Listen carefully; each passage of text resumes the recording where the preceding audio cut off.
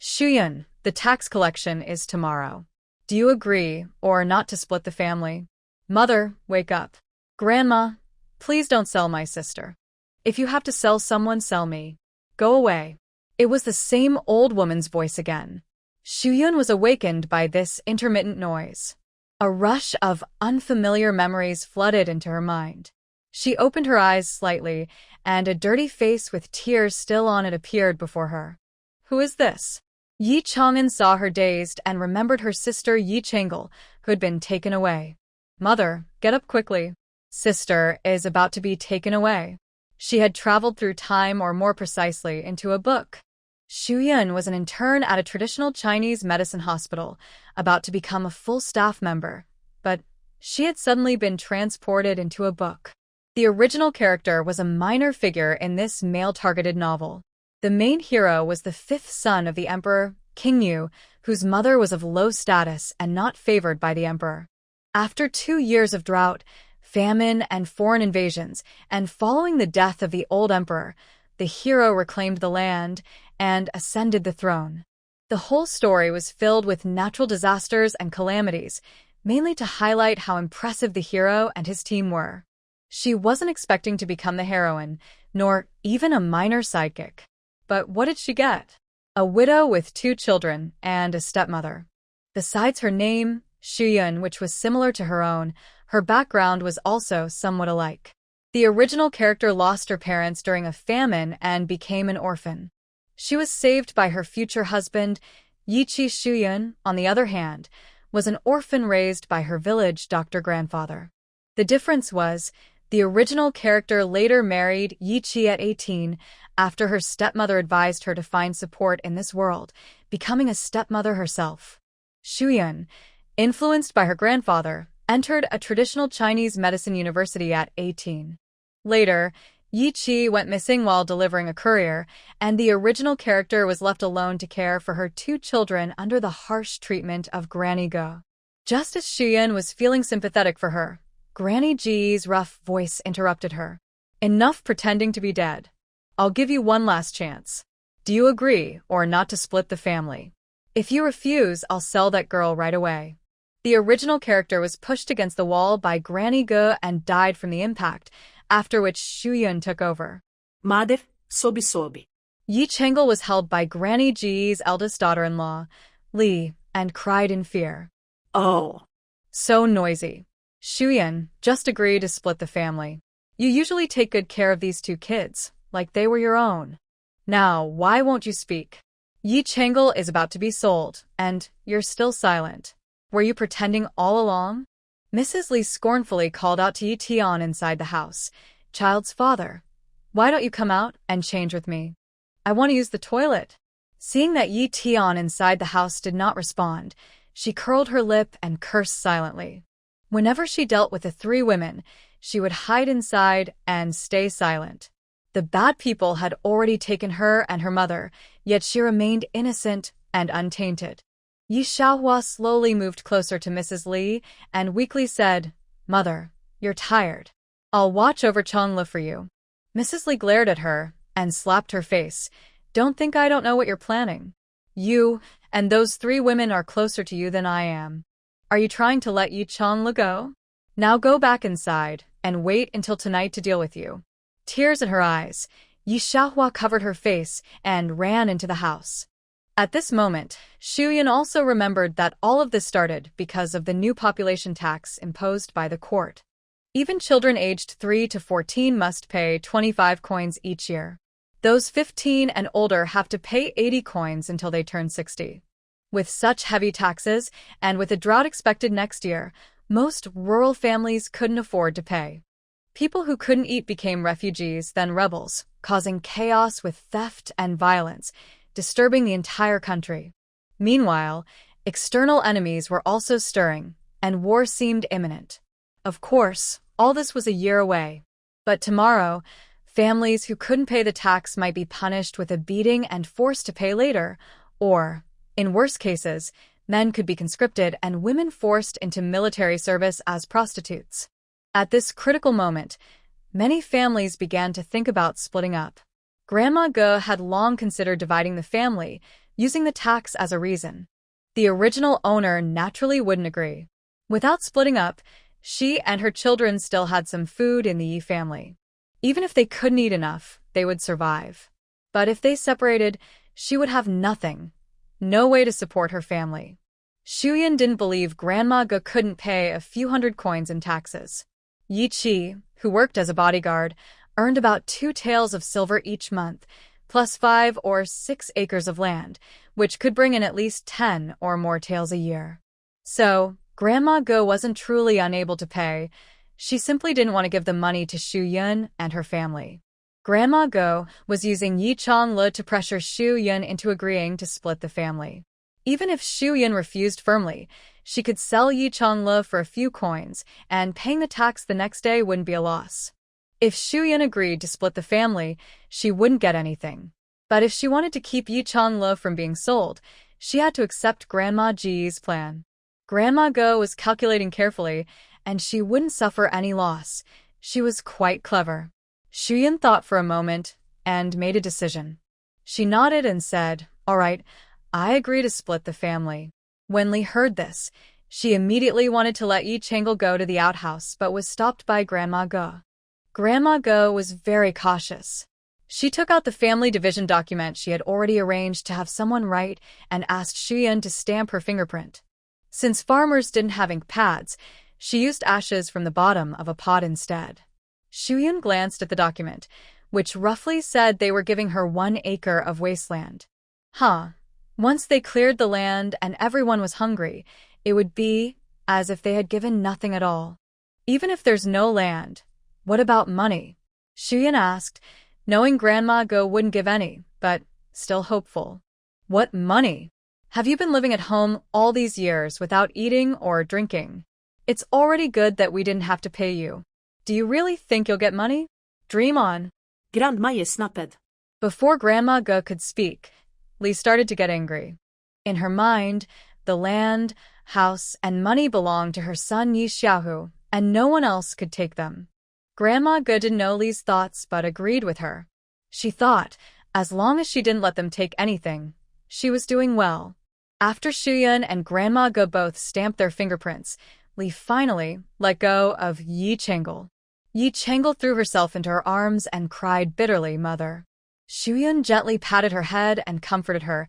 "It's okay. Don't be afraid. Mother is here." Hearing Yi Changel's sad crying, Shu Yun also felt sad and uncomfortable. Her protective feelings reached their peak. All right. If you want to cry, go outside and do it. Don't dirty my land," Li said impatiently as she came out of the outhouse, hearing Yi Changel cry. Shu Yun didn't want to stay at Ye's house either. She packed a few clothes. They didn't have much, and Li and Grandma Ge had already taken the best things. Leaving Ye's house and walking on the rural dirt road, Shu Yun felt very relieved. Yi Changel also smiled, but Yi Chang'an looked worried. Shu Yun joked, "Chang'an, your eyebrows are so tense they could catch mosquitoes." "Mother, what will we do to pay the taxes tomorrow?" Yi Chang'an asked worriedly. If they couldn't pay, they might be beaten, and maybe Mother would even be forced into service. This was no joke. Why was Mother still smiling? "Don't worry, we will find a way," Shu Yun said, patting the family division document in her arms with a smile. "Mother, where will we stay tonight?" Yi Changel looked at the distant dark mountains with an uneasy feeling in his heart. He tightened Shu Yun's hand and asked. The original owner was not familiar with the villagers, and at this time of tax collection, no one was interested in helping others. Asking for help would likely lead to rejection. Shu Yun looked at the foot of the mountain, remembered something, and asked Yi Chang'an, "I remember you went out to pick wild vegetables before and saw a cave at the foot of the mountain, right?"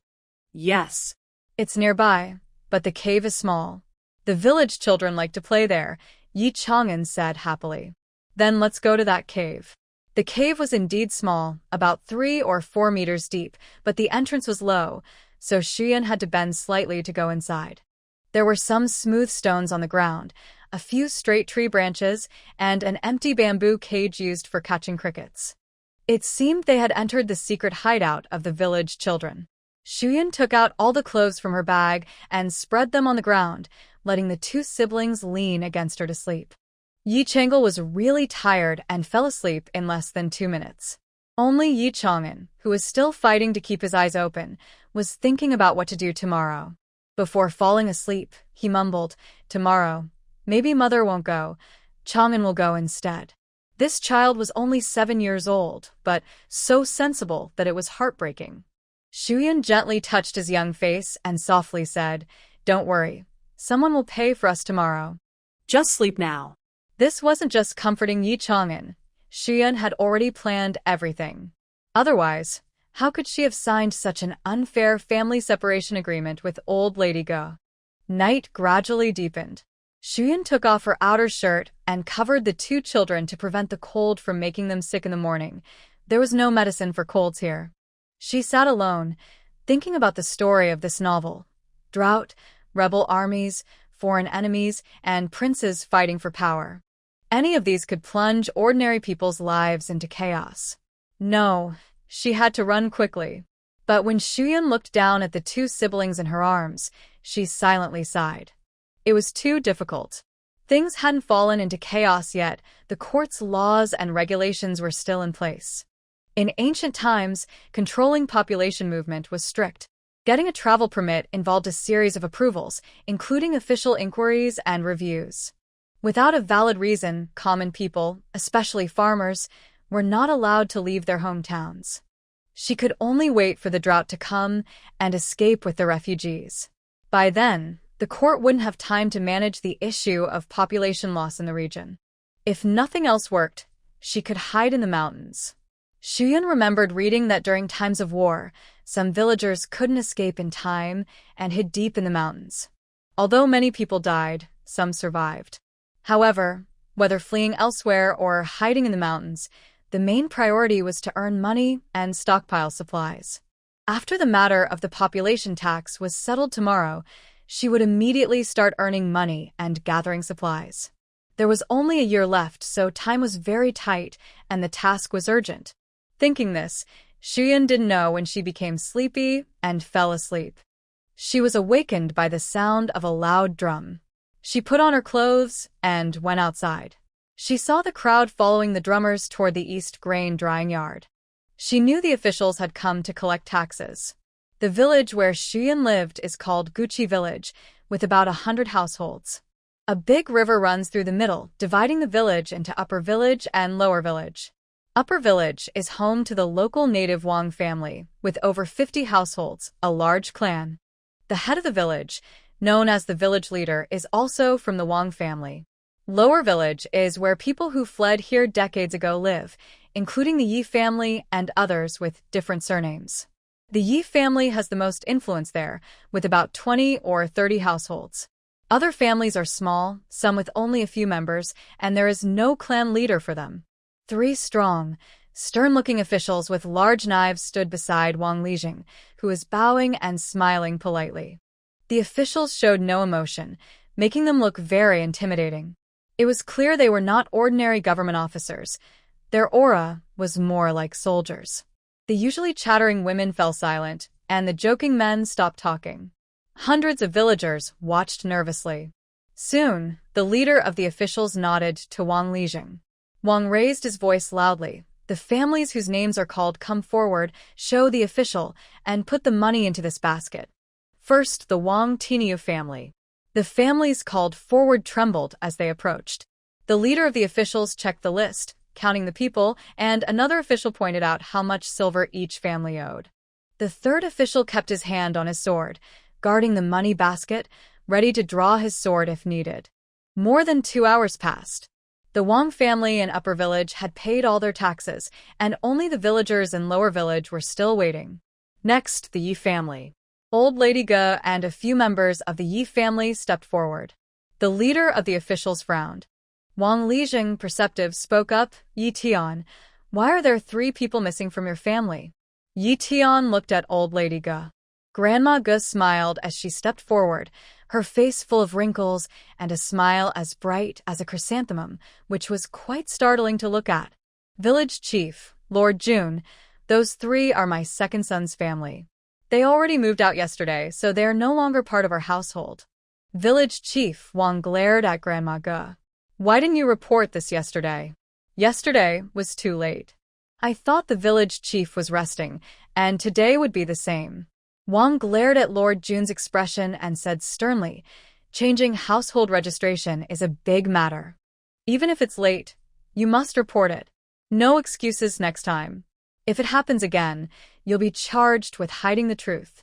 All right, put the money in this box and call your second son's family over. The next household will be theirs. Hey, I understand. Grandma Ge quickly agreed when she heard about the punishment. Her bright smile faded immediately, and she hurriedly nodded. Before Grandma Ge could call out, Shuyan stepped forward with her 2 children. Village Chief, Lord Jun, although we moved out yesterday, we haven't gone to the government office to handle the paperwork, so we're still considered one family. We need to pay the taxes to my mother-in-law.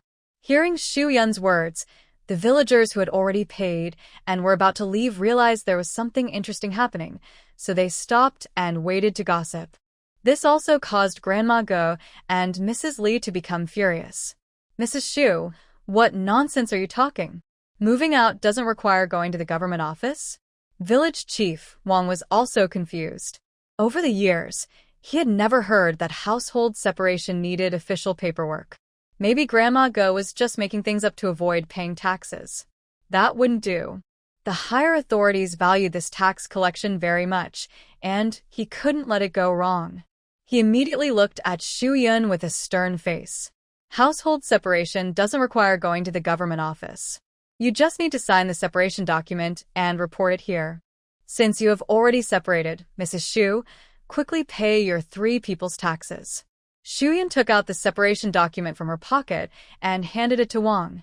Village Chief, do you think this document is reasonable? Wang didn't look at it, but first handed it to Lord Jun. Lord Jun waved his hand, signaling Wang to handle it. He didn't want to get involved in these petty disputes.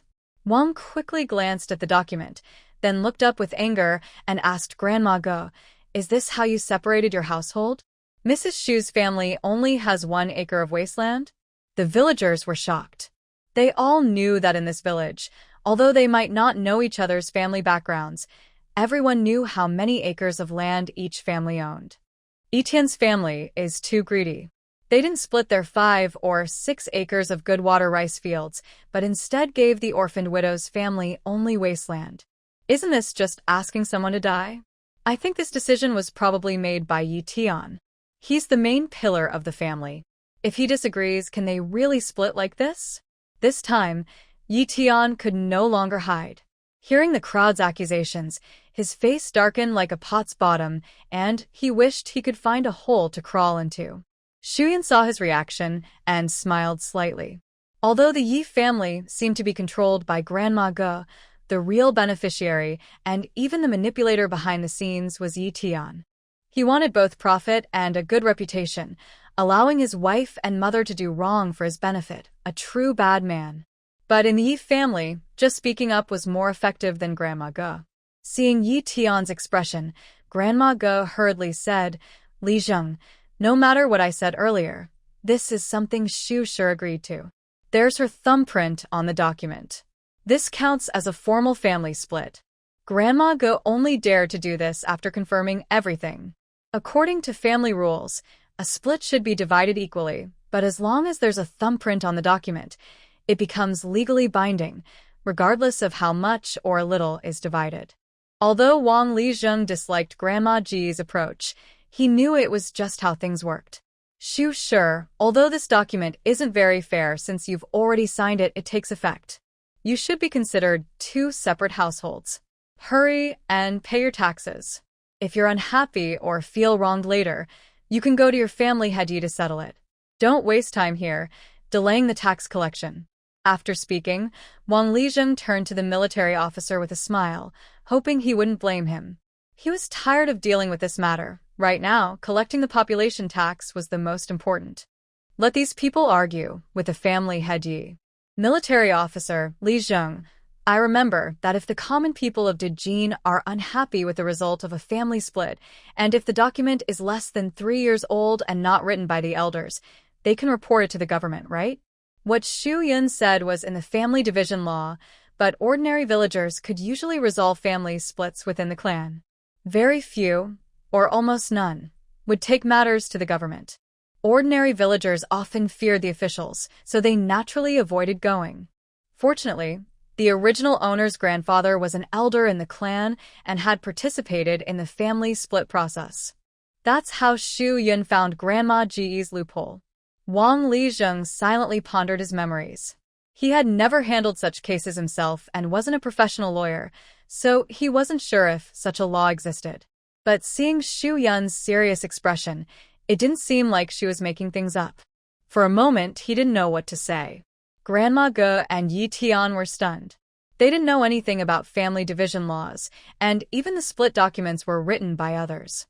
While the villagers chattered and argued, the military officer stood up and said to Shu Yun, "There is indeed such a law. You can report it to the authorities, but during this time, you're still considered a family." Shu Yun bowed slightly to the officer. "Thank you, sir, for your words." If it weren't for the officer's intervention, she would have had to go to the government office herself. She looked at Granny Ge, who was pale and exhausted. Now, she probably didn't need to do that anymore. Shu Yun then asked Yi Tian, "Would you like to go to the government office and speak up for me?" Yi Tian frowned, "No need." Then Yi Tian, "Your family should pay the taxes for the Shu family members soon. There are many others waiting to pay, and your family's delay has caused a lot of trouble today." Wang Lijing scolded sharply. "Mother, give the money." Yi Tian gritted his teeth. "Mother, we can't give it. Shu Yun's mother is just doing this on purpose. Why didn't she mention it yesterday? She just wants to trick us out of our money." Li Shi grabbed Granny Ji's hand, which was holding the money, more than 100 coins. Huh? "Do you want to be beaten?" the officer shouted angrily. After finishing with Gushi village in the morning, he still had to go somewhere else in the afternoon. Although the tax official tried to be gentle to prevent these villagers from rebelling, his patience was limited. Yi Tian immediately felt his legs weaken from the shout. He slapped Li Shi hard across the face, causing her face to swell instantly. "Fool. "Do you want your husband to get beaten?" Granny Ge couldn't bear to see her son suffer. She quickly handed over the 100+ coins, grabbed Li Shi, and hurriedly followed Yi Tian away, giving Shu Yun a fierce glare before leaving. After Shu Yun left the crowd, Yi Chang'an and Yi Changle started cheering loudly. "Mother is so amazing." Their cheer made their stomachs growl, and all three felt hungry. Yesterday, before Shu Yun arrived, the original owner and her siblings had only eaten one meal, each eating half a vegetable-filled cornbread. Now it was noon, and their stomachs should have been growling already. But because of the tax issue, they forgot about their hunger. Once the matter was settled and they relaxed, hunger spread from their stomachs to their insides. Eating was a big problem. Right now, they had no cooking tools at all. They could only go to the river to catch fish or pick wild fruits to fill their stomachs. There probably weren't many wild fruits left. The village children had already picked them clean. The big river running between the upper and lower villages was owned by the village. No one was allowed to fish there without permission. Otherwise, with the villagers' fierce nature, the fish would have been all caught long ago. However, Shu Yun knew where there were small streams where she could catch fish. The entire Gushi village is surrounded by mountains on both sides. The mountain to the east is separate and relatively safe, while the mountains behind the south are connected, making it easy to encounter wild animals. Therefore, people often go to the small Dong Mountain to gather wild vegetables and mountain produce. That mountain is not tall and has gentle slopes. But Shu Yun does not go to Small Dong Mountain. Instead, she heads to Dainan Mountain behind the lower village. With a big wave of her hand, she takes the two children and says, "Come on, let's go catch fish." Relying on the mountain for mountain produce and water for water, it's how they survive. She also plans to look for wild vegetables that can be dried into food this season. She's already preparing to stock up. Time waits for no one. "Mom, let's go back." Someone in the village was taken by a wolf here before. Yi Chang'an nervously pulls at Shu Yun's sleeve. Because of this incident, people are afraid to come to Dainan Mountain. "Don't worry, we're just passing the foot of the mountain. We're heading further ahead." Shuyun says while using a broken branch to sweep away the overgrown weeds along the path. Wild wolves are afraid of people and usually won't attack unless they are very hungry and can't find food, or if someone steals their pups. That's a different matter. Now it's spring and summer. Wild wolves can hunt rabbits or pheasants, which are much better than us. They won't risk coming down the mountain. After hearing Shuyun's words, Yi Chang'an feels a bit more at ease. Compared to Yi Chang'an's maturity, Yi Chang'an is innocent, carefree, and fearless. She hasn't played outside with her mother and brother for a long time. Brother, look. There are so many wild vegetables here. Yi Chang'an pulls at Yi Chang'an's sleeve, excited. Yi Chang'an follows her gaze and sees the ground full of green, tender wild vegetables. Quickly, he pushes aside his last bit of fear and starts gathering them. Ferns, gray vegetables, and wormwood. Wow, this is a treasure. These are things he usually can't get even if he fights for them. There are so many here, and no one is picking them. Today, he can eat wild vegetables until he's full. Eagerly, Yi Chang'an squats down to pick, but he can't pick them all. There are too many. Yi Chang'an helps him gather the ones he can't reach. Meanwhile, Shuyun also notices a familiar wild plant.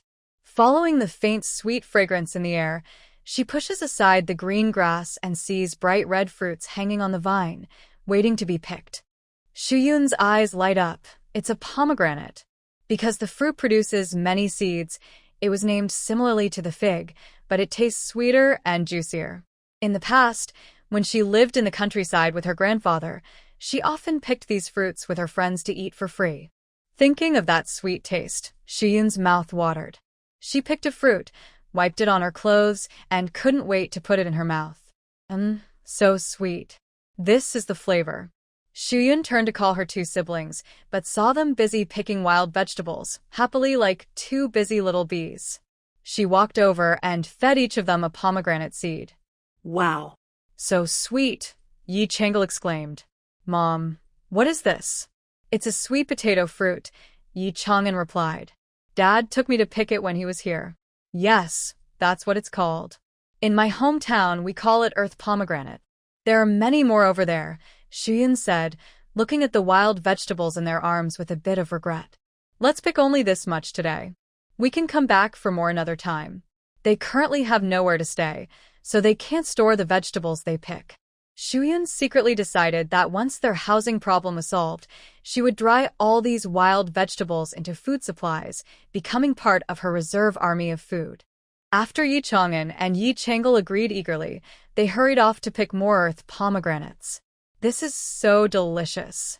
Mom, come quickly, Yi Chang'an said, her face puffed up from eating, still calling Shuyun over. Yi Chang'an gave all his picked fruits to Shuyun, then squatted down and started eating while picking more. Shuyun's heart softened even more. She wanted to take better care of them and nurture their thin bodies into strong ones. They had been hungry for so long that after eating dozens of earth pomegranates, they still felt they hadn't had enough. Shuyun didn't plan to let them fill up only on wild fruits. She picked the remaining earth pomegranates and continued walking with the children. Soon, they arrived at a stream flowing out of the valley. The stream moved slowly, its water level just above their ankles. The water was clear and cold, revealing several small fish about the size of a child's hand. It was like the saying, "There are about 100 fish in the pond, all swimming aimlessly, like empty shadows." Shuyun looked at the fish in the water and suddenly felt like she hadn't eaten the earth pomegranates at all. The more she watched the fish, the hungrier she became. Chang'an, do you want to eat fish? Yes. The siblings nodded eagerly. But they wanted it so badly. The last time they ate meat was when their dad was here. At the Yi family, they only watched Yi Xiaohu eat meat. Good. Chang'an, help Mom move some stones. Chang'an, go find some vines that can be woven into baskets, she said. Okay. Whenever she thought about having fish to eat, her two children became very eager and started working hard. Shuyun rolled up her sleeves, took off her shoes, and went into the water, ready to do her best. She and Yi Chang'an blocked the stream from both sides with large stones, then filled the gaps between the stones with smaller ones to prevent the fish from escaping. Soon, the water level in the blocked stream rose, trapping the fish inside. Is this okay now? Yi Chang'an asked. He wondered if his mother wanted to catch the fish by hand, but that wouldn't work because the fish were too small and slippery. Xu Yun saw his worry and said, "Not yet. We need to make a bamboo basket. Later, we can move the stones so the fish can swim into the basket along the current." Using vines she found, she quickly wove a wide-mouthed fish trap. She didn't care if it looked ugly, as long as the small fish couldn't escape. She fixed the fish basket at an angle behind the stones blocking the water, then asked Yi Chang'an to move the stone away. The water flowed through, but the fish were caught inside the basket. In a short time, there were dozens of small fish inside. "Wow, Mom is amazing. We can have grilled fish to eat," Yi Chang'an said happily, smiling widely. But Xu Yun didn't want to grill the fish. She wanted to cook some fish soup to help the children get stronger. But what should she use to cook it? Xu Yun looked around and focused on the bamboo forest behind her. Yes, she could use a bamboo tube as a cooking container. The problem was, she didn't have a knife to cut the bamboo. Xu Yun felt a little disappointed, wishing her family's knife had also traveled with her. Just as she was thinking this, suddenly, she found something in her hand. She looked down and saw a knife. A sudden idea flashed in her mind. Xu Yun quickly looked up at Yi Chang'an and Yi Changlo. Luckily, they were both curiously watching the small fish. At that moment, Yi Chang'an suddenly turned his head to look at her. He wanted to ask if she wanted to save some fish, but he saw her face looked strange. He asked, "Mom, are you okay?" "I'm fine. I just found a knife. I'm going to cut some bamboo." Xu Yun quickly waved the knife in her hand and then hurried toward the bamboo forest. Watching her hurriedly disappear, Yi Chang'an felt confused. His mother had changed so much, as if she were a different person. He had been meaning to ask when she learned to weave bamboo baskets, since she had never mentioned it before. Once she was out of sight of the brothers and sister, Xu Yun trembled as she examined the knife that had appeared out of nowhere. It was her knife, her old knife with a small chip that she was reluctant to throw away. Could it be? Xu Yun closed her eyes and let her mind drift away. When she opened her eyes again, she found herself back in her own home. Having read many novels, Xu Yun understood clearly that this was her delayed space-based cheat. She looked around the house. The good news was, it was indeed her small 70-square-meter apartment. The bad news was, she had just finished renovating it and hadn't moved in yet. Besides her grandfather's belongings, a few kitchen items, and her personal belongings, there was nothing else inside. Fortunately, she could now store all the supplies she planned to gather here. Thinking this, Xu Yun felt more at ease. She could stockpile without worries, gaining more confidence to face the chaos a year from now. However, she knew she had to find the right moment to tell her two siblings about the space. Since she would use it often to store things, her children, who stayed with her day and night, would surely notice something unusual. But Xu Yun didn't expect that just now. Yi Chang'an had quietly planted seeds of suspicion about her in his mind. He was determined to observe her carefully. With a knife, Xu Yun quickly cut down a thick bamboo stalk. She then divided it into sections along the bamboo joints, slicing off a layer from the side of each segment, so that when laid horizontally, it looked like an inverted shape. She also sorted out about a dozen small fish from the fish basket and picked a few wild chives from a nearby patch of grass. "Mom, what kind of wild vegetable is this?" Yi Chang'an squatted nearby, watching Xu Yun work, and asked. "This is chive white. It can help remove the fishy smell," she replied. Chive white is common in rural areas. Its leaves are slender, similar to chives, and it's hollow like scallions. It has a spicy garlic-like smell, combining features of onions, garlic, and chives.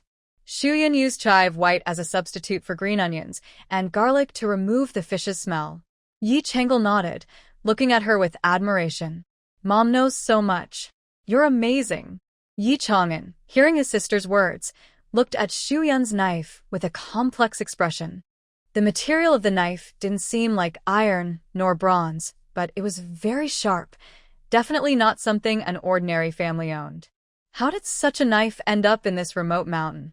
His gaze toward Xu Yun grew even deeper. Chang'an, Changle, go wash the vegetables you just picked, Shuyan said, bringing over some stones to form a simple stove. She wanted to take out her lighter.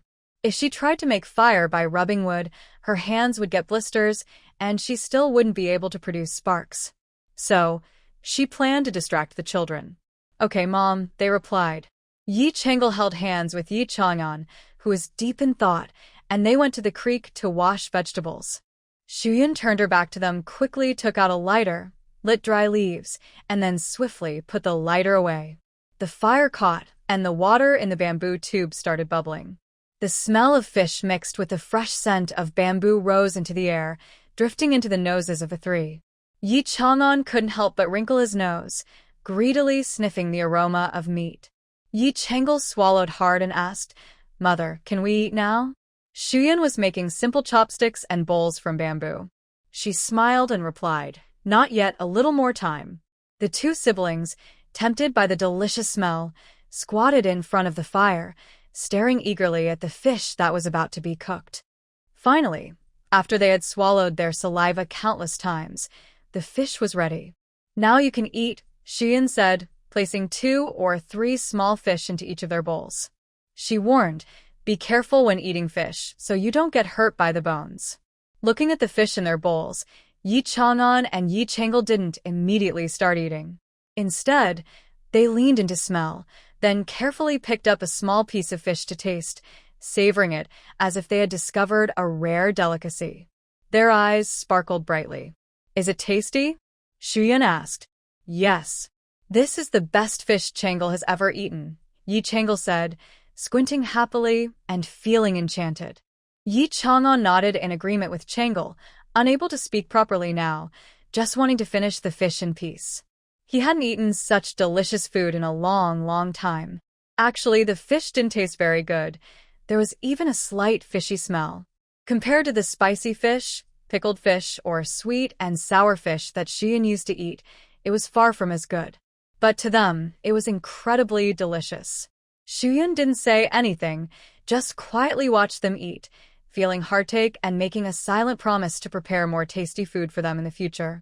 When Yi Chang'an and Yi Changle had eaten enough, Shuyan stopped them from eating more fish. Eating too much at once isn't good for the stomach. They finished with some vegetables and fish soup. Before leaving, Shuyan poured water on the fire to put it out, making sure it wouldn't reignite. Then she took the ugly fish basket, along with the fish inside, and led the 2 children away. There was no other choice. They were now poor and had to rely on every bit of their savings. Any extra belongings were a blessing. Yi Chang'an even carried the 3 simple bamboo bowls and chopsticks, and on the way back, they picked some wild pomegranates and vegetables from the ground. She also collected some garlic chives from the space, thinking that once they had a place to live, she could grow some for cooking. Yi Changle touched her round belly and looked at the fish in the basket. She said, Mom, I feel so happy now. We ate delicious fish today, and we can eat again next time. We Changle like to eat fish. Mom will catch more for you later. Shuyan gently stroked her rosy face and smiled. Yes. Mom is so good. Yi Changle held Shuyan's hand and kissed her face. Shuyan's heart softened at the kiss. She had always wanted to have a little girl when she married and had children. Now she not only had a well-behaved, cute daughter, but also a sensible and filial son. Her wish seemed to have come true. Thinking of this, she looked back at Yi Chang'an, who was walking behind her. She didn't realize that Yi Chang'an had already started to suspect her. It was only when she suddenly turned around and saw the wariness and curiosity in his eyes that she felt something was wrong. Shuyan turned her head back and thought carefully. Since catching fish earlier, Chang'an had been unusually quiet. The problem probably lay with that knife. Her knife, though used for a long time, was made from materials not found here. Yi Chang'an was a clever boy with sharp senses. Considering her personality and how different she was from the original owner, he might have started to suspect something. She knew without turning around that Yi Chang'an was watching her again. His gaze was so intense, it felt like a thorn in her back. It was clear she needed to dispel his suspicion quickly.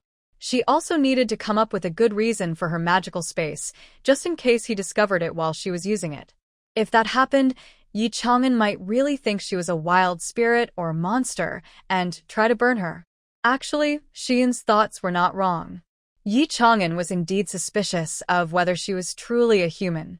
But seeing how kind she was to them, he was deeply conflicted. So, he decided to keep observing her. The three of them, each with their own thoughts, unknowingly returned to the village. But in front of a dilapidated thatched hut, Xian stopped. "Whose house is this?" she asked as she pushed open the rotten, splintered door and entered, asking Yi Chang'an and Yi Chang'e. They both shook their heads, indicating they didn't know. Xian examined the house carefully.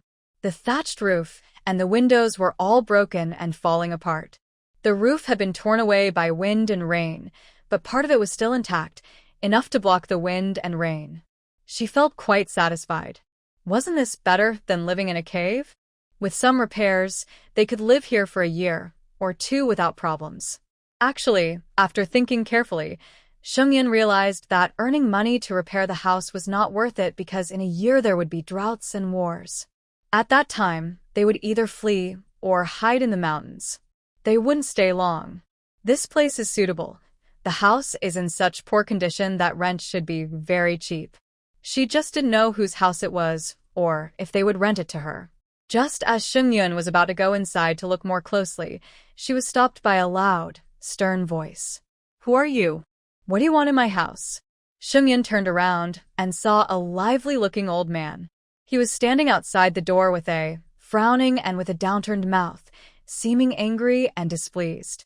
"Old man, is this your house?" Yes. "What are you doing at my house? Who told you to come in without permission?" The old man's tone was full of anger. Realizing she had made a mistake, Shengyan quickly apologized. "Sorry, old man. I entered your house without permission. I wanted to ask if I could rent this house." It was clear that the house had been empty for a long time. "No, you can't.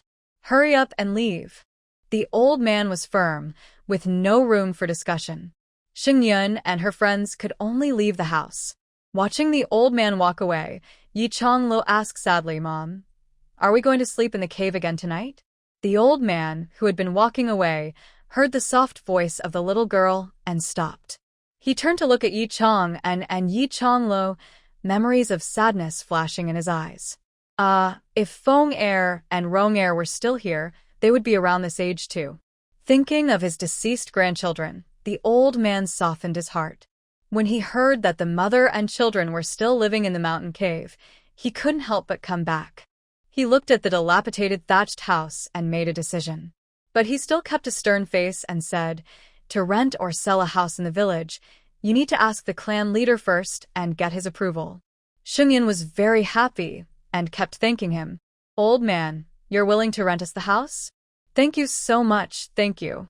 Yi Chang and Yi Chang Lo also thanked him. Thank you, old grandpa. Thank you, old grandpa.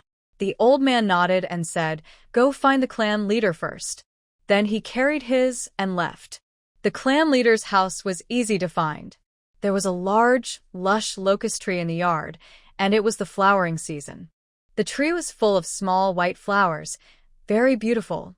But today, the crowd outside the clan leader's house was not there to admire the locust flowers. The villagers had just paid their taxes, feeling heavy-hearted. When they heard that something terrible had happened at the clan leader's house, they hurried over to see the excitement and chat. Some people arrived late and didn't know what had happened, so they kept asking others. Xu Yun listened nearby with Yi Chang'an and Yi Chang'e, eavesdropping. Today the eldest daughter-in-law of the Yi clan gave birth to a boy. We wanted to come get a red egg to share the happiness, but it turned out to be bad luck. The wife gave birth to a strange baby.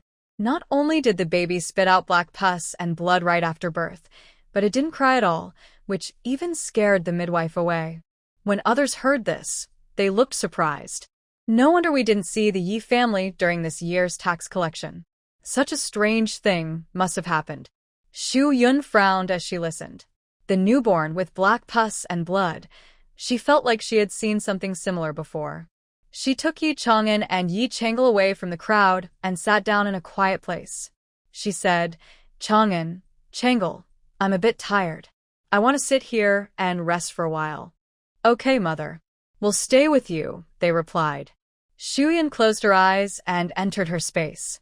She took out a thick notebook from her grandfather's belongings. It was his, filled with notes about difficult medical cases he had encountered. She flipped through most of it until she found the record of the strange illness that the child had. This disease wasn't common, but wasn't deadly. It could be cured with just 2 medicines. She stepped out of her space and returned to the door of the Yi clan leader's house. She heard that they had just invited the village doctor, Wangda, from Shang village. There was no doctor in the lower village. Only Wangda was the village's doctor in Gushi village.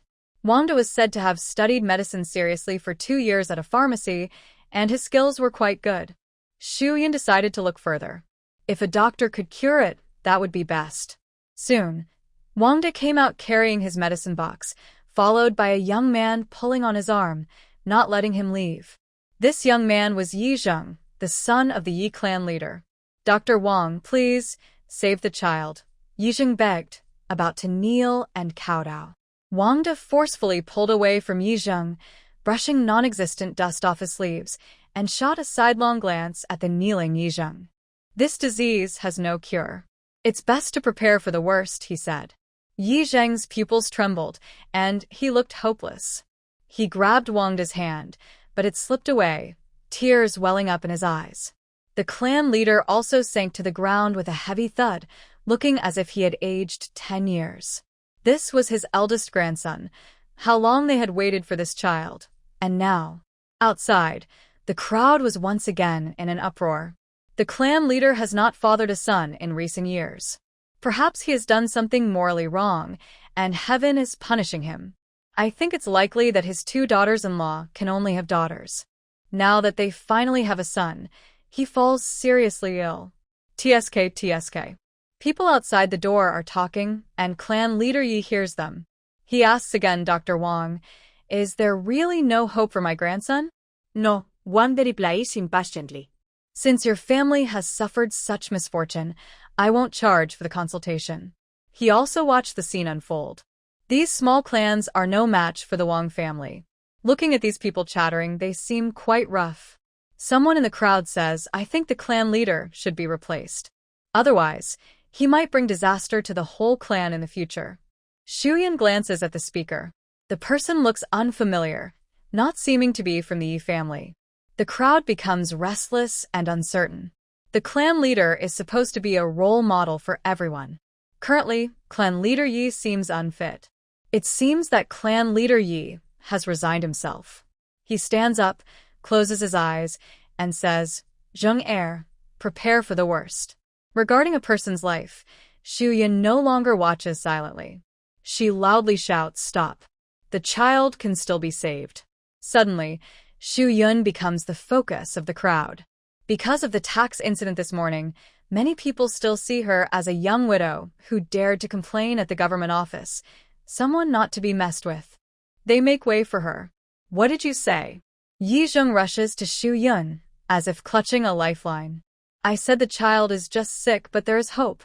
Are you serious?" Now, clan leader Yi also quickly approaches.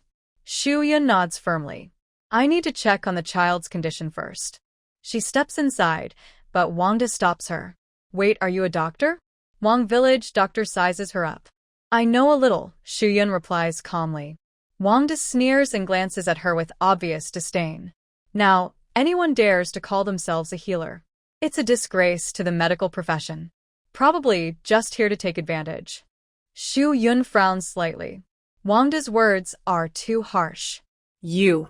Yi Chang'an wants to speak up for her, but is stopped by Xu Yun. Clan leader Yi hesitates. He has never heard that Yi Qi's wife knows medicine. Xu Yun looks at clan leader Yi. "I'm not a famous doctor, but I have seen this illness before. It can be cured with just 2 herbs. Wangda scoffs lightly. "Bold words. You ignorant woman, what real skill do you have? Just 2 herbs can cure it? Such a strange illness, I've never even heard of it. Do you think medicine is a child's play?" He turned to Lord Yi and asked, "Lord Yi, are you sure you want to trust this talkative woman?" Xu Yun was annoyed but didn't want to waste time arguing with him. She simply said to Lord Yi, "If you don't trust me, You can invite other doctors. Other doctors might have solutions. This woke Lord Yi up. He was so frightened by Wang De's words that he quickly called his second son, Yi Liang, to take the ox cart to the town clinic to invite a doctor. Before leaving, Xu Yun told him to make sure to bring back the 2 herbs she mentioned. Xu Yun went to the inner room to see the child. Besides having dark circles on his face, he was vomiting black pus blood but had no other problems. Big Auntie Tian, Yi Zheng's wife, couldn't bear to see the child like this. She turned away and cried silently. Meanwhile, Yi Liang's wife, Xiao Tian, was taking care of the child nearby. Xiao Tian is Tian's cousin. The 2 sisters were close when they got married. Seeing her sister-in-law like this, she felt very sad and comforted her. Sister, you just gave birth and are still weak. How can you be so worried and upset? Xu Yun also comforted her. Yes, sister-in-law, don't worry. The child will get better. Tian turned around, held Xu Yun's hand, and looked at her with hope in her eyes. Ifuye's wife, can you really cure my child's illness? She had heard everything outside just now. Xu Yun patted her hand and said, Don't worry. I have seen similar cases like your child's being cured by a doctor. Hearing this, Tian's sadness eased a lot, and she burst into tears of happiness. Seeing her emotional state, Xu Yun quickly advised her to stay calm and take care of herself. Xu Yun also asked Xiao Tian to keep wiping the child's vomited blood, especially making sure to remove the blood from his mouth so he wouldn't swallow it. More than half an hour later, Yi Liang returned with the doctor. Lord Yi led the doctor inside and said, Dr. Zhou, please take a good look at my grandson. This illness is really strange. Compared to Xu Yun, Lord Yi trusted Dr. Zhou's medical skills more. Also coming in was Wang De. He stayed to see if anyone could cure this strange illness and to see what tricks the boastful woman had. Dr. Zhou was in his early 30s, of average height, with no beard on his face. His eyes were gentle, but his face was slightly pale, looking like he was unwell. Dr. Zhou examined the child for a short while, his brow furrowing more and more, making everyone feel tense. Chief Yi couldn't help but ask, Doctor, can this illness still be cured? Dr. Zhou sighed, Sorry, my medical skills are limited. I have never seen this disease before and don't know where to start. The blood the child is spitting out doesn't seem to come from damaged internal organs, so I'm unsure of its source and dare not give any random medicine. Hearing this, everyone looked at Xu Yun. Before she could speak, Wang De proudly said, Humph, wasting time. Chief Yi should have listened to me and prepared for the worst earlier. Even a great god couldn't save this disease. His words were too reckless. Dr. Zhou was displeased and interrupted him. That's not true. Right now, this disease doesn't seem to be an emergency. It's not life-threatening at the moment. Just because I can't treat it doesn't mean other doctors can't. You can go to the city, where many famous doctors are, and maybe they can help. Xu Yun looked at Dr. Zhou with approval, feeling his words were sincere and honest. One the checkil. Since Dr. Zhou couldn't guarantee that the city's doctors could cure the disease, he was curious to see how the woman would treat it. He then sneered and said, No need to go to the city. Isn't there a famous doctor here who can cure this strange disease with just 2 herbs? Isn't that right, Lady Yi? Dr. Zhou was surprised and looked at Xu Yun. Oh. This young lady is also a doctor? Can you really cure it? Xu Yun nodded. Yes, I can treat this strange disease. She took out the 2 herbs that Yi Liang had brought back. Dr. Zhou recognized them immediately. These are huanglian, coptis root, and licorice. Xu Yun nodded. That's right. As Dr. Zhou just said, the blood the child is spitting out isn't caused by internal bleeding, but by toxic matter. Toxic matter? Everyone asked in confusion. Toxic matter is also called fetal toxin, and it's usually not a big problem. Others who didn't know medicine couldn't understand, but Dr. Zhou quickly understood. He took over and said, Fetal toxin is usually heat or dampness toxins that accumulate in a pregnant woman's body during pregnancy. Newborns often show symptoms like eczema or jaundice. This is the first time I've seen a baby spit out blood like this. Xu Yun smiled and explained, This is because the child directly expels impurities into the amniotic fluid. As a result, the child's mouth and nose may inhale some impurities, which form fetal toxin, causing the blood to be spit out. This disease is rare. I only learned about it from someone back home who had it. Dr. Zhou asked again, how should these two herbs be used? Shuyan replied, crush and boil the yellow root and licorice separately, then boil them into a juice. Drop a few drops into the child's mouth, always starting with the yellow root before the licorice. The order must not be wrong. Why is that? Yellow root clears heat and dries dampness, reduces fire, and detoxifies. Using yellow root first can clear fetal toxins. But yellow root is bitter and cold, and since the child's organs are still developing, only yellow root can harm the stomach and spleen. Licorice helps balance the medicine and reduces the irritation to the stomach and spleen. Dr. Zhou suddenly understood and smiled. Exactly, licorice is known as a good partner in medicine. Combining it with licorice is perfect. The medicinal juice was ready. Mrs. Xiao Tian fed it to the child. The child immediately cried loudly from the bitter taste of yellow root and spat out a large amount of dirty blood. The bluish color on the child's face gradually faded. Everyone was surprised. Even Wang De couldn't help but stand on tiptoe and lean forward to look at the child's condition. Seeing the child's improvement, he scoffed, just a lucky coincidence, like a blind cat bumping into a dead mouse. Then he left, unwilling to be mocked by a woman. Dr. Zhou bowed to Shuyan and said with a smile, thank you for your advice. Shuyan quickly avoided, I'm not worthy of your courtesy. I just learned this from other doctors treating patients. It's not really my own skill. Nonsense, girl. Your action is a kind of teaching and clarifying. If I encounter similar cases in the future, I will know how to treat them. That is also your merit.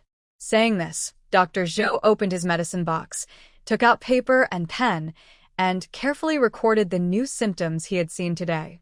Shuyan secretly praised in her heart that Dr. Zhou was a true healer. Seeing that the child was fine, the people of the Yi family relaxed and all smiled. The head of the Yi family immediately asked Mrs. Xiao Tian to boil red eggs and share the joy with everyone. This also helped dispel some baseless rumors, and the villagers learned that it was Shuyan who cured the grandson of the clan leader. As night fell, Dr. Zhou declined the fee offered by the Yi clan leader, looked deeply at Shuyan, and took his medicine box to leave. The clan leader then ordered Yi Liang to take a cart to send him off. Shuyan also prepared to leave with Yi Chang'an and Yi Changle, but the clan leader stopped her. Yi Zheng then bowed deeply to her. Shuyan was startled and quickly avoided. Brother Zheng, what are you doing? Yi Zheng looked grateful. Yi Qi's wife, thank you so much today. Qi Fi also said, Yi Qi's wife, you deserve this gift. Without you, we might have believed the village doctor and buried the child alive. You are a great benefactor to our family. Please accept this, he added, reaching into his pocket and handing a silver coin to Shuyan. Qi Fi sincerely appreciated Shuyan. Most farmers rarely save even a single silver coin in a year, let alone one or two. Shuyan naturally refused to take it. It wasn't just luck that she saved the child today. Her relationship with Qi Fi was more valuable than money. Since Yi Qi had been missing for so long, most likely he was dead. She and her two children were helpless in the village. If she could gain Qi Fi's support, she could stand firm in the village. Later, when they needed to escape, the family would remember today's kindness and help a little. Therefore, Qi Fi's kindness could not be bought with money. Shuyan pushed the silver coin back to Qi Fi and said, Uncle Chief, I actually came to ask for your help. I want to rent the broken thatched house at the foot of the mountain and need you to write a formal document. That old man is willing to rent the house to you? Qi Fi asked in surprise. Shuyan thought the old man he mentioned was the grumpy old man, so she nodded. Qi Fi looked at Shuyan and the two well-behaved children for a moment, then understood quite a bit. Seeing him stare at her and the children for a long time, Shuyan asked nervously, Uncle Chief, is there a problem with the house? Not at all. Qi Fi waved his hand. Then he thought, since the grumpy old man was willing to rent the house to Shuyan, he should tell her and the children about the past to prevent any accidental misunderstandings later. That old man's temper was not good. So, Chief Yi asked Yi Liang to bring out a stool for Shu Yun and the children to sit on, and he slowly began to tell the story of the old man. The old man's name was Yi Sholiang. He was a respected elder in the clan, and younger members called him uncle. Even Chief Yi called him brother. When they chose the clan leader, most people supported Yi Sholiang because he was a good farmer, literate, and fair. However, he was not interested in managing others' affairs and only wanted to take care of his family. Coincidentally, his daughter-in-law had given birth to a pair of twins, so he firmly said he only wanted to enjoy his grandchildren and not participate in choosing the clan leader. Although he withdrew from the role of clan leader, Elder Yi invited him to be an elder in the clan. When important decisions or matters arose, he would attend and help discuss them. However, after that incident, he and his wife, Ma Sanjia, no longer involved themselves in clan affairs. It was as if they no longer existed in the clan. 3 years ago, Yi Xian took his wife and their newborn children to Huangyang County to visit his father-in-law and mother-in-law. On the way, they encountered bandits and all 4 of them were killed. Since then, Yi Sholiang and Ma have disappeared from everyone's sight. His temper also became very strange, and not long after, he moved away from his original house. Shu Yun listened to the story and felt deep sympathy for these 2 elders of the clan. The pain of losing loved ones, especially from death, is something ordinary people cannot fully understand. They dared not step into the old house anymore, only watching it gradually decay, as if their inner wounds could never be healed. Yi Chang'an and Yi Changle also bowed their heads sadly. They understood that kind of pain. Their father had gone missing, and others said he was dead, but they firmly believed he would return someday. "Thank you, clan leader uncle, for telling us these things," Shu Yun said with a bow. If Shu Yun had known nothing about these events, she might accidentally hurt the 2 elders with her words someday. Also, the fact that Elder Yi was willing to rent the house of his deceased son and daughter-in-law to them must have been a difficult decision for him. Therefore, Shu Yun did not want to betray the kindness of the elders. She wanted to repay their kindness without making enemies. Yi Chang'an and Yi Changle also bowed and said, "Thank you, grandfather clan leader." Anyway, they now had a place to stay, and they felt happy inside. At night, they no longer had to worry about snakes or other small creatures crawling in. Clan leader Yi smiled as he patted the heads of the 2 children and handed them several red eggs. However, Yi Chang'an and Yi Changle did not accept the eggs. They looked up at Shu Yun and nodded, then took the eggs to thank the clan leader. The clan leader felt comforted. He thought these children were very sensible. He sighed that if Yi Qi were still alive, he would surely teach the children to read. Yi Qi was a clever child, good at both literature and martial arts. If he could take the imperial exams, he might have become a scholar. What a pity! After Shu Yun and the others had walked about 2 miles away, the clan leader suddenly remembered that he hadn't given out the money. He recalled how Shu Yun had repeatedly interrupted him with her words, which made him forget. He fumbled with the silver in his hand and smiled. This child is really... He couldn't help but praise Yi Qi's wife was very good, and he also thought about how hard Shu Yun and her son and daughter were. He decided to help them more in the future. After leaving Elder Ye's house, it was already completely dark outside. Shu Yun and the others did not return to the cave, nor go to the thatched hut. Instead, they followed the route Elder Yi had mentioned to the home of Yi Sholiang. Yi Sholiang's house was not far from the thatched hut. From the doorway, one could see the place filled with joyful laughter from before. Shu Yun stood at the door, where the inside was dimly lit. 2 old figures, hunched and lonely, were reflected in the window, looking very sad. She gently knocked on the door. "Who's there?" Yi Sholiang's grumpy voice responded. "Uncle Sholiang, I am Shu Yun's mother. I wanted to rent your house during the day. Do you remember?" "Oh, what do you want?" "I came to tell you that the clan leader has agreed. Tomorrow we can go to sign the documents at his place. Tonight, can we stay inside first? The children would catch a cold if they slept in the cave for another night." After Shu Yun finished speaking, Yi Sholiang didn't reply immediately. Inside, a figure moved slightly, as if thinking or struggling. After a long pause, a voice came from inside again. Understood. This meant he agreed. Shuyun was happy. Thank you, Uncle Sholyang and Auntie. We won't disturb your rest anymore. We'll leave now and come back tomorrow. Once Shuyun and the others left, the people inside carefully opened the door, only able to see their blurry figures. Ma Shi sighed softly and asked her husband, "Is this the Shuyun who was driven out by the Gu family and those two young children?" Yi Sholyang nodded, then picked up his pipe, wanting to take a few puffs but then put it down. He said that Shuyun isn't the biological mother of these two children. I can see they are spirited, so she must be a good mother. Instead of renting the house to that reckless Wang heir, it's better to rent it to her. Ma Shi and Yi Sholyang had been together for decades. They knew what he truly thought. It seemed he was renting the house to Shuyun, but in fact, it was for the two children. But Shuyun was still young. If she was tempted and ran away someday, at least the children would have a place to stay. She had just peeked through the door and saw Yi Chang'an and Yi Changle. Her eyes instantly turned red. How could it be so coincidental? They were twins, just like her deceased grandson and granddaughter, as if fate had arranged it. At first, she didn't want to rent the house, but now, trusting this fate and connection, she nodded in agreement.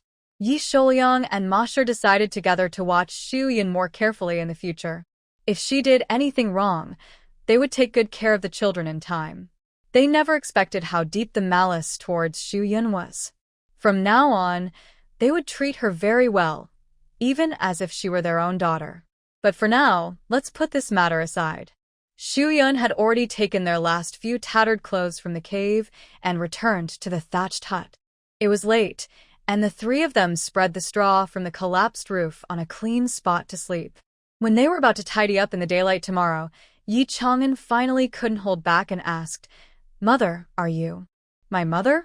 Shuyun looked at him and honestly said no. Request failed. Shuyun was finally able to openly use her own things. Her kitchen was empty except for half a bottle of mineral water, a few packets of instant noodle seasoning, and a small Korean-style pot for cooking noodles. Luckily, she had caught fish and gathered wild vegetables earlier, and she had stored the fish in her space when the children weren't looking, so the fish were still alive. In the yard, Yi Chang'an brought some stones to build a simple stove, similar to the one they used by the creek earlier.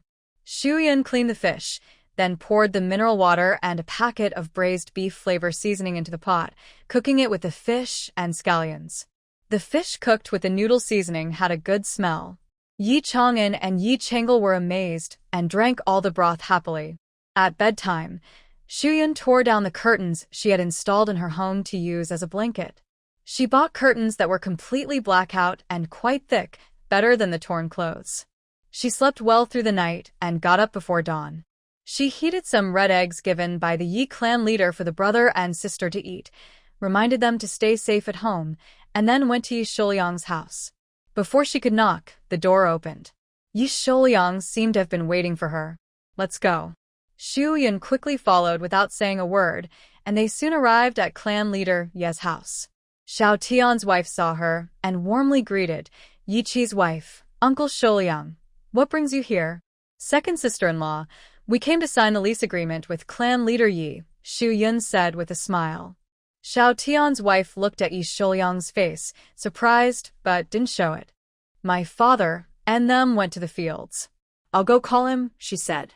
"No need, I'll go," Yi Sholyang replied, then turned and headed to the fields. Ms. Oda is not a gossiping person. She didn't ask Shuyun why Yi Sholyang was willing to rent her the house. She only handed her a stool to sit on and brought her some sweet water to drink. Sweet water is very precious.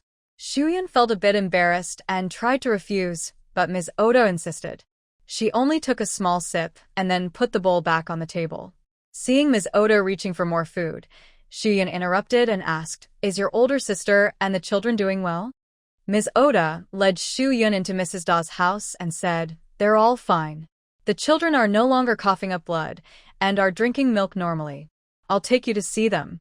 Shuyun nodded in agreement. "Big sister, look who has come," someone called out. "Yi Chui's wife, you're here," Mrs. Da said with a smile. She tried to stand up, but was gently pushed back by Xu Yun. Big sister, you just lie down. Xu Yun saw that her face was much healthier now, and the children had eaten enough and were sleeping peacefully. Inside the house, besides Mrs. De, there were 3 girls. Ms. Oda introduced them one by one. The tallest girl was named Yi Maishui. She was 8 years old. The shorter girl was Yi Daodu, 7 years old. The youngest girl was Yi Yumi, only 5. Yi Maishui and Yi Yumi were Mrs. Da's daughters, and Yi Daodu was Ms. Oda's. After introducing the children and asking them to call others, Ms. Oda sent them out. Mrs. Da and Ms. Oda stayed to chat with Xu Yun for a while until the head of the Yi family returned. Xu Yun signed the documents with Yi Shouliang. On the way home, they remained silent. When they reached the door, Yi Shouliang suddenly said, "That house, I will help you fix it." Then he left. Xu Yun felt warm inside. Just now, the head of the Yi family said he would help repair the thatched cottage, but she refused. First, because part of the house was still livable, and she didn't want to burden Yi Shouliang with the cost of repairs. Second, she had no money.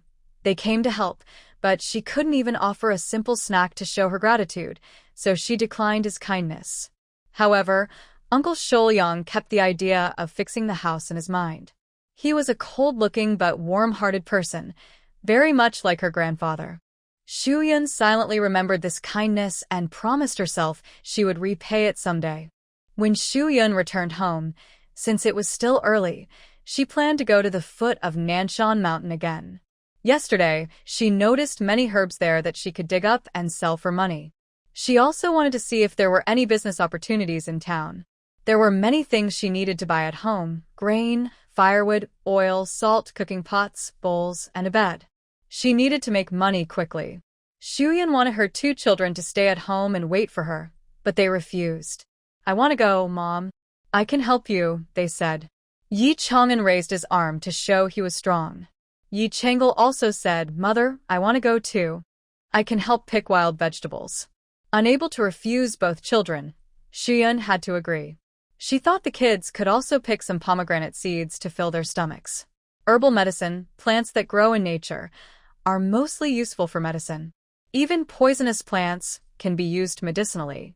To buy high-value herbs like ginseng, they are rare and expensive, or they are common herbs used in clinics to treat simple illnesses like colds or diarrhea. If not, clinics might not buy them or they might not know rare herbs. Xu Yun had already decided on her goal. When she previously fled with her tribe, she saw a map of Izhou. The climate here is very similar to the Yunba region, where she used to grow flowers.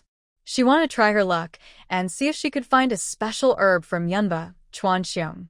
Yi Chang'an and Yi Changle watched Xu Yun walk along the foot of the mountain, searching everywhere.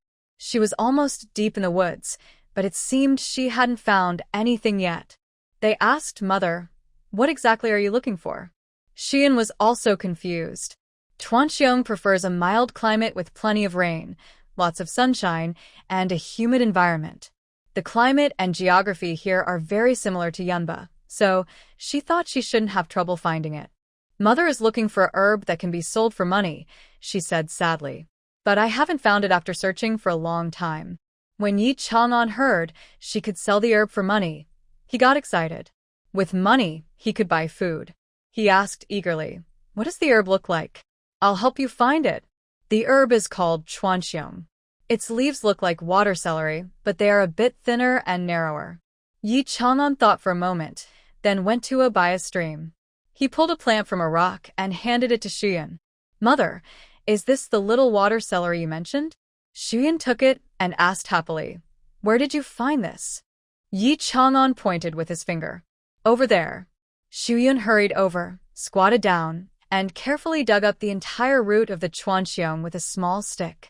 Yi Changle scratched his head and asked confusedly, "Mother, can this herb really be sold for money?" "Of course, it can sell for quite a bit," she replied. Chuanxiong is known for its ability to dispel wind from the liver meridian and treat headaches caused by the Shaoyang and gallbladder meridians. It is a sacred medicine for blood deficiency headaches and plays an important role in treating many complex illnesses. It's definitely worth money. Previously, my brother and I dug up some on Xiaodong Mountain, but they tasted terrible. The roots are both numbing and bitter. Only when the villagers can't find wild vegetables do they eat these. Yi Chang'e recalled the difficult taste and pursed his lips. Yi Chang'an also nodded, agreeing that medicine is often unappetizing. What? Dig them up to eat? Shuyan was very surprised. This is Sichuan pepper, highly praised in the Basha region. It is listed as a top-quality herb in the Shinong Ben Chaojing. These people are wasting such precious resources, but when you think about it, it makes sense. Everyone is starving. As long as it doesn't kill you, and it can fill your stomach, it's food. Sigh. In recent years, disasters have been everywhere in the Great Jin Dynasty: floods, locust plagues, droughts. Sometimes it seems like the earthworms are turning over, as if foretelling the end of the dynasty. Xu Yun recalled the tragic memories of fleeing and survival she experienced, then looked at the two siblings carefully digging Sichuan pepper, just like her. She knew she had to earn money quickly. Only when her space was full could she feel at ease. Wild Sichuan pepper is not as common as other herbs. She searched this area for a long time and only found 3 plants, showing how rare and precious they are. After digging up these 2 plants, Xu Yun also collected some herbs for treating colds caused by wind, like Jingjia. Jingjia, whole plant used medicinally, can treat wind-cold colds, fever, chills, headaches, and can also dispel toxins. It helps with bleeding conditions like coughing up blood or blood in stool. It is a rare and valuable medicine. Xu Yun bent down for more than half an hour, with Yi Chang'an and Yi Chail helping. Without knives, they used stones to break the grass stems. The 3 of them collected over 10 jin, about 5 kilograms. When they stood up, Xu Yun felt her waist almost breaking. Yi Chail was quick to help her by hammering her waist, which made her feel relieved. She thought she could still handle another 10 jin of wild vegetables. So, the 3 of them worked hard and dug up another 10 jin of wild vegetables, then threw them into her space. Xu Yun took them to the stream where they caught fish yesterday, catching about a dozen small fish. They built a fire to roast and eat them, then went to Xiaodong Mountain again. On Xiaodong Mountain, she only found 1 Sichuan pepper plant, probably because others had been disturbed by villagers. Taking advantage of her energy, Xu Yun planned to sell these herbs in the afternoon to exchange for some grain. She needed a basket to hide her actions, as she couldn't just produce it out of her space directly in front of others. So, Xu Yun asked Yi Shouyang to borrow one, but he seemed to have gone to the fields, and the door was opened by Ma Shi. "Aunt Ma, may I borrow your basket? I want to carry some herbs to the town this afternoon to sell, and I will return the basket afterward." Xu Yun is skilled in medicine and has cured the village chief's grandson. Aunt Ma heard about it, but didn't ask many questions. She turned around and went inside to get her basket. Aunt Ma thinks it's good that Xu Yun can earn some money to support herself and the children. Otherwise, as a fragile woman, she has no man or elders at home, no money or land. How could she live? Xu Yun took the basket and thanked her. Thank you, Aunt Ma. If you want to bring anything, I can help carry it back. Aunt Ma initially wanted to say no, but then remembered something. Have you been to the town before? Xu Yun shook her head. No, I haven't. That's perfect. I need to buy some needles and thread. I'll go with you. Xu Yun happily agreed. She knew Aunt Ma was worried she wouldn't find the way, so she used the excuse of buying needles and thread to go with her. After all, they are a couple, and Aunt Ma's cautious nature is very much like Uncle Shouyang's. Both are kind-hearted people with cold appearances. Xu Yun was going to the town. Yi Chang'an and Yi Chang'e, the children, were eager to follow. They had never been to the town before and wanted to see it. It's good for children to see more of the outside world, so Xu Yun agreed. When they first left the village, the 2 children were very excited. They looked around here and there, kept asking questions like, "Why is that?" or "What's that?" Sometimes their questions were endless, and she couldn't always answer. But Aunt Ma didn't mind the noise from the siblings and patiently answered their questions. Gradually, the 2 children moved closer to Aunt Ma. "Grandmama, Grandmama, is that a horse?" Yi Chang'an pointed at a man riding a donkey. No, that's a donkey. A horse's legs are longer. Grandmama, what's that? Yi Chang'e asked. That is. At first, Shuyan was worried that the children's presence might upset Aunt Ma, but surprisingly, Aunt Ma was fine. She behaved like a kind old grandmother, taking care of her grandchildren, which surprised Shuyan. The group walked for about an hour and a half before finally reaching Ping'an Town. Luckily, she had stored most of the herbs in her space. Only a small part was in the basket. They took breaks along the way, otherwise, she wouldn't have been able to endure the nearly 2-hour mountain trek. It was about 3 in the afternoon. Not many people were entering the town, only a few scattered individuals. Many were leaving, including elderly people carrying empty baskets after selling vegetables, young people with large bags, and women walking in small groups. Ping'an Town isn't very big, but it's busier than Shenyun imagined. The town is divided into 3 areas: east, west, and south. The east side has wealthy residential areas and some large commercial buildings like restaurants and tea houses. The west side has small vendors and small eateries. The south side, about 500 meters from the town gate, is designated for stalls set up by villagers.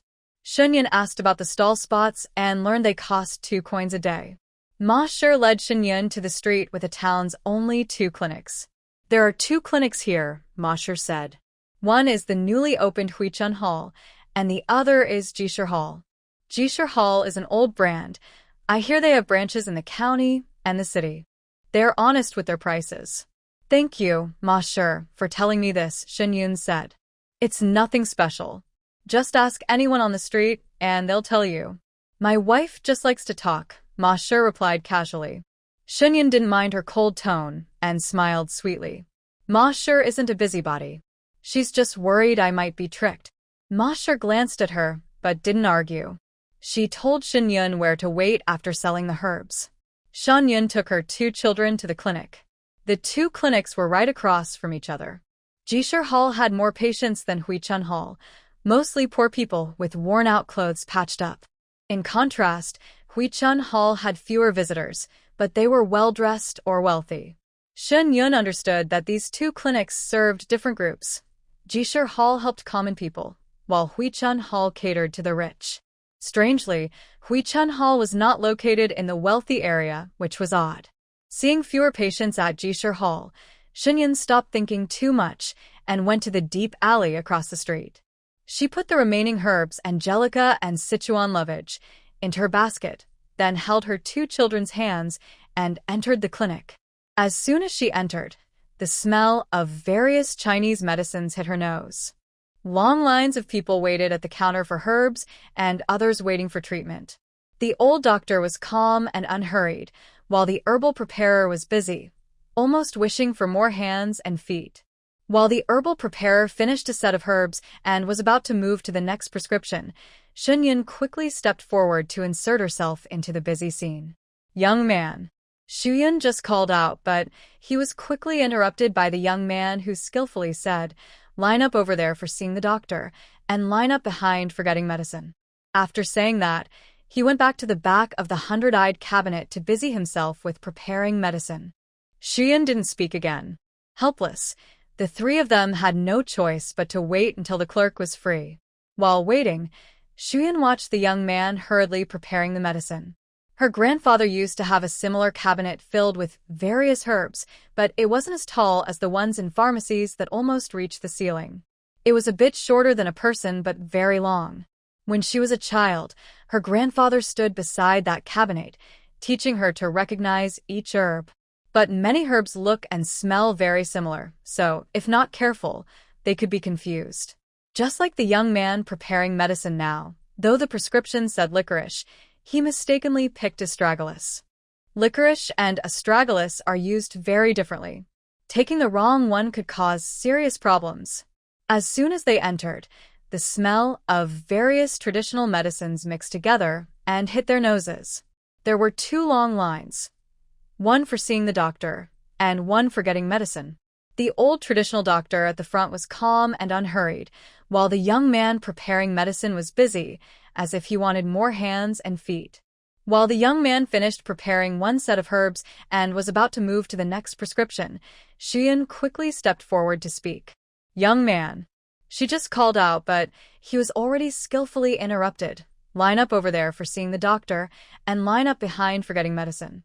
After saying that, he went back to the back of the 100-eyed cabinet to busy himself with preparing medicine again. Xian didn't speak anymore.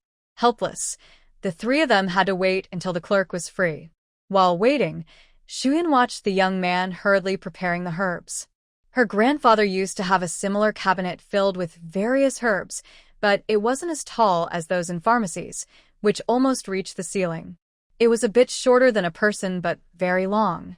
When she was young, her grandfather stood beside that cabinet, teaching her to recognize each herb. But many herbs look and smell very similar, so if not careful, they could be confused. Just like the young man preparing medicine now, although the prescription said licorice, he mistakenly picked astragalus. Licorice and astragalus are used very differently. Taking the wrong one could cause serious problems. If Xian directly pointed out that the young man made a mistake, it would embarrass the medical hall, and he might be blamed, losing the trust of patients. So, she could only hint, "Young man, I see there's astragalus in this medicine. Is it for treating fatigue and weakness? I am also preparing this herb." Astragalus? That ingredient isn't in his prescription, the young man said irritably as he carefully examined the prescription. After confirming that there was no astragalus, he grew even angrier. He was already busy, and someone had deliberately caused trouble. He snapped, "If you want to see a doctor, line up over there. If you want herbs, line up at the back. Why cause a fuss here? You're wasting time. Can't you see there are so many people waiting behind?" Seeing that the young man at the herb counter didn't understand her subtle hint and was instead speaking harshly to make her leave, Xian thought of a new plan. She lowered her head and whispered a few words into Yi Chang'an and Yi Chang'el's ears. Then, she placed her basket on the counter and quickly mixed up all the carefully measured herbs. "Young man, I'm not here for a consultation or to buy herbs. I'm here to sell medicinal herbs. May I ask if your shopkeeper is available? What are you doing? You've messed up the herbs. Are you deliberately causing trouble?" The young man was furious and glared at Xu Yun. At that moment, Yi Chang'an and Yi Chang'el slipped through the curtain into the backyard behind the main hall. Sorry, I didn't mean to do that. I really came to sell medicinal herbs," Xu Yun hurried to explain and apologized again to the patient. "Get out." "Our clinic doesn't buy herbs," the young man said impatiently, shooing her away. "Are you saying you won't buy?" "I want to see your shopkeeper," Xu Yun insisted. "Who wants to see the shopkeeper?" A voice came from behind the curtain. The curtain was pulled aside, and someone stepped out from inside. Xu Yun recognized him. He was Dr. Zhou, the doctor who had previously treated Yi Zuchang's grandson. "Miss, it's good to see you again," Dr. Zhou said with a bow and a smile. "Dr. Zhou, hello," Xu Yun nodded politely. Just then, Yi Chang'an and Yi Chang'el had run inside to find the shopkeeper. They hadn't expected to meet Dr. Zhou. The two children quickly explained what had happened earlier.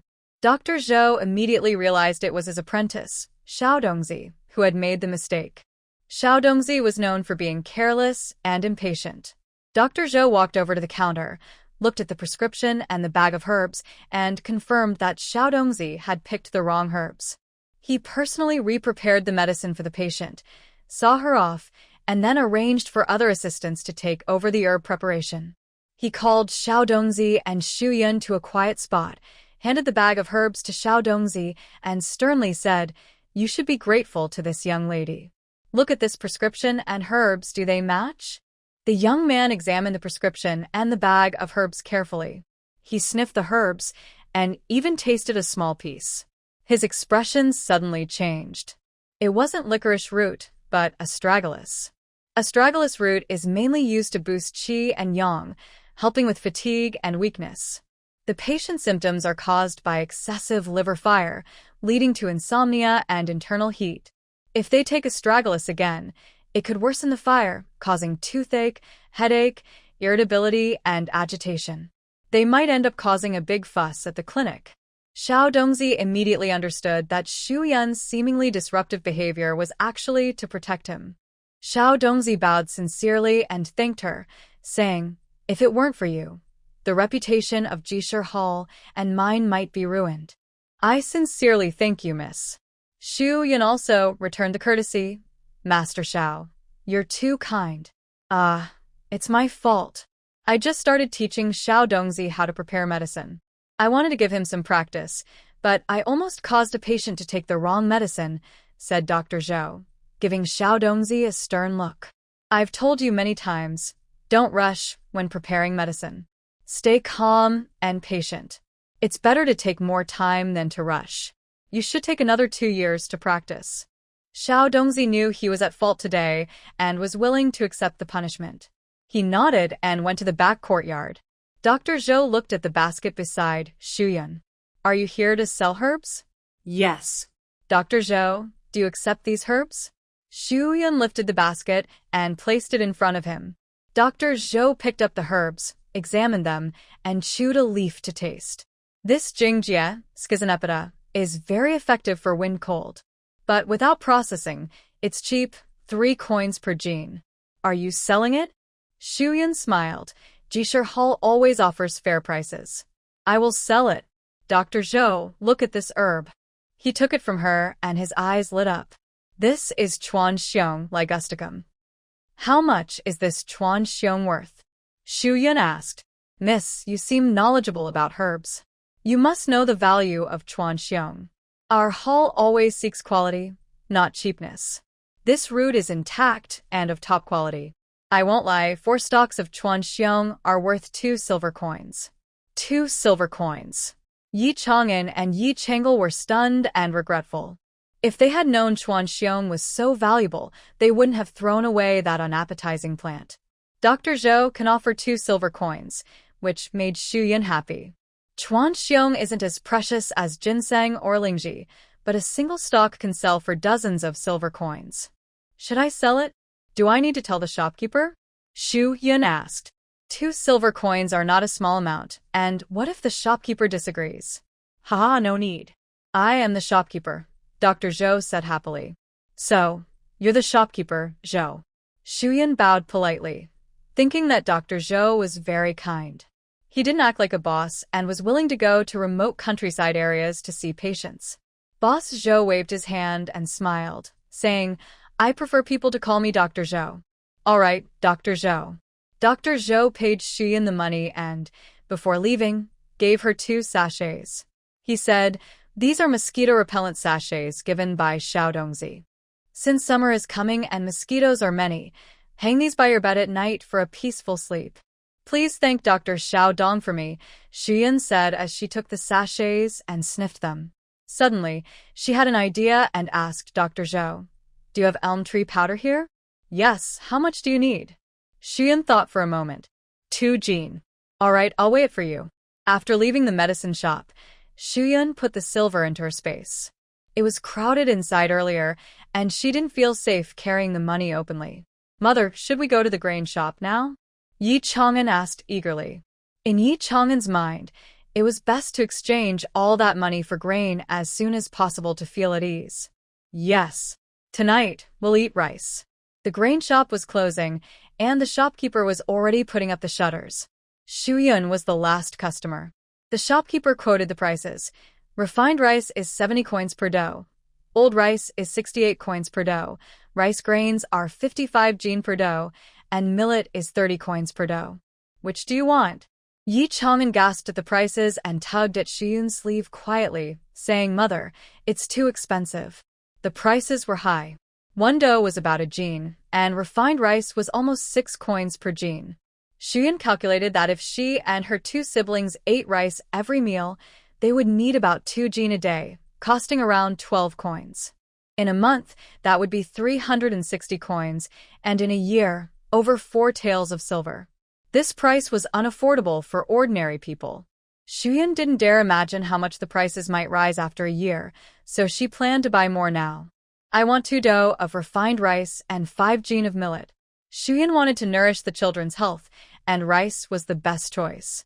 Millet, which is millet, also has high nutritional value and helps strengthen the stomach. Mixing them together is good. Yi Chang'an heard Shuyun wanted 2 jin of refined rice and felt his heart tighten.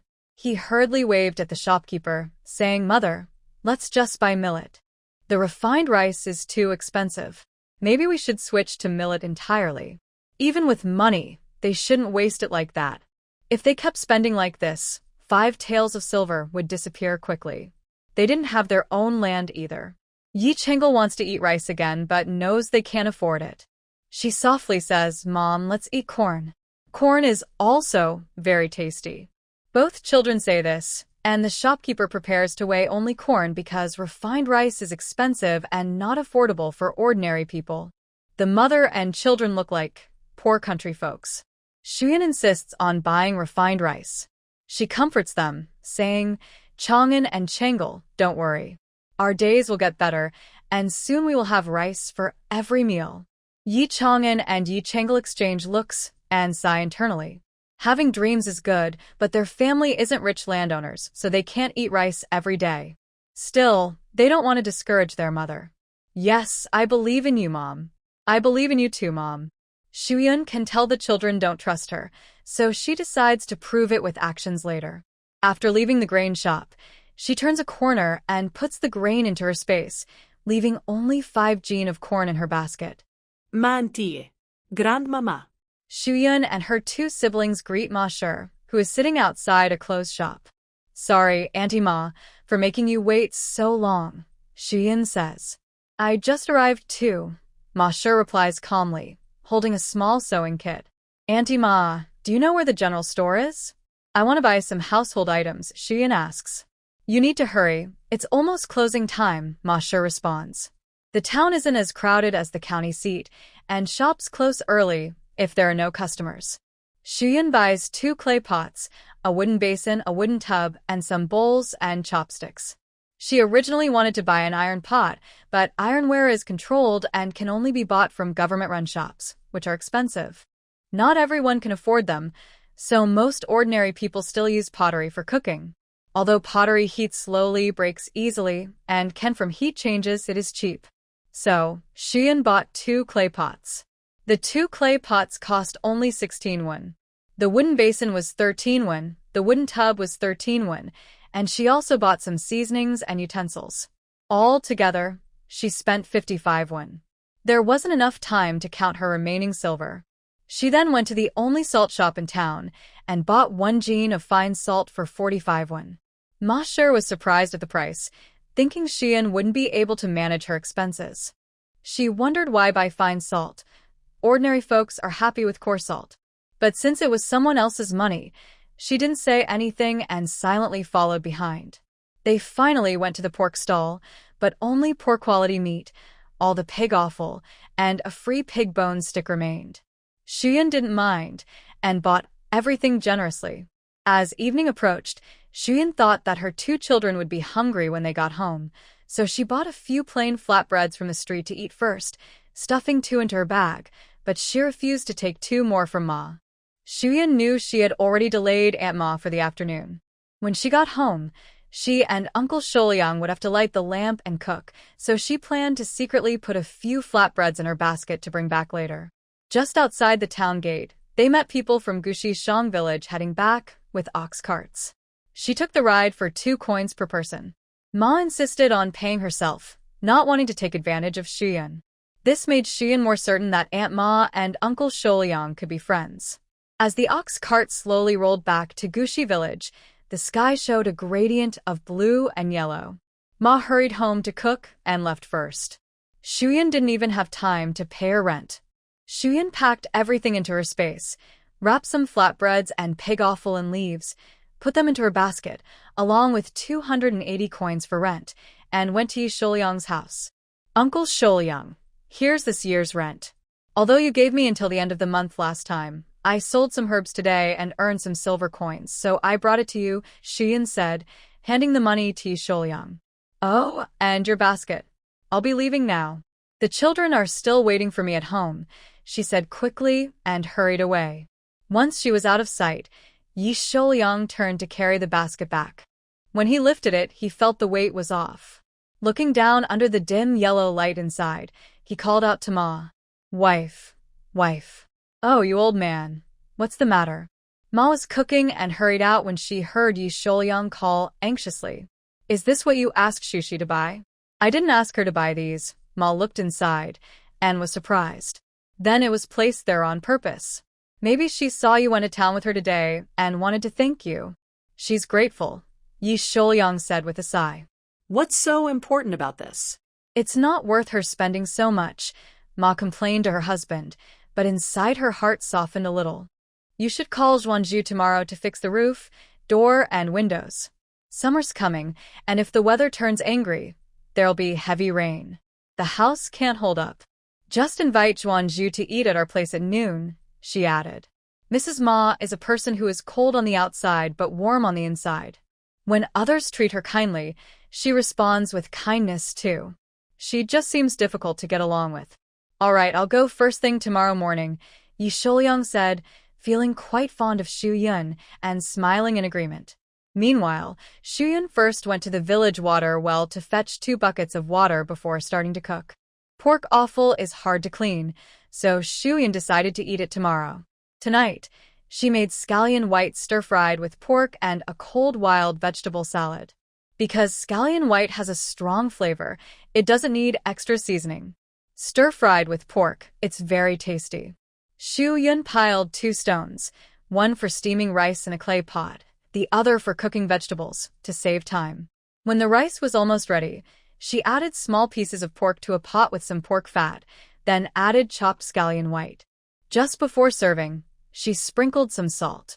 She quickly mixed a wild vegetable salad, and they could start eating. Without a table, they ate around the fire, which also provided some light. It wasn't bad. Come, try my cooking, Xu Yun handed them chopsticks. Yi Chang'an and Yi Changle smelled the delicious food and felt like they were dreaming. Today, they went to a town they'd never visited before. They just ate plain bread earlier, and now had rice and pork. Wasn't this a dream? Yi Changle's nose twitched, and tears started to fall. Xu Yun was startled. What's wrong, Changle? Did the smoke get into your eyes? No. I just feel like today is a dream. Yi Changle wiped her tears. Xu Yun gently patted her head and then scooped some meat into their bowls. Eat up. Faced with the fragrant pork, which they rarely had more than twice a year, Yi Chang'an and Yi Changle stopped feeling sad and started eating eagerly. The pork smelled so good. The rice was so soft. Wah wah wah. I wish I could eat rice and pork forever.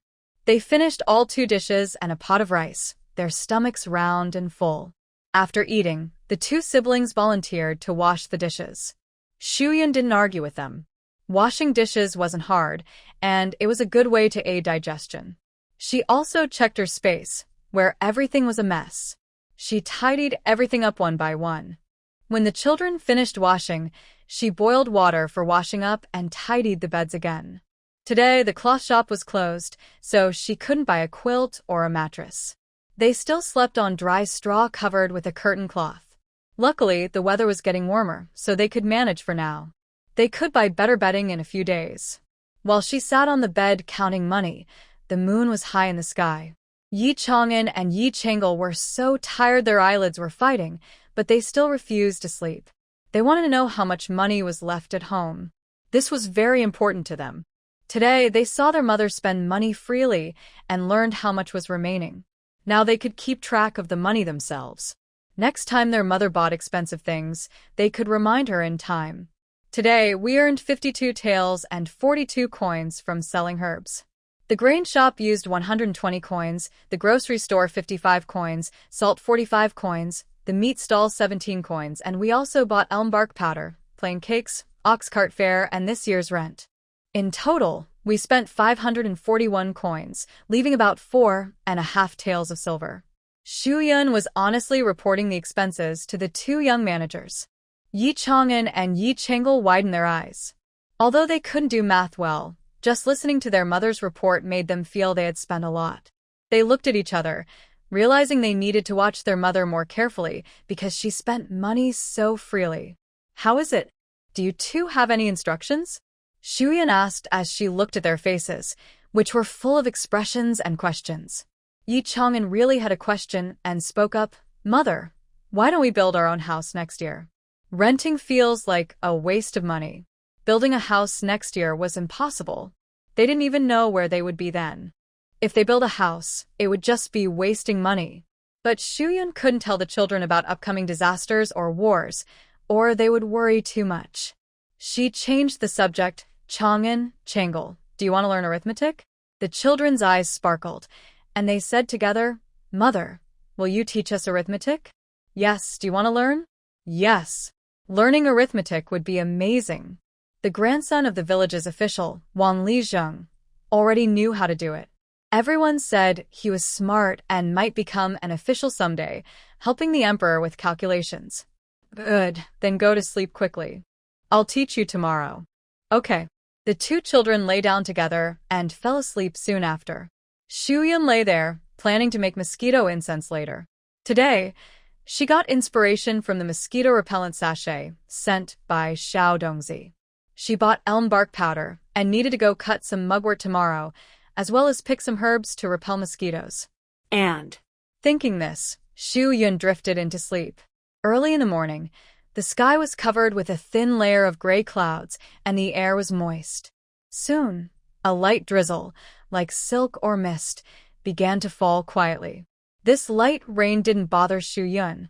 Her plans for the day could still go on as usual. She woke up early and heated the leftover pancakes from yesterday for breakfast. She cleaned the ashes from the fire and washed the pig offal, then used white scallions and bought to remove the smell. After cutting them into small pieces, she put them into washed rice and slow-cooked everything. Shuyun told her two siblings to stay at home and watch the fire carefully. She then braved the rain to visit Uncle Grain's house to borrow a raincoat to cut mugwort. Shuyun knocked on the door. Uncle Grain, Aunt Ma, are you at home? There was no response inside for a while. Just as she thought no one was there and was about to leave, the door opened. Aunt Ma, hello, Shuyun greeted with a smile. Come in and tell me what you need, Aunt Ma said with a worried look, noticing the water droplets on her hair. She hurried to let her in. I want to borrow your raincoat.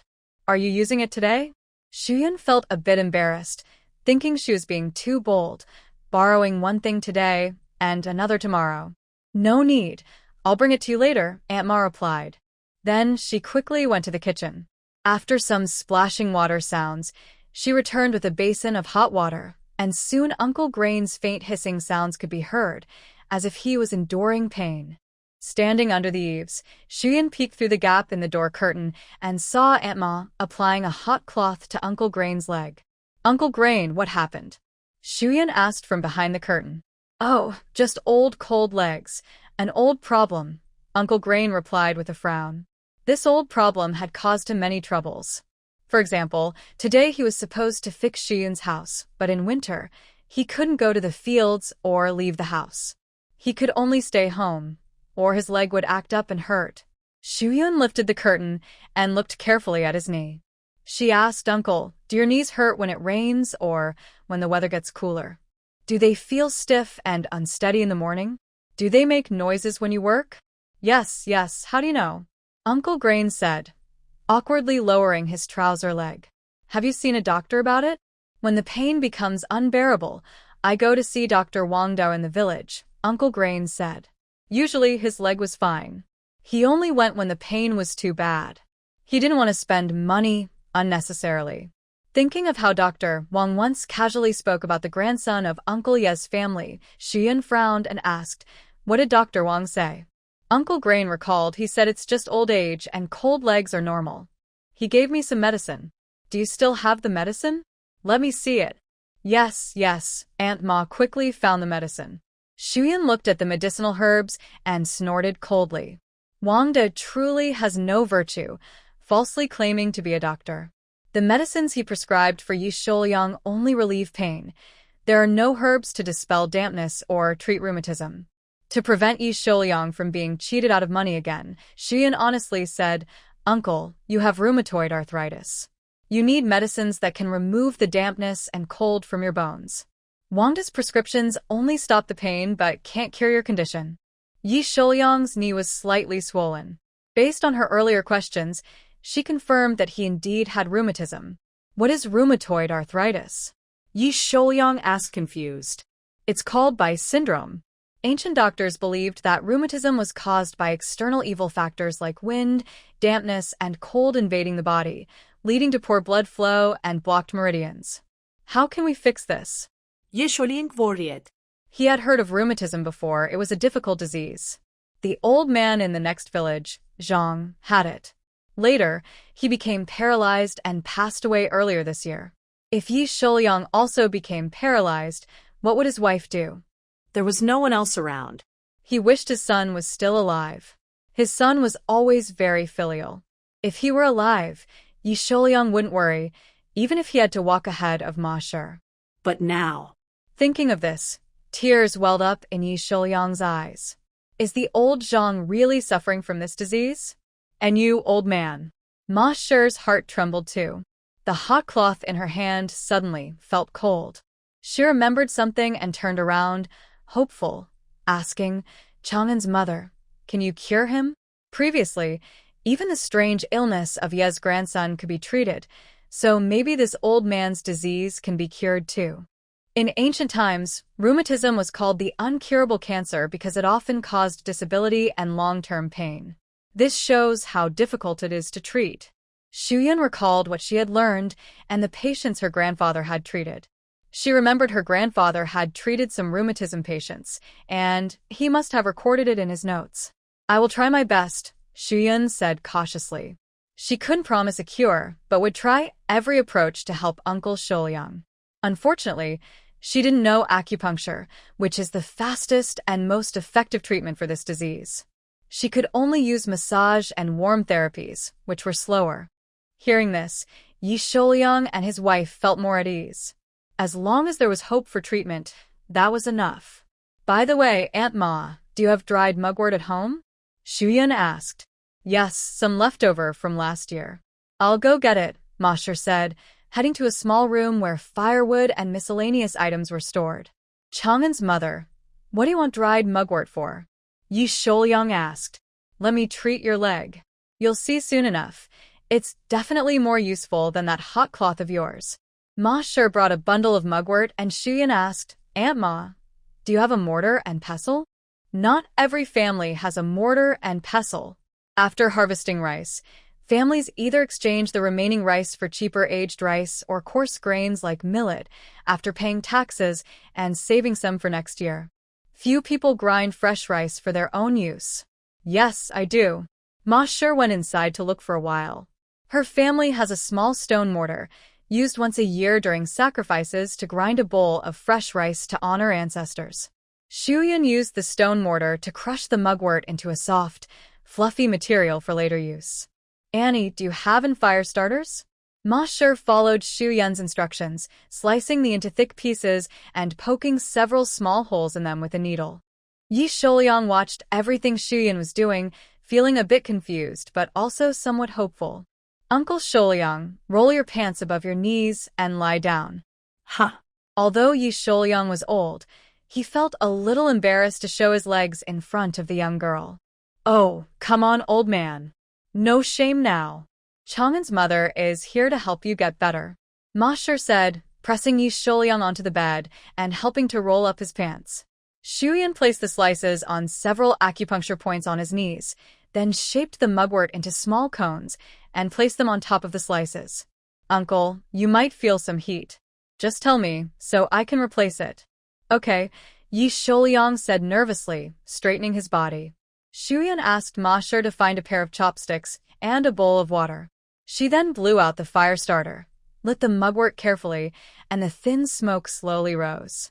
Soon, the room was filled with the fresh scent of mugwort and the sharp smell of. At first, Yi Shouyang felt warmth at the acupuncture points on his knees, which was quite comfortable. As the mugwort burned, a burning sensation followed, but he didn't dare move. Chang'an's mother, it's a bit hot. Shuyan quickly used chopsticks to remove the mugwort from his knees and put out the flames in the water bowl, then replaced the slices with new mugwort and relit them. She repeated this process dozens of times. After about 2 cups of tea, Shuyan finally removed the mugwort and slices. All done, Uncle Shouyang. You can try standing now. Okay. He lowered his pants, carefully touched the ground with his foot, and felt no discomfort. He stood up, took a few steps, and a faint smile appeared on his face. Hey. It's quite strange. My old legs are no longer cold or painful, and they feel quite warm now, Yi Shouyang said with a smile on his dark face. It's good that your legs don't hurt anymore, but you still shouldn't let your knees and legs get cold, or the pain will come back, Shuyan advised. I understand, Yi Shouyang replied with a smile. Long'an's mother, is this illness really cured? Ma Shi asked with a frown. If it were that simple, old Zhang wouldn't still be paralyzed after seeing the doctor. Just now, the moxibustion only eased Uncle Shouyang's leg pain. To cure it completely, other methods are needed. This illness takes time to heal, no rush. By the way, Ma, do you remember how I did the moxibustion for Uncle just now? Ma Shi thought for a moment and said, Yes, I remember. Next time Uncle Shouyang's legs hurt, just do the same moxibustion to help him, Shuyan said. That's wonderful, Yi Shouyang said with a smile. Rheumatism and bone pain are the worst. He used to endure it, but now with this moxibustion, he won't suffer as much. When Shuyan was about to leave, the rain had stopped. The eastern horizon still showed a bit of white light, as if the sun was eager to break through the thick clouds and shine on the land. Why don't you go and bring Chang'an and Chang'el here for lunch? I'll ask your aunt to cook some good dishes, Yi Shouyang suggested. No, Uncle, I have other things to do. I'll come to pick up the mat this afternoon. Shuyan declined their kindness while walking out. Since the rain had stopped, Shuyan no longer needed her raincoat. She borrowed 2 straw mats from Yi Shouyang. The mats were used for drying grains, but now, at the end of spring, they weren't in use. Long'an's mother, that mat is too heavy. I'll bring it home for you this afternoon, so you don't have to trouble yourself, Yi Shouyang said. That would be helpful, Uncle Shouyang. Also, you and your wife can just call me Yunyang, more friendly that way, she said, feeling it suited her better. More like her own name than someone else's daughter or wife. Okay, Yunyang. Yi Shouyang and Ma Shi watched Shuyan leave, and the more they looked at her, the more they liked her. They also felt grateful that they rented her their house at the beginning. After Shuyan was gone, Ma Shi said, Yunyang is helping you with this illness, so we can't let her suffer any loss. We should pay her what we owe. We can't let her work for free. We have to keep our dignity. Yi Shouyang puffed out his chest and glared. You old woman, am I that kind of person? I'll gather some eggs and take them to the kids to help them. Their mother and the 2 children look so thin, like they're fleeing from trouble. Then I'll pick a few more eggs, Ma Shi said. Shuyan went alone to the foot of the southern mountain, gathering more than 10 jin of mugwort and wild vegetables. Some vegetables have already gone bad. She plans to clear a piece of land behind the house to grow her own vegetables, focusing on fast-growing types that can be harvested in 20 or 30 days. Finally, Shuyan looked nearby for mint that can repel mosquitoes and be used in water. She picked many and dug up a few plants, intending to transplant them into her yard later. Shuyan checked the sky, estimating that the pig tripe porridge was almost ready, so she quickly put all the recently harvested items into the storage space and hurried back home. Mom, you're back. Yi Chang'el ran out to greet her. Yes, are you hungry? Shuyan asked with a smile. No. Yi Chang'el shook his head. Where's Chang'an? Shuyan asked. He's in the village fetching water. Shuyan frowned. Yi Chang'an is still very young. She felt that a small bucket of water could easily overwhelm his little body. What if he fell into the water? She hurried into the house to extinguish the fire, then went to find someone at the well. Just then, Yi Chang'an returned carrying half a bucket of water. Shuyan stepped forward to take the bucket from him and said seriously, from now on, you 2 are not allowed to fetch water. The well is far from our house, and what if you accidentally fall in? Mom isn't here. Who will save you? Her angry words were full of concern. Yi Chang'an pursed his lips, nervously explaining, I saw we had no water at home. Mom works so hard every day. I just wanted to help her. Shuyan knew he was worried about her and softened her tone, saying, I understand, but I care more about your safety. I'm a man. I should do more chores. This family isn't just Mom's alone, Yi Chang'an said, holding her hand thoughtfully. Mom, I can help with chores too, Yi Changle said, hugging her leg. Good children. Shuyun felt moved, and her eyes welled up. But right now you're still small and not strong enough for tasks like fetching water. Let's do some easier chores first. Okay, the children replied together. All right, let's eat. Shuyun uncovered the pot. The porridge was already thick and smooth. She sprinkled some shreds, sliced scallions, and a little salt on top, stirred, and served 2 large bowls to Yi Chang'an and Yi Changle. Seeing the plain white porridge that wouldn't tip even when poked with chopsticks, the siblings exchanged glances. They thought, in the future, they should wake up early to watch Mom put rice in the pot. Mom is too wasteful. Unlike Yi Chang'an and Yi Changle, who were worried about food, Shuyun ate happily. The pig tripe was well cleaned, washed 3 times, with no fishy smell. She believed that eating well gave her strength. After having lunch at noon, the 3 of them took a short nap. When they woke up, they didn't rush to leave. Shuyun asked her 2 siblings to bundle the mugwort they harvested in the morning. She went to cut bamboo and pulled some vines tangled around trees. She then tied together 2 tripods, placing a long bamboo pole in the middle to make a simple drying rack. Finally, she placed the bundled mugwort on it. If the weather is good, it will dry in 2 days. After finishing this, Yi Sholiang came over carrying a mat. Yi Chang'an and Yi Changle greeted him. Yi Sholiang smiled and responded, then pointed at the mugwort on the rack and asked, "What are you doing? Isn't this for Moxibustion?" Shuyun helped him put the mat on the ground and replied, "Uncle Sholiang, you don't need so much for Moxibustion. I plan to make some mosquito coils to sell." Mosquito coils? What's that? Yi Sholiang was curious, always seeing new and interesting things from Shuyun. They're used to repel mosquitoes, similar to the ones sold in medicine shops, Shuyun honestly explained. She trusted Yi Sholiang. He and Madame Ma weren't the kind to covet others' things or act without restraint. Sure enough, upon hearing this, Yi Sholiang understood it was a craft, so he stopped asking and took out a handkerchief from his pocket, handing it to Shuyun. Shuyun immediately knew it was silver inside, and quite a lot. "Uncle Sholiang, what's this?" Yi Sholiang said, "I'm not someone who eats without giving back. I know my rheumatism and paralysis aren't ordinary illnesses. Treating them will take time, effort, and money. This money is for buying medicinal materials and also your reward. I can't accept this. Uncle, you can take it back. Your illness doesn't cost much, just takes time. If I need to buy any medicine later, I'll tell you, and you can buy it from the pharmacy." "You really don't need to give me money," Shuyun said, pushing the money back into his hand. She wasn't lying. Her illness didn't cost much. At most, a few sets of herbal decoctions, and the herbs weren't expensive. The most important treatments were massage, moxibustion, and maintaining good daily habits. So, she felt she wasn't wrong to accept this money. Yi Sholiang couldn't refuse, so he put on a serious face and said, "If you don't take it, I'll feel guilty about treating you.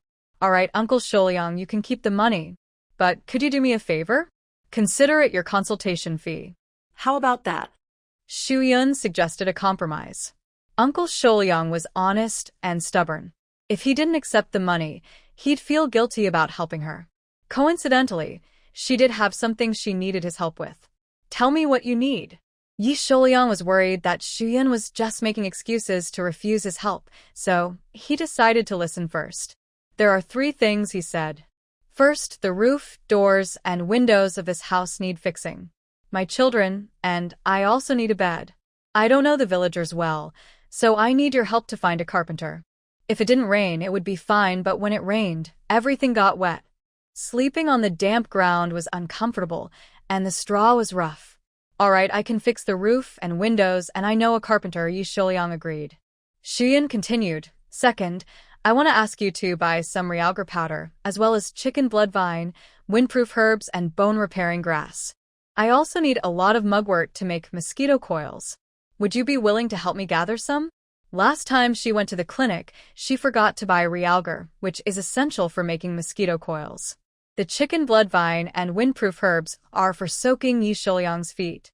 These herbs help relax muscles, dispel wind, and relieve pain, especially good for rheumatism.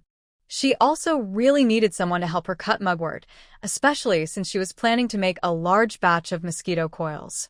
She also needed to grind dried mugwort into fine wool for the coils, which was very tiring to do alone. Cutting mugwort is just a small matter. Shuyun interrupted. It's not a small matter. There are more things later, and this is related to my business and livelihood. If no one helps me, I definitely can't run the mosquito coil business. Yi Shuliang thought about how Shuyun and her family had no land, and earning some income was very important. He quickly agreed. All right, I'll help with the mosquito coils, but about the money. Seeing him about to mention payment, Shuyun said, Uncle, if you insist on charging me, I won't ask for your help anymore. I'll move out tomorrow. When he heard that Shuyun and Yi Shuliang couldn't manage otherwise, and that insisting would be like forcing them out, he relented. All right, fine. But you can't be polite about it. Just call me if you need anything. Don't worry, Uncle. I'll be bothering you a lot in the future. You and Annie shouldn't mind, Shuyun said with a smile, secretly breathing a sigh of relief. The tug-of-war was finally over, and it was truly not easy. These eggs are for your aunt, to help the children strengthen their bodies. You should take them, Yi Shuliang said, handing her the basket again. Okay, I'll take them. Thank you, Auntie. Seeing that she was finally willing to accept something, Yi Shuliang's face also lit up with a smile. Since it was still early, Yi Shuliang helped Shuyun spread the remaining mugwort on the mat and let it dry in the sun. Afterwards, he went home to get a sickle, and together with Ma Shi, they went to Shaodong Mountain to harvest mugwort. Meanwhile, Shuyun continued to pick mugwort with her two children at the foot of Nanshan Mountain, also gathering some wild vegetables to store in her space. This time, she planned to dry the wild vegetables into preserved food. Although the space can keep food fresh and the stored items stay the same, Shuyun thought that if things got messy in the future, dried vegetables would be less noticeable when carried on the road. So, she decided to make dried foods from some of her vegetables and meat. The clay pot isn't good enough. She still needs a big iron pot. Cutting grass with a kitchen knife isn't ideal either. The knife is now full of scratches, and it feels like it might break soon. Getting some iron tools should be a priority. Another hard day of work ended, and the yard was piled with mugwort sent by Yi Shuliang and his wife. Shuyun stored the dried mugwort in her space to prevent it from getting wet by the morning dew. Before it got completely dark, she quickly fetched 2 buckets of water. Since there was no water jar at home, she wanted to store more water in one go, but lacked enough containers. With a drought expected tomorrow, water will be very important. She needs to buy more water jars to store water in her space. Yes, buying water jars should be done soon. Shuyun thought that the iron tools and water jars would cost about 2 or 3 taels of silver. She also planned to buy some old hens and chicks to raise so she could stock more chicken meat and eggs, along with daily supplies. As she calculated, she felt that money was really not enough for everything. At night, Shuyun boiled the last bone to make bone broth, giving the children extra bowls to help them get calcium. She also used the eggs Yi Shuliang brought to make scrambled eggs with wild onions. The simple meal made all 3 of them eat happily and feel satisfied. Perhaps because of the hard work during the day, they slept especially soundly that night. As day turned into night, the sky gradually turned pale with the first light of dawn. The sun quietly peeked out, coloring the sky orange red. This warm color signaled good weather for the day. Shuyun cooked porridge for the children. When adding rice, she followed her children's strong request and added an extra handful of millet, reducing the white rice by half. She also made vegetable scrambled eggs to go with the porridge. Actually, having pickled vegetables or kimchi with porridge would be the best. Maybe she could also turn some of the wild vegetables into pickles, adding more variety to their meals. After breakfast, Shuyun took out half-dried mugwort from her storage space, flipped it over to continue drying, and made a simple drying rack to hang the newly cut mugwort from yesterday. Once she finished, she and the children went outside. The large patch of mugwort at the foot of the southern mountain now has less than 1/3 left. Shuyan plans to work harder today to harvest it all and bring it home. Mugwort is a very hardy and vigorous plant. After cutting, it will grow lush again after some time, so there is no worry about running out of it. Yi Chang'an and Yi Chang'el don't have knives. Their way of cutting mugwort is to step on the plants to knock them down, then break the stems with stones. This method is slow and causes their hands to get blisters after a day of work. Shuyan feels very sorry for them. She remembers she drank 2 cans of a certain brand of soda and threw them away. She realized she could make simple knives from these cans, thanks to her love of survival videos. She first smooths the edges of the cans on a stone, then folds and flattens the can without a lid or bottom. She grinds along the fold line on the stone until it breaks, creating a long rectangular piece of metal. Next, she folds one corner of the rectangle, sharpens the fold line to make a knife tip, and then trims the other corner into a right-angled trapezoid. She sharpens the bottom edge of the trapezoid into a blade and makes 2 holes at the top for future use.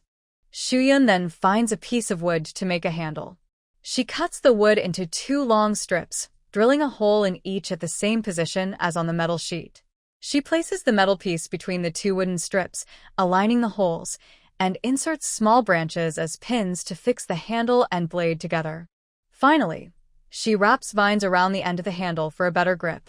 Now, the soda cans are transformed into useful tools. Shuyan hands the makeshift knife to Yi Chang'an to try. Yi Chang'an casually cuts the mugwort and the plants fall easily. His eyes light up with excitement as he exclaims, "Mom, this works so well. No wonder it's like a magic tool. Now I can cut lots of mugwort." Seeing this, Yi Chang'el also becomes very happy. She pleads, "Mom, I want one too." "All right, I'll make one for you," Shuyan replies. She repeats the process to make a knife for Yi Chang'el, carefully reminding them to be very careful when using it to avoid hurting themselves and that the knives should not be used in front of others. After using, they must keep the knives safe with her. Yi Chang'an and Yi Chang'el both agree and eagerly run towards the mugwort with their new tools. 2 children, excited by the novelty of cutting grass, didn't feel tired at all and even became more enthusiastic as they worked. Near noon, the 3 of them finished cutting the last patch of grass and then went to the stream to catch fish, planning to make fish soup at home. On the way back, Shuyan also found monkey leg vegetables, a type of fern. The stems are covered with yellow-brown fuzz, which looks like monkey legs, hence the name. This vegetable is not only tasty, but also very nutritious. Eating it helps boost iron and zinc, promotes growth in children and teenagers, and strengthens the immune system. She decided to pick some for the kids. Shuyan and the children picked nearly 10 jin of monkey leg vegetables and returned home full of harvest. Although the May sun was not very hot, it still felt a bit dry and warm. When she got home, Shuyan was tired and thirsty, so she drank a large sip of boiling water she had prepared in the morning. At first, the 2 children didn't understand why Shuyan insisted on drinking boiling water no matter how tired or thirsty she was. Later, she explained that there are tiny unseen bugs and eggs in the water, which could cause worms to grow in the stomach if swallowed. After hearing this, they stopped drinking raw water. Shuyan also shared this knowledge about safe drinking water with the Yi Sholiang couple. The elderly couple are also getting old, and she warned them not to suffer from stomach worms again. In the afternoon, Shuyan first visited Yi Sholiang's home to teach Aunt Ma how to massage him. For treating rheumatism and joint pain, the main method is to repeatedly massage the reflex zones around the knees and hips, stimulating these areas to strengthen the bones. If the knee is deformed, the massage can be very painful. For example, now, Yi Sholiang was biting his lip to endure the pain, and cold sweat was on his forehead. "Uncle Sholiang, I know it hurts a lot now, but if we massage away the lumps on your soles, your knee pain will lessen greatly on rainy days in the future," Shuyan said. Yi Sholiang struggled to speak through clenched teeth. "All right, I'll listen to you." Shuyan nodded and said to Aunt Ma, "Ma, after finishing this set of massages, you can take a break and let Uncle Sholiang rest a bit." Okay, Aunt Ma replied. After about 2 cups of tea, Shuyan asked Yi Sholiang to stand up and feel his knees and whole legs. He took a few steps forward and then tried to walk faster, praising, "I used to think these two old legs were very heavy, but now they feel much lighter. This technique is really amazing. Uncle Sholyang, I'm glad it works. You need to keep doing it. Don't give up because of the pain," Shuyun advised. Aunt Ma said, "Don't worry, Shuyun. I'll watch over him. I'm not a kid anymore. I don't need someone to watch me," he replied. Yi Shuliang proudly said, "This method may hurt, but it works. Don't I understand the truth that good medicine is bitter?" Shuyun secretly chuckled. Uncle Shuliang is still such a child at heart. Ma Shi took another package from the wooden cabinet and handed it to Shuyun. Yi Shuliang said, "This is the arsenic powder and herbs you asked for. I happened to meet some young ones going to town this morning and asked them to bring it back. If you pay me, I'll be angry." Shuyun smiled and said, "All right, no payment. But these herbs are for your foot soak." Then she taught Yi Shuliang how to soak his feet to make the medicine more effective, reminding him to soak for at least 2 cups of tea, about half an hour. "This is good, better than massage," he said. Although massage is good, it made him sweat and feel very painful. Both soaking and massage need to be done regularly, Shuyun warned, noticing he was reluctant to massage and only wanted to soak his feet. She glanced at the wine gourd on the table and said, "And no drinking alcohol either. Drinking will only make the pain worse." Yi Shuliang felt conflicted. Since his son's family died, he would drink a little whenever he thought of them. Over time, he developed a drinking habit. Now that he's trying to quit, it's very hard. Ma Shi saw he was silent, and her eyes reddened. She patted his back heavily and said, "Old man, do you want to be bedridden, waiting for me, your old and useless wife, to take care of you? I tell you, don't even think about it. Be honest and quit drinking." She knew that it was the alcohol that helped him temporarily escape the pain of losing his family, but now, the alcohol was killing him. Suddenly, someone knocked on the door. Yi Chang'an and Yi Chengel entered and greeted, "Grandpa Shuliang, Grandma Ma." Yi Chang'an, a lively boy, sensed something was wrong, especially since Grandma Ma's eyes were red. To break the awkward atmosphere, he said, "Thank you, Grandma Ma and Grandpa Shuliang, for the eggs. They're very tasty." Yi Chang'an poked his unaware sister again. Yi Chengel responded and said, "Thank you, Grandma Ma and Grandpa Shuliang. Chengel also likes to eat, especially the egg custard my mother made this noon. It was very delicious." She then took out some pomegranate from her pocket, picked earlier that day. Her mother said good children should show gratitude. Since they ate Grandma Ma's eggs, she wanted to share something tasty with them. "Grandma Ma, Grandpa Shuliang, this is very sweet. Please try it," Yi Chengel said softly, offering them the fruit. "Grandpa, if you eat this, you'll feel happier." Yi Chengel didn't know what was happening among the adults. She only saw that Grandma Ma and Grandpa Shuliang looked upset, with their brows furrowed tightly. Usually, eating something sweet made her happy, so she thought it would make them feel better too. Shuliang held the soft, juicy fruit, his eyes turning red. The title Grandpa had been something he looked forward to since his wife gave birth. Today, he finally heard it with his own ears. Yi Chengel sniffed and took a step back, whispering, "Mother, Grandpa Shuliang must be drunk. He smells so bad." The house was small, and even her quiet voice was heard clearly by everyone. Shuliang's face immediately turned red. Seeing this, Shuyun thought quickly and whispered, "Chengel, do you dislike people who drink alcohol?" Yi Chengel looked disgusted and said, "Yes, I don't like it.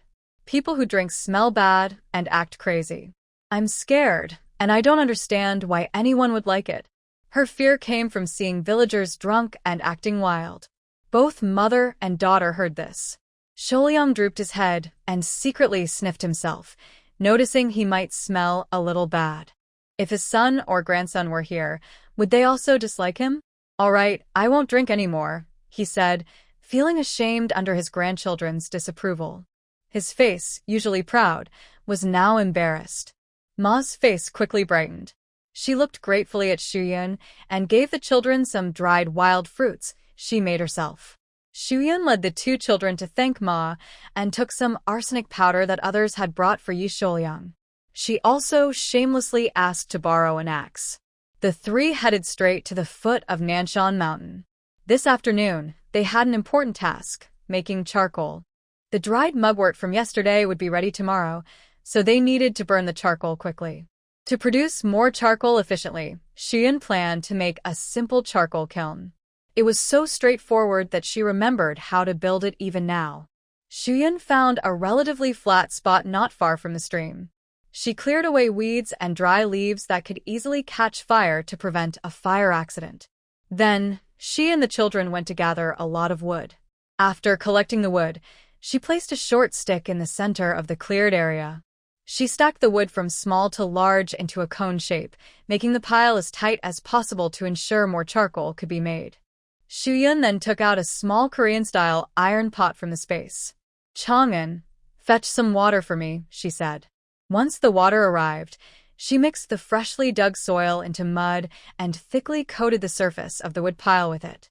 This process, Yi Chang'an and Yi Changle enjoyed very much, like playing house. They even got mud on their faces and still had fun. After shaping the wood into a cone, she left a small opening at the top as an air outlet and punched 8 evenly spaced holes around the bottom for airflow. This completed the charcoal kiln. Next, she started the charcoal making process. Shuyan placed some dry leaves on top of the kiln and lit them with a lighter. The flames moved downward, burning into the wood pile through the rising airflow. As the flames moved from top to bottom, the wood turned into charcoal. Shuyun told Yi Chang'an and Yi Changle to watch the bottom air intake. "If you see red flames, call me immediately. You must not miss it. This is very important." The two siblings, bearing their important task, kept a close eye on the 8 air holes, even dividing responsibility for 4 each. After about an hour, the children anxiously called out, "Mom, I see the flames." "Mom, I see them too," they said. Shuyun quickly sealed the air holes with mud. After sealing all the holes, she also covered the top opening. Another hour or so passed. Shuyun estimated that the inside was almost done. She drew an arch on the outside of the kiln and dug into the soil. The outermost wood hadn't burned completely, so she moved aside some soil to continue the process next time. She gathered all the usable charcoal to one side. It took about 4 or 5 hours to produce roughly 3 jin, about 1.5 kilograms. The efficiency was still too slow. It was already dusk. Shuyun stored the charcoal in the space, thinking about whether she could build a kiln at home tomorrow so she could make charcoal at night without traveling so far. However, the yard's wall was too low, so everything could be seen. She decided to raise the wall higher and maybe add some broken pottery shards for extra protection. When they got home, the two children were very sensible. Yi Chang'an went to wash rice for cooking, and Yi Changle went to wash and pick vegetables. Over the past few days, they had learned how to cook by watching Shuyun. Shuyun did all the hard work, so she took a rare rest while the two children did the chores, hiding away to relax. The children prepared simple meals. One made wild vegetable scrambled eggs, and the other made cold wild vegetable salad. These simple dishes showed their respect and understanding for Shuyun. Shuyun was very touched and ate 2 large bowls of rice. After the meal, the children also showed their thoughtfulness by washing the dishes. The 3 of them sat in the courtyard, resting and counting the stars in the sky. "Mom, what star is that?" "That's the Weaver Girl star." "And that one?" "That's the Cowherd star." Their innocent words seemed to chase away Shuyun's tiredness, filling her heart with warmth. Gradually, the 2 children yawned several times, their eyelids growing heavy. Shuyun, fighting off her sleepiness, stored the mugwort into the space, then hugged the children and went to sleep. A day begins at dawn. As the sky brightened, a faint trail of white smoke rose over Gushi village. After breakfast, the villagers went to check the growth of the rice seedlings. Yi Sholyang had already carried back mugwort twice. In about 10 days, it would be time to transplant the rice. He thought he should help Shuyun by cutting more mugwort during this period. "Uncle Sholyang, take a break. I have enough mugwort here.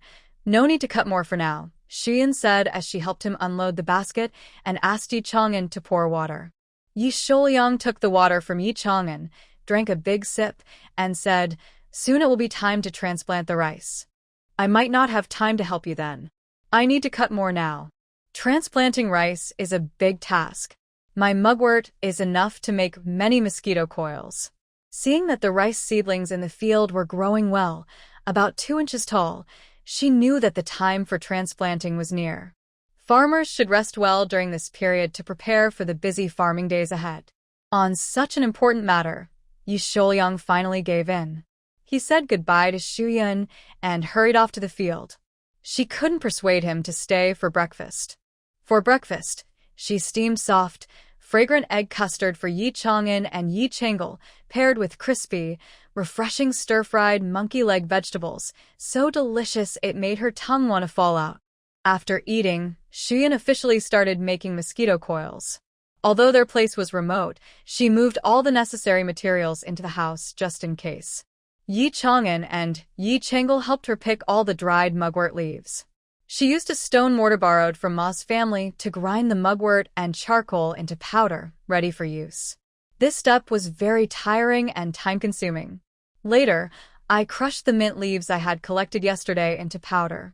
Mint not only repels mosquitoes but also adds a nice scent to the incense.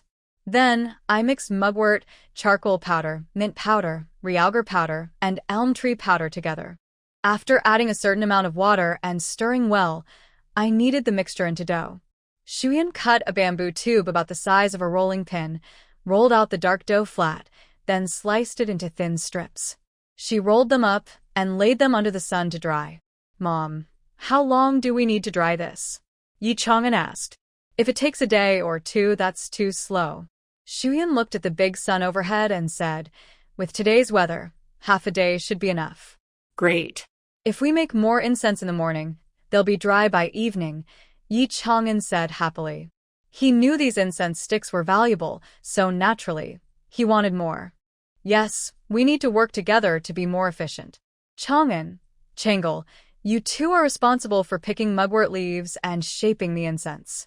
I'll handle the rest. Okay, Mom. The three quickly formed a production line until noon, when it was time to cook. Shuyun felt her hands almost couldn't lift anymore, and the skin at her palms was red. Using the stone mortar was really tiring. Chang'an, Chang'el, go count how many we made this morning, she said. She had been working hard and didn't keep track, so she wanted to see how many they had produced. She also remembered how she taught them to count when she cut mugwort yesterday, and wondered how much they still remembered. Chang'an and Chang'el looked a bit guilty. Their mother had told them to count quietly on their own, and she would check randomly. She was doing it now, but they felt like they had almost forgotten everything. Hurry up and count, Shuyun urged. 1, 2, 3. The two children had to force themselves to count carefully. While they counted, Shuyun suppressed her fatigue and hand soreness to fetch water from the village for cooking. Tomorrow, she planned to go to town to buy a water tank. Although she could carry water in a bucket into the space, water only enters the space when it touches her, so she still needed to fetch water from the well. When Shuyun returned with water, the children had stopped counting and were just kicking stones in frustration. It was clear they had forgotten which number they had reached and couldn't continue. Where did you get to? Shuyun asked. 22, Yi Chang'an said, pouting and feeling ashamed. What about Chang'el? Shuyun looked at Chang'el, who looked unhappy. Yi Chang'el pouted her little mouth and hesitantly said, I just counted to 17. You all are so impressive. You've counted so high, Shuyun said happily, praising them. Children need more encouragement. Next time, they'll be more confident. Otherwise, they might doubt themselves or even resist counting. Yi Chang'an and Yi Chang'el immediately looked at Shuyun with bright eyes. Mom really thinks we're amazing? Of course. When I first started counting, I didn't remember as much as you do now. You're already very good. Hearing this, the kids became even happier, as if their little tails were wagging like flowers. Mom, teach me again. I can remember more this time, Yi Chang'an said confidently. Okay. Yi Chang'el nodded again. Good. Shuyun counted with them again. The total was 120. Shuyun was satisfied with this number. It was from the dried mugwort she had sun-dried a few days ago. With Uncle Shouyang's help, they dried more mugwort. Now the whole yard, and even the roof of the collapsed half of the house were covered with mugwort. After dinner, Yun turned over all the dried mugwort to prevent uneven drying. Then she hurriedly made 30 incense sticks from the remaining dry mugwort before leaving the house. Because they had dried mugwort incense at home, she left the children to watch the house while she went out to pick wild vegetables. They now had about 40 to 50 gene of wild vegetables in the space, but Yun still felt it wasn't enough. She wanted to stockpile enough food for at least 3 years. Today, she went to Shaodong Mountain. The busy farming season was approaching, so fewer people were there. However, the delicious wild vegetables had been picked clean by nearby villagers, leaving only some bitter-tasting ones, like dandelions. Actually, there's a way to make dandelions less bitter, but it's a bit complicated. First, blanch them in boiling water and squeeze out the water, then soak them in cold water for about half an hour. After soaking, squeeze out the water again, soak for another half hour, and squeeze again. Repeating this process several times makes them less bitter. After this treatment, they taste tender and fresh whether eaten cold or stir-fried. Dandelions that nobody wants grew in large patches and were very cheap for Yun. She also found some unripe wild mulberries and small wild kiwi on Shaodong Mountain. But even if she was tempted, she couldn't compete with the village children, as these unripe fruits had probably already been eyed by others. So, she had to go to Nanshan instead. She carefully searched along the foot of the mountain and finally spotted tiny patches of yellow, orange, and red among the bushes. It was raspberries. Yun was very happy. Carefully, she picked the berries and put them in her mouth. As the sour and sweet flavors spread on her tongue, her eyes showed determination. "A big harvest. A big harvest," she announced. All the raspberries here were now hers. She worked like an ant, slowly picking all the raspberries in the large area, then she finished harvesting all the pomegranates in that patch. The pomegranates tasted very sweet and rich, perfect for making jam. Although the days ahead might not be easy, Yun still wanted to eat more variety. It made her happy to satisfy her taste buds and keep her mind joyful. Naturally, she wouldn't feel sad about the days to come. First, Yun took some raspberries to Yi Shouyang and Ma's family. She originally wanted to borrow their basket, but unexpectedly, Yi Shouyang made one for her. "Shouyang uncle, I really don't know how to thank you," Yun said. He didn't want to take money. "Thanks? No need. Borrowing like this isn't good. I need it too," Yi Shouyang said proudly. Yun smiled and said, "Got it, Uncle Shouyang." After that, she hurried home, gave some raspberries to her 2 children, and told them she had already eaten some. She asked them to eat on their own. The children were very obedient. Since she had no more food, they wouldn't eat first. Yun also took 2 plates of dried mosquito coils to Yi Shouyang quickly. "Uncle Shouyang, Ma's wife, this is the mosquito coil I made today," she said. Yi Shouyang quickly refused. He knew she was selling them. He saw that she was trying to earn some money. He didn't want to take it. "Uncle Shouyang, I just want you to try the effect. If it works well, I can sell it at a good price. If you find anything wrong with the coil, tell me tomorrow so I can improve it," she explained. Although it was only May, there were already mosquitoes around. Last night, she heard their buzzing near her ears. At least several. Both children had bites on their faces. Yun's explanation made sense, and Yi Shouyang had no choice but to agree. He only took 1 plate.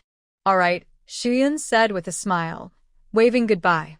As the sun set, the evening chill gradually arrived. Yun packed all the drying things in the yard into her space. After the children fell asleep, she rekindled the fire and slowly picked the dried mugwort leaves by the firelight. Only after finishing everything did she lie down carefully. Every morning, the village rooster would crow, and Yun would wake up to its call. She first checked herself and the children for mosquito bites, but found no marks. It seemed the mosquito repellent was working well. After a simple breakfast, Yun locked the door with an empty basket on her back and led the children onto the road to the town. On the way, they met someone from the neighboring village pulling a cattle cart, and Yun hitched a ride. The mountain road was nearly 2 or 3 hours long and very difficult to travel. Arriving early, Xian finally saw the lively scene in the town. Candied hawthorn sticks, 2 coins each. Steamed buns freshly made, meat buns 3 coins, vegetarian buns 2 coins. Pancakes, filled with lots of meat, 5 coins each. The smell of food drifted over with the breeze. Xu and the children swallowed hard. Their breakfast had been shaken off during the trip. Young man, your pancakes are a bit expensive at 5 coins each. The buns next door are only 3 coins, a passerby said at the meat pancake stall. Honored guest, look at my pancakes, they're twice as big as those buns, and the filling is thick. Surely there's more meat inside. 5 coins is not expensive, the young man replied. All right, I'll take one, the customer said. After the customer left, Xu immediately stepped up to the stall. She had long been craving those greasy, meaty pancakes. The young man greeted her with a smile. Miss, would you like a meat pancake? Yi Chang'an pulled Xian aside and whispered, Mom, maybe we should buy a steamed bun instead. These pancakes are too expensive.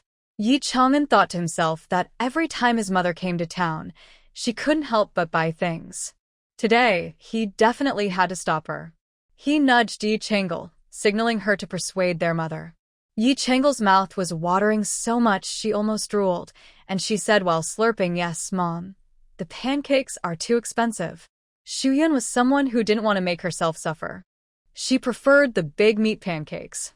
To buy steamed buns would be like betraying herself. Seeing her 2 children, only 7 years old, so sensible, she couldn't bear to make them suffer either. So, she confidently held up 3 fingers and said, Young man, give me 3 meat pancakes. She quickly took out some copper coins and handed them to the young man, not giving Yi Chang'an a chance to protest. This made the little steward Yi Chang'an feel very sad. Xu comforted him. Chang'an, once we sell the mosquito repellent, we'll make a good amount of money. Buying 3 pancakes isn't too much.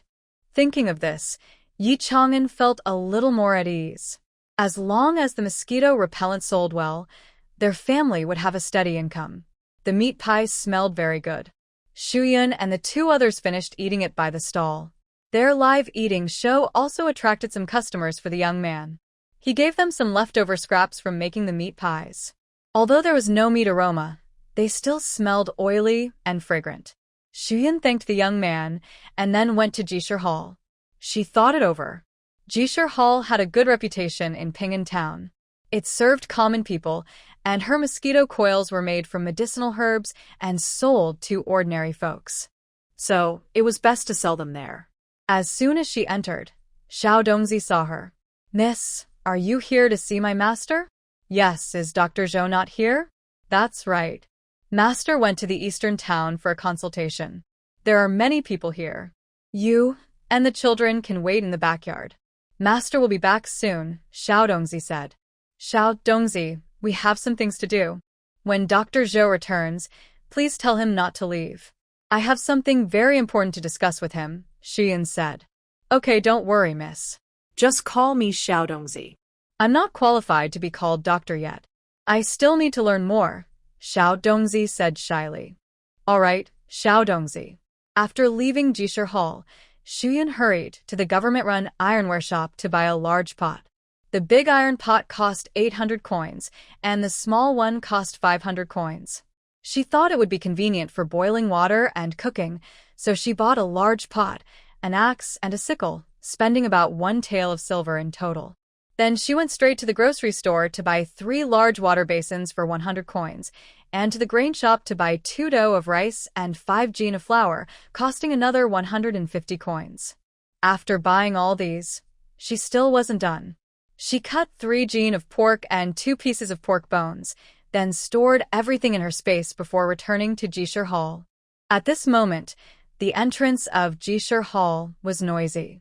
A woman and a man were kneeling on the ground, crying and begging the doctor to save a child. Please, doctor, save my child, the woman sobbed, almost gasping for breath. Xiao Dongzi was anxious, scratching his head. The master was out for a consultation, and doctor who was busy and hadn't come. What should they do now? Shuyan stepped closer and saw that the child lying beside the woman had purple lips and pale face. It looked like poisoning. She asked, "Did your child accidentally eat something?" The woman choked and couldn't answer clearly. The man beside her opened his hand, revealing a few near-square, flat, brown seeds. "My child ate these, and that's why he looks like this," he said. The man was full of regret, his eyes red and teary as he choked out, "I shouldn't have trusted that vendor. He said this plant had a high yield, so I bought it to plant, but I never expected it to be poisonous." Xiao Dongzi looked at the seeds and shook his head at Shuyan. "I don't recognize this thing." But Shuyan knew what it was. These were cold potato seeds. She remembered how she used to dig them up and eat them when she was a child. These are cold potato seeds. Besides the fruit they produce, their leaves, flowers, and seeds are all highly toxic. "How many of your children ate?" Hearing that the seeds were poisonous, the woman beside him fainted immediately. The man also felt cold inside and struggled to speak. They ate too. Shuyan breathed a sigh of relief. Luckily, it wasn't many. If they had eaten 5 or 6, even a miracle might not have saved them. "Brother Xiaodong, hurry and make some emetic medicine and licorice juice." Okay. Xiao Dongzi quickly found his confidence, calling others to help. "Songzi, you go make the emetic. I'll prepare the licorice juice." Others helped carry the children and this lady inside. "Miss, is my child still saved?" The man's eyes sparkled with hope. Shuyan pressed her lips, not daring to speak too confidently. "Let's try first." The man wiped his tears but didn't lose hope. Trying was better than doing nothing, even if the doctors seemed helpless. Soon the medicine was ready. After the child drank it, he vomited several times. Only when Shuyan saw that some seeds still hadn't been digested in his did she give him the licorice juice. The child's lips gradually turned normal. Xiao Dongzi also checked his forehead for sweat, took his pulse, and let out a big sigh. "There's no more danger, but let's wait for my master to come and check." Hearing this, the man felt a little more at ease. He sank to the ground, exhausted. Not long after, Dr. Zhou returned, carrying his medical kit. Xiao Dongzi immediately went forward to explain everything that had happened. Dr. Zhou nodded at Xu Yun, then checked the child's pulse. The toxins inside the child have been cleared. He's fine now. The man was overjoyed. He knelt on the ground to thank Xu Yun. "Thank you, miss, for saving my son's life. If it weren't for you today, my son would have died." Get up. Xu Yun hurriedly helped him to his feet. "I don't know how to thank you enough. If you ever need my help, just come to Yonglu village and find me," Zhang Erge said, pounding his chest loudly. "I don't need you to thank me." Xian waved her hand and asked, "How many of those seeds do you have? Can you give me some?" Sweet potato seeds are very good. Just a small seed planted can protect a large, sweet fruit. When ground into powder, they can make glutinous rice cakes or bowl-shaped cakes. Thinking about it makes Shuyan drool. "There's about half a bag. If you want, miss, I can go home and get some." "I want the whole half a bag." Shuyan reached into her pocket to give him money, but Zhang Erge stopped her. "Miss, you saved my son's life. If I take your money, I'd be ungrateful. Besides, these harmful seeds, I'd love to throw them away quickly, but I'm afraid someone might eat them and get hurt. I trust you to handle them." Shuyan didn't insist anymore. She had just spent a lot of silver, so she preferred not to spend more if she didn't have to. Zhang Erge thanked everyone at Jishir Hall and then left with his wife and son. "Miss, you are very knowledgeable.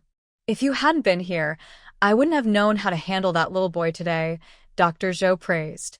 "Dr. Zhou, you're flattering me," Xian replied. "Are you here today to sell herbs?" Dr. Zhou asked, noticing she carried a large basket. "Today, I'm not selling herbs. I'm selling something else." Xian took out some mosquito coils from her basket. "What is this?" Dr. Zhou looked at the coiled items, which had a faint medicinal and mint scent, but he couldn't quite tell what they were. "This is called mosquito coil, used to repel mosquitoes. I want to sell it at Jishir Hall," Xian explained. Dr. Zhou examined it carefully and then put the coils down. "Honestly, I have mosquito repellent sachets and powders in my shop, and they work well. This coil isn't necessary. Dr. Zhou liked Shuyan very much, but business is business, so honesty is best. But I dare say, these coils are better than sachets or powders, Shuyan said confidently. But words alone aren't enough. I'll show you. Dr. Zhou took Shuyan to the back courtyard near the water tank, which had some lotus flowers. Water mosquitoes could be seen flying over the lotus leaves. Shuyan borrowed a fire stick from the clinic, lit the coil, and white smoke slowly rose.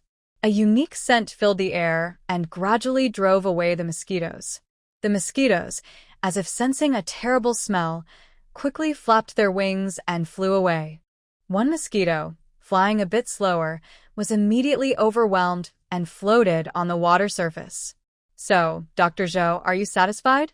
Shuyan asked, looking at him. Doesn't this coil work 10 times better than your sachets? Well, I didn't expect this mosquito coil to work so well. People who use it can sleep peacefully during summer nights, Dr. Zhou said happily. Especially for children, whose delicate skin is easily bitten by insects, and for scholars who read late into the night, lighting this mosquito coil makes the environment much calmer. Dr. Zhou can already imagine the scene of high demand for this mosquito coil. As a doctor, he doesn't want to pursue profit at all costs, but among the 10 shops in Anyang County, his branch makes the least profit. The owner has come several times asking why, and if things continue like this, the shop will have to close. Now that he has this mosquito coil, the profits in the coming months look much better. Thinking of this, Dr. Zhou confidently set a price. I'll offer 8 taels. Do you think that's good? Shuyan was surprised but quickly understood Zhou's intention. Dr. Zhou, are you trying to buy my formula? Yes.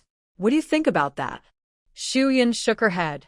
Dr. Zhou, you misunderstood me. I won't sell the formula, but we can cooperate with Ji Shirtang. Hearing Shuyan's words, Dr. Zhou understood clearly. For ordinary people, having this formula means long-term profit, so they wouldn't easily sell the mother hen that lays golden eggs. I see I misunderstood. How do you suggest we cooperate? Dr. Zhou asked. This is my idea. I provide the mosquito coils and you handle the sales. No matter what you sell them for, I will only take 2 coins per coil. Mosquito coils are consumables, and if priced too high, ordinary people can't afford them. If only wealthy families buy them, sales won't be high. So, Dr. Zhou's price won't be too high. The 2 coins she charges are reasonable and earned through hard work. Dr. Zhou silently calculated in his mind. If he sells 1 coil for 5 coins, he earns 3 coins profit. Selling 100 coils would make 300 coins, and 1,000 coils would earn him about 3 taels of silver. To make more money, he needs large quantities. Okay, how many coils can you supply me each day? He asked. Every 3 days, I will bring 150 coils. She had counted at home. Making and drying the coils took about a day, which was around 150 coils. She could make more, up to 200, but she wanted to leave some room for negotiation. Sure enough, Dr. Zhou thought that was too little. That's too few. Can you make more? 300 coils every 3 days equals 1,500 coils a month, which would earn about 4.5 taels of silver. At most 300 trays. If I need more, I will hire someone to help. Considering the weather and the need to stock up for the busy summer, 300 trays is the limit. All right, then it's settled for 3 days with 200 trays. Dr. Zhou saw that Shuyan also stepped back, knowing that 200 trays was the maximum he could handle. He called the assistant to prepare the documents and thought for a moment, then said, but the mosquito coils can only be sold by my shop in Ping'an Town. Do you agree, girl? Shuyan nodded. That's natural. Ping'an Town isn't very big. If she sold to others, Dr. Zhou wouldn't make much profit. Besides, she could sell in other towns too. They signed a contract. When no one was paying attention, Shuyan put all 150 trays into her basket and handed it to Dr. Zhou. Dr. Zhou immediately paid her 300 coins. While waiting at the clinic for Zhang Ergo to bring the sweet potato seeds, Shuyan used the 300 coins to exchange for food and flour at the grain shop. With flour, she made flatbreads from wild vegetables and stored them in her space. Even if they couldn't cook on the run, they would have warm bread to eat. Shuyan also thought about planting a vegetable garden later, so she went to the iron shop and bought a small. On her way back, she couldn't forget the taste of the meat pies, so she bought 3 more, and the 3 of them each ate one on the way home. When they returned to Gushi village, it was already noon. During busy farming times, villagers usually eat 2 meals a day. Most people were resting at home, with only some women washing clothes by the river. "Mom, is that Sister Xiaohua?" Yi Chengel saw her from afar. Shuyan looked over. A small figure was squatting by the river, struggling to scrub clothes in a wooden basin, while using damp hands to wipe tears from her face. "Mom, can I share my leftover meat pie with Sister Xiaohua? She used to share her delicious food with me," Yi Chengel asked. "Yes, go ahead." Her uncle and aunt were bad people. They were Xiaohua's biological parents. Yi Chengel was very afraid Shuyan wouldn't agree, her eyes full of pleading. "Childhood friendship is pure. If you share good food with me today, I will think of you next time I have something tasty or fun." Although she didn't get along with Li Shi, Xiaohua was kind-hearted and always protected her mother and the 3 of them in the Yi family. Shuyan didn't mind Yi Chengel making friends with her. Thank you, Mom. Yi Chengel happily ran off. By the river, Xiaohua was still crying, but she dared not stop scrubbing her clothes. She didn't understand why she and her younger brother were both born by their mother, why her brother could eat plain eggs, and why she was scolded for eating even half a bowl of rice. Her mother said she was a burden, a lowly thing, and only her brother would have a bright future and make good money. Girls are always meant to marry out to another family. Because she belonged to someone else's family, she was considered an outsider, so she couldn't eat too well or too much, as it would be wasteful. But her mother married her father, and her grandmother still said she wasn't part of their family. According to her mother, she wasn't from the Li family, or the one her grandmother called her own. So, whose family did she belong to? Yi Xiaohua was lost in thought when Yi Chengel called her several times, but she didn't respond. Yi Chengel could only pat her on the shoulder. "Ah!" Yi Xiaohua was startled and screamed. "Little Hua, it's me," Yi Chengel said with a smile. "I called you just now, but you didn't answer." "Chengel, it's you," Yi Xiaohua said, patting her chest. "How come you're here?" She looked around cautiously, relieved when she didn't see Li Shi or Granny Ge. At home, she had heard Granny Ge say more than once that if Shuyan really went to the government to report, she would sell Yi Chengel and Yi Chang'an to another place. "Little Hua, here, take this." Yi Chengel took out a quarter-sized meat pie from her pocket. "My mother bought it in town. Hurry and eat it before Yi Xiaohu finds out." In the Yi family, besides Granny Ge and Li Shi, the person Yi Chengel disliked most was Yi Xiaohu. He was chubby and greedy, with a nose as sharp as a dog's. Whenever he found her or her brother with something tasty, he would try to it. If he couldn't, he would cry and make a fuss, calling her mother Li Shi and Granny Ge. In the end, she and her brother had to give him the good food. "Chengel, you should take it back and eat it yourself." Yi Xiaohua quickly tried to stuff the meat pie into Yi Chengel's arms, afraid she might really eat it herself. She hadn't seen such a greasy, juicy meat pie in a long time. Forget meat. Just having plain flour bread was a luxury. "Little Hua, I've already eaten." "You keep it," Yi Chengel said. "I'm going back now." Worried that Yi Xiaohua might refuse, she quickly ran away, waving goodbye from a distance. Yi Xiaohua looked down at the fragrant meat pie in her hand, then looked up and saw only a foggy scene ahead. She only took a small bite, feeling reluctant to eat the rest. Carefully, she wrapped it up and put it in her pocket, then carried a wooden basin back to the yard to hang her clothes. After playing outside all morning, Yi Xiaohu, who was starving, also went home. As soon as she got home, she shouted loudly, "Mom, Mom, I'm hungry. Make me some food." At the Yi family, Yi Xiaohu had lunch. Mrs. Li usually made him some rough wheat pancakes. "All right, I'll make pancakes for you right away," Mrs. Li said with a smile as she tied on her apron. When Yi Xiaohu heard about pancakes, he wrinkled his nose and said, "Mom, I don't want to eat rough wheat pancakes. I want to eat meat. Give me some meat." "Oh, my dear, we don't have any meat at home for you," Mrs. Li replied. "I want to eat meat. I won't eat rough wheat pancakes. I won't." Yi Xiaohu started to act stubborn again. Whenever this happened, Mrs. Li would give in. Alright, not off with pancakes. I'll fry some eggs for you. Hearing about fried eggs, Yi Xiaohu stopped fussing. Yi Huahua, used to this, went to her small shed to dry her clothes, eager to hide the meat pancake quickly. Where are you going? Didn't you hear your brother wants eggs? Come help light the fire, you lazy girl, Mrs. Li scolded. Yi Huahua turned toward the kitchen, but as she passed Yi Xiaohu, he sniffed and asked, Did you eat meat? Feeling nervous, Yi Huahua shook her head quickly. No, I didn't eat meat. Yi Xiaohu didn't believe her. He carefully sniffed her and suddenly grabbed the tightly wrapped meat pancake from her arms. Meat pancake. Yi Xiaohu's eyes lit up. He immediately tore open the paper and put it in his mouth. That's mine. Give it back. Yi Huahua saw she couldn't get the pancake from Yi Xiaohu and, with some strength she didn't know she had, bumped into him.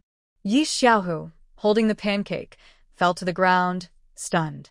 Yi Huahua dared to bump into him, and he immediately shouted, Mom, come out quickly. Yi Huahua hit me. Mrs. Li heard the noise and ran out with a spatula. Yi Xiaohu hurriedly held out the pancake to her and complained, Mom, she hid the pancake and hit me. The sizzling, fragrant pancake made Mrs. Li swallow her saliva. Suddenly, she remembered something and slapped Yi Huahua. Tell me, did you steal my money to buy the pancake? Mom, I didn't steal any money, Yi Huahua said tearfully, feeling wronged. Then tell me, where did that pancake come from? If you can't say, I'll beat you to death. Mrs.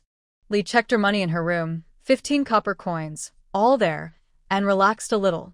Then she kept questioning Yi Huahua. Tell me, where did the pancake come from? This stubborn girl has grown up. She didn't bring back the meat pie to show respect, nor did she let little Tiger have any. Instead, she hid it herself. She wants to see where she got the meat pie from.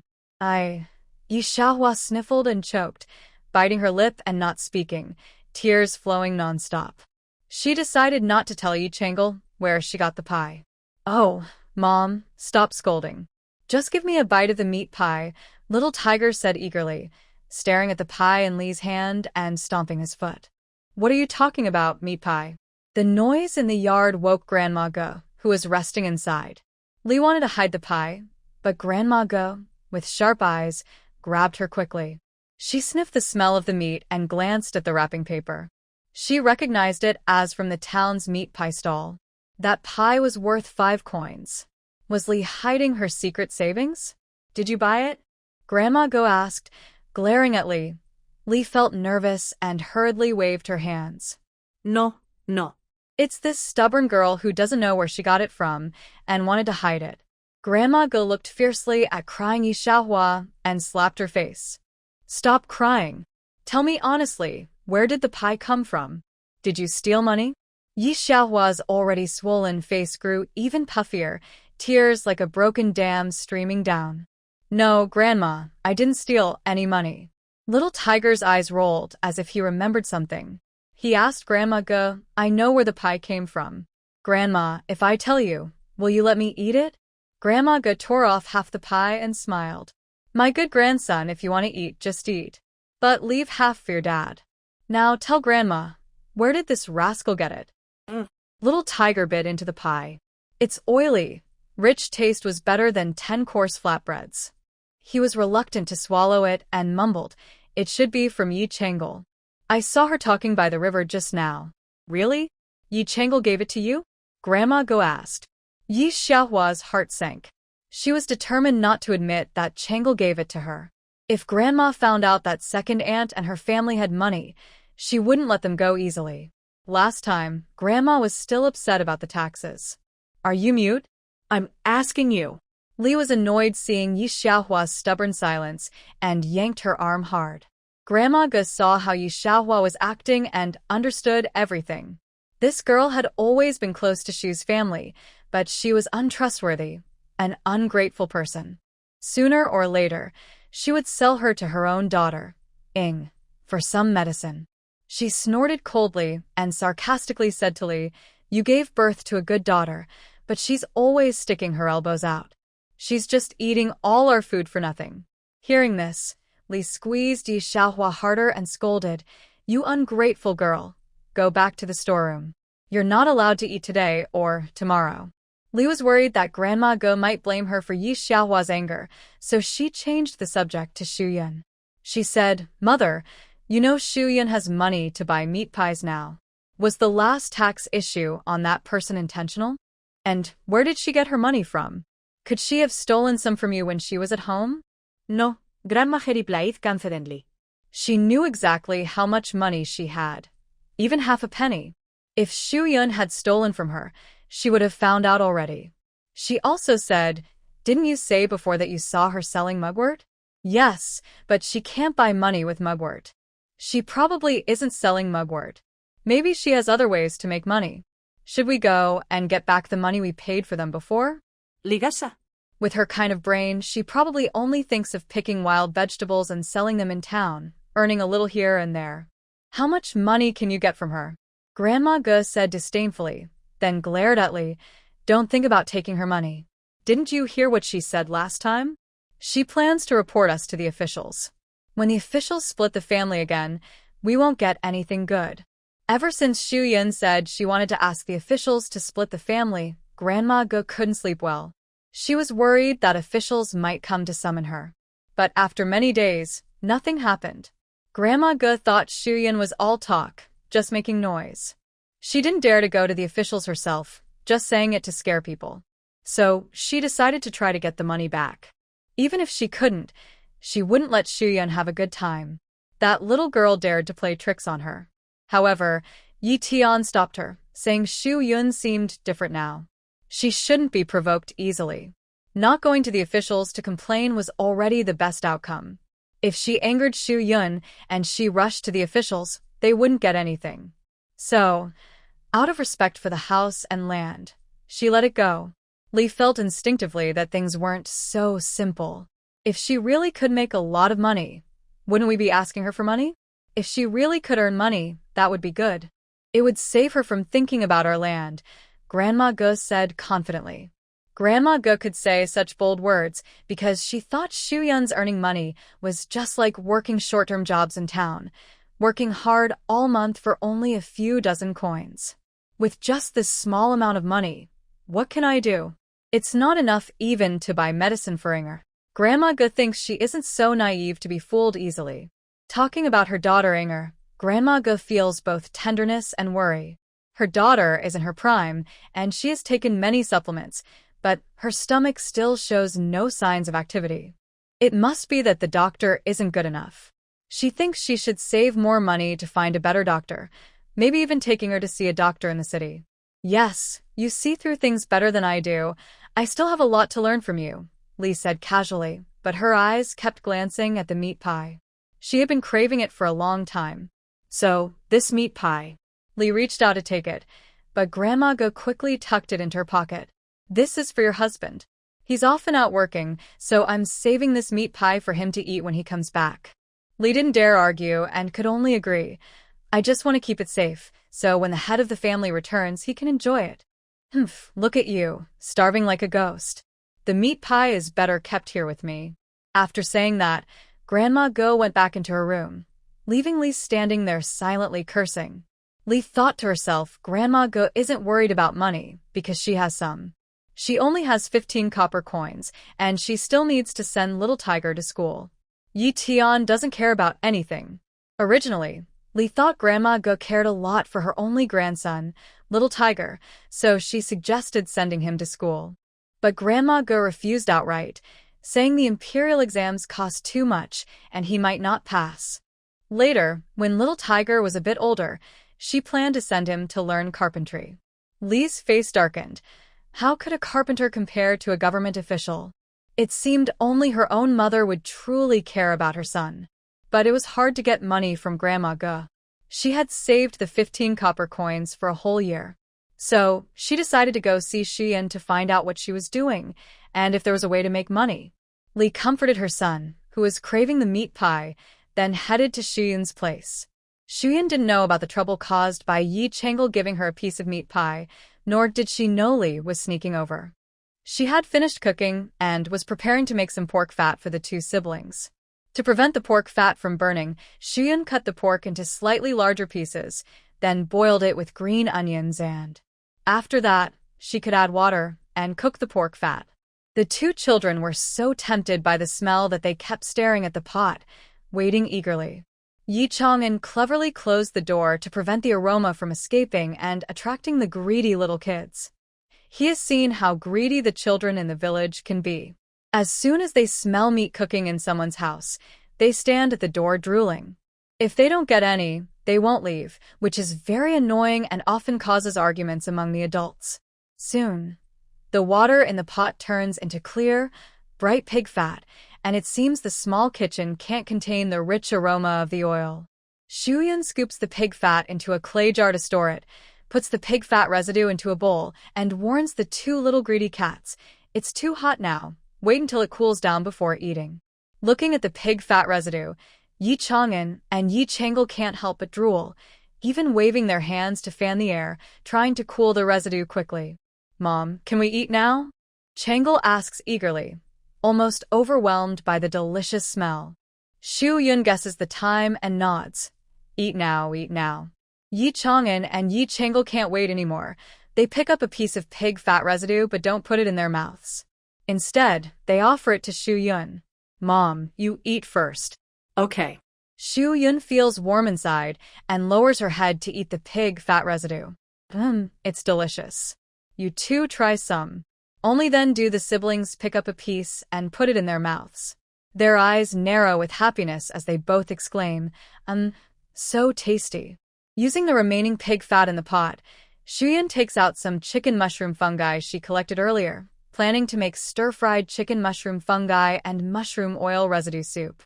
If only the children weren't so sensible, they're eating pig fat residue, but still eager to help her wash the fungi. The meal is ready and quickly finished, especially the soup. Chicken mushroom fungi have a natural, unique flavor. When cooked in chicken soup, they taste even better.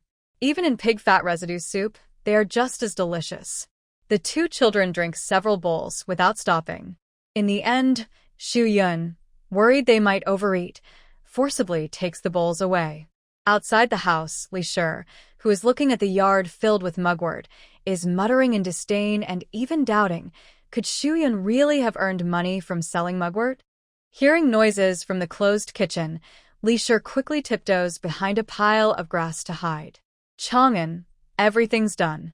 Open the door and let some fresh air in," Shuyun says. "Okay, Mom." When the kitchen door opens and the wind blows in, Li Shi, hiding behind the grass pile, catches a strong smell of meat. She greedily inhales the aroma of the oil, whispering in surprise, "Shuyun is making pig fat. Is she really earning money?" Watching Shuyun walk out, Li Shi quickly covers her mouth and peeks out from behind the grass pile, sneaking a look. "Mom, what are we doing this afternoon?"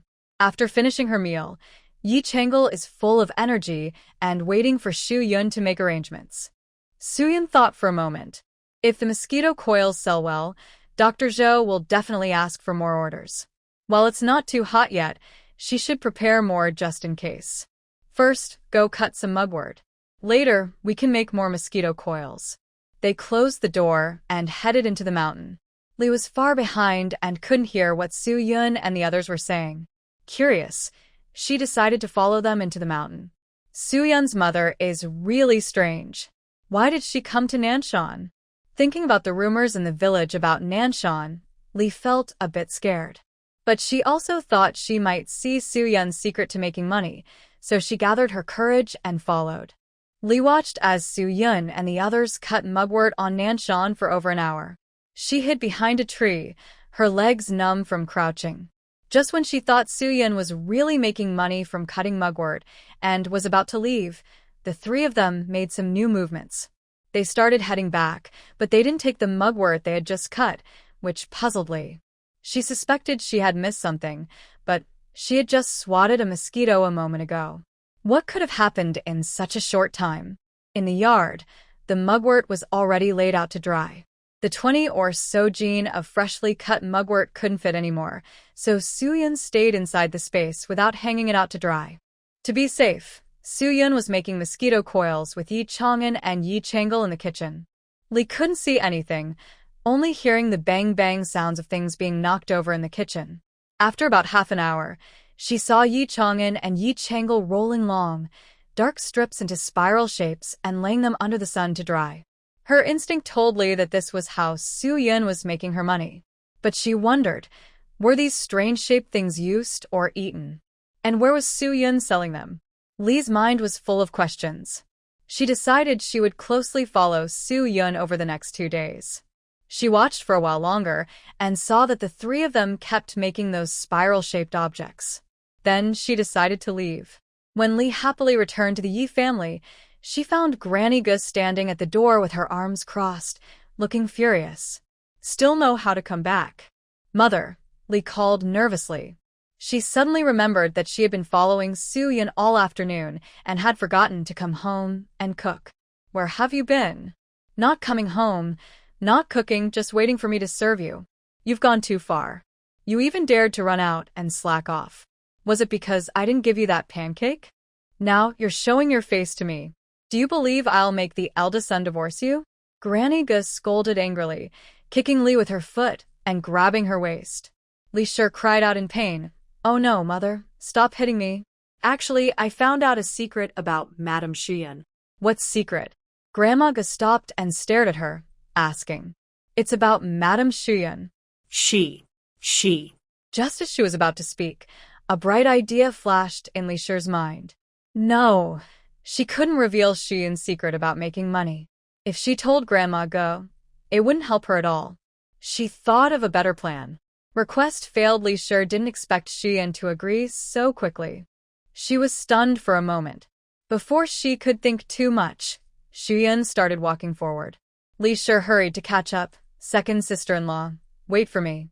Li Shi had only been to the town once before, many years ago. The town had changed a lot. She looked around at the shops in surprise, feeling a bit dizzy. In just a moment, Shuyun disappeared. Li Shi panicked and quickly looked for her. Suddenly, a few small beggars appeared in front of her, blocking her way. Ma'am, please be kind. Give us some food. Don't touch me. Don't touch me. Go away. I have no food, Li Shi said anxiously. She was surrounded by the beggar children and couldn't move. Earlier, Shuyun had bought some steamed buns for the children and asked them to help block Li Shi.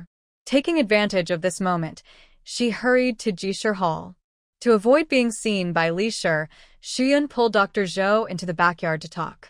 Dr. Zhou, have the mosquito coils been selling well these days? Shuyun asked. Very well. Miss Shuyun, your mosquito coils are really good. As soon as the shop opens, they sell out quickly. Many people are asking to pre-order, Dr. Zhou said with a smile. I also want to sell more, but I really can't handle it all, she said, having been working on them at night. If she increased production now, it would be even more exhausting in the summer. Miss Shuyun, how about this? Why not hire someone? I'll pay half of the wages. Shuyun had thought about hiring help, but with planting season coming, no one had free time. Hiring someone will have to wait until after planting. Oh, I see. Then let's keep it at 300 coils every 3 days for now. Hiring help can wait until after planting. When the weather gets hotter, there will be more mosquitoes, and sales will definitely double, Dr. Zhou said happily. All right. After they agreed, Dr. Zhou paid Shuyun 601 for this batch. Shuyun usually went to the grain shop first to buy food, then to the clothing store to buy 3 pairs of shoes. She and the children only had 1 pair of shoes, so she needed an extra pair for changing. Later, she bought some snacks the children liked and a few miscellaneous items, then headed to the town gate. Originally, Shuyun wanted to buy some chicks to raise, but she thought Lee might come out at any time. Since her house still wasn't repaired and she couldn't enclose a space for chickens, she gave up on the idea. When she reached the town gate, sure enough, Lee appeared suddenly. Lee had looked everywhere for Shuyun but couldn't find her, so she returned to the town gate to wait. Second sister-in-law, where have you been? What good things did you buy? Lee tilted her head and looked at Shuyun's basket. She immediately noticed the pork Shuyun had deliberately left out of the space.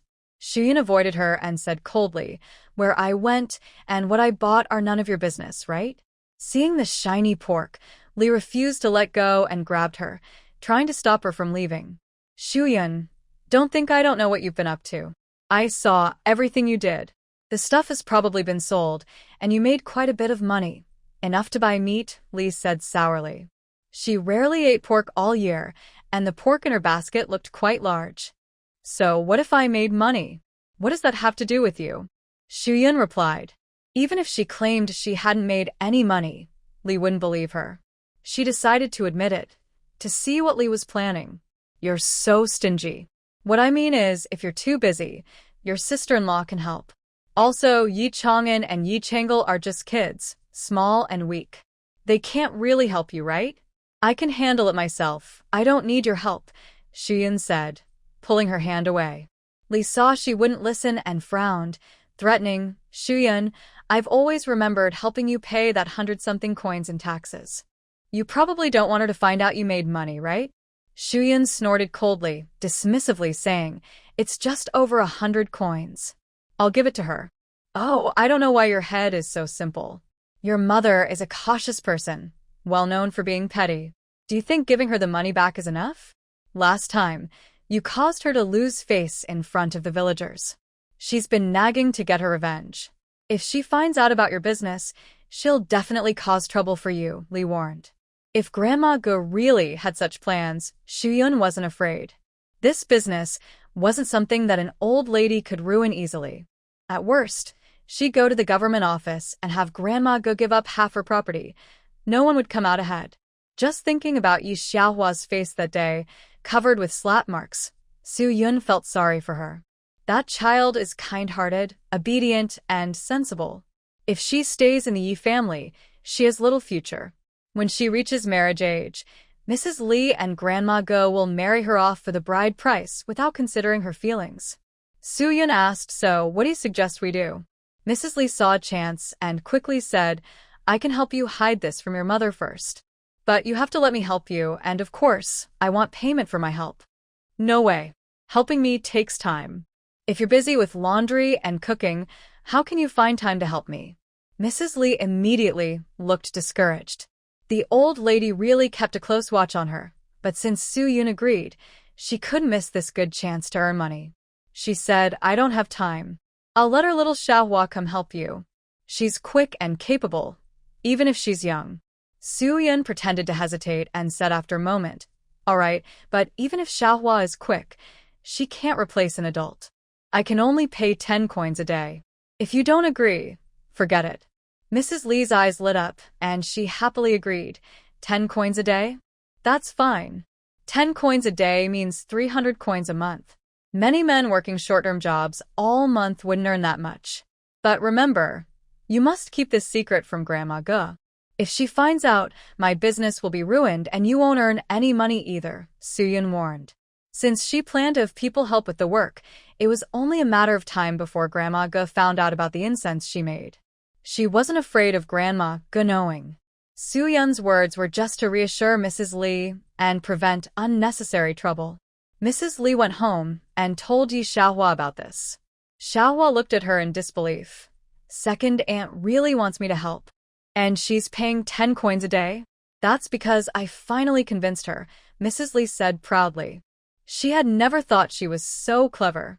Then she pinched Xiaohua's arm. You better not try to steal money. I want to see 10 coins every day, or I'll beat you to death. And most importantly, Xiaohua felt a little happy inside. Even if leaving the Yi family every day didn't earn money, she was happy just to leave. She nodded quickly. Don't worry, Mother. I know. The most important thing is not to let Grandma find out. Mrs. Li patted Xiaohua's head heavily. You don't even know what you're talking about. If I don't tell you not to tell Grandma, then why would I say it? Most importantly, you need to clearly see how Xu Yinyang is making that dark, dull thing and also understand what that thing is used for. Yi Xiaohua suddenly raised her head, her voice trembling as she asked, Mother, are you asking me to steal second aunt's formula? Relying only on your 300 coins a day, when will you be able to send your brother to school? Xu Yinyang can sell a child's formula for 300 coins a month. She can earn at least 1 or 2 silver coins each month. If we get that formula, we can make money for a long time. Later, we won't just send your brother to school. We can even help him take the imperial exams. Yi Xiaohua, remember this clearly. Your brother is your future support. If he can pass the imperial exams and become a scholar or a jiren, you can find a good marriage. That's the most important thing for a woman in her life. Li's gentle words had been spoken all out, and now her eyes narrowed as she began to threaten. If you can't get the formula back, your brother won't be able to go to school. In a couple of years, I will sell you to the old widower.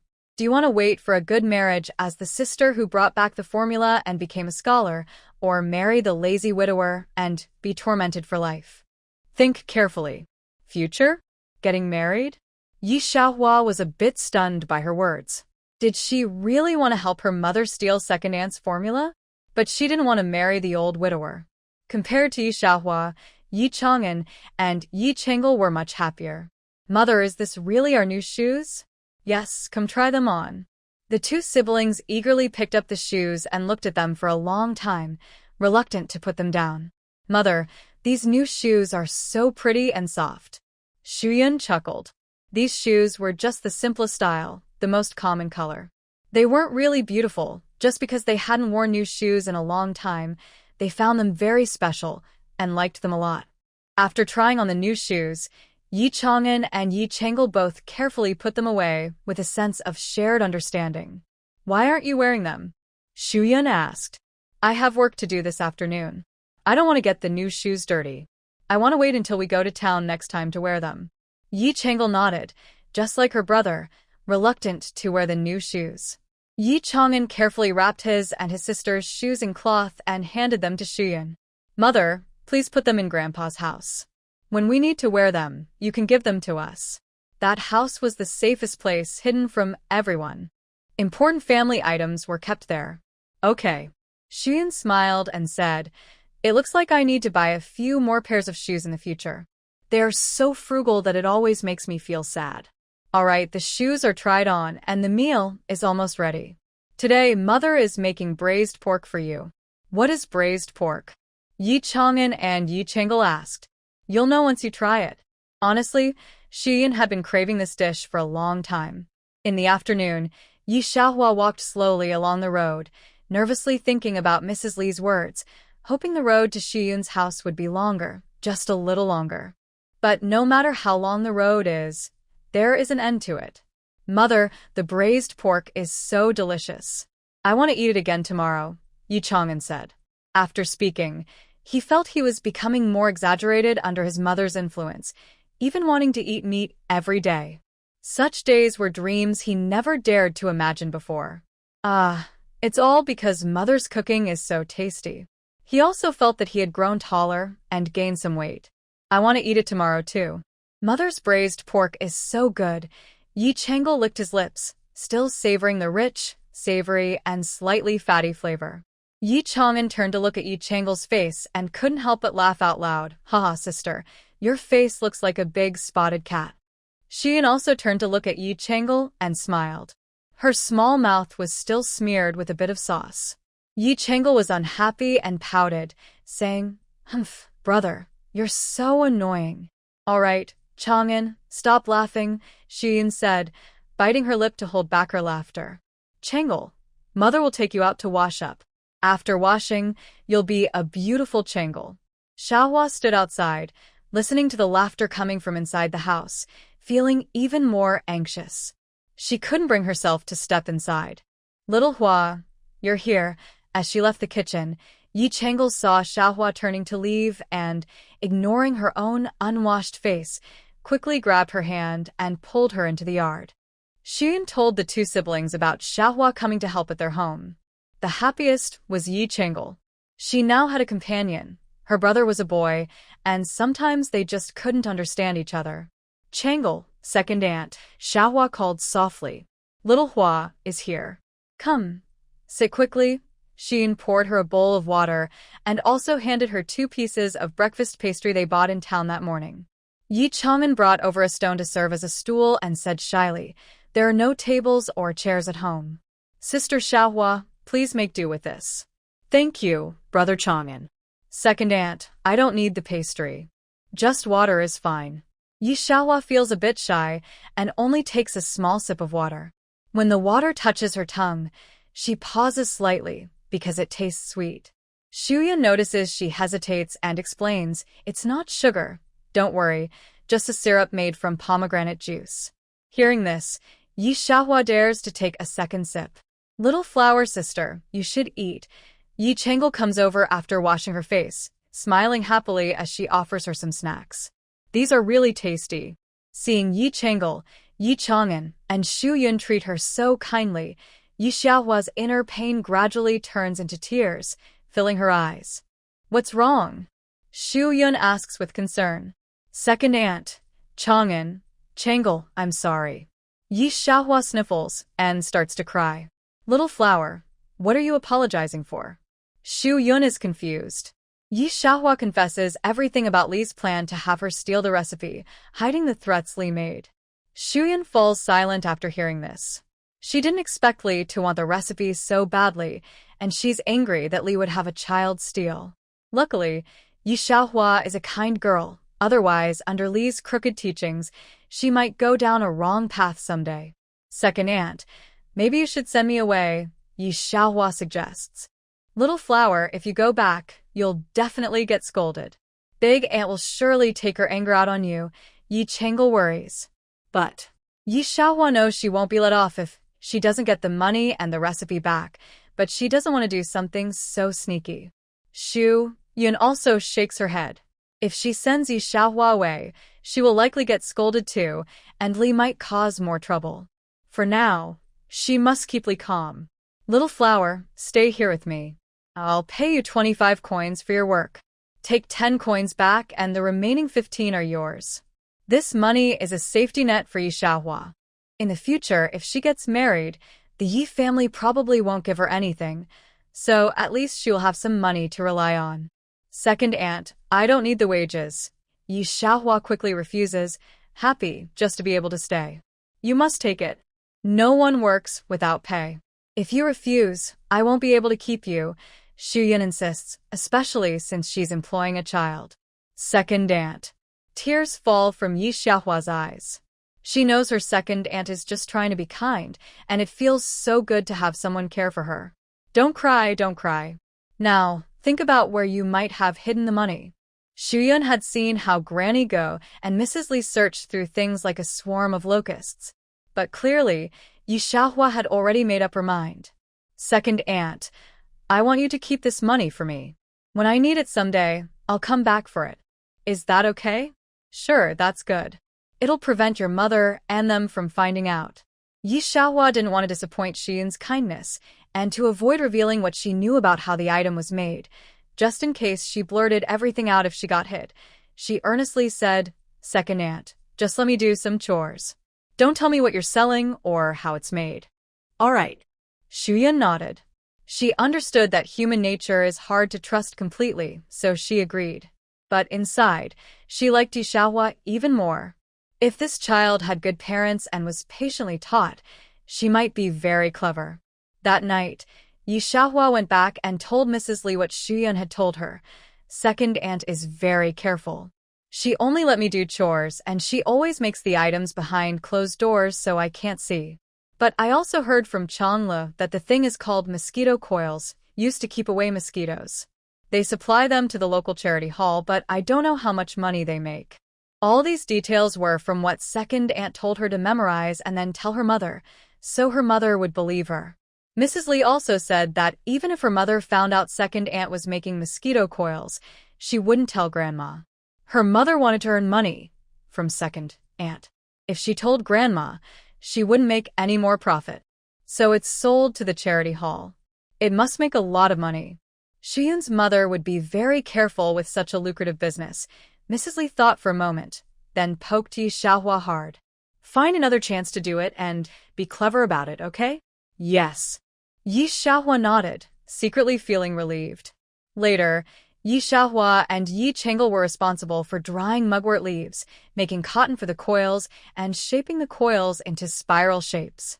Shu Yun and Yi Chang'an went out to harvest mugwort and make charcoal. Second aunt, I'll go back now.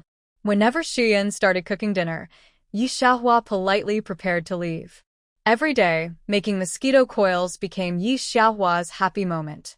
No matter how oppressive or uncomfortable life at the Yi family was, she felt relaxed here. Chong Lo would chat and laugh with her. Chong An would teach her to count, and second aunt would give her wages. These days were like a dream. She couldn't believe she was allowed to stay and eat.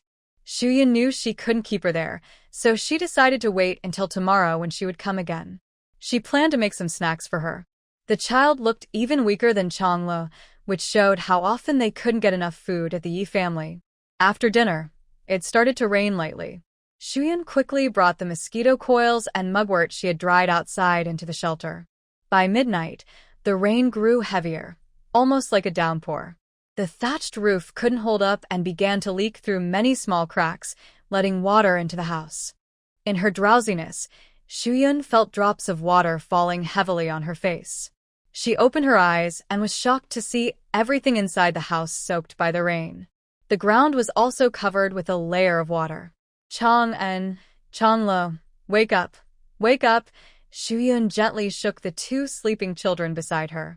Yi Chong'an and Yi Chonglo, still sleepy, asked, Mom, what's wrong? Get up quickly, it's raining heavily. We can't sleep here anymore. Just as Xuyan finished speaking, there was a strange noise from the roof. A sudden idea flashed through Xuyan's mind. She didn't bother to put on shoes. She quickly picked up the two children and ran outside. At that moment, the roof of their house collapsed, and the rainwater quickly flooded everything. Next door, Yi Shouyang was awakened by the loud crash of the house falling. He thought he was dreaming and tried to turn over and sleep again, but then he heard Yi Chong'an crying out, Mom, Mom, our house. Hearing the rain pouring down loudly, Yi Shouyang suddenly understood what was happening and shouted, Oh no. Wife, wake up quickly. What's going on? Ma Shi was awakened by her husband's shout. The neighbor's house probably collapsed, Yi Shouyang said as he put on his shoes. Really? Did Xuyan and the children get buried? Ma Shi didn't dare think too much. She quickly dressed and followed Yi Shouyang outside. When they arrived, they let out a sigh of relief. The mother and children were hiding under a small grass shelter at the gate, trying to avoid the rain, but the heavy rain still soaked them. Why are you all here? Come on, hurry to my house. Yi Shouyang and Ma Shi took off their raincoats and handed them to Xuyan so she could put them on the children. By now, Xuyan was also soaked through. She gratefully said, Thank you, Uncle Shouyang, Auntie. Yi Shouyang handed her a basin, saying, There's no umbrella at home. Just use this basin for now. Okay, Xuyan replied. Ma Shi took a stack of clothes. Yun Yang, you and the children change out of your wet clothes. You can wear my daughter-in-law's clothes. The children's clothes can only be for my son when he was little. They are over 10 years old, originally meant for my grandson. Don't dislike them. These are Brother Xian's. How can I wear them? These are basically Yi Xian's belongings. How could Xu Yun bear to wear them? It's nothing. Just change quickly and avoid catching a cold, Ma Shi said with a lonely smile before leaving. After Xu Yun and the others changed clothes, Yi Shouyang came in carrying hot soup. Your house has collapsed completely and can't be lived in. You will stay at my place for these 2 days. Xu Yun looked ashamed. She knew Yi Shouyang disliked being disturbed. We've been bothering you and Auntie these days, but don't worry, I'll find someone to repair the house tomorrow. We won't trouble the 2 old ladies for long. Don't talk about bothering or not.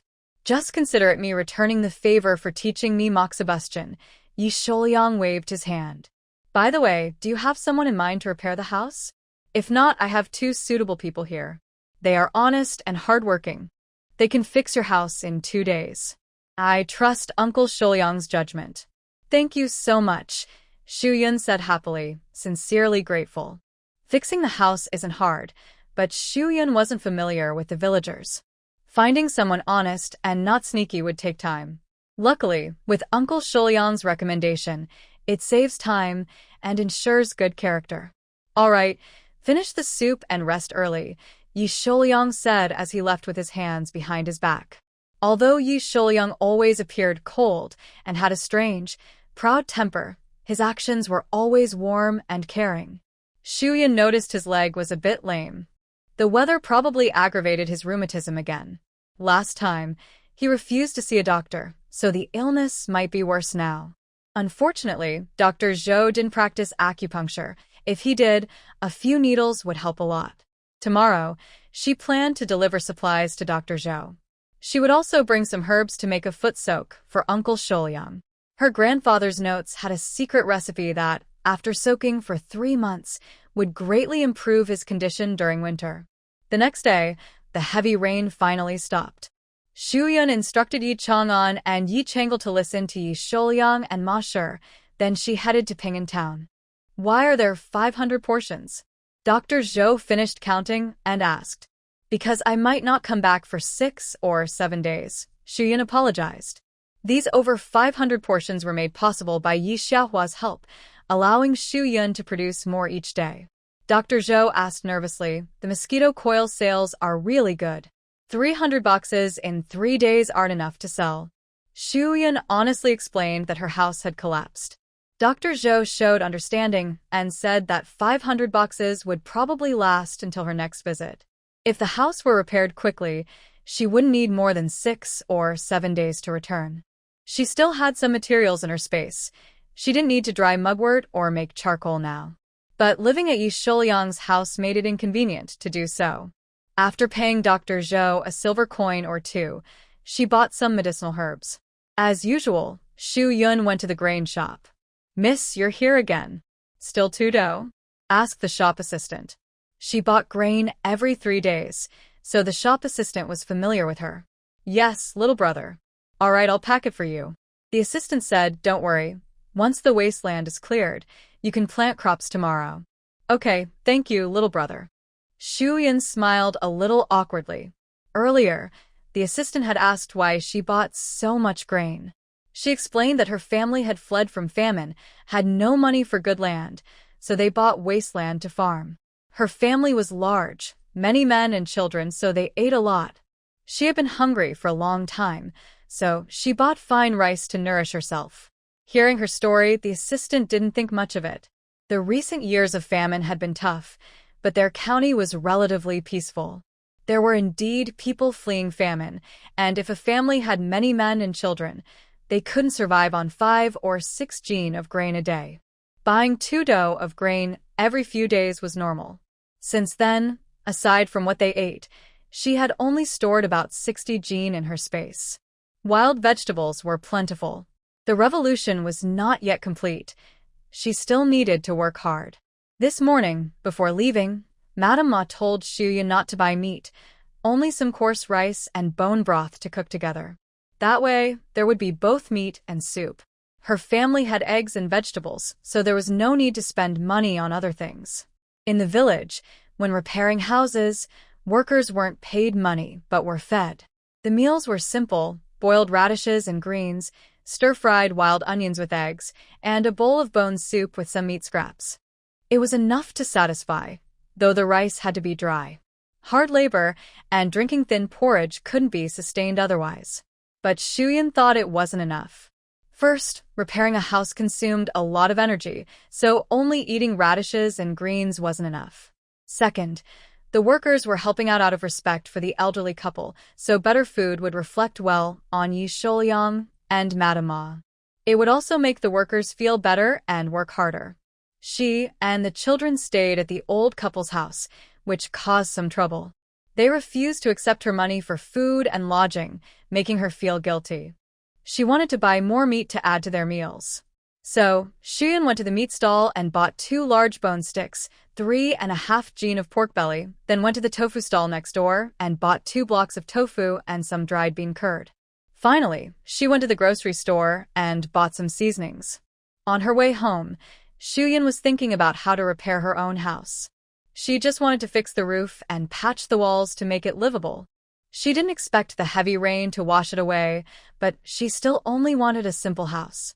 She also planned to ask the builders to enclose more land around her vegetable garden and add a wall. She wanted to grow cool potatoes there. Without offense, a mischievous child might pick the leaves or flowers and eat them, which would be bad. Thinking this, Shuyan quickened her steps and sat on the ox cart from the neighboring village at the town gate. Meanwhile, Yi Sholyang asked Ma Shi to give him a moxibustion treatment with. After his leg improved, he went to the village. Since the trouble at home, he didn't want to listen to villagers' gossip about his family or be looked at with pity. So, he rarely stayed in the village and only appeared in the fields. This time was no different. Yi Sholyang didn't linger in the village and had already decided whom to visit. He headed straight to two families. One was the Yi Zhuang family, from his own clan. Years ago, when Yi Zhuang's father was alive, he was very close to Yi Sholyang. Yi Zhuang grew up under Yi Sholyang's care, married, and had children. Yi Zhuang was honest and hardworking. Sometimes, when he suffered unfair treatment in the village, Yi Sholyang would step in to defend him. Because of this, Yi Zhuang respected him. When Yi Sholyang said he wanted to help Shuyan build a house, Yi Zhuang immediately agreed. However, his wife, Yang Shi, had some concerns. Since the last time they paid taxes at the grain drying yard, everyone knew that Grandma Ge had driven Shuyan out, but she didn't receive a penny. People said she was poor and helpless, so they worried her family couldn't cook a decent meal. Yi Sholyang knew Yang Shi also cared about her husband and said, "Don't worry. Your family won't do all the work for nothing. You can eat at my house." Yang Shi trusted Yi Sholyang and felt reassured. She didn't blame him for being straightforward. These days, most families were not wealthy, and after paying taxes, just drinking thin porridge was considered good. If they couldn't even afford rice, no one would want to do manual labor for free. No matter how good the relationship, that wouldn't work. To be blunt, if the food was decent, Yang Shi wished there was a way to get free meals. After all, they didn't always eat well at home.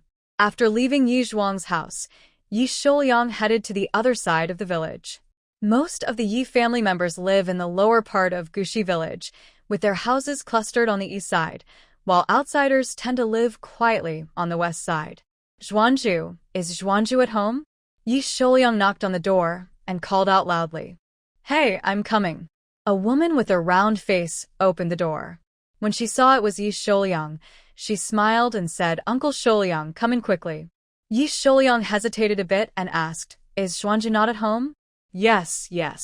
His father is in the backyard fixing farm tools." Then Yi Sholyang stepped into the house. His father, Uncle Sholyang is here," Jin Shi called out from the backyard, then went to the kitchen to pour water for Yi Sholyang. Uncle Sholyang, a dark-skinned man, greeted him sincerely, with a kind smile. Zhang Zhuanju is a good friend of Yi Xian.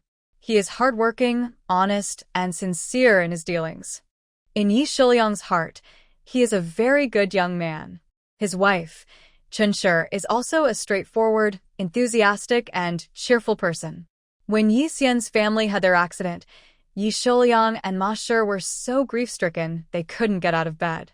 Zhang Zhuanju and his wife came to care for them for a long time. Yi Sholyang remembered their kindness, and whenever something came up, he would think of their family. Fixing houses for others is considered a good deed in the village, as long as the main family can provide meals. When Zhang Zhuanju and his wife heard about this, they happily agreed. After leaving Zhang's house, Yi Sholyang went to check the rice seedlings in the field before returning home. When he was home, Shuyan also came back. He heard her tell Ma Shi that she bought meat and bones to prepare for entertaining guests. Although he thought it was a bit wasteful, he felt reassured inside, knowing he helped her find someone by selling his face. Although his family can prepare a full meal, she added some silver to buy better meat, making the dishes more delicious. Both the Yi Zhuang and Zhang Zhuanju families felt comfortable with this. If Shuyan asked for their help again later, they wouldn't refuse, remembering the generous meals these days. "Perfect, you're back. I've negotiated with the builders for the house. They will come in the afternoon. Today, we need to prepare the building materials. While there's still some time before rice planting, let's fix the house quickly. They also have a few days off afterward," Yi Sholyang said. Shuyan took out rice from her basket and smiled, saying, "Thank you, Uncle Sholyang. Since construction will start this afternoon, let's have them come for lunch." Please, uncle, help me make one more trip. Yi Shouliang nodded and agreed. All right, let's just have a simple startup meal. After saying that, he turned around and went out to inform others. Is this premium rice you bought? Ma Shi was stunned when she opened the cloth bag. The white rice looked expensive. I don't have anything fancy to serve, so I just bought some good rice. The bag of food inside has enough for about 3 days, while the rest is stored in the space. Ma Shi listened to her and clicked her tongue. Just this large piece of pork with bones isn't considered a good dish? You'd need to eat quite well to enjoy it. Ma Shi thought Xu Yun was a generous and honest person. She felt a bit more considerate for her. She dug out more than half a bag of rice and added a little of her own leftover brown rice to mix together. Xu Yun asked, Andy, what are you doing? Ma Shi handed her the remaining half bag of rice and said, You're using polished rice to serve guests, but that's basically telling others you're making good money. Isn't that inviting envy? Putting half brown rice in makes it less obvious. Ma Shi didn't know how much money Xu Yun made from selling mosquito coils, but she looked like she earned quite a lot. Xu Yun nodded and said, Andy is right. I'll listen to you. Although the news about the mosquito coils would spread sooner or later, Xu Yun wanted to stay low-key. If it got out, someone with bad intentions might cause trouble. After all, she was a widow living alone with 2 children.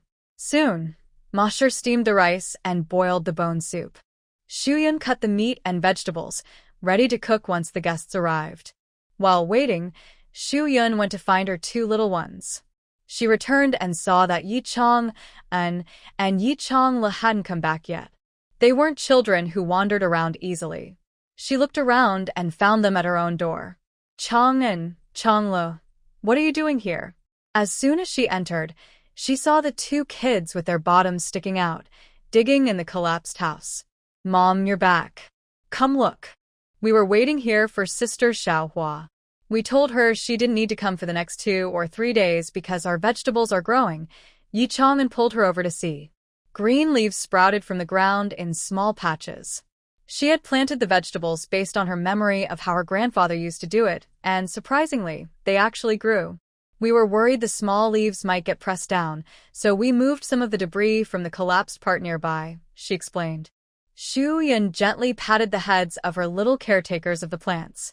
All right, this afternoon, let the uncles and older brothers come and enclose the small vegetable patch to protect it. Let's go back quickly. Guests are coming. Okay. When they returned to Yi Shouliang's house, Yi Shouliang also brought 2 men over. He introduced them to Xu Yun one by one. Hello, brother Yi Zhuang. Hello, brother Zhuanzhu. Xu Yun greeted them politely. Yi Zhuang and Zhang Zhuanzhu blushed and responded, Hello, little sister. Xu Yun greeted the children and then went to the kitchen to start cooking.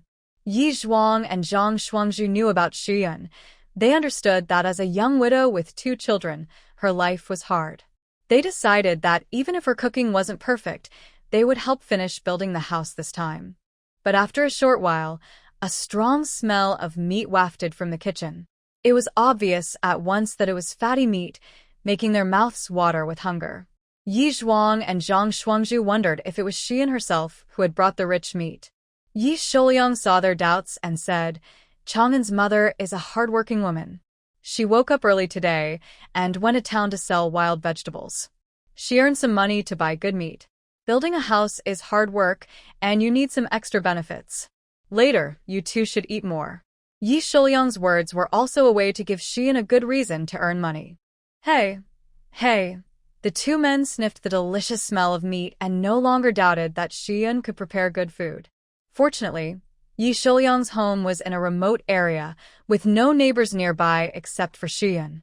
If they lived in the village, the smell of meat would make every family come out to look, and children would follow the scent to find the source. Yi Shouliang, Yi Zhuang, and the others set up the table and chairs, and the dishes were served. There was stir-fried dried tofu with pork, minced pork tofu, scrambled eggs with wild onions, wild vegetable salad, and radish and bone soup. Out of the 5 dishes, 3 contained meat, and the scrambled eggs were considered semi-meat. Both Yi Zhuang and Zhang Shuangzhu's eyes widened with excitement, and even Yi Shouliang was surprised. Was this too much? It felt like a New Year celebration. Shu Yun brought out the rice. Seeing that they hesitated to eat, she smiled and said, Uncle Shouyang, Brother Yi Zhuang, Brother Shuangzhu, all the dishes are ready. Please start eating. She uncovered the rice bowl and filled each person with a big, heaping bowl of rice. It was a mix of polished rice and coarse rice. Yi Zhuang and Zhang Shuangzhu were again amazed. It was worth it. It was truly worth it. Even families that could only afford coarse rice these days had some savings, and this was polished rice. Both men silently praised Shu Yun in their hearts. When Shu Yun and Ma Shi sat down, Yi Shouyang, still a bit stunned and swallowing hard, said, Such good food. Go ahead and eat. Actually, he couldn't resist the temptation anymore. The food and meat looked so tempting and made him very hungry. Yi Zhuang picked up a piece of fatty pork belly, his hands trembling. When was the last time he ate meat? Never mind, he didn't want to think about it. He took a big bite. The rich, juicy, flavorful meat was perfect. He quickly shoveled in some rice. Smell. It was so fragrant. During the meal, everyone was mostly silent and focused on eating. They all ate happily and felt satisfied. Yi Chang'an and Yi Changle also ate well, but they still thought their mother's braised pork was better. After eating, Shu Yun and Ma went to the kitchen to finish their chores before going to their previous house with them. Big sister, what kind of house do you want to build? Zhang Zhuanzhua asked sincerely after a good meal. It doesn't need to be too complicated. Just keep it like the original. The wall around the yard should be higher, and there should be a wall at the back for the backyard. The kitchen should be expanded a bit. According to Shiyun's previous idea, the backyard would be enclosed for planting sweet potatoes, and the kitchen should be bigger to make room for making mosquito coils. Oh, by the way, do the two older brothers know how to make doors, windows, and beds? Shu Yun asked. I can do it, but not very well, Yi Zhuang said shyly.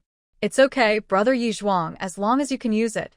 After discussing, Yi Shouyang took the two of them up the mountain to cut trees. Once the trees were cut, Shu Yun could build a simple earthen house. It wouldn't take more than 3 or 4 days to finish.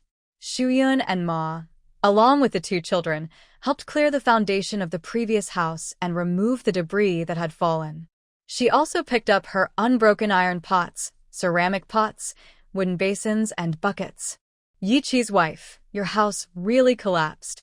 Shu Yun turned around and saw Yi Zuzhang and Yi Liang. Clan leader, Uncle Yi Liang, why are you here? I heard from the villagers that your house collapsed. I came to check. I didn't expect it to be true. This is my fault. I should have fixed it when I asked you to come and live here, Yi Zuzhang said with guilt. Whenever something happens in the village, within a day or two, not only the whole village, but half the villagers will know. Clan leader, it's okay. It was just heavy rain last night. Uncle Shouyang has already taken people up the mountain to cut wood. The house will be built in a few days. Hearing this, Yi Zuzhang felt even more guilty. His wife, Yi Qi, had done him a great favor, and he should have taken better care of her. But in recent days, something big happened in the clan. He was overwhelmed, helpless, and had no solution. Frustrated, he went to talk to Yi Shouyang, and on the way, he heard about the collapse of Shu Yun's house. Second son, you stay here and help Yi Qi's wife repair the house these days, Yi Zuzhang said to his second son before turning around. Shu Yun quickly waved her hand, knowing that Head Yi was often busy with many affairs, and his two sons were his main helpers. No need, Uncle Head, my house is simple, and with Uncle Shouyang and others helping it will be finished soon. No need to trouble second brother Yi. Don't refuse so quickly. Besides, I came to talk with Uncle Shouyang about clan matters. Just consider second brother as filling in for Uncle Shouyang's absence. Head Yi was surprised. He had been worried that Yi Shouyang's bad temper might be hard to get along with, but unexpectedly, he and Shiyun's family got along well. They even helped repair the house. Could this mean that the old couple was starting to move past their sadness? Then it's thanks to second brother Yi, said Head Yi, personally visiting Uncle Shouyang. Since something important was happening in the clan, Shiyun didn't want to delay anymore. Just then, Yi Shouyang and his two companions were coming down the mountain carrying wood. Head Yi quickly pulled him aside to talk about the Wang clan's affairs. After hearing this, Yi Shouyang also said angrily, "They are too overbearing." Shuyan had come closer and overheard part of the conversation. It turned out that the Wang clan had dug a small path between their fields to expand their land without permission, and Wang Lijing was helping them with a dismissive attitude. In Gushi village, the Wang clan relied on their numbers and Wang Lijing's influence, often looking down on families of other surnames. Heidi was often caught in the middle, feeling torn. Now, with rice planting about to begin, if the Wang clan planted rice on the extra land they occupied, it would be hard to handle. Head Yi and Yi Shouyang left, while others continued building the house steadily. Xu Yun and the children couldn't help much with the construction. They borrowed water from Ma's kitchen and added some fruit syrup they had boiled. "Everyone, you've worked hard. Have some water." Xu Yun personally served each of them a bowl. The water was just in time. The three men were sweating heavily and very thirsty. Zhang Zhuanju wiped his sweat and thanked her, then took a sip and finished the water.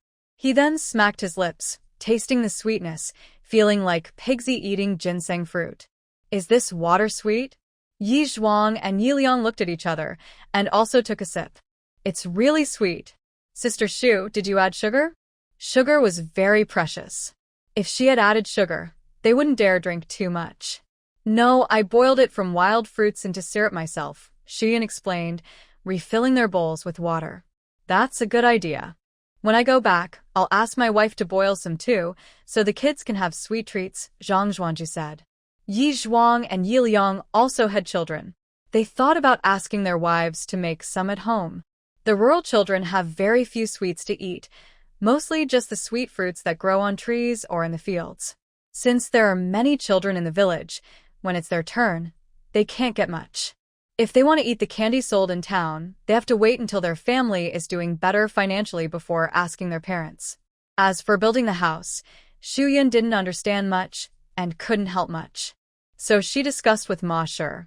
She took the children to cut mugwort, and Ma Shi would water the three men, including Zhang Shuangju, from time to time.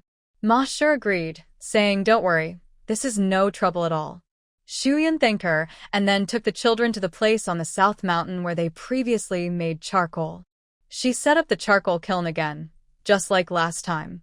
While the charcoal burned for a few hours, she went to cut mugwort. That afternoon, Shuyan made 5 jin of charcoal and gathered over 10 jin of mugwort. With these, she could make hundreds of mosquito coils. On the way back, Shuyan also caught about a dozen fish from the mountain stream to add to their meal. When Shuyan and her children arrived, Ma Shi had already steamed the rice. Shuyan took the spatula and started cooking, while Yi Chang'an and Yi Changle went to call the 3 men working on the house to come and eat. Yi Liang wiped his sweat, thinking that life must be hard for Shuyan and her children. He decided not to stay for the meal to help her save some food. Shuyan refused to let him leave, saying that if he didn't stay to eat today, he wouldn't come to help tomorrow. Yi Liang had no choice but to agree. When Shuyan finished serving the last dish, Yi Shouyang also returned. The men were angrily talking about the land occupation by Wang's clan. When the dishes were served, their angry faces softened. Yi Zhuang and Zhang Shuangju looked at the dishes on the table with some surprise. They thought they would have a simple meal of meat porridge tonight after a hearty lunch, so they didn't expect much for the evening. But besides the same pork belly and tofu with mincemeat from lunch, there was a new salad made from wild vegetables and a pot of fish soup. The milky white soup looked like it was made with pork fried with fish, containing about a dozen small fish, meaning each person could have 2 fish. "Xu Mei, you really don't need to make such fancy dishes every meal," Zhang Shuangju and Yi Zhuang said, feeling a bit embarrassed to pick up their chopsticks since they had already eaten a meal at noon. Shuyan smiled and said, "It's not always this good. The fish I caught myself, so it didn't cost anything. The rest are leftovers from lunch. I was just being lazy." Hearing this, Yi Liang was stunned. The dinner tonight was almost as good as lunch. How much would that cost? Even if he hosted a feast, he wouldn't dare serve mostly meat dishes. Where did Yi Chi's wife get the money to buy all this? These questions didn't stop Yi Liang from eating his fill. He finished 2 big bowls of rice and drank a lot of fish soup. He patted his round belly, feeling that it had been a long time since he ate so much. Although his father is the clan leader, the family's land wouldn't increase just because of his father's title. After paying taxes on about 10 acres, the family could barely afford 2 meals of coarse rice porridge per person. Even so, they are considered a relatively wealthy family in the village. He wished he could bring some good food home for his family. But just thinking about it, he knew it was not proper to take or eat more than allowed, so he didn't do it. Yi Zhuang and Zhang Zhuanjue came happily, worried but cheerful. After returning home, a nosy neighbor asked about Shuyun's meals, trying to find out if they could get free food, or just wanted to see a joke. Many villagers saw Shuyun and her son cutting mugwort. Everyone knew mugwort didn't sell for much. Only a few coins for 20 or 30 jin. A few coins couldn't buy much food, maybe just some wild vegetable dumplings, not even enough for porridge with vegetables. They could only make some wild vegetable balls. People laughed at Yi Zhuang and Zhang Zhuanjue, but the two, full and satisfied, silently kept their thoughts to themselves. If they told others that Shuyun's family had meat, many people might come asking for food the next day. Yi Zhuang and Zhang Zhuanjue secretly enjoyed having food to themselves, feeling a bit guilty but happy. They kept quiet, waiting to go home and tell their wives. Do you really think? Is the Shu family really that generous? Yang and Chen asked their husbands almost at the same time. After hearing the husband's affirmations, Yang and Chen felt that Shuyun was a straightforward person and also felt deep envy. Shuyun didn't know that Yi Zhuang and Zhang Zhuanjue's families liked her after just 2 meals, even though they had only known her for a day. Yi Liang went home and told the clan leader about the situation. The clan leader was also curious about how Shuyun earned her money, but was happy inside. Yi Qi's wife must have some skills. Earning money is good, and taking care of 2 children is enough to get by. Then he looked at Yi Liang and warned him, "Go help with work, do more, talk less. When you eat, just eat quietly. Don't ask or listen to gossip." "Got it, father. I really didn't mean anything else," Yi Liang explained. He was just a bit surprised and didn't have other thoughts. At night, while old Yi Sholiang and his wife were still resting, Shuyun took the medicinal herbs she sold in the morning, mixed them in proportion, boiled them, and poured them into a wooden basin. She carried it to their door and knocked lightly. "Uncle Sholiang, Auntie, are you resting?" No, not yet. "What's the matter? Can I come in?" Come in. Shuyun brought in water. Yi Shuliang was frowning, thinking about how to handle the land issue. "What is this? Why does it smell strongly of medicine?" "It's medicine. It helps remove dampness and cold. If Uncle Shuliang keeps soaking his feet for a few months, his legs won't hurt so much in winter." Hearing this, Masha was happy and urged Yi Shuliang, "Old man, try it quickly." Yi Shuliang also felt tempted but hesitated after looking at the full basin of water. Shuyun knew he was worried about money and said, "Most of these ingredients can be found in the mountains. Only 2 need to be bought at the pharmacy, and they are very cheap." Hearing this, Yi Shuliang felt relieved. He rolled up his pants and started soaking his feet. Shuyun also advised him to soak as long as possible, at least half an hour, like 2 cups of tea. After soaking, he should immediately keep warm to get the best effect. "How much does this medicine cost?" Shuyun knew Yi Shuliang never owed anyone money. She said, "It's not expensive. Uncle Shuliang, can you weave some bamboo sieves?" "Just baskets, since we need them at home." "All right then." Yi Shuliang nodded. He was good at weaving things and thought making a dozen or so would be enough for the medicine money. Then Shuyun explained the ingredients and boiling ratios and left. Watching her go, the old couple felt warm inside, like the hot water in the basin. 3 days later, the new house was finished, and Shuyun moved out of Yi Shuliang's home. Normally, moving to a new house would mean holding a housewarming party, but Shuyun's house wasn't exactly new. It was rebuilt after a disaster. So, she decided to invite Yi Zhuang, Zhang Shuangzhu, their families, Yi Liangsan's family, Yi Shuliang, Ma Shi, and others for a meal. But then, a heavy rain came again. The water in the rice paddies rose rapidly, knocking down many young seedlings. Fortunately, the seedlings had grown enough, and the village decided to start planting rice after the rain stopped. Shuyun had to wait until after planting to invite everyone for a meal. After moving, Yi Chang'an was very happy. He finally had his own bed. Originally, Xu Yun wanted Yi Zhuang to make a big bed for 3 people, but Yi Chang'an insisted on having his own bed. He proudly said he was grown up now and shouldn't sleep in the same bed as a sister and mother anymore. Xu Yun thought so too. Yi Chang'an and Yi Chang'el would turn 8 in a few months. In ancient times, that was considered the age of knowing things, so she agreed. They are still living in the same room, separated by a cloth between the 2 beds. Xu Yun is worried that Yi Chang'an might stay in another room. If something happens, she doesn't want him to sleep too deeply and not notice. The next day, Xu Yun and the children woke up early.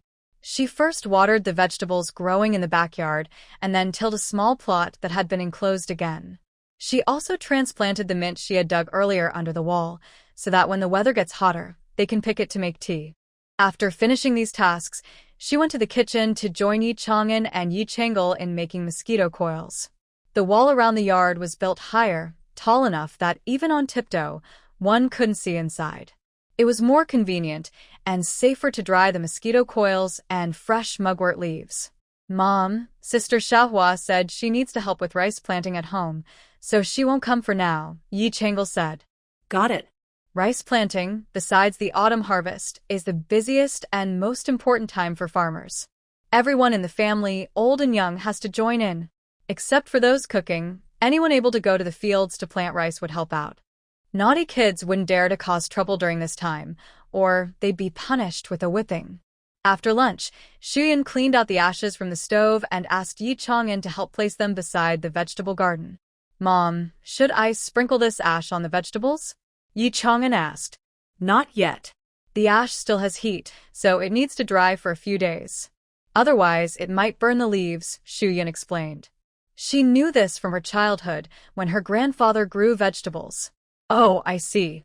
Yi Chang'an hurriedly ran to the backyard, but when he was shaking out the ash, some splattered onto his face. He quickly grabbed a cloth to wipe his face, but also felt his scalp itching badly. He guessed the ash had probably gotten into his hair, which made him scratch his head constantly. Brother, what's wrong? Yi Chang'el asked, seeing him scratch so uncomfortable. I have ash on my head. Sister, can you help me pat it off? Yi Chang'an said. But then Yi Chang'el started scratching his own head and said strangely, Brother, I see you're scratching your head. Why is my hair starting to itch too? When Xu Yun came out of the kitchen, she saw both children scratching their heads at the same time. What's going on with you two? Yi Chang'an explained that he accidentally got ash on his head, which caused the itching. Xu Yun immediately understood. It wasn't the ash causing the itch, but because they hadn't washed their hair in a long time. Xu Yun's hair was already tangled. Usually, she wrapped it with a piece of cloth to hide it. She noticed that the hair of the men and women in the village was not very smooth or fluffy. Most of it was either oily or dry and brittle. The oil was due to not washing her hair for a long time, and the dryness was caused by using wood ash to wash her hair. Rich people used expensive bath beans to clean their bodies and hair, while the poor could only afford free wood ash and soap nuts. She didn't dare use wood ash because washing with it too often could cause hair loss, but the only soap nut tree on Shaodong Mountain hadn't ripened yet and couldn't be used. However, she knew of another plant that also had cleaning properties, though it was slightly less effective than soap nuts. That plant was hibiscus leaves. There was a hibiscus tree near her charcoal-making spot, so she could pick some leaves when she went to make charcoal in the afternoon. Recently, few people went up the mountain in the village, so Sheng Yun thought she could take advantage of this busy farming season to make more charcoal. It didn't matter if people saw her cutting mugwort, but if anyone found out she could make charcoal, it might cause trouble. Charcoal has many uses, not just for winter heating or cooking. Its heat value is twice that of burning wood. Wood can reach about 800 to 900 degrees Celsius, but charcoal can burn above 1,600 degrees Celsius, making it an important fuel for ancient iron forging, coin minting, and weapon making. If news of her ability to make charcoal spread and was discovered by rebels or enemies, the consequences would be serious. So it was safer to stay hidden. Every time she made charcoal, Sheng Yun would choose a different spot. After finishing, she would dig and bury the remains, Cover it with leaves to leave no trace. When she first made charcoal, she didn't realize this and even thought about doing it at home. After some reflection, she made sure to clean up all traces on her second attempt, which also made her give up the idea of building a charcoal kiln at home. Mom, the charcoal is ready. Can we go find those hibiscus leaves now? The little girl loved beauty and cleanliness. When she knew she could pick hibiscus leaves to wash her hair and bathe, she was very happy. Let's go, Shenyun said, holding her hand as they searched in the mountain. Hibiscus plants are very adaptable and can grow in many types of soil. Not far along the Shenyun found 2 hibiscus trees. The 3 of them picked about 5 or 6 jin, a Chinese weight unit, enough for many washes. They put the leaves into their space bag, and Xingyan moved to another spot to cut mugwort. The mugwort at the foot of the mountain was almost all harvested, leaving only the new shoots. The charcoal was ready, so Xingyan quickly took the 2 children back home to wash their hair and boil water before nightfall. She found a piece of cloth, washed the hibiscus leaves, and wrapped them inside, kneading until a lot of green sticky liquid was produced. Then she could wash her hair. Who wants to go first? Yi Changel couldn't wait and said, Mother, I'll go first. Yi Chang'an didn't compete and always let his sister go first. Shuyun helped Yi Changel lie on a new bamboo stool, poured the hibiscus juice onto her hair, and gently massaged. Gradually, light foam appeared. When it seemed her hair was clean enough, she rinsed it with clear water, and it was all clean. Mother, washing my hair feels so good. After washing her hair, Yi Changel felt her head was lighter, and she felt very clean and happy, like bubbles of joy. Seeing Yi Changel's smooth, clean hair, Yi Chang'an couldn't wait and lay on the stool, waiting for Shuyun to wash his hair. After washing, he felt the same and happily said, Mother, this is much better than using ash. From now on, we'll use this to wash our hair. Okay, Shuyun replied while washing his hair. In her mind, she thought this was far less effective than modern shampoo. She had washed twice and still didn't feel completely clean, but it was much healthier. When the soap berries and soap nuts ripened later, she planned to pick more to make better shampoo. After dinner, Shuyun stood in her backyard vegetable garden under the moonlight, pondering. The yams produced a high yield, about 10,000 jin per acre. With this land, she could harvest around 1,000 jin, but that was still far from enough for what she needed. I need to find a few people to help me plant. When Shuyun reached the gate of Jisher Hall, Dr. Zhou came out to greet her. Oh, Miss Xu, you're finally here. Look, everyone is here to buy mosquito-repellent incense. Dr. Zhou pointed to the long line of people. Shuyun was a bit surprised. Among them were ordinary people, as well as many maids and stewards. Dr. Zhou, how many people come to buy incense each day? Shuyun asked as she walked to the backyard to take the mosquito-repellent incense from her basket. About 100 people line up daily, but because the incense you send is limited, each person is only allowed 1 pack per day. Many can't get any, and some wealthy families in Jindong even pre-order. So, do you think you could make more? The rice planting was finished, and Shuyun was considering hiring more people. She just needed to clarify some questions before deciding how many to hire. She asked again, are the people in line regular customers? Are there people who come every day? Most of the customers are regulars, but those who come every day are mostly students and the managers of wealthy families. Dr. Zhou said. Shuyun looked at the maids and managers outside and had an idea. Maybe she could try to develop a high-end mosquito coil. She then asked herself one last question. Are there customers from other towns buying it? Yes, of course, but they are mostly relatives visiting or doing errands. Not many. All right, Dr. Zhou, I will ask someone to help. I will pay for it myself. After hearing Dr. Zhou's answer, Shuyun formed a basic idea of her potential customers and quickly made a decision. As the weather gets hotter, the mosquito coil business will only improve. She wants to make good money in the next few months. No. We agreed that the money for hiring people should be split equally, Dr. Zhou said, shaking his head and waving his hand. It was kind of you to worry I couldn't afford it before, but now that the business is doing so well, paying for help is no problem. Let me tell you the truth. I'm also planning to sell the mosquito coils in the neighboring town. If I ask you to pay for that, it would be taking advantage of you, and I can't do that. All right, since Miss Xu has such plans, I won't insist anymore, Dr. Zhou said with a smile. Then he added, by the way, be careful. The shopkeeper at the medical clinic in Luyang town next door isn't easy to deal with. Thank you for the warning, Dr. Zhou. Xuyan thought, if even such a kind person as Dr. Zhou says that, then the shopkeeper must be very difficult to talk to. She needs to prepare two plans. What if the shopkeeper refuses? After leaving Jisher Hall, Xu Yun usually went to the grain shop. Buying only 2 bushels of grain every 3 days was too slow. In a few days, she planned to buy more in the neighboring town, so it wouldn't attract attention. Because Xu Yun was busy with the high-end mosquito coil and hiring help, she didn't stay long in the town and went straight home. Actually, she already had a rough idea of how to make the high-end mosquito coil.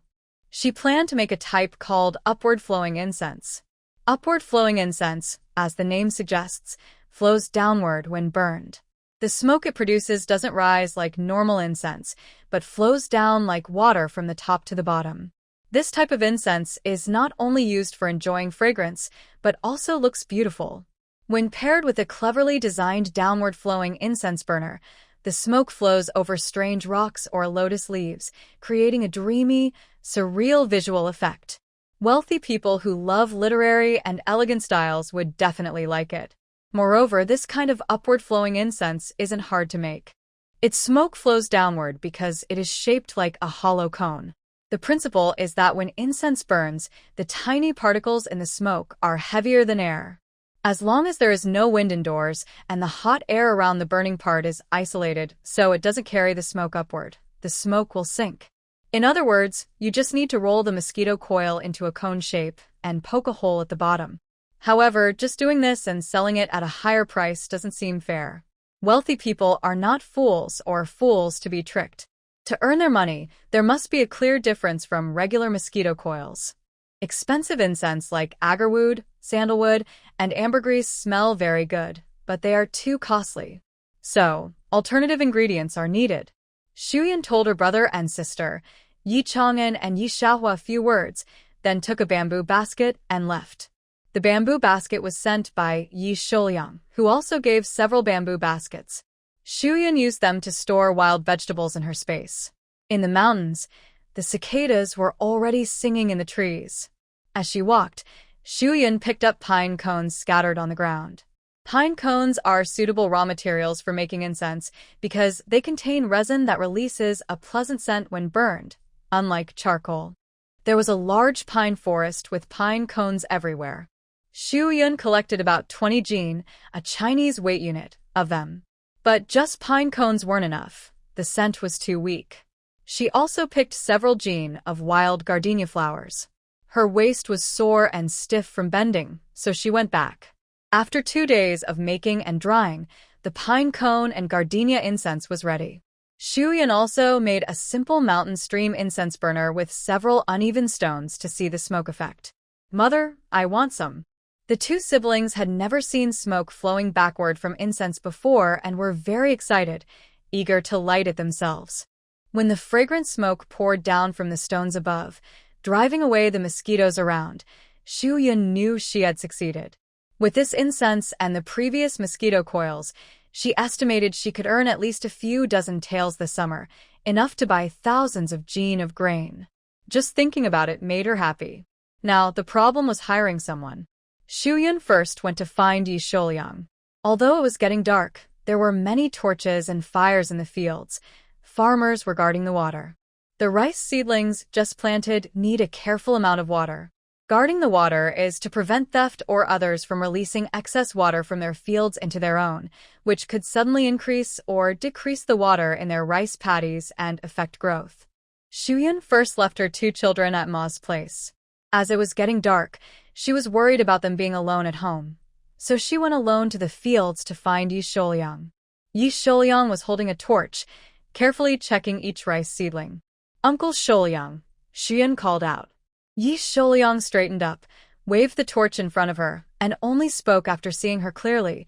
It's dark and the road is slippery. Why are you here? What's the matter? There's a lot of mosquitoes in the rice fields. You work the water, so I brought you some mosquito coils, Shuyan said with a smile. Yi Shouyang felt warm inside, but still spoke plainly. Stop with excuses. Just tell me if you need something. Shuyan felt a bit embarrassed and said, Actually, I do need your help. Yi Shouyang looked at her knowingly, thinking I knew it. This girl never helps without expecting something in return. She always has a purpose. That's how she feels at ease. Shuyan explained her mosquito coil business and asked if it was appropriate to ask Yi Zhuang and Zhuanzhu's families for help. Uncle, do you think it's suitable? After spending a few days together, Shuyan knew well the character and temperaments of Yi Zhuang and Zhang Zhuanzhu. What she really wanted to ask about was how their wives were. Yi Shouyang understood what she truly wanted to know. He thought, since Shuyan is willing to tell me this, it shows she trusts me. I won't hold back. As for Zhuanzhu and his wife, I have no complaints. They are honest and hardworking. But Yi Zhuang's wife is a bit. Shuyan frowned. A bit what? This concerns her business. If Yi Zhuang's wife isn't trustworthy, she wouldn't dare to take the risk. Well, it's nothing serious. She just doesn't like to lose out and tends to be a bit calculating. Yi Zhuang is a quiet, honest kid, and without his wife, he might suffer some losses at home or outside. But her character is good, and she keeps her mouth shut. Shuyan heaved a sigh of relief. It didn't matter much. No one wants to suffer losses. All right, Uncle Shouyang, please help me deliver these 2 trays of mosquito coils to them. Tomorrow night, I'll invite them over for a meal, as promised. Okay, you take care of that for me. Yi Shouyang stood up, supporting himself with his hands, and stuck the torch into the ground. I'll leave the torch with you. If anyone tries to touch my fields, they'll regret it. Good. Don't worry, Shuyan said with a smile. The next morning, Shuyan bought a lot of ingredients, including sugar and snacks, because she was going to discuss business openly. Yi Xiaohua knew Shuyan was hosting a meal today and was ready to leave first. Shuyan didn't stay long. She returned late and was worried about getting scolded, so she brought some candies and snacks for her, telling her to hide them well. Madame Ma still helped her with the chores. Yi Chang'an and Yi Chengle also helped pick vegetables. Yi Shouyang even brought his own table and stools, barely enough to set a small table. They washed pots, heated oil, added ingredients, stir-fried until cooked, and plated the food. Shuyan was quick at cooking, thanks to Madame Ma's good fire skills. After their first cooking experience together, Madame Ma knew when to turn up the heat and when to keep it low. As the food was almost ready, Yi Shouyang stood at the door to invite the shy 2 families inside to sit. Yang and Chen were both hardworking. Thinking about eating at someone else's house, they couldn't just sit and wait. They rolled up their sleeves and went into the kitchen. Hello, Auntie. The 2 young daughters-in-law greeted Madame Ma first. Blushing, they also called out to Shuyan, who had never met them before. Hello, Sister Shu. Shuyan turned around and smiled at them. Madame Ma stepped forward to introduce. This is the Yang family from Yi Village. This is the Chen family from Shuangzhu. Shuyan said, Hello, Sister Yang. Hello, Sister Chen. She then called Yi Chang'an and Yi Chengle to invite the women out to sit, saying, The 2 sisters-in-law can go outside and sit. The meal will be ready soon. Seeing the fresh meat ready to be cooked on the stove, Yang and Chen exchanged glances. Their husbands had been right. Shu was generous.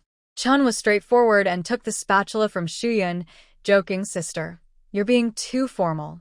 I can't just let you and the sisters-in-law and kids do all the work. I came to enjoy a free meal. If I don't help a bit, I'd be ashamed to stand in your house. Exactly, Yang said, shooing the children outside and starting to pick vegetables herself. Madame Ma smiled and said, Don't chase me out. Cooking fire is hard work. You young wives aren't as good at controlling the fire as I am. Besides, I can't chat with those big bosses outside if I go out. As soon as Madame Ma finished speaking, everyone else in Shiyun's group laughed. Hearing the laughter from the kitchen, the 3 men outside felt more at ease. They had been worried their wives wouldn't get along with Shiyun, but it seemed they had worried too much. The 4 women worked quickly, and soon the dishes and rice were on the table. There was garlic sprout with dried tofu and pork belly, mushrooms stir-fried with meat, chicken stewed with mushrooms, steamed egg custard, wild vegetable stir-fry, eggplant with mincemeat, and a bright, oily braised pork dish that looked very festive. Everyone at the table stared with wide eyes. The food was even better than what they had eaten during the house renovation. It was truly impressive and generous. All the dishes are ready. Everyone, please start eating. Don't be shy. Thank you all for helping to fix the house earlier. Brother Yi also helped me make many pieces of furniture. You've worked hard, everyone, Xian said with a smile. You're too polite, little sister, Yi Zhuang replied. Yi Zhuang is a bit slow to speak and doesn't talk much. Yang Shi continued, it's just a small favor. As long as Sister Shu doesn't mind, that's fine. All right, let's eat. Don't be shy. The food will get cold, Yi Shouliang said. If they kept talking, they might faint from the smell of the delicious food. Though Yi Shouliang said this, he still waited for Xian to take the first bite before everyone else started eating. Yang Shi, Qin Shi, and Ma Shi watched Xian cook the dish and felt more and more jealous of their husbands. They thought, we've already had such good food. We're so lucky. The braised pork on the table was eaten up first. The men kept telling their wives to learn how to make this dish from Xian. The men might not realize, but Yang Shi, Qin Shi, and Ma Shi watched Xian prepare the dish. It was full of oil and sugar, with lots of seasonings. They couldn't afford to make it. After eating, it was getting dark. The women cleaned up the dishes and waited for Xian. They had already heard Yi Shouliang and Ma Shi talk about how Xian planned to ask for help making mosquito coils. When they first heard this, they were very surprised. It turned out that the popular mosquito coils sold in town were made by Xian. Thinking about her asking for their help, they felt even more excited. The busy farming season was over. Many people would go to town or the county to find short-term work, earning only a few cents a month. But since the mosquito coils sold so well, even earning a few cents a day was better than leaving home to work in town or the county. Shuyun first lit a plate of mosquito coils in the yard before sitting down. The mosquito coil business. Uncle Shouliang already told you about it. I want to hear your opinions, she said. Yi Zhuang and Zhang Shuangzhu looked at their wives. The first to speak was Yang Shi. Sister Shu, you're straightforward, so I'll be honest. If you're willing to work with us, it's like a gift from heaven for my family. Of course, we're willing. But I want to hear more details from you. Shuyun understood what Yang Shi meant. She wanted to discuss the specific way they could cooperate. Chen Shi and Zhang Shuangzhu also immediately expressed their willingness, but like Yang Shi, they wanted to hear more details. All right, I'll explain, she said. The mosquito coil business depends on the weather. The hotter it gets, the more mosquitoes there are and the more people buy mosquito coils. I also plan to sell mosquito coils in the neighboring town, which means making more coils. However, making mosquito coils takes a lot of time and effort, and I can't keep up. The most time-consuming part is preparing the mugwort wool, so I need you to provide the mugwort wool. Once it's ready, send it to me, and I will give you the semi-finished products. You can take them home, shape them into coils, and dry them in the sun for a day. After drying, bring the coils back to me for inspection. I will pay you 5 coins for every 5 trays. What do you think? Shuyun finished speaking and looked at them. Even if the Yang and Qin families are not good at calculating, they know this mosquito coil business has big profits. They quickly tugged at their husbands' clothes under the table. Yi Zhuang and Zhang Shuangzhu's heads quickly turned. If they made 100 trays a day, they would earn 20 coins. In a month, that's 600 coins. If they worked harder and made more, earning 1 or 2 coins a month might be possible. Thinking of this, they felt like they were floating. 1 or 2 coins, this kind of savings usually takes a whole year. Just 1 month, and they could have it. Is this a dream? Yi Zhuang and Zhang Shuangzhu secretly pinched their thighs under the table. Ouch! It really hurt. This is real, not a dream. Seeing their husbands look dazed, Yang and Qin quickly agreed. Sister Shu, we think it's fine. We'll do as you say. Still dizzy, Yi Zhuang and Zhang Shuangzhu nodded repeatedly. Yes, yes. But what is mugwort wool? Yang asked. Shuyun took out the mugwort wool and explained, this is mugwort wool. made by repeatedly pounding dried mugwort grass. This is the semi-finished product I will give you. You need to do it like this. She then took out some unfinished coils, still dark and shapeless, and rolled out the dough, cutting it into strips and shaping them into spiral patterns. With Xu Yun's demonstration, everyone understood immediately. This work is so simple, much easier than farming. Cutting mugwort takes some effort, but since they're used to farm work, it's no big deal. Xu Yun's plan for cooperation is quite complicated because she wants to keep her secret recipe and prevent others from knowing she makes charcoal. She doesn't want to cause herself trouble. Finally, Xu Yun reminded them, later, I might need Brother Yi Zhuang and Brother Shuangzhu to help me deliver the goods. About once every 10 days. She thought this way she wouldn't have to travel so much and could spend more time at home. At most, she'd go to settle accounts once a month. Yi Zhuang and Zhang Shuangzhu promised it was no problem at all. At the time of parting, the Yang family and the Qin family exchanged glances and shyly asked the question they had been wanting to ask.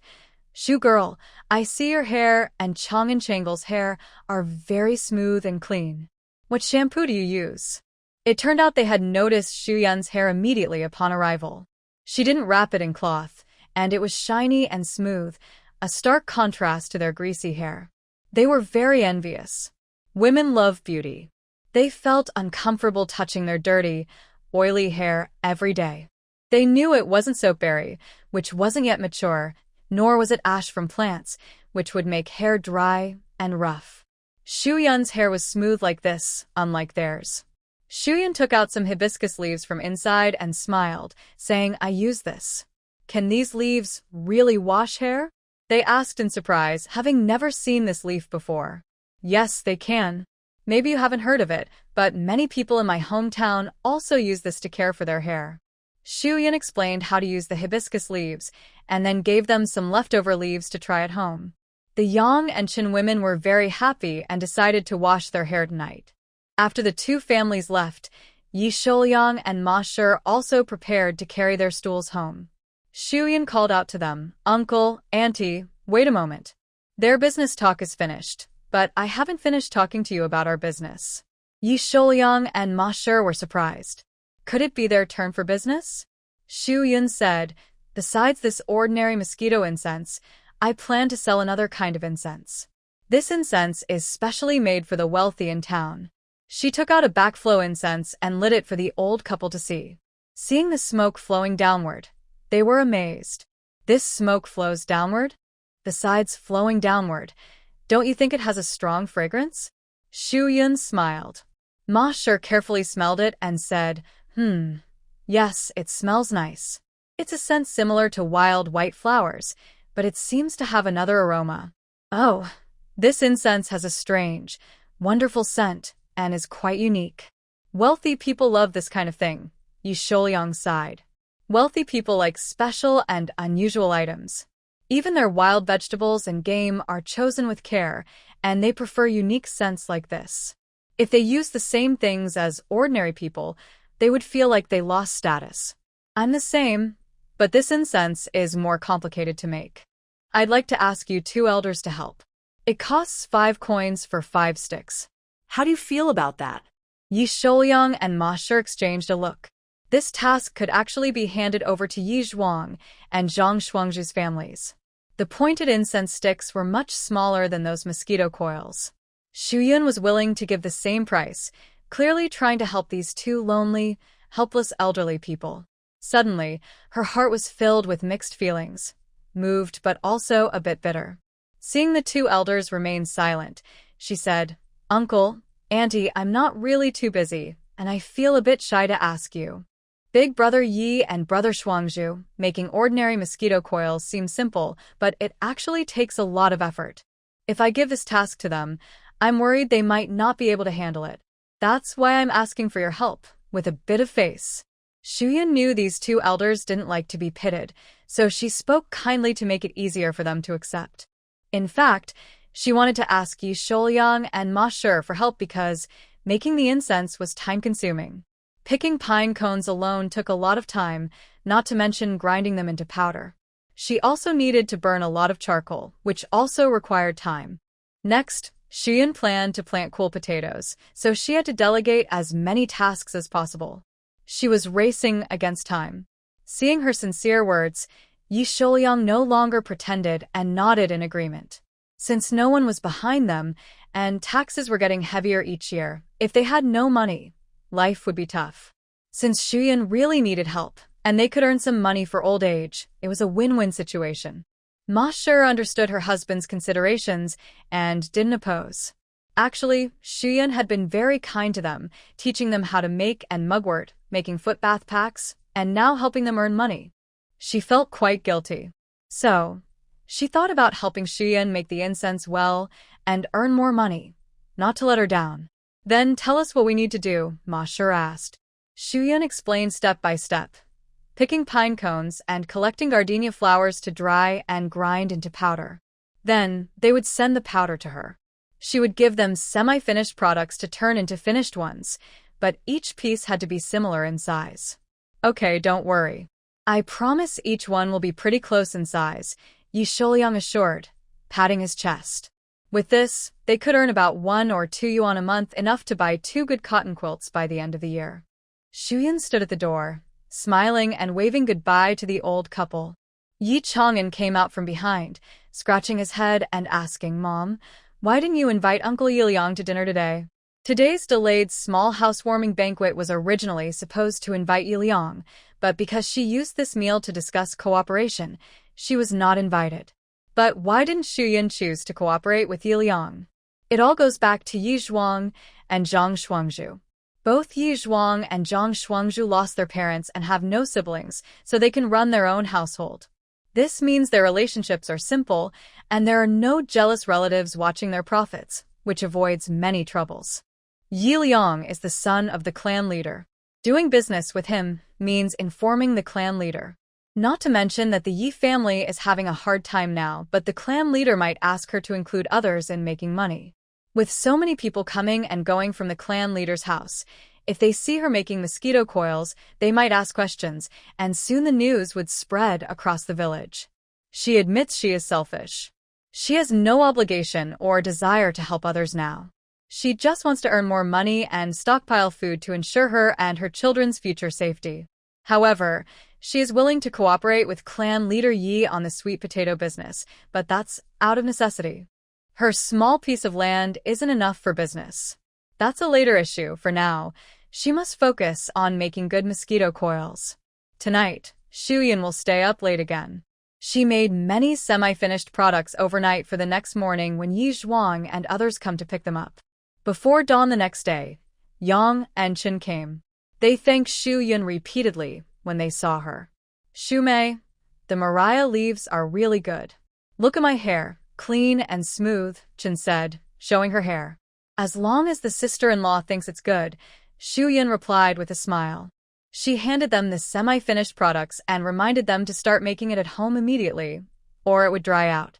Yang and Chen nodded happily, carrying a large bundle in their baskets, more excited than if they were carrying their own children. They chatted and laughed as they left. After seeing them off, Shuyan quickly continued making incense and mosquito coils. She made about 200 in the morning. In the afternoon, she went to Nanshan to make charcoal. After dinner, she worked on charcoal powder until midnight. When she finally took a bath and lay on her bed, she fell asleep as soon as her head hit the pillow. The next morning, she received the Mariah leaves and pine cone powder, gardenia pollen, and other supplies sent by Yang, Chen, and Ma. She immediately made semi-finished products for them and then took the incense to the town. Dr. Zhou initially wanted to complain that Xian only brought 200 sticks, but when she lit the backflow incense, he swallowed his words and only exclaimed 3 times, "Wonderful. Miss Xu is truly a genius. I've only seen this kind of incense once before, and you actually made it yourself with the added effect of repelling mosquitoes." Dr. Zhou had visited the Eastern House in the city once before. He knew that this incense was simply made from herbs, but it didn't have the mosquito-repelling effect. "You're too kind, Dr. Zhou," Shuyan said with a smile. "How much of this incense can Miss Xu supply?" Dr. Zhou wondered, secretly hopeful. "Are you thinking of selling this incense together with mosquito coils?" Shuyan asked. Dr. Zhou wasn't completely clueless about business. No matter how simple he was, he knew that high-end mosquito incense was meant for wealthy people. Of course, I want to sell it to wealthy families. Ordinary people only care about how well it repels mosquitoes. If I sell it to them, it would be a waste of this dreamy, wonderful effect. Shuyan nodded in agreement. Yes, Dr. Zhou, you're right. Since you also think my incense is different from regular mosquito coils, the price can't be the same for all. It seemed Dr. Zhou had already expected this, and smiled. Such a unique incense, I can't sell it for just a few coins. It's natural that Miss Xu should set a higher price. I want 5 coins per backflow incense stick. Do you think that's reasonable? Dr. Zhou hesitated. That's more than twice the price of regular ones. Then my selling price would have to be over 10 coins.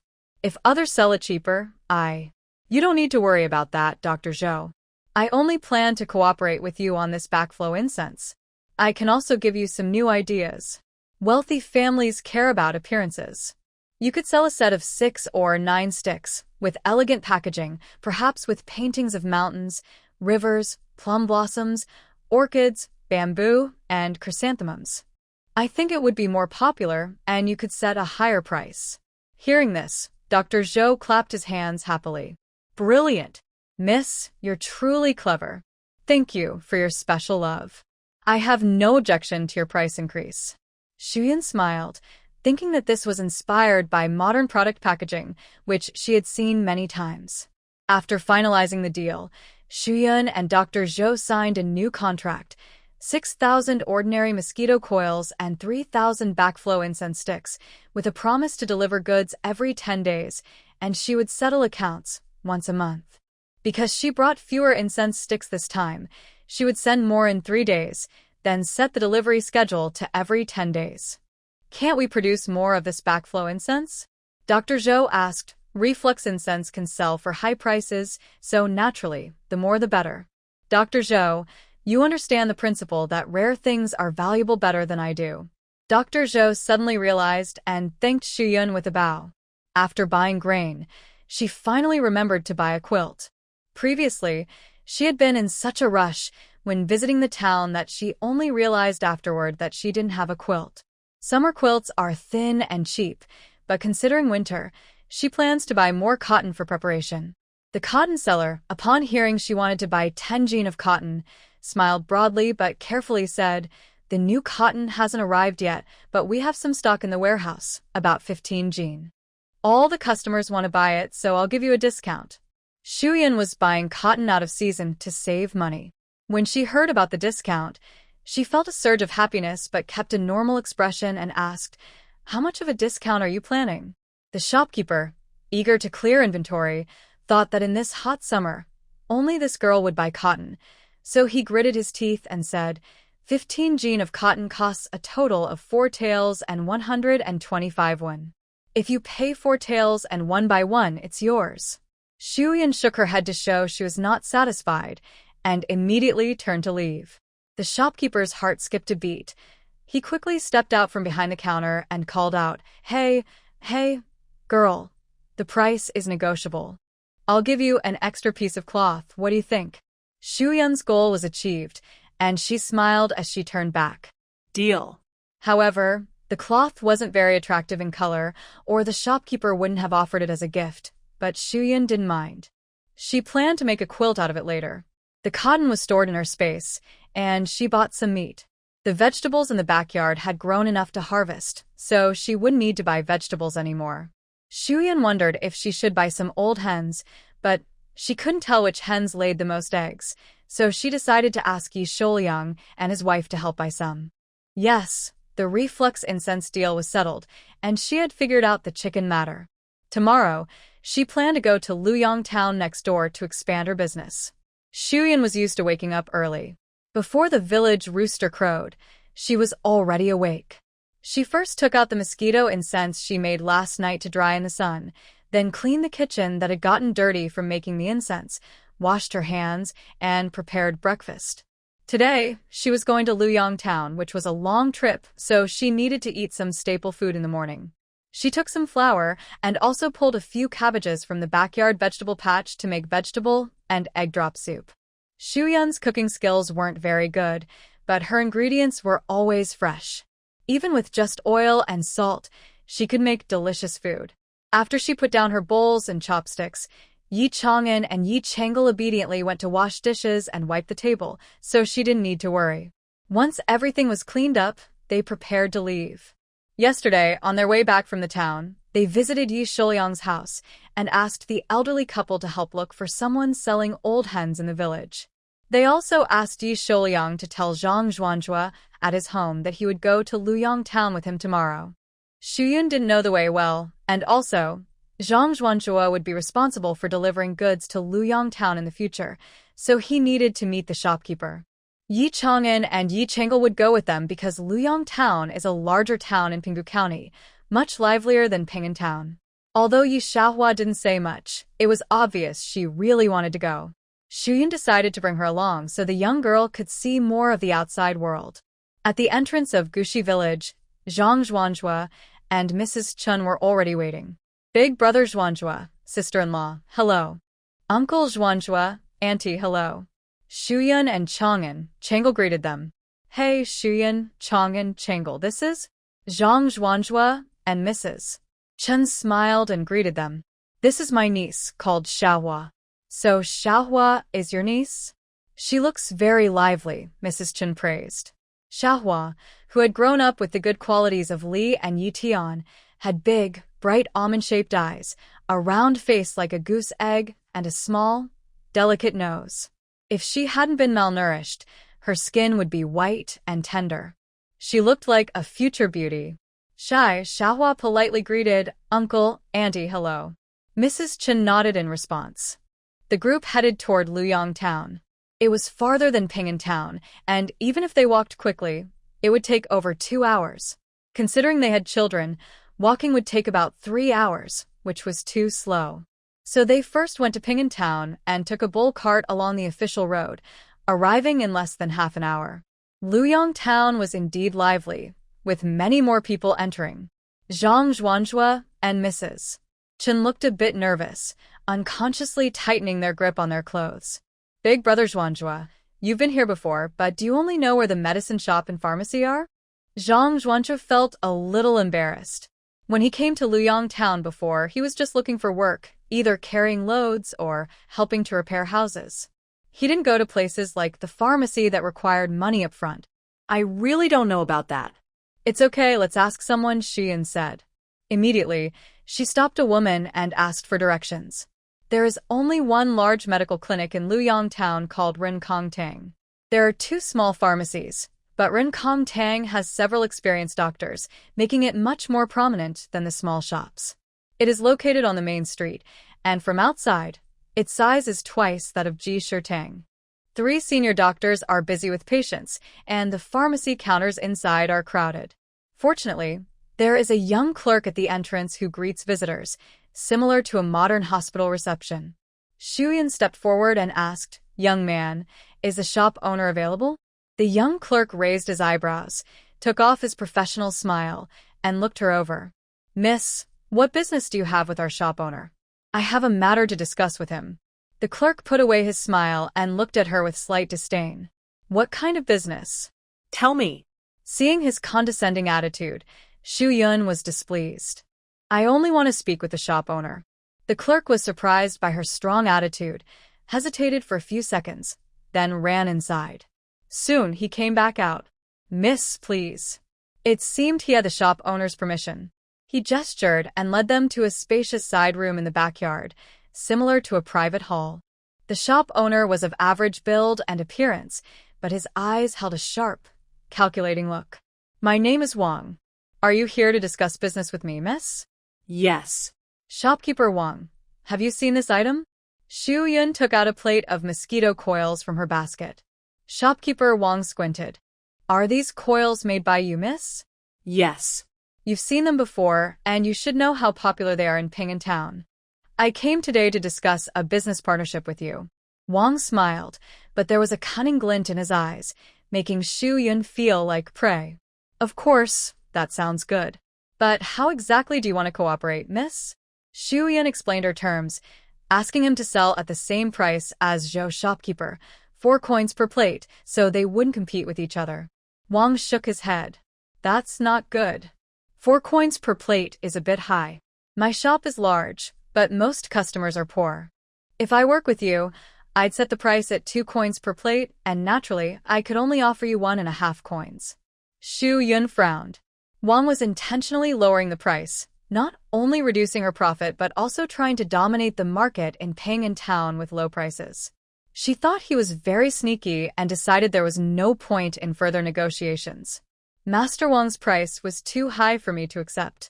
I fear we won't have the chance to work together. Farewell. Xu Yun turned to leave, but was stopped by Master Wang.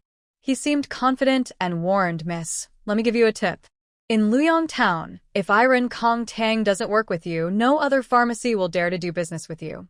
Clearly, the shopkeeper had already researched this business and knew she was working with Jisher Tang in Ping'an Town. He thought she only cooperated with pharmacies and medical halls. You. Zhang Xuanzhu and Mrs. Chen also realized that Master Wang was not a good person. This was a clear threat. Big brother Xuanzhu, sister-in-law, let's go. Xu Yun stopped Zhang Xuanzhu and Mrs. Chen from speaking out, knowing they were still on his territory. After leaving Rincong Tang, Zhang Xuanzhu couldn't help but say, that shopkeeper is too mean. Sister Xu, what should we do?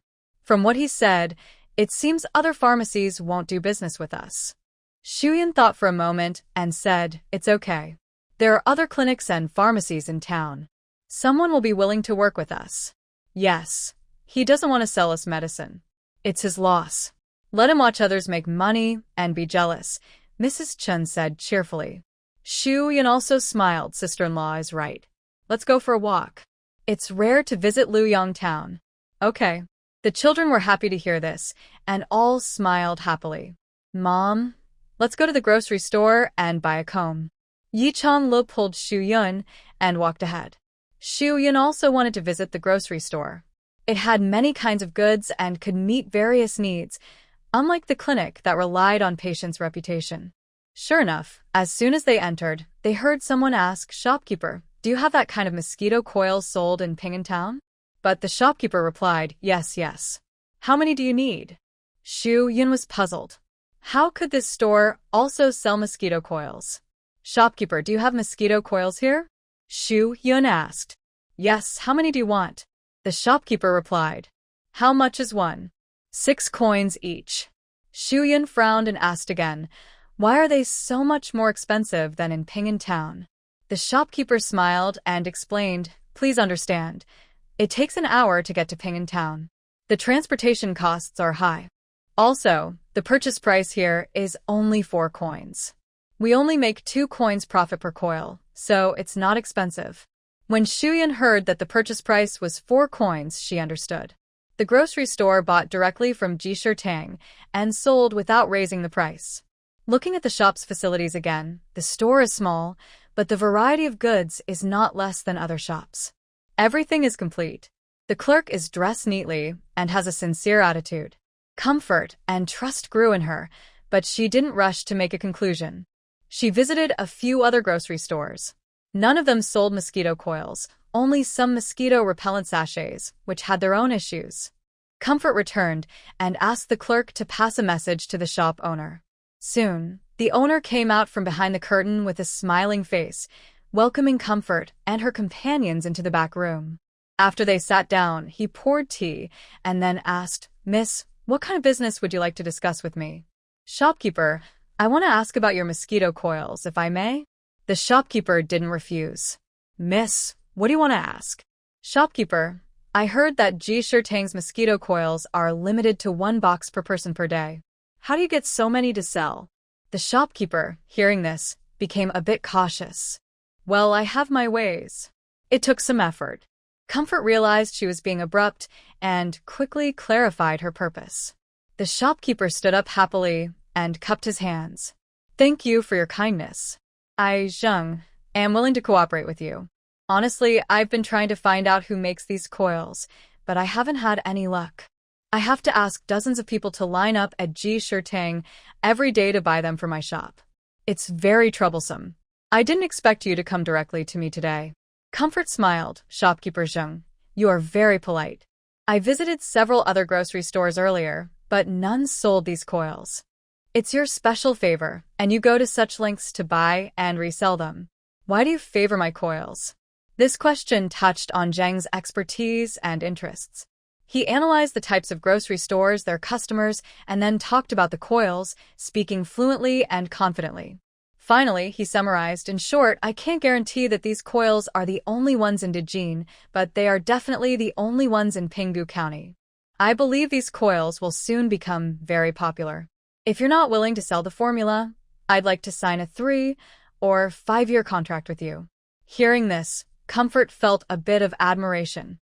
Zhang is a person who dares to think and act. His vision and plans are long-term.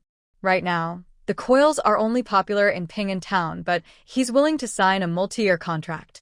No wonder he managed to open his shop on the main street. If he were in modern times, he would be considered an excellent investor. However, she didn't want to deceive anyone. She knew well what might happen next year, so she didn't plan to sign a contract with shopkeeper Zheng.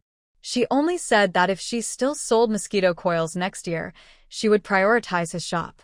That's fine, I am satisfied with that, said shopkeeper Zheng. He agreed to the same terms as shopkeeper Zhou, and the contract was smoothly signed. He also asked Zhang Shuangzhu to recognize him, declined his invitation to a meal, and then left.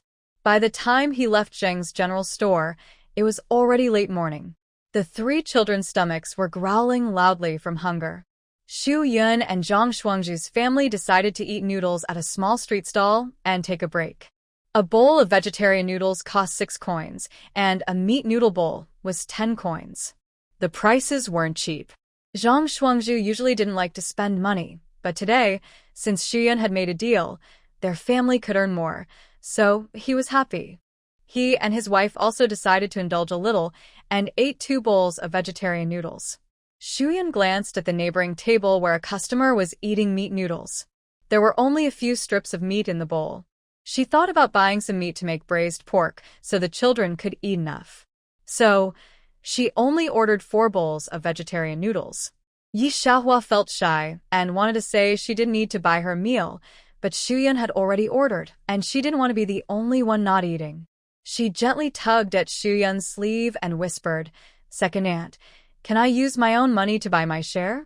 Xu Yun patted her hand and smiled. "Today, second aunt made a deal, so I'll treat you. Just be happy for second aunt." Hearing this, Yi Xiaohua nodded and remembered second aunt's kindness. The noodles from the stall might not be the best, but after a long walk, hot food in the stomach felt comforting and gave energy. After eating, Xu Yun didn't want Zhang Shuangzhu and the others to follow her across half the town to buy grain, which would take another 2 hours, and she needed to use her space to store the grain, so she told them to wait at a spot near the town gate with the 3 children. "Mom, I want to go with you." "I want to go with you," Yi Chang'an and Yi Chang'el fussed, unwilling to be separated from her. Zhang Shuangzhu and Chen also said it was just a few steps so they could go together. Seeing this, Xu Yun winked at Yi Chang'an. "Didn't you just say your stomach was uncomfortable?" Yi Chang'an and Yi Chang'el immediately understood Xu Yun's meaning. They had previously discussed at home that if she needed to use her divine house outside and there were people around, as long as Xu Yun blinked, the 2 children would cover for her. "Oh, yes, I do feel uncomfortable in my stomach." Yi Chang'an frowned and grabbed Zhang Zhuanzhu, saying, "Uncle Zhuanzhu, I want to use the restroom." Yi Chang'el also pulled Chen Shi, saying, "Annie, I need to." "Little sister Huahua, come with me." She didn't forget to pull little sister Huahua along. Zhang Zhuanzhu and Chen Shi were suddenly at a loss, their attention shifting. Where could they find a restroom nearby? Usually, tea houses or restaurants don't charge, but it feels awkward to ask others for the bathroom. Just as they were feeling stuck, Xu Yun said, "Why not go to shopkeeper Zheng? It's not far." "Yes, Chang'an Chang'el, let's go." "Xu Mei, go buy some things now.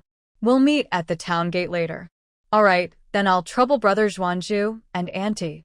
Before leaving, she saw Yi Chang'an and Yi Changle wink at her, both clever kids. Great. Luckily, these two quick-witted children reacted fast. Shuyan didn't delay and asked someone where the grain shop was, then hurried off. Sure enough, no matter where she went, there were always people at the grain shop entrance. It was rare for Shuyan to come here, and since she wasn't familiar with the staff, she boldly said she wanted 5 bushels of grain. 5 bushels was a lot. Usually common folks buy only 2 or 3 jin at a time and buy more only when needed. It was rare to buy so much, so everyone around looked at her. The shopkeeper asked a few questions, and Shuyan explained again about fleeing from hardship, her family farming, many men and children, before finally weighing the grain. "Miss, are you buying grain alone? If it's heavy, we can help deliver it," the shopkeeper said kindly. Shuyan quickly waved her hands. "No, I came with my men. They went to buy other things. They'll be here soon. Please help me carry it to the alley across the street. I'll wait there. I don't want to block your business." All right. After saying that, the shopkeeper called someone to help carry the grain. But she faintly felt 2 pairs of unfriendly eyes watching her from behind, giving her a strange feeling. Turning around, she didn't know who was watching her. Even after Shuyan stood in the alley across the street, she could still feel those 2 pairs of eyes fixed on her. It seemed someone had taken notice of her unfamiliar face. Shuyan turned around and took out a kitchen knife from her space. Using the reflection on the knife, she clearly saw the 2 men spying on her from across the street. One was thin as a monkey, with a shifty look, and the other was tall and strong, with a scar on his left cheek. They kept staring at Shuyan and her grain bag, waiting to see if, as she said, a man would come to pick her up. Su Yunshin felt a sudden panic and was at a loss. She thought that if there was no other way, she could only abandon the food and run to save her life. Just as the 2 men approached, several men she recognized from the street came walking by. She looked through her memories and finally matched their faces. They were guards from the Four Seas agency where Yi Chi worked. The young man leading them was Zhong Ding, a good friend of Yi Chi's from the past. Su Yunshin quickly waved and called out loudly, "Brother Zhong." Zhongding looked over and saw a pretty young girl calling him. At first, he couldn't remember, but then he felt she looked very familiar. When he looked more carefully, he recognized her as Big Brother Ye's wife. Seeing Zhongding and his group wearing the uniform of the Four Seas agency, the 2 men immediately gave up their idea of robbing. Guards were not to be messed with. Seeing the 2 turn around and leave, and since Zhongding and the others hadn't come close enough to see the food in the alley, Su Yunshin took the chance to quickly hide the food behind her into her space. Zhongding returned with a somewhat puzzled smile. "Su's sister-in-law, why are you here?" Zhongding was older than Su Yunshin but younger than Yi Chi, so he should call her sister-in-law. "I came to buy some things. And you guys, why are you here too?" Su Yunshin felt a bit awkward. She didn't know the people from the Four Seas agency well. They had only met once, when they came to tell her about Yi Chi's disappearance. "We set up a branch office here for the Four Seas agency. The boss transferred us here to handle the business in Luyang town. That means he was promoted." Su Yunshin smiled and said, "Congratulations." Zhongding hurriedly waved his hand, his eyes showing guilt. "Sister-in-law, don't say that. If Big Brother Yi were still here, if Yi Chi were still here, he would have been the one in charge of this branch. Originally, because of his outstanding ability, the boss had assigned him to deliver goods paid for by a wealthy customer. But unexpectedly, something went wrong. Zhongding was also among that group of guards.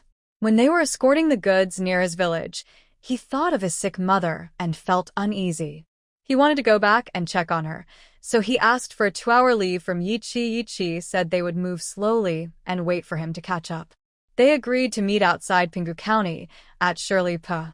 But he waited there for 2 days and didn't see Yi Chi. He then knew something had gone wrong. If he hadn't taken leave to go back and followed the original plan, would Yi Chi and the others have avoided trouble? When he mentioned Yi Chi, the person next to him quickly nudged Zhongding, signaling him not to say more. Zhongding realized he had spoken wrongly and kept apologizing, saying, "Sorry, sister-in-law. The person has passed away, and the living still need to go on with their lives." I've already come to terms with it, Brother Zhong. You don't need to worry anymore, Shiyan comforted him. However, Zhongding thought she was just pretending to be strong. Xu Yun said sincerely she wasn't pretending. Yiqi was not here, and she didn't know about Xu Tian. If he were still alive, that would be truly awkward. Alright, I need to go now. The villagers are still waiting for me at the town gate, Xu Yun said. She waved goodbye, but was stopped by Zhongding. He solemnly promised sister-in-law, if you ever have trouble or need help, just come to Luyang town and find me. I will definitely help. Xu didn't feel uncomfortable using the connections of someone who had passed away. She thought it was good to have more friends and more options. Besides, the people from the agency traveled everywhere and shared information quickly. In the future, she'd have a place to gather news. She nodded, thanked Zhongding, and hurried toward the town gate. At the town gate, Yi Chang'an and Yi Chengle were getting anxious. Zhang Shuangzhu and Mrs. Chen also considered whether to go in and look for Xu Yun, but they didn't know what she was trying to buy. They were afraid of bothering others and missing her by mistake. Chang'an, Chengle, second aunt is here. Yi Xiaohua spotted Xu Yun from afar. Mother, why are you so late? We were almost worried sick. Chengle threw herself into her arms and acted spoiled. I was a little delayed. Sorry, I made you worry. Xu Yun apologized to Zhang Shuangzhu and Mrs. Chen. She also patted Yi Chang'an and Yi Xiaohua to comfort them. It's okay, it's okay. Let's go now, Zhang Shuangzhu said with a simple smile. The ox cart traveled for half an hour to Ping'an town, then took over an hour on mountain roads. When they finally reached home, all three collapsed onto the bed to rest. Xu Yun sighed, knowing that anyone who walked this road would understand. If you went to town the day before, your legs would be trembling the next day.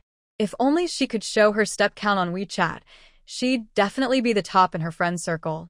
She dared only rest a little before getting up again. Without a lamp, it was troublesome. She had to cook dinner quickly before it got dark, or she wouldn't see anything. Thinking of this, Xu Yun felt a bit regretful. She should have bought an oil lamp. Next time, she'd remember. Burning fire pits for light was both hot and wasteful of firewood. The bok choy in the field was ready to eat. That night, she planned to make dumplings with fresh vegetables and meat. Her children had never tried dumplings before, and she missed their taste. Xu Yun started to get busy, and Yi Chang'an and Yi Chengle, being sensible, helped her willingly. She was kneading dough, and the children were responsible for picking and washing vegetables. Once the dough was kneaded, she set it aside to rise. She washed some small bok choy, blanched it for about 8 or 9 seconds, then took it out and rinsed it in cold water. After chopping it finely and squeezing out the water, she set it aside. After chopping the meat, she started preparing the filling. She used about a pound of meat and added 200 grams of water gradually, a little at a time, to keep the dumplings juicy and tender. Then she added salt, scallions, and the chopped bok choy, mixing everything well. By this time, the dough had risen. She wiped the table clean and started rolling out the dough into wrappers. Xu Yun found a long bamboo stick to replace the rolling pin. She was skilled and rolled out the dumpling skins quickly. The two siblings watched as she rolled out one dumpling wrapper after another, laying them on the table, and kept exclaiming, "Wow!" in amazement. When it was time to make the dumplings, the children were even more excited. They had never seen dumplings before and begged Xu Yun to teach them how to fold them. Unfortunately, their hands were too small and unskilled. Sometimes the dumplings leaked, or there wasn't enough filling, and they turned out too flat.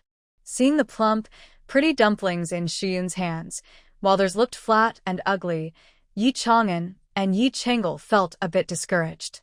Xu Yun comforted them, saying next time they would do better.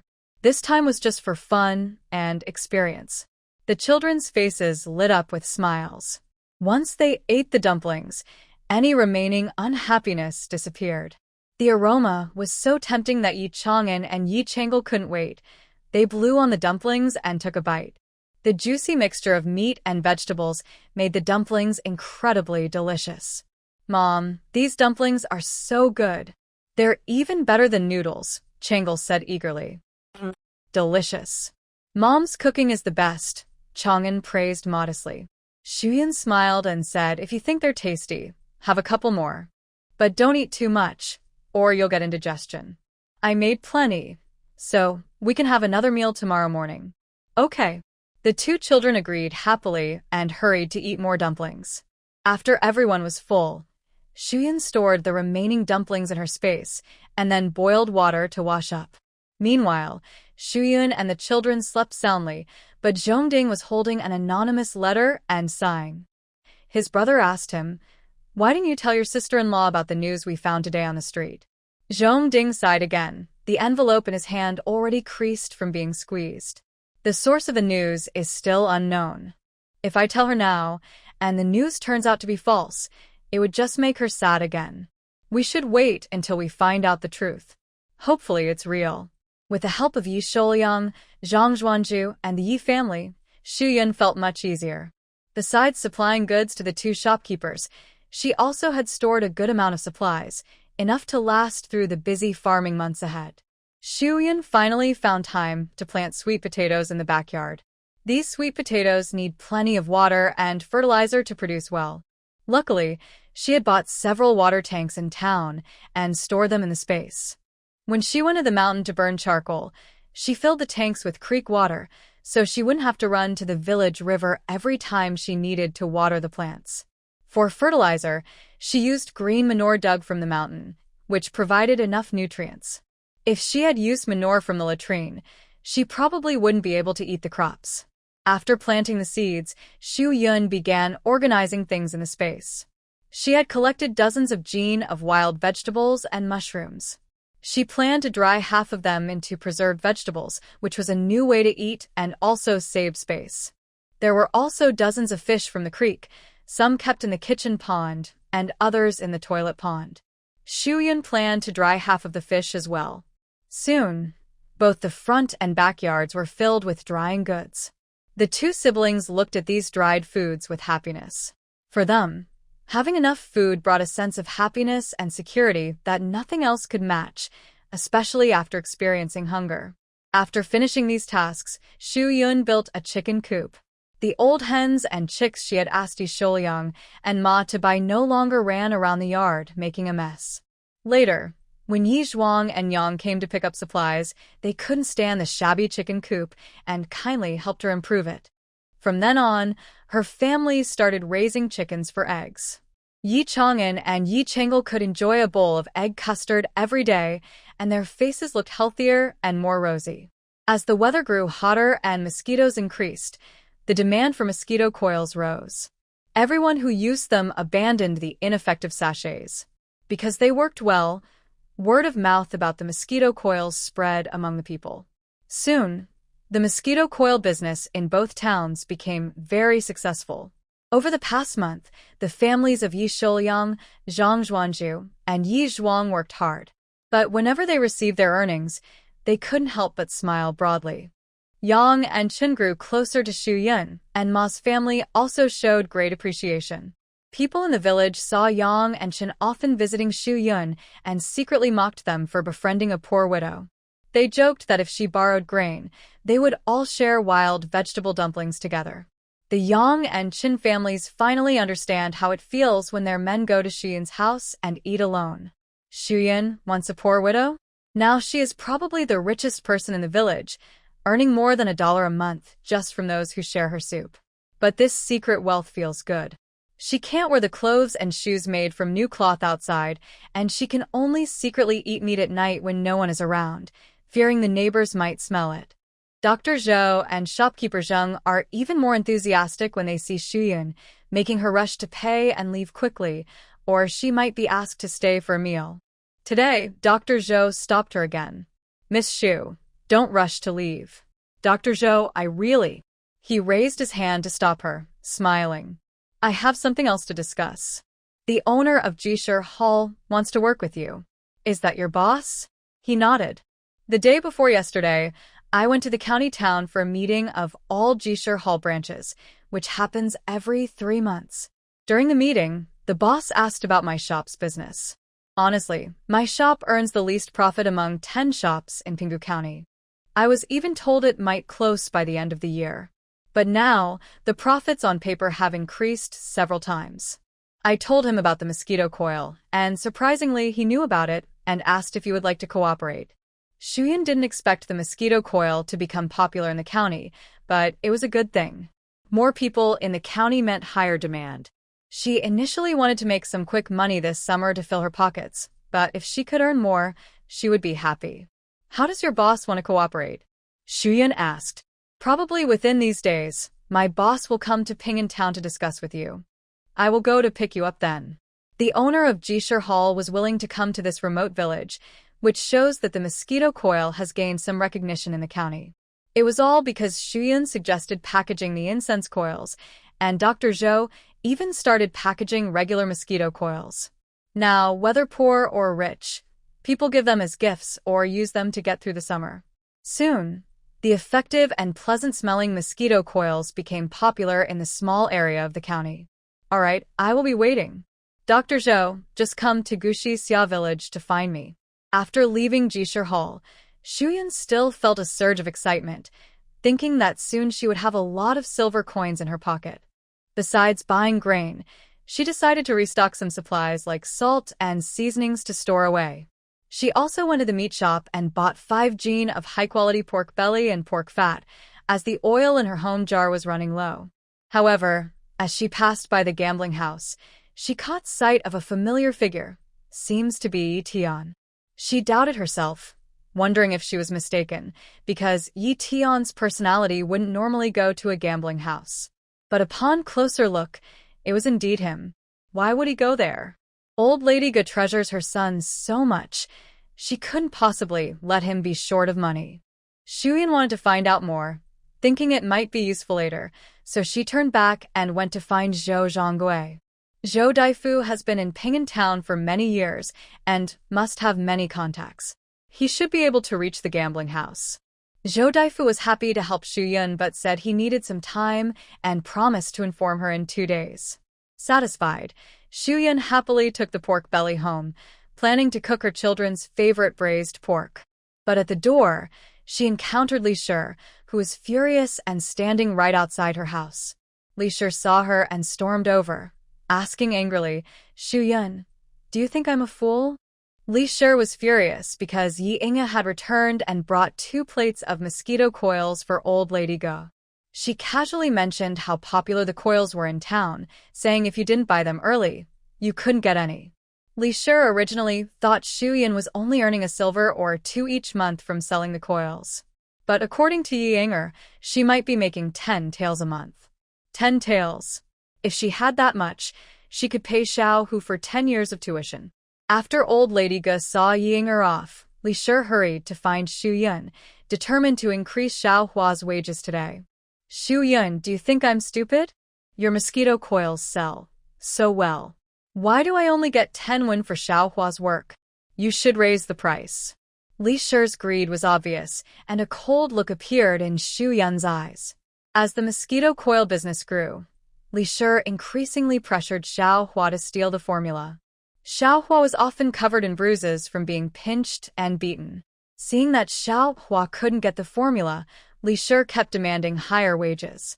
She was really pushing her luck. But now wasn't the time to confront Li Shi directly. She still needed to wait for news from Zhou Daifu and plan her next move.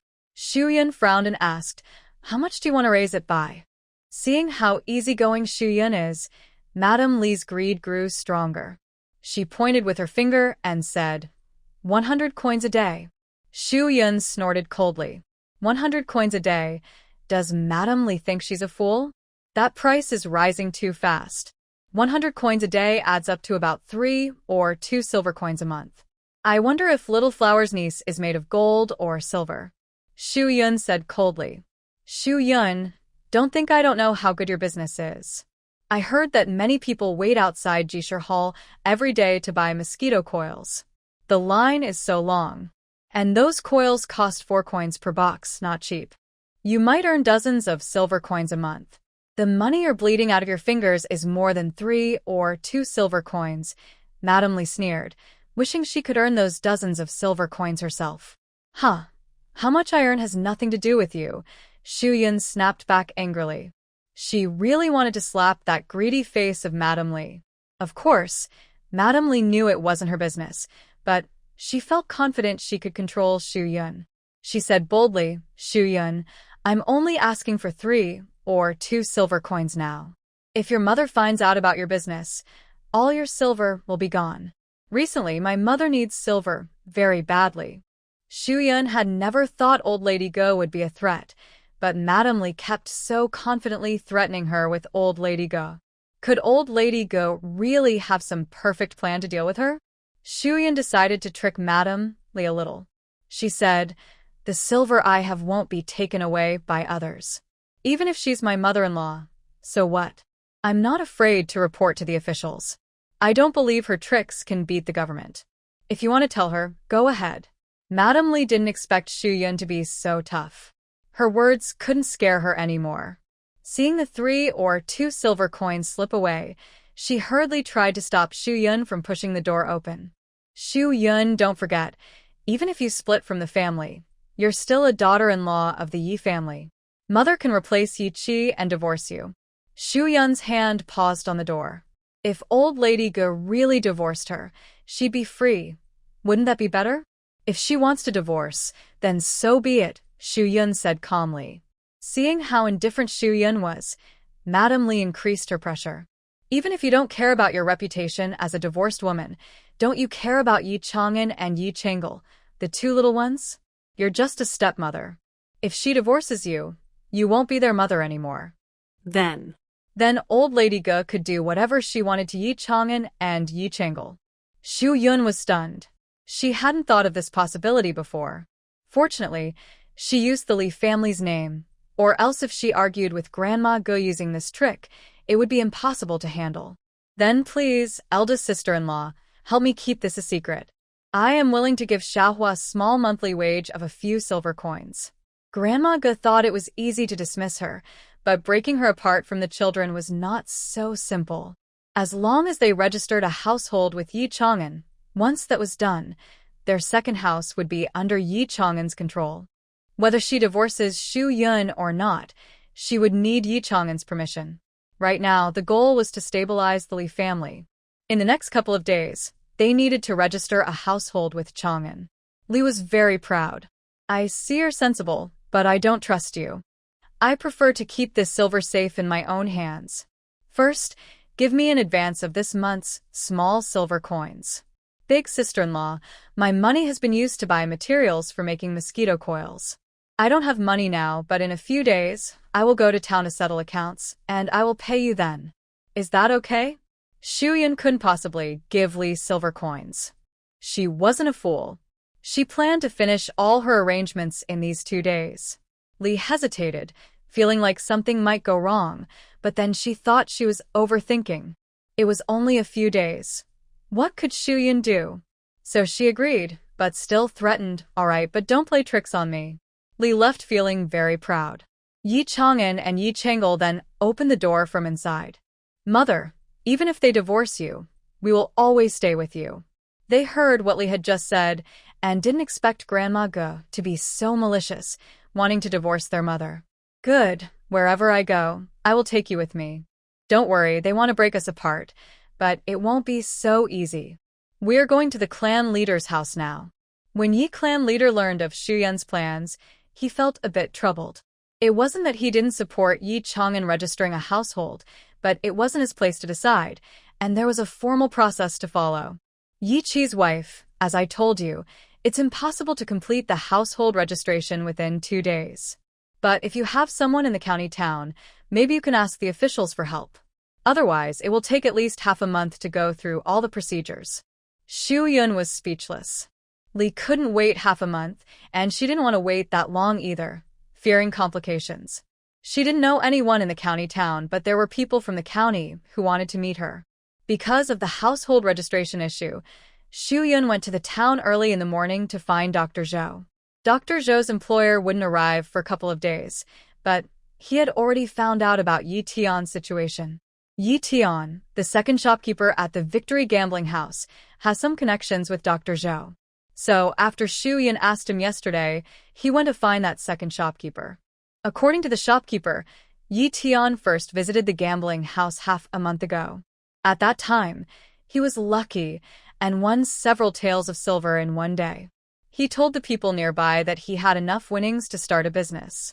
But unexpectedly, after half a month, he returned. He no longer had the self-control to stop after winning a few taels. Instead, he kept gambling until he lost all his money, even the 10 taels borrowed from the gambling house. After hearing this, Shu-yun felt more confident. With Yi Tian's story, she thought she could delay things for a while. 2 days later, a carriage hurried into Gushi village. The coachman asked around for Shu-yun's home, then waved his whip and drove away.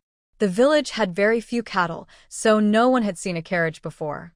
When they heard it was coming to find Shu-yun, they all followed behind. Shu-yun opened the door and was stunned. There was a crowd outside. Luckily, she didn't know the villagers well, or they might have started touching her and asking questions. The coachman respectfully said, "Miss Shu, I am from Jishir Hall. The shopkeeper sent me to pick you up." "All right, wait a moment." Shu-yun looked around at the curious crowd outside. She didn't expect Dr. Zhou to send a carriage for her. She decided to bring the children along.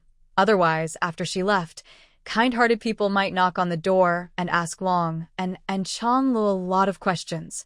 She locked the door, took the children into the carriage, and lowered the curtain to block the villagers' curious gazes. She immediately felt more relaxed. Long and Chang Lu were riding in a carriage for the first time. They were curious and excited, but since they saw the coachman outside, they sat quietly. Shu-yun also felt new about riding in a carriage. It was more stable and comfortable than a bullock cart. In the future, once the world was peaceful again, she planned to buy a carriage for her family. It would be convenient to go anywhere without tiring their legs. The carriage arrived at Jishir Hall in less than half an hour. Dr. Zhou came out to lead them into a back room. The once messy backyard was now tidy and clean. In the east wing of the backyard, there was a young man dressed in sky-blue clothes. When he saw Dr. Zhou bringing Shu-yun in, he was stunned for a moment. He realized that the girl making mosquito coils was so young. Under her slender eyebrows, she had lively eyes. Her delicate, egg-shaped face had 2 sweet dimples, and she looked very charming. Her temperament was pure and elegant, like a pear blossom. He never expected such a beautiful girl to be living in this remote countryside. He stood up with a smile and said, "I believe this is Miss Shu." Dr. Zhou said to Shu-yun, "This is my young master, Song Changyan, young master Song." "Hello, young master Song," Shu-yun greeted with a smile. Shu-yun's smile made Song Changyan feel a bit distracted. Dr. Zhou noticed that Song Changyan looked a little off and quickly reminded him, "I won't disturb your conversation. Miss Shu, I will take the children outside to play." "Thank you, Dr. Zhou," Shu-yun replied. Only then did Song Changyan notice that Shu-yun had brought 2 children. "Are those 2 children Miss Shu's?" "Yes," Shu-yun nodded. For some reason, Song Changyan felt a little disappointed. "I didn't expect the young lady to have 2 children at such a young age." Shu-yun smiled but didn't answer, instead bringing up the reason she came here. According to Dr. Zhou, young Master Song traveled all the way from the county town to see me. Is it about the mosquito repellent I made? When Song Changyan mentioned business, his expression immediately became serious. "Yes, Mississippi. Your mosquito repellent has become very popular from Ping'an town all the way to the county town. It's hard not to notice. Would you be willing to cooperate with me?" Shu-yun took a sip of tea and smiled softly. "I'd like to hear your conditions first." This young Master Song carried a strong business aura, unlike someone from a family of traditional herbalists. He traveled here to discuss cooperation. He must have conditions. "All right, I won't beat around the bush. I heard from shopkeeper Zhou that you don't want to sell your formula, but I can buy the incense from you at 2 coins per batch or 5 coins for a special type of incense, and only cooperate with me in Pinggu County." Shu-yun firmly said, "No, I've already signed a contract with shopkeeper Zhang at the grocery store in the neighboring town. Honesty is the foundation of business. I don't want to be untrustworthy." Song Changyan knew it would be immoral for Shu-yun to break her contract, so he decided to compromise. "All right, then it will be just his family and no one else." "And what about Dr. Zhou's place?" Xu Yun's initial trust was in shopkeeper Zhou, and she wouldn't abandon her original partner. Of course, everything remains the same. Song Changyan also wouldn't do something unkind like betraying his partner. Good, then young Master Song, please state your next condition. Song Changyan was a bit surprised. She seemed to see that he had other demands. This woman was truly clever. But his last condition was from his third uncle and was somewhat strict. He wasn't sure if Miss Xu could agree. Song Changyan said, "This is the last condition. I want to sign a 5-year contract with Miss Xu. Starting from next year, your mosquito coil business in Pinggu County can only cooperate with my shop." Xu Yun smiled and shook her head. Manager Zheng will definitely open a bigger shop in the future. His vision and plans are now similar to those of a big shop owner. Thinking she might disagree, Zhou Changyan sincerely said, "Miss Xu, do you disagree? I know this condition is a bit difficult, but our Jishir Tang has 10 branches across Pinggu County. If you work with me, you'll only earn money, not lose. I understand, but no one can predict what will happen next year. What if something happens and I can't sell the mosquito coils?" Xu Yun asked. "Don't worry about that, Miss Xu. "If I can't sell them, I will still buy whatever you produce next year at a fair price," Song Changyan replied. He didn't expect Miss Xu to be so clever and to worry about such unlikely problems. What could happen next summer that would prevent selling mosquito coils? Xu Yun thought for a moment. Signing this contract wouldn't really hurt her, especially since Zhou Changyan hadn't paid a deposit, so he wouldn't lose anything either. If they really signed the contract and next year, during a drought, no one wanted to buy mosquito coils, she wouldn't insist that Jishir Tang fulfill the contract. Seeing her silent and thoughtful, he became a bit anxious. This was his first task from his third uncle, securing this mosquito coil business, so he could officially start trading with his third uncle. He was determined to make her agree today. He added, "If you have any other requests, Miss Xu, just say them. We can discuss everything." Xu Yun then remembered the matter of establishing her household registration and said, "There is one thing. If young Master Song can help me with that, I will agree to sign the 5-year contract. Tell me what you need." Xu Yun explained her wish for him to help her register her household at the government office. "Don't worry, Mississippi. I have some connections with the county clerk. This will be done in just a few days." Xu Yun was overjoyed and stood up to thank Song Changyan. "It's a small matter. No need to thank me.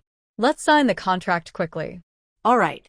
Xu Yun and Song Changyan agreed that they would supply 6,000 mosquito coil trays and 3,000 backflow incense trays each month. He would send a cart to the village at the beginning of each month to pick up the goods, so she wouldn't have to go to the county town.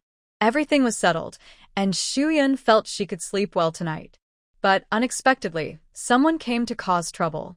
When leaving, Song Changyan wanted to send Xu Yun and her family back with a cart, but Xu Yun remembered the scene at her house that morning and refused.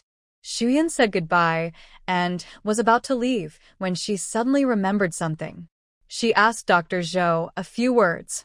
Dr. Zhou nodded and replied, "Don't worry, Miss Xu. They will leave tomorrow." Xu Yun thanked shopkeeper Zhou and then set off for home. Someone came in a carriage to invite Xu Yun, and the news spread loudly in the village.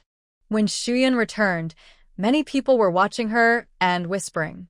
Some bold people even asked whose carriage it was and what she was going to do. Xu Yun forced a fake smile, said nothing, and only relaxed once she reached home. It was too frightening. She felt like a big star, and the villagers seemed to be stalking her like fans. Just as she was about to sit down and drink some water, she heard loud knocking on the door. "Xu Yun, I know you're back. Open the door quickly." Yi Chang'an frowned. "Mother, it's Auntie. She was probably here to ask for money." "Yes, stay inside. I'll open the door," Xu Yun said. When the door opened, Mrs. Li tried to squeeze inside, but was pushed out by Xu Yun. "Big sister-in-law, if you have something to say, do it outside. It's messy inside and hard to entertain guests." Mrs. Li pouted, raising her eyebrows and spreading her hands. "Where's my money? It's been 3 days. It should be given back now." "What money? I don't remember owing Auntie any money," Xu Yun said coldly. Mrs. Li was furious. "Stop pretending. It's the 30 or so silver coins we agreed on before." 30 silver coins? I don't know about that, Xian replied. Mrs. Li, slow to realize, finally understood. What do you mean? You don't want to give the money? Xian smiled at her and softly said one word. Yes. You're not afraid that I... Mrs. Li started to threaten. Before she finished, Xian simply said, I'm not afraid, and closed her door. Xian's attitude was completely different from before, leaving Mrs. Li stunned for a few seconds. Then she stood with her hands on her hips and started to scold loudly outside. Mother, are you really not going to care about Auntie? Yi Chengel listened to Mrs. Li's scolding outside and felt a little worried. The words were really harsh. She called her a bad-mouthed, a rotten horse, a dirty and cheap person. Don't care about her. She'll get tired of scolding and leave, Shuyun said calmly. She then kept a serious face. You and Chang'an go inside. You're still young and shouldn't listen to these dirty words. Kids learn to copy words quickly. She didn't want to see Chang'an and Yi Chengel arguing with others and using such dirty language. But what if Annie goes back and tells Uncle what happened? My household registration hasn't been settled yet, Yi Chang'an said worriedly. Suyin smiled and reassured her, saying, Don't worry, I have a way to handle this. You'll see tomorrow. She had already thought of a plan. Tomorrow would be a good show of a dog biting a dog.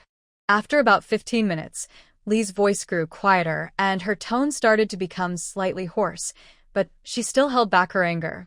She had been cursing for a long time, but Suyin didn't make a sound, as if her punch hit cotton, which made Li very annoyed. The more Li thought about it, the angrier she became. How dare Suyin play tricks on her? She had promised to give her the silver, but now she might not. Since that young woman wanted to break the face, let her see what happens when she angers her. Li returned angrily to the Yi family, shouting loudly as soon as she got home. Mother, mother! Old Lady Go was counting money in her room. Hearing Li's loud, rough voice calling her, she was so frightened that she dropped the copper coins on the ground. She bent down to pick them up carefully, put the money in a box, then hid it in the hole under the bed, and finally walked out of the room with an angry face. Without saying a word, Old Lady Go slapped her across the face and scolded, What are you shouting for? You're making a fuss like a fool. Seeing you just makes me upset. She disliked Li's obvious gaze. Li covered her face, with resentment in her eyes, but she dared not to act out, only sounding aggrieved.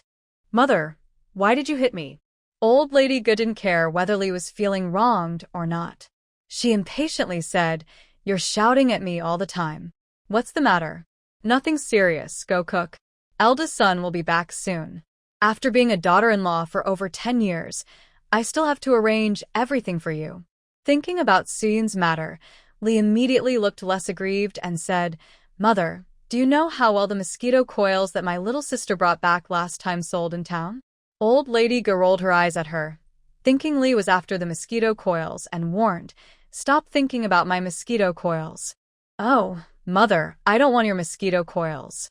You can't imagine who makes such good and valuable mosquito coils. It's Suyun's mother. Old Lady Go clearly didn't believe her. Where did you hear such nonsense? Inger said she bought them at Jishir Hall. What does Suyun's mother have to do with it? Really, Mother, it's true.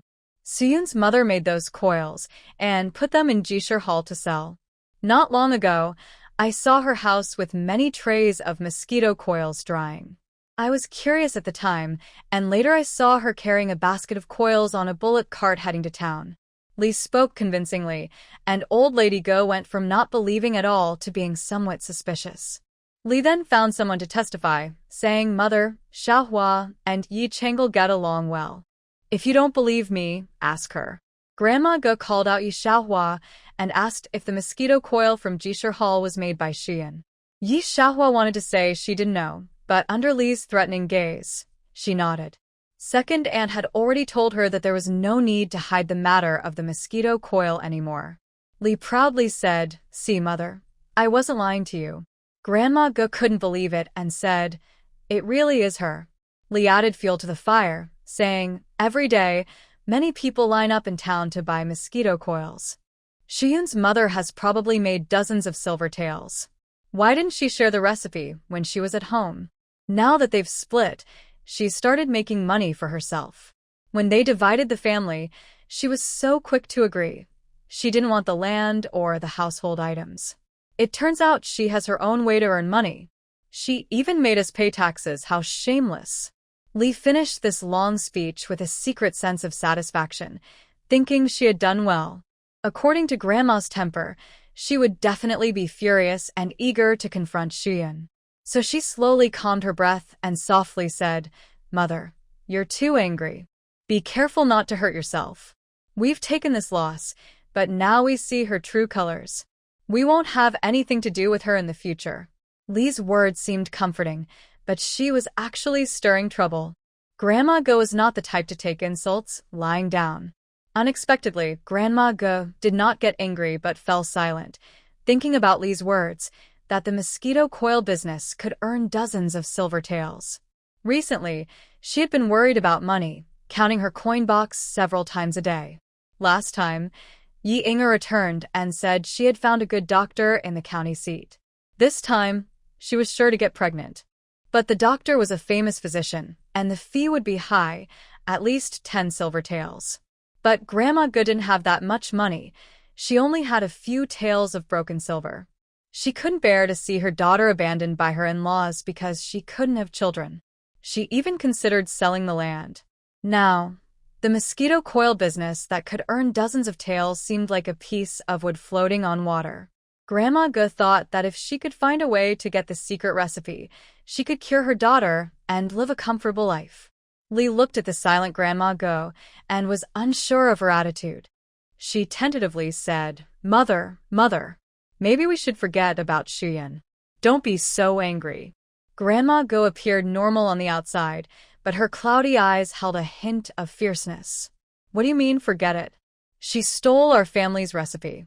Can we just forget about that?" Lee was stunned for 2 seconds before reacting.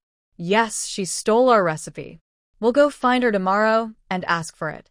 At dawn, Shuyun stood in the backyard, watching the sweet potatoes in the field sprout tender shoots. She happily watered them again. Yi Chang'an hurried in. "Mother, Aunt Yang, Aunt Chen, and Grandma Ma are here." "All right, I'll come," Shuyun replied. She washed her hands clean and came out. When they saw her, everyone smiled. "Sister-in-law, Auntie, you're here. Please sit, Shuyun said as she went to fetch chairs. "Yuner, don't trouble yourself. We've finished our work and we'll head back soon," Ma said, waving her hand. "There's no rush. I have something to tell you," Shuyun said. "Ma," and the other sat down. "Recently you've been making mosquito coils at home. Is it still manageable?" Shuyun asked. "It's still manageable. It's not hard. Sometimes we finish in the morning," Ma replied. Aunt Chen and Aunt Ma nodded, saying that cutting wormwood and pounding it into cotton took some time, but other tasks weren't tiring. "That's good. Yesterday, I signed another contract. It's with the main store of Jishir Hall in the county town. They need more than what Manager Zheng and Dr. Zhou require. 8,000 coils per month and 3,000 for the backflow incense. If you're too busy, I might find other families to help." Including Manager Zheng and Dr. Zhou, they need to make over 20,000 coils each month. The backflow incense is only supplied to Dr. Zhou and young Master Song, requiring 6,000 pieces. She also needs some stockpiled, so the total isn't small. She's worried they can't handle it, so she asked for their opinion. If it's too much, she will find more families to help. Ma wrinkled her fingers, trying to count but couldn't. Reluctantly, she asked Shuyun for help. "We're not good at math.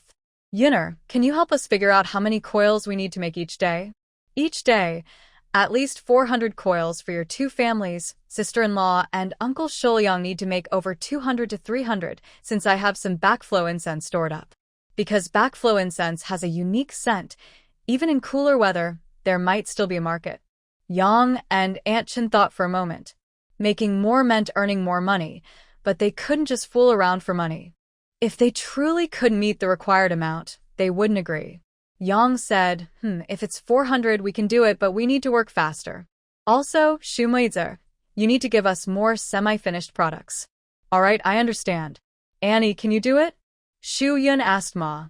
Although she and Yi Shouyang made fewer backflow incense than Yang and them, they were still older. Mrs. Ma said, I think the same as Yang. It means she can do it. Yes, there's one more thing. Shuyan looked up at the sunlight. Forget it, I'll tell you tomorrow. She guessed trouble would come soon and didn't want to involve the three of them, so she let them go first. Sure enough, after the Ma family left, Grandma Go and Mrs. Li arrived shortly after. Shuyan knew their personalities very well. The wooden door was knocked loudly, accompanied by Mrs. Li's strong voice. Shuyan's mother. She's here. Hurry and open the door.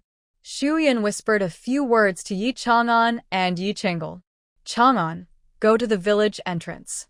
Chengle, you go. Yi Chang'an said firmly, don't worry, mother. I will wait at the village entrance and bring her over. Yi Chengle also said, Mother, I will definitely deliver the message. Shuyan opened the door, and the two children rushed out like little tops, almost knocking Grandma Go over. Two blind little rabbits. Are you rushing to be reborn? Mrs. Li scolded, then turned around and politely asked Grandma Go, Mother, did he hit you? Grandma Go pushed away Mrs. Li's hand and glared at her. She thought, what is this foolish woman doing? Don't they know why those two children are here? Maybe sensing Grandma Ji's anger, Mrs. Li shrank her neck, closed her mouth, and stood behind her. Sure, I've been standing here for a while. Won't you even bring a chair for me to sit on? Do I still matter as your mother-in-law?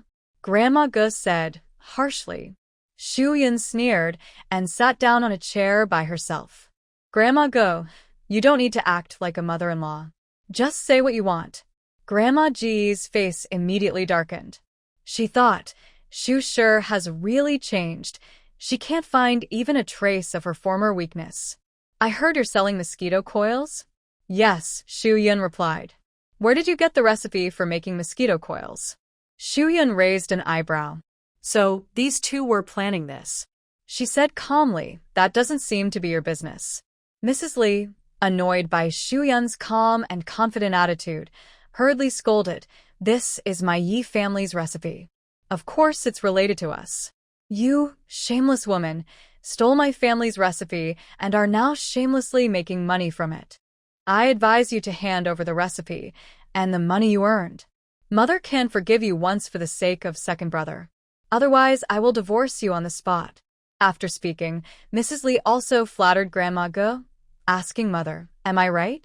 Grandmother Ge said, yes, if you hand over the recipe and the silver now, I won't bother you anymore. Shuyan was waiting for Yi Chang'an and Yi Chengle to bring people over. She needed to delay time. So she said, all right, since you say this recipe belongs to the Yi family, do you have any proof? Grandmother Ge choked, surprised that Shuyan asked this. It's just a piece of paper. Does she think the words on it can be denied just by calling out? Mrs. Li quickly signaled to Grandmother Ge. They had agreed before that if Grandmother Ge could hold Shuyan back, she would go to the kitchen to look for materials used to make mosquito coils, then go home to think about the recipe. Even if they couldn't get the recipe, they would at least know the formula. Proof? This recipe is definitely from my Yi family. Grandmother Ge coughed twice, walking around the small yard and observing.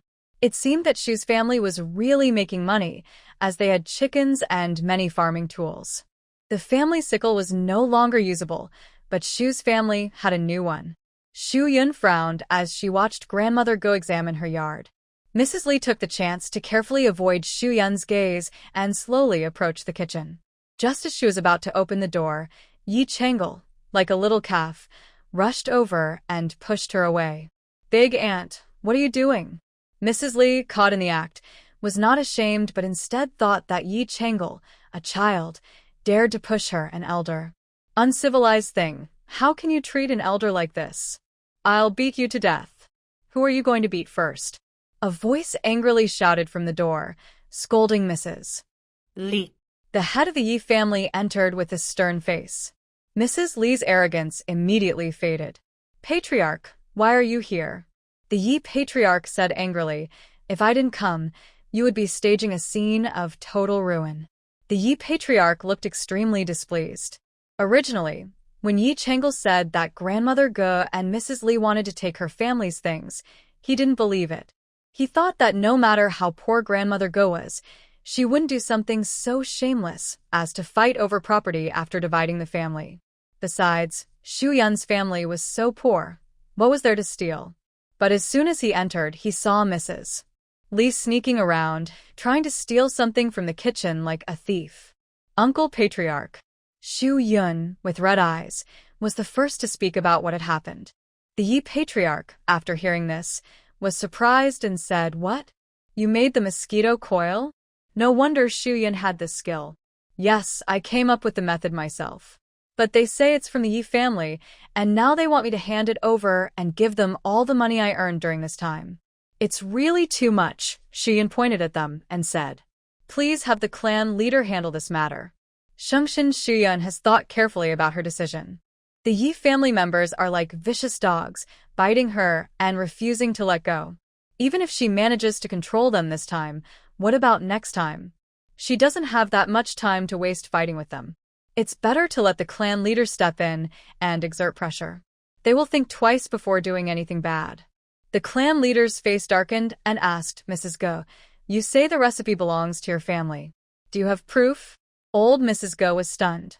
Why does everyone need proof? She quickly thought of a response and argued, "Leader, how can I prove that? It's just a piece of paper. Can the writing on it be false? Besides, the recipe has been kept in a box.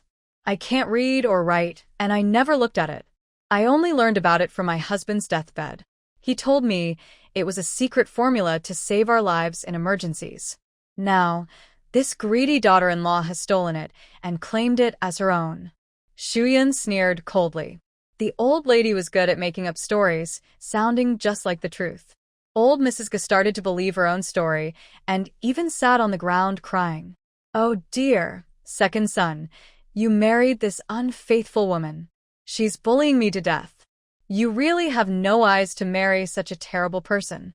She stole the family's life-saving secret formula and is now enjoying herself while ignoring our family's safety.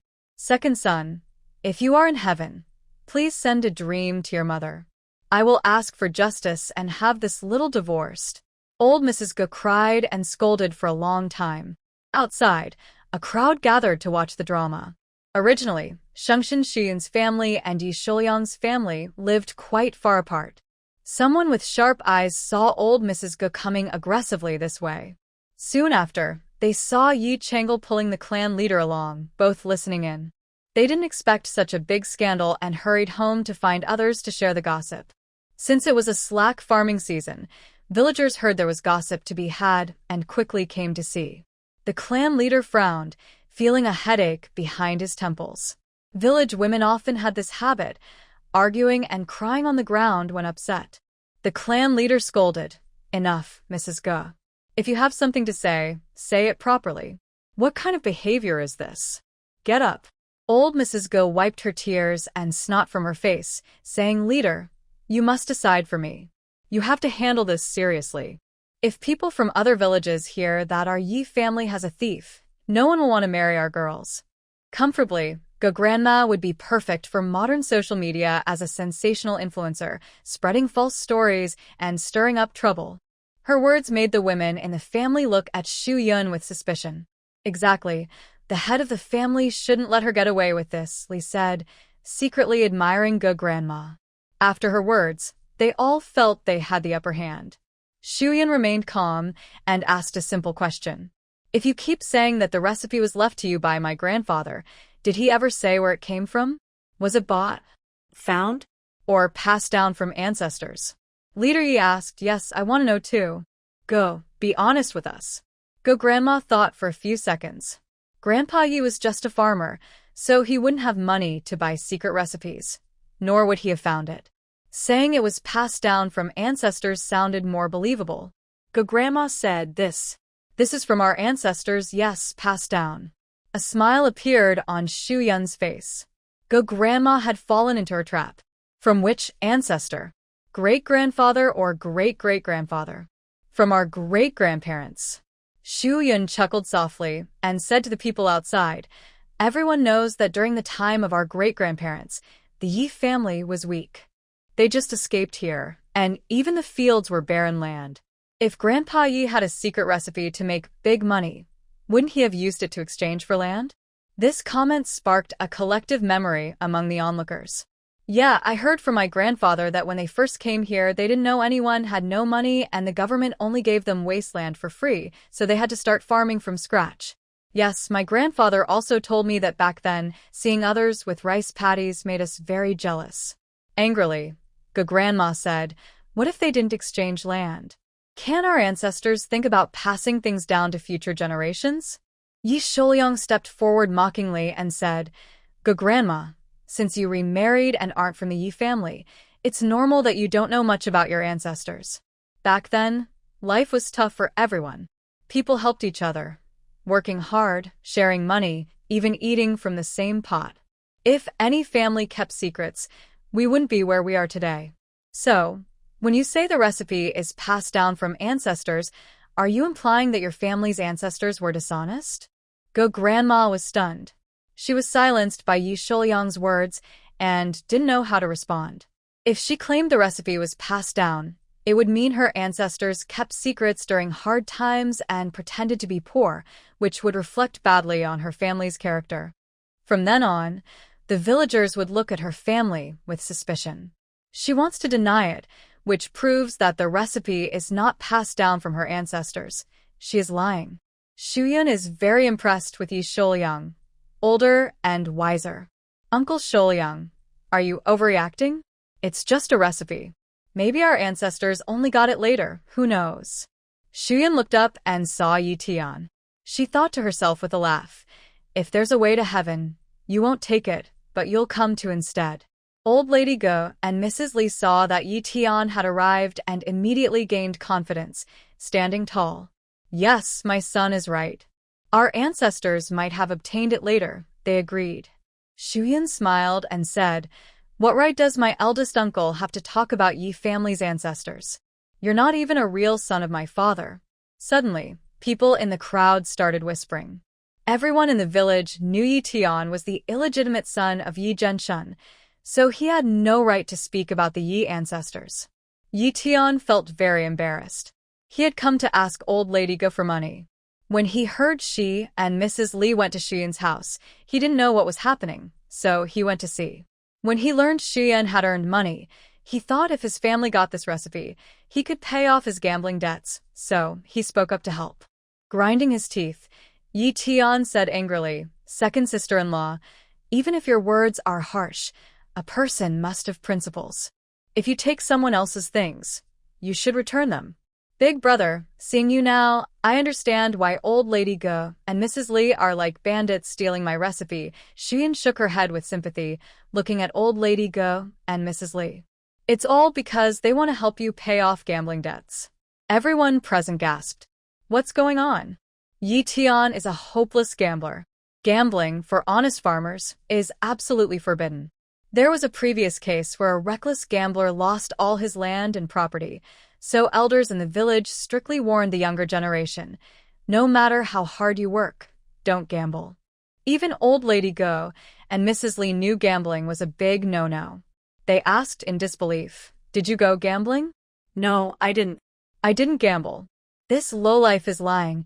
Yi Tian blushed and explained to the villagers and Old Lady Go outside the door, then angrily shouted at Shuyun, you shameless woman, you're talking nonsense. I think you're deliberately trying to change the subject. Yes, I believe my son. You little, keep talking nonsense, and I'll tear your mouth apart. Old Lady Ge still believed Yi Tian, but unfortunately, the next moment, Yi Chang'an arrived with people. Two tall, strong men walked in. Yi Tian, your debts need to be paid. Request failed. That sound seemed to stop. Shuyun's back was already covered in a light sweat. She slowly turned her body, her heart pounding non-stop. She didn't dare to fully open her eyes. Taking a deep breath, she kept her eyes half closed and secretly looked toward the source of the sound. After seeing clearly, she let out a big sigh of relief. It was just a wild chicken. The chicken didn't make any noise, but kept tapping its agile feet on the dry leaves to create sound. Shuyun was very angry. It turned out this wild chicken had scared her half to death. Today, she was determined to catch it to offer as a sacrifice to her ancestors. But the wild chicken was much more clever than a domestic one. As she chased after it, she entered a narrow canyon. By the time she regained her senses, she had gone deep inside. The path ahead was so narrow that only one person could pass through, and the sky above looked like a thin white line. The chasing wild chicken was gone, leaving only a long feather behind. For some reason, Shu Yun wanted to keep going forward. She continued for about the length of a tea break, and the path gradually widened until her view was completely open. She found herself standing halfway up the mountain. The previous path was slowly ascending. Looking out, she saw endless mountain ranges on the other side, and below was a rushing, roaring river. It blocked humans from exploring further, adding to the mystery of the mountains beyond. Shu Yun had no choice but to turn back. When she returned home, it was just beginning to get dark. "Mother, you're back. Wash your hands so we can eat." Yi Changla handed the washed vegetables to Yi Chang'an and then came back to pour water for Shu Yun to wash her hands. Inside the kitchen, there was a sizzling sound, food being fried in oil. Curious, Shu Yun asked, "Chang'an can cook now?" Yi Changla covered her mouth to hide her smile. "My brother said he wanted to try cooking, so I let him, but it probably won't taste good." "Mother, don't be too obvious if you don't like it later." Shu Yun was quite looking forward to it, but when Yi Chang'an brought the burnt dish to the table, she couldn't help but twitch her mouth. "Mother, try it." Yi Chang'an handed her chopsticks, eyes shining with anticipation. Shu Yun took a bite, trying to keep a smile. "It tastes pretty good." "Really?"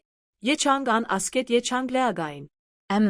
Yi Chang'la nodded hard, but she hadn't swallowed her food yet. Confident after the praise, Yi Chang'an scooped up another bite and put it in his mouth. Neither Shu Yun nor Yi Chang'la had time to stop him. "Oh, it's so bad." As soon as the food touched Yi Chang'an's tongue, he spat it out. His face showed disappointment. "This was your first try, and it was quite good. Just practice more, and you'll get better."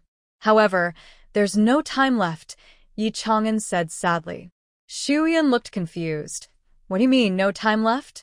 Yi Chang'la said, "Mom, you forgot. Tomorrow is your birthday." "My birthday?" Shu Yun remembered.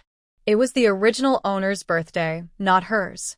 But it was a coincidence. Her birthday is only half a month apart from the original owner's. "Yes, my sister, and I want to cook a meal for you ourselves. My sister is good at cooking, but as for me..." Yi Chang'an looked at the dishes on the table with a sad expression.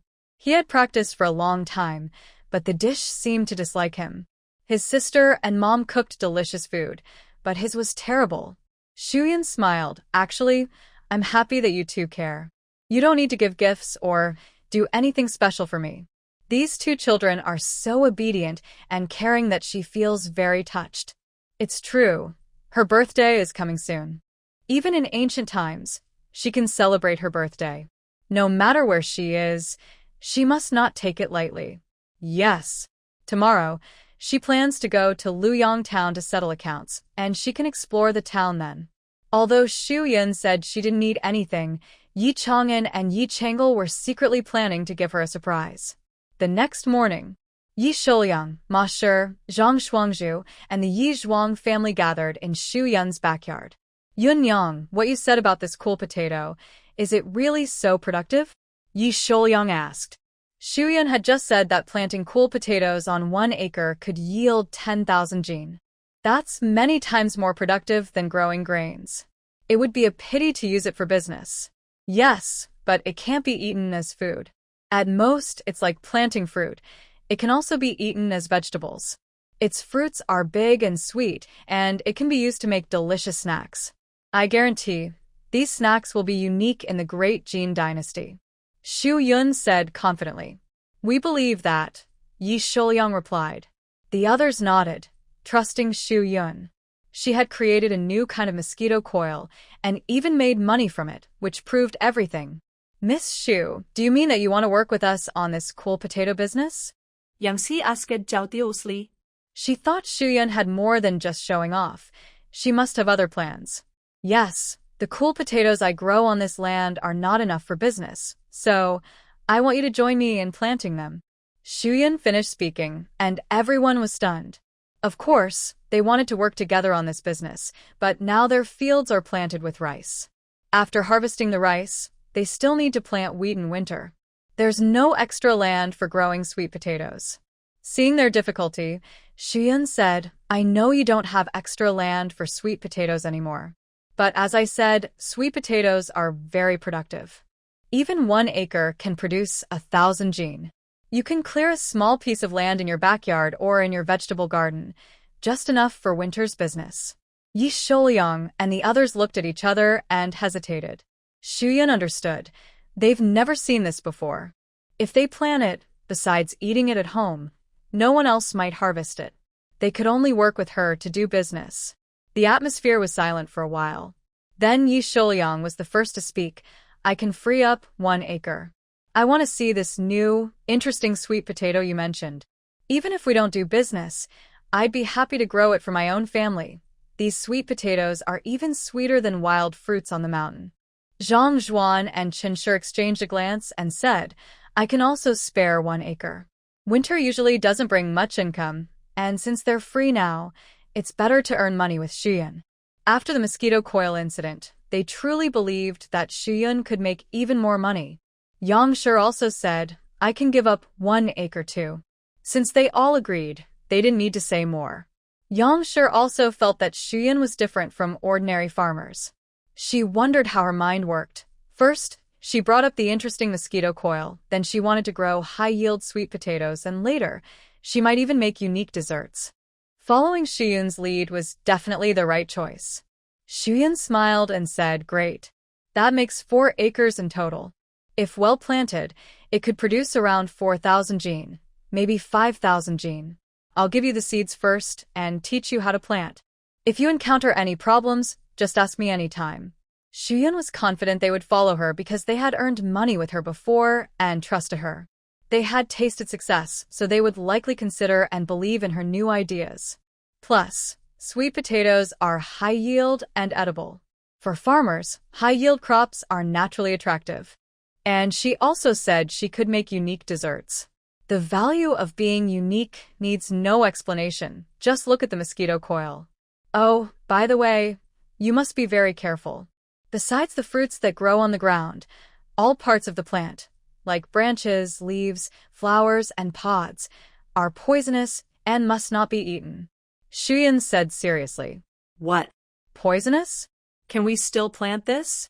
Everyone was stunned on the spot. Young Sister Shu, this cold potato is poisonous.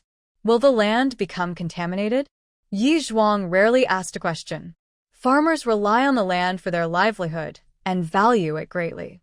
Even if they don't grow grains, they still cherish the land very much. When Yi Zhuang asked this, everyone felt a little uneasy. Shuyun solemnly said, Don't worry, the land won't become poisoned. In my hometown, people grow cold potatoes and other crops. If it really poisoned the land, I wouldn't grow it myself. Yi Shouliang nodded. Young Lady Shu, you wouldn't do anything to harm the land. Then I feel relieved, she replied. Because they believed Shuyun, others also let go of their worries. No one would do something that harms both themselves and the land. Yi Shouliang and the others were good at farming. When Shuyun told them how to plant the cold potatoes and what to watch out for, they remembered immediately and could even think ahead. They agreed with Shuyun that, later, they would sell the cold potatoes at a price of 10 jin for 1 coin. Everyone had no objections. Today we'll prepare the land, and in a few days we'll plant. After finishing, Yi Shouliang and the others said goodbye to Shuyun and hurried back to start working. Mother, can we go now? Yi Changel and Yi Chang'an had changed into new clothes and shoes specially for her birthday. Wait a moment, Mother. Shuyun also went back to change into new clothes and shoes. Today was her birthday too, and she wanted to make it special and proper. Let's go. They didn't want to dirty their new shoes, so they rode in a bullock cart all the way. It only took about an hour and a half to reach Luoyang town. Shuyun took the children first to settle the bill with shopkeeper Zheng, then went to eat. She decided to enjoy herself on her birthday and headed to the most expensive restaurant in town, Xianwei-ju. Xianwei-ju has 2 floors, the first floor with open seating, the second floor with private rooms. It is said that Xianwei-ju was opened by a master chef who used to work at the biggest restaurant in the capital. The food and skills are top-notch, and even the desserts they make are better than those from outside pastry shops.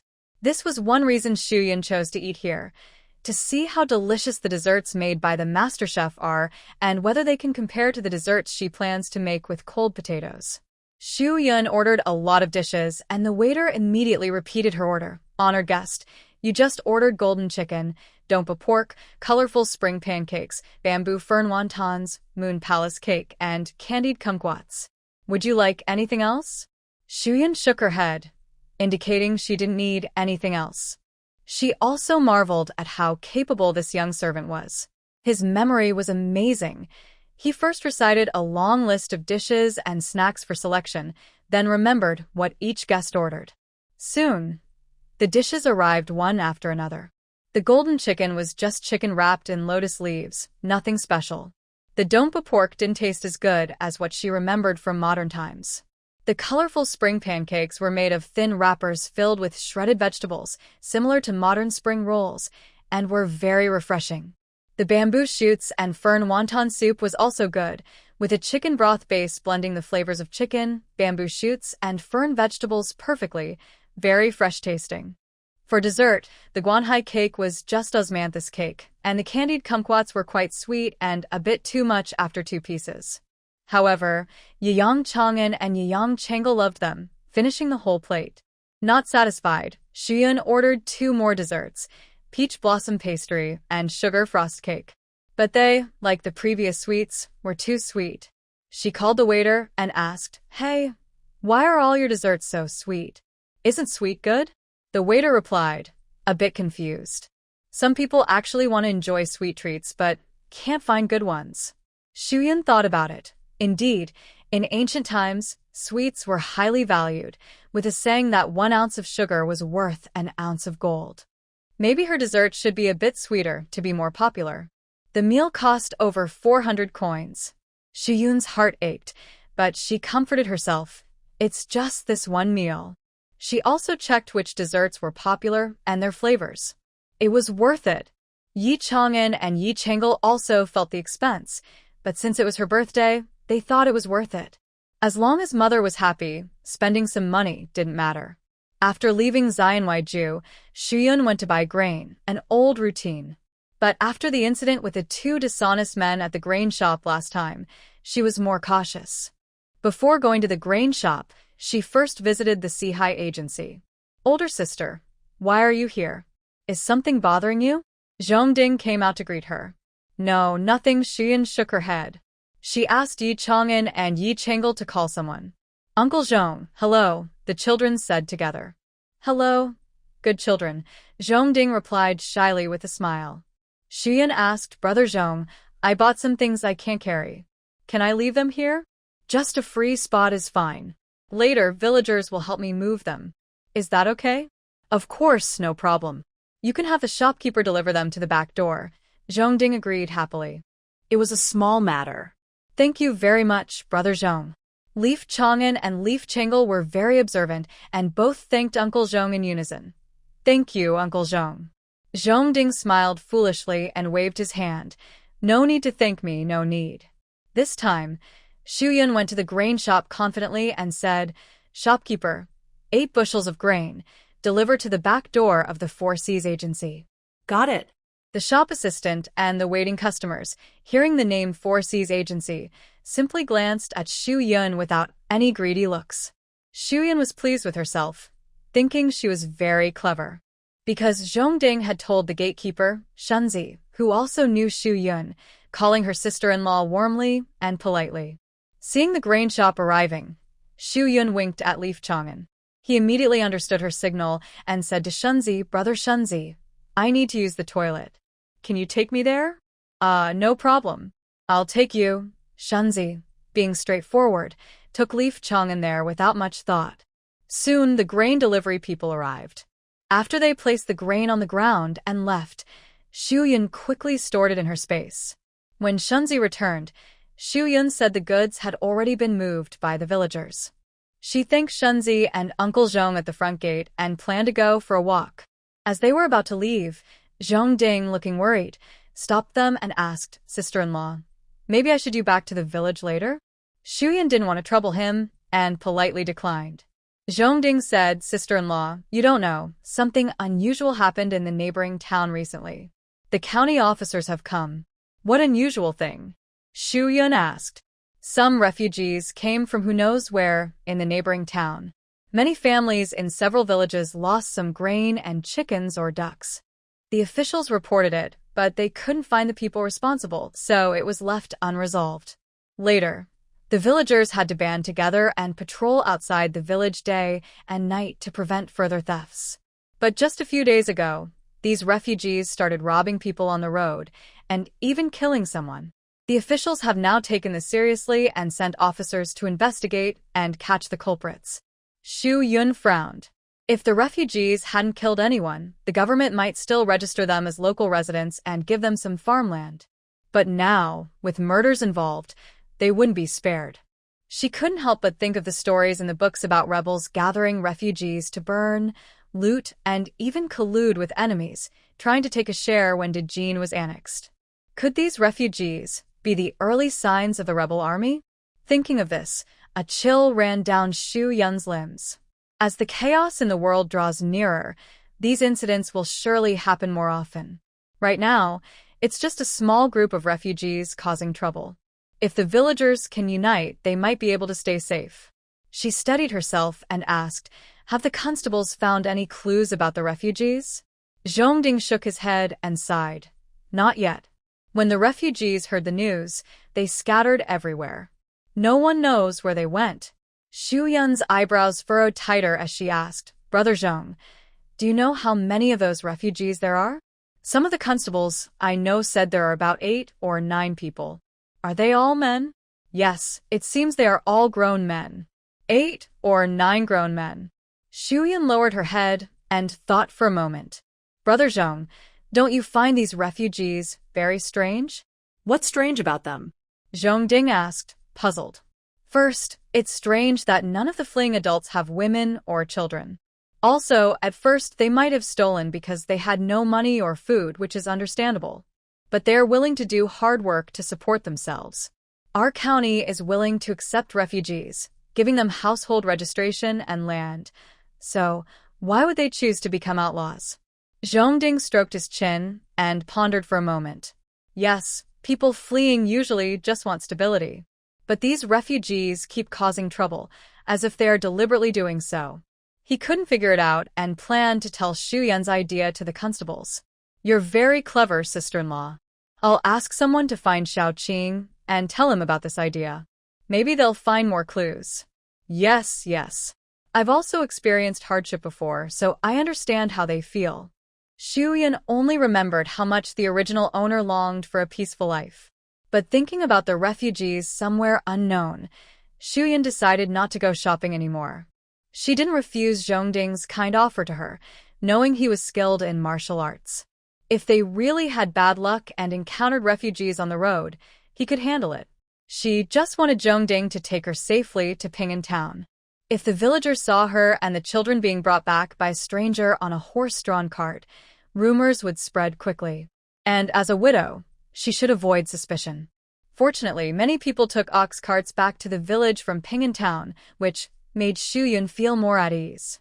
After returning to the village, she first took the children home and then went to the clan leader's house to inform him of what happened.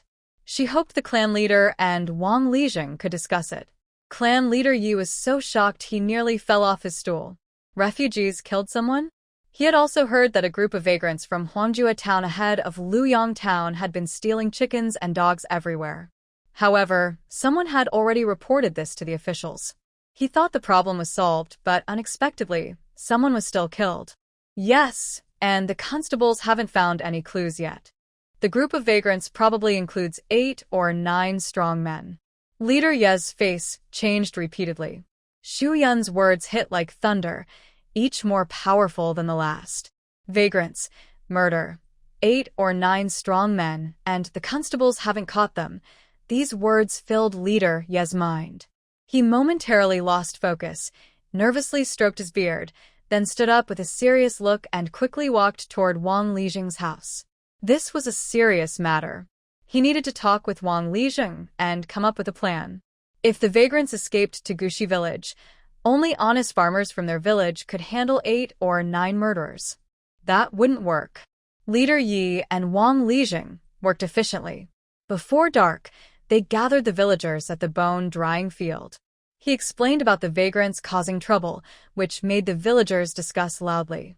Wang Lijing, as if he had expected this scene, took out a copper gong and struck it hard, calming everyone down. For this matter, I decide to form a patrol team just like in Huangjua town. Every family must send one strong man to patrol day and night outside and inside the village until the officials catch the vagrants. Of course, it won't be unpaid work. Each family must provide 2 jin of grain each month for the patrol team's meals. Li Zheng, what about families without strong men? A widow asked.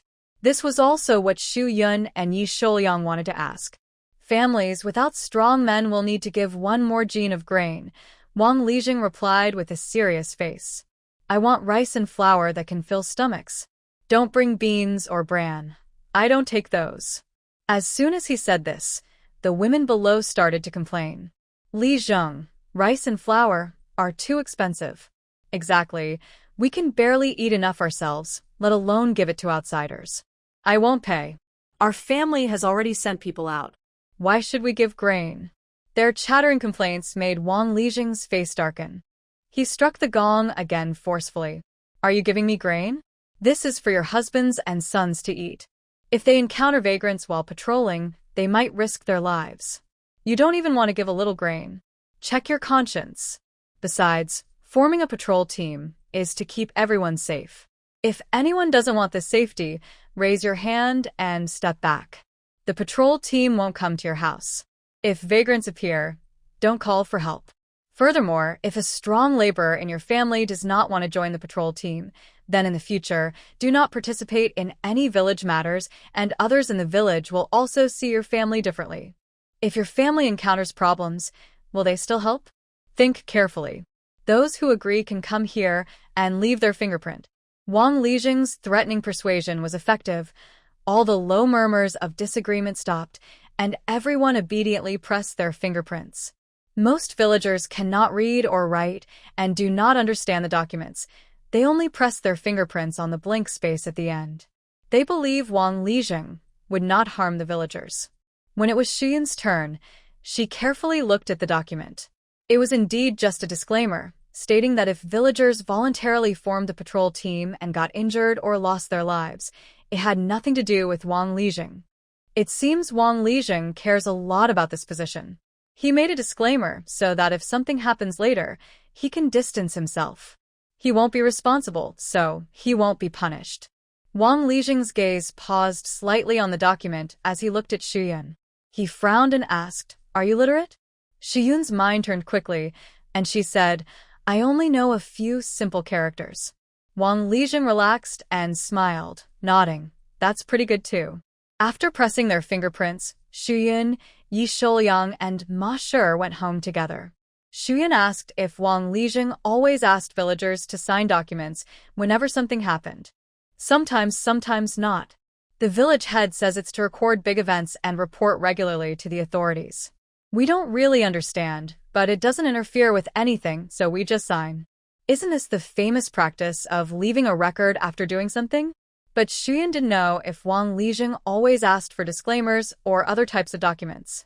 She asked, "Have there been documents different from today's before?" Yi Shouyang scratched his head. "What's different? Aren't they all just a bunch of dense characters?" "Uncle Shouyang, you can't read, right?" Xuyun asked in surprise. "Didn't the clan leader say he could read and write?" "I only recognize a few characters." What can I understand from that? Xuyun was shocked. Recognizing a few characters was considered literate. But it's normal. Most farmers don't know how to read or write. To learn, they have to pay for school, and most can't afford it. For generations, many remained illiterate. Being able to recognize a few characters already made someone exceptional. Yi Shouyang's generation would often choose the youngest Yi clan leader to be the head because he could read and write. Having someone like that in the family meant they wouldn't be tricked on documents. Since Head Yi agreed to sign the official documents at Wangli, there should be no problem now. After learning about the refugees, everyone in the village became very anxious. Even with patrols, no one dared to go outside freely. Shuyan stayed at home with the children and made some simple traps. She lived in a remote area and couldn't rely solely on the patrols. If the patrols didn't arrive in time, she and the children might be left to face danger. Shuyan dug a deep hole in the yard, lining the bottom and sides with sharp, thin bamboo spikes. Anyone stepping on it would definitely puncture their foot, and it would be hard to pull out. If they tried to pull free, they might scrape their leg. She didn't expect the trap to kill the enemy, just to give her and the children a chance to escape or call for help. Shuyan repeatedly warned her two children to walk around the edge of the firewood shed when entering the house, and never walk through the middle. Yi Chang'an and Yi Changle also didn't want to get hurt, so they moved carefully each time. Shuyan didn't dare go to the foot of the mountain anymore. She stayed at home making mosquito coils or checked on the cool potatoes grown by Yi Shouyang and others. Yun, why don't you come stay with us for a few days? Just you and the children. If anything happens, no one would know, Ma Shi suggested worriedly. Yes, you should come over. We can watch out for each other, Yi Shouyang also said. Shuyan smiled and replied, Thank you, Uncle Shouyang and Auntie, for your kindness. But actually my home is safer now. Although Shuyan lived in a remote area, Yi Shouyang and Ma Shi also lived far away. She told them about her traps and even taught them how to set their own, like placing the holes along the main path from the gate to the inner room and using thin bamboo tubes instead of fragile bamboo slices. Knowing about her clever traps, Yi Shouyang and Ma Shi felt a bit more at ease and didn't insist on her staying. As night fell, the patrol team changed shifts, holding torches and continuing their patrols inside and outside the village. The villagers, watching the torchlight drift past their windows, fell asleep peacefully. Meanwhile, a dangerous figure watched the patrols, saw the torches gradually fade away, and in the darkness, quietly moved away from the crowd toward Shiyun's house. He looked at the higher wall around Shiyun's home with a sneer, then easily climbed over it. He slowly approached the house where Shuyun and her children were sleeping, thinking about how he would soon capture the beautiful woman he saw earlier, with a reward waiting afterward. His heart raced with excitement. But in the next moment, he stepped right into the trap Shuyun had carefully set. A sharp pain shot through his foot, but he dared not cry out. He could only hold it in, sweating on his forehead. The worst part was the bamboo thorn stuck in his calf from the side of the deep hole, making it impossible to move. He couldn't stay trapped here until dawn for someone to find him. He had to endure the pain from the bamboo spike and quickly pull out his foot. You wicked woman, making me hurt so much. Today I'll make you pay. He gritted his teeth, eyes full of anger, speaking fiercely. Shuyun and the others woke up when they heard the strange noise. Seeing him limping closer, Yi Chang'an and Yi Changle were very nervous. Shuyun comforted them, saying, Don't be afraid, just do as I told you. She held a bottle of homemade garlic water, which she used as a spicy spray since there were no chili peppers here. Yi Chang'an and Yi Changle each held a bowl of salt. When the man pushed open the door, Shuyun poured the garlic water into his eyes, and Yi Chang'an and Yi Changle sprinkled salt on his injured leg. Ah! A piercing scream cut through the air, waking Yi Shouyang next door. He hurried overdressed, while Ma Shi went to call the patrol team in the village. Meanwhile, Shuyun took advantage of his blindness from the spicy spray, took out it from the space, and struck him on the back of the head. With a loud bang, he collapsed to the ground. Yi Shouyang arrived just in time, saw the man in the yard, and was startled. He quickly found some rope to tie him up and asked, Shuyun, are you all hurt? Shuyun shook her head, exhausted, sitting on the ground. Yi Chang'an and Yi Changle, still shaken, started crying. Yi Shouyang hurried over to comfort the children. Soon, the darkness was partly dispelled by torches, and the patrol team arrived. It was the Yi family's turn today. Hearing that their kin might have been attacked by refugees, they rushed over quickly. Who is this? A refugee? Asked Yi Shingen. I don't know.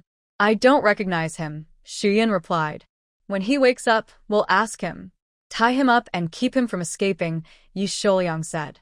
Don't worry, Uncle Shouyang, he won't get away. Yi Shingen promised confidently, and the others nodded proudly. This was the patrol team's first time catching someone. Whether or not he was a refugee, they felt a sense of achievement. When they lifted him up, they saw his leg injury. Yi Shingen asked, how did he get hurt?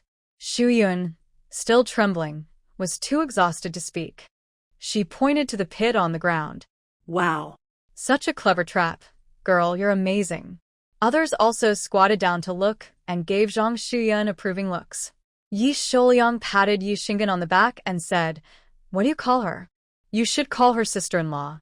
Yi Shingen is 18 years old, several years younger than Yi Chi. Yi Shingen apologized again and called her sister-in-law, then left with the patrol team and the thief. Shuyun, you can rest at my house, Masher said. Okay. There was still blood in the trap. Shuyun didn't want to see it, and she was too tired to clean it up. The two children were also scared. It would be better to find a different place to rest and prepare to face the thief tomorrow.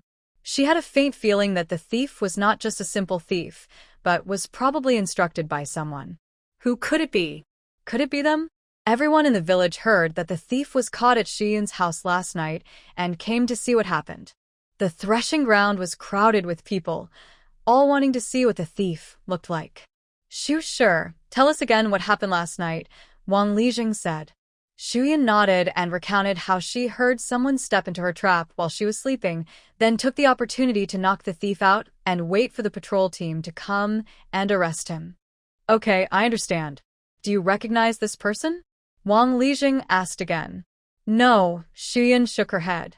Come here, take the cloth out of his mouth. I want to ask him, Wang Lijing ordered. The man was with ropes and thrown in the middle of the threshing ground. His mouth was stuffed with a cloth, so he couldn't speak, and his face was covered with messy hair. From his frantic attempts to hide himself, he seemed very guilty and scared. Wang Lijing's eldest son, Wang Chuanfa, pushed back his hair and pulled off the torn sock from his mouth. Last night, the patrol team had caught him and locked him in a small room beside the ancestral hall to prevent him from shouting and disturbing the ancestors. They had taken off a sock and stuffed it in his mouth. The man's feet were sweaty, and the smell was sour and sharp. Even after the sock was removed, he kept gagging. I am the village head here. If you answer honestly, I won't punish you. Otherwise, I'll deal with you as I do with the wanted vagrants, Wang Lijing said sternly, showing his authority. The government had been issuing notices everywhere these days, saying that if this group of vagrants committed crimes again, the villagers could kill them without worry. The man clearly knew about this and nodded obediently. What's your name? Which village are you from? What were you trying to do at Xu Shi's house last night? My name is Wu Erzwang. I'm from Higo village. I'm just too poor at home. I just wanted to steal something to fill my stomach. I'm not a vagrant. Wu Erzwang answered honestly, word for word, seeming very sincere, but Shuyun thought it was not that simple. Would a person who only wants to steal a little still risk sneaking into the owner's house after being hurt? Probably. He panicked the moment he stepped into the trap, only thinking of escaping quickly without being caught. But Wu Erzwang was not like that. Gugo village is several villages away from Gushi village. How did you think of us here? Clearly, Wang Lijing was not easy to fool. Wu Erzwang looked to the right, as if he thought of something. That's because I heard she recently made money from mosquito coils, so I got the idea. Where did you hear that? Shuyun asked suspiciously. Just from the town, Wu Erzwang stammered a bit. In the town, the story about the mosquito coils came from Shuyun's shop, and only the shopkeepers and their staff knew. They would never spread rumors outside, so Wu Erzwang couldn't have heard it from the town. Who in the town said that? Shuyun pressed, noticing the gap. Wu Erzwang looked more guilty, lowering his head and not daring to meet her eyes. No one in particular. Everyone was talking about it. I just overheard. Shuyun sneered. That's impossible. You're lying. I'm not lying. I just heard it, Wu Erzwang insisted. Shuyun ignored him and turned to Wang Lijing and Chief Yi. Lijing, Chief, he's lying. I signed a confidentiality agreement with the shopkeeper, so it can't be leaked. As for whether villagers talked about it outside, I don't know. But I'm sure Wu Erzwang isn't just planning to steal.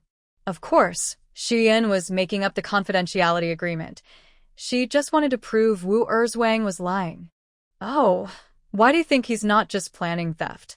Wang Lijing, who had finally encountered a case, naturally hoped it would be complicated. That way, he could show off his abilities when reporting to higher authorities. First, he just lied and seemed to be hiding something. Second, my home is in a remote place and you have to go around the entire village to reach it. Last night, it was dark and windy. He managed to avoid patrols and sneak all the way to my house. If he hadn't planned and gathered information beforehand, how could he have been so precise?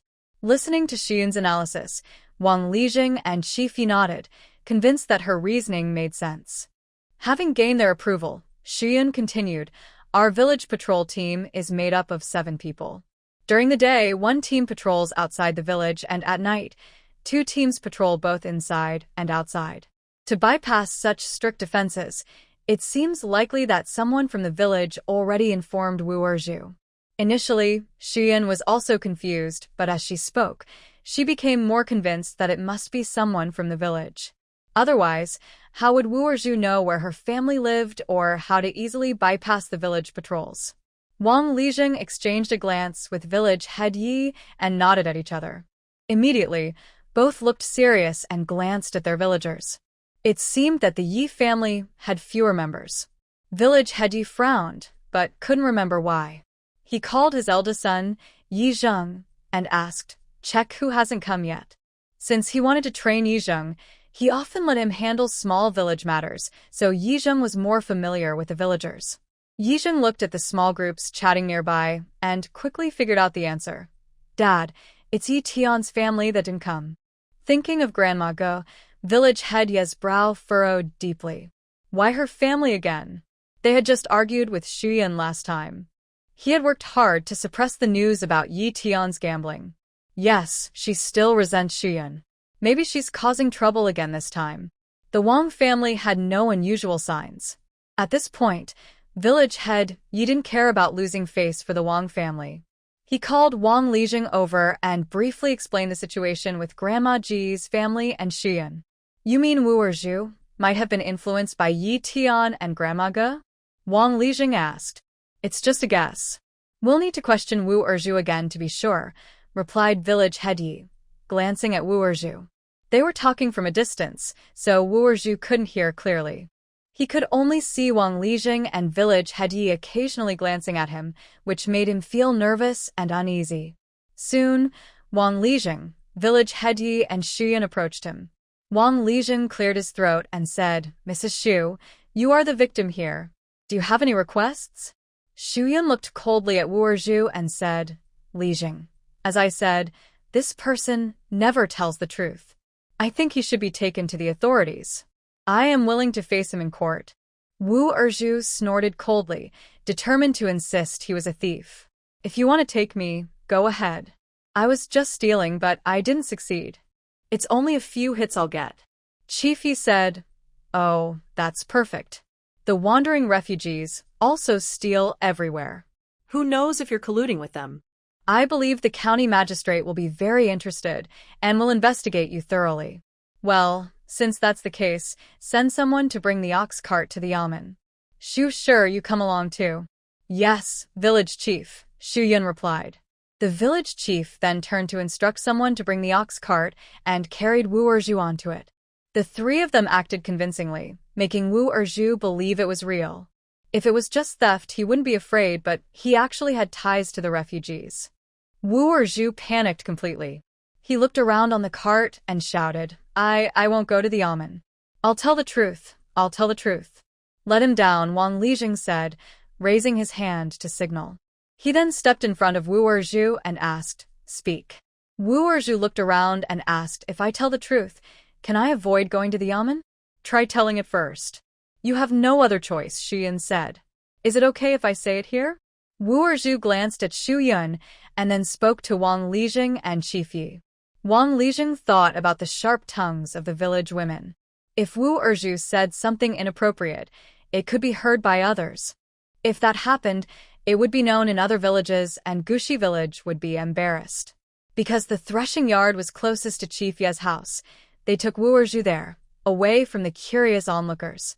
Only then did Wu Erju speak. It was Yi Tian and Granny Ge who asked me to trouble Xu Yun's mother. Xu Yun's eyes flashed with coldness. Sure enough, it was them. What did they ask you to do to trouble me? Yi Tian is still being detained at the gambling house doing hard labor. They asked me to steal your formula, sell it, and pay off debts, Wu Erju said, his eyes flickering with hesitation. Chief Yi, hearing that it was indeed Yi Tian and the others, looked furious and wanted to scold them, but a glance from Xu Yun stopped him. Xu Yun pretended to be angry, trying to trap him, and said, "Still lying. My mother-in-law and I don't get along, but I would never do such a thing. My eldest uncle is an honest man. I think you just made up an excuse to cover up.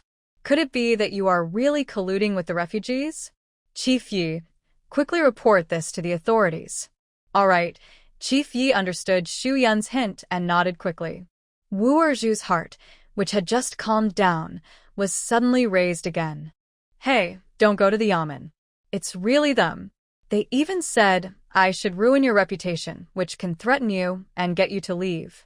If you don't believe it, ask them to confront me. What? Chief Yi was incredibly shocked and couldn't believe how cruel those two people were, even thinking of damaging a woman's reputation. Xu Yun was so angry that she said if she hadn't set a trap, she might have been assaulted by them. Extremely furious, Xu Yun gathered all her strength and punched the other person in the face. You. Wu Erju was restrained and couldn't resist, falling to the ground, glaring bloodshot eyes at Xu Yun. Xu Yun radiated hostility, glaring back fiercely, with murderous intent in her eyes. Wu Erju was a bit scared and dared not look directly at her. Chief Yi and Wang Lijing were stunned to see Xu Yun hitting someone, but at the same time, they felt pleased. Chief Yi gloomily ordered Yi Zheng, "Go bring that Mrs. Ge here for questioning." Wu Erju also realized he had said something he shouldn't have and quickly kept his mouth shut. "Brother Yi, everything is clear now. It's your Yi family's matter, so I won't interfere much," Wang Lijing said, pulling Chief Yi a few steps away. "Once this is settled, Wu Erju will still be taken to the authorities." This was also a good chance to show off in front of the county magistrate. Of course. Such wicked behavior deserves to be punished by law, Chief Yi said angrily. That's right, Wang Lijing nodded happily, sitting to the side. Seeing the two finish talking, Xu Yun stepped forward, bowed, and pleaded, "Uncle Chief, I want to cut ties with my family." Well, Mrs. Ge and Yi Tian are truly wicked and unworthy of being part of our Yi family, Chief Yi said, still feeling that their family had dirted their ancestors' land. After half an hour, Yi Zheng returned with Mrs. Ge and Li. "Father, when I went, they weren't home. I asked around the neighbors and found out they had already left early. Only 2 children were at home. I hurried after them in a cart and caught up near the town gate." Chief Ye's presence was commanding. His sharp gaze swept over Mrs. Ge and Li. Mrs. Ge and Li looked stiff, their eyes flicking toward Wu Erju, feeling very nervous. "Why did the chief call us here?" "We still need to go to town to buy things." Mrs. Ge forced a smile that looked very unnatural. "Humph.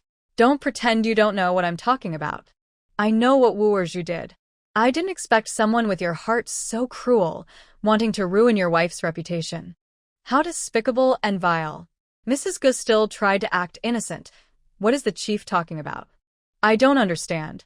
Li Shi also said, "What is the clan leader talking about?" "I don't care whether you truly didn't understand or are just pretending. Today, I will banish your family from the Yi family to protect our family's good name."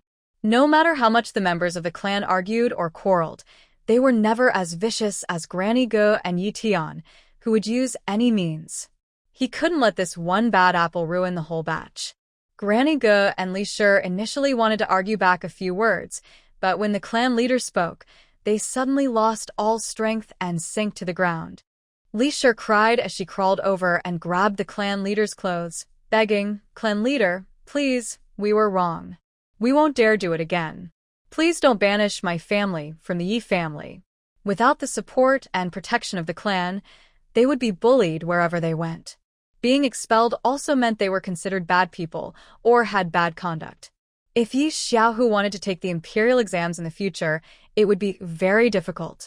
They couldn't be buried in the clan's cemetery and could only find a random place to bury them, losing the chance for future descendants to honor them. The clan leader shook off her hand and said, "And also, since your family has treated Yi Qi's wife like this, I will also decide to cut off your family ties today." Now that the matter had been exposed, the clan leader's decision could not be reversed. Granny Go was eager to seize the formula in Shuyun's hands. Even without clan protection, she still had money. Granny Go revealed her true colors and sat on the ground, sneering, "I want to divorce Yi Qi's wife for Yi Qi even if you cut off the family ties. You can't take those 2 children away unless you hand over the formula." Shuyun also smiled. "Your plan will fail. I have already registered Chang'an's household. You have no right to divorce me. You want to deceive me? How can Yi Chang'an register a household at such a young age? Yi Qi has died. As long as she observes the mourning period for a year, she can register a household, regardless of age. Even a baby in swaddling clothes can do it, as long as it's a boy." "Granny Go, you should read the laws more often," Shuyun mocked. No, you. How could this be? With her plan falling apart, Granny Go was so angry she couldn't breathe and fainted, clutching her chest. "Clan leader, the village chief, do you have any plans for these two?" Shuyun asked.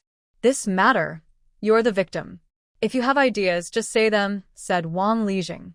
"Send them to the authorities." She would not let her go after using such despicable methods, including Yi Tian. Because of Granny Go and the others, Shuyun also had to go to the official hall for a formal hearing. The official office created by the original author looked very much like those in TV dramas. The gate of the government office is tall and grand, with majestic stone lions on each side, giving a serious and imposing look. Above the gate, there is a large plaque with the characters "Government Office" written neatly and solemnly, creating a respectful atmosphere. Inside the hall, the county magistrate is already seated in the main seat at the center. With a sharp bang, the wooden gavel strikes, and the guards on both sides rhythmically tap their sticks on the ground. Then, the guards loudly shout "respectful" and "mighty." This shout not only shows respect for the officials, but also demonstrates reverence for the law and intimidates everyone present. Old Lady Go and others are so frightened they tremble constantly, kneeling on the ground and not daring to lift their heads. "Who is present? And what is the matter?" the county magistrate loudly demands. Wang Lijing steps forward and introduces himself. "I am the village head of Gushi village." Wang Lijing clearly explains the whole situation. The magistrate looks at Shuyun and asks, "Madam Shuyun, is what Wang Lijing said true?" Shuyun raises her head and glances at the magistrate, who appears to be in his 30s, with a beard and a tired, pale face. She then lowers her eyes and replies, "To answer your honor, what Wang Lijing said is true. Old Lady Go, Yi Tian, and Li are the main conspirators, having bribed Wu Erju to commit wrongful acts against the villagers. Their goal was to steal the mosquito coil formula from the respected woman. It is truly despicable. I kindly ask your honor to punish them severely and restore justice for the villagers." The magistrate's gaze darkens slightly as he looks at Old Lady Go and the others, and he asks, "Go family Yi Tian, do you admit guilt?" Old Lady Go, Li, and Yi Tian, who was recently caught from the gambling house, are trembling with cold sweat, loudly protesting their innocence. Falsely accused? The magistrate's voice turns stern and slightly angry. Where is the falsehood? The facts are clear before him, and Old Lady Go and the others cannot argue, only insisting they are innocent. Seeing this, the magistrate makes a decision in his mind. At this moment, the clerk steps out from behind and whispers a few words to the magistrate. His expression suddenly turns anxious, and he cannot help but utter "Madam." But seeing the crowd below looking anxious, he suppresses the words and orders the guards to take Old Lady Go and the others to jail for further judgment. Then he prepares to leave. "Your Honor, wait. I have one more matter. Wang Lijing quickly speaks up. The matter? The magistrate shows no particular expression and looks impatient. Wang Lijing explains that, based on his observations, Wu Erzhu might be colluding with wandering refugees. He asks the magistrate to investigate carefully. The county magistrate's expression finally looked a bit better. Recently, in Pinggu County, there was only this urgent case. He immediately ordered the steward to interview Wu Erzhu alone, then hurriedly left. Wang Lijing didn't expect the magistrate not to say a single word of praise, which made him feel a little disappointed. The steward, who stayed behind, spoke up. You did well. If you can get useful information from Wu Erzhu, the magistrate will surely reward you. Wang Lijing's smile grew more comfortable, but he quickly hid his happiness and respectfully said to the steward, "This is my duty. I will go back now." After leaving the county office, it was already late morning. It took 3 hours by ox cart to return to the village. By the time they arrived home, it was dark. Xingyun didn't have time to visit the town, so she followed Wang Lijing's ox cart back. Within a couple of days, the case was resolved. Grandma Ge and her 2 relatives each received 20 heavy blows, and after healing, they were also sentenced to do hard labor for a period. They could hardly cause trouble anymore. Wu Erzhu was also found to have colluded with wandering folk.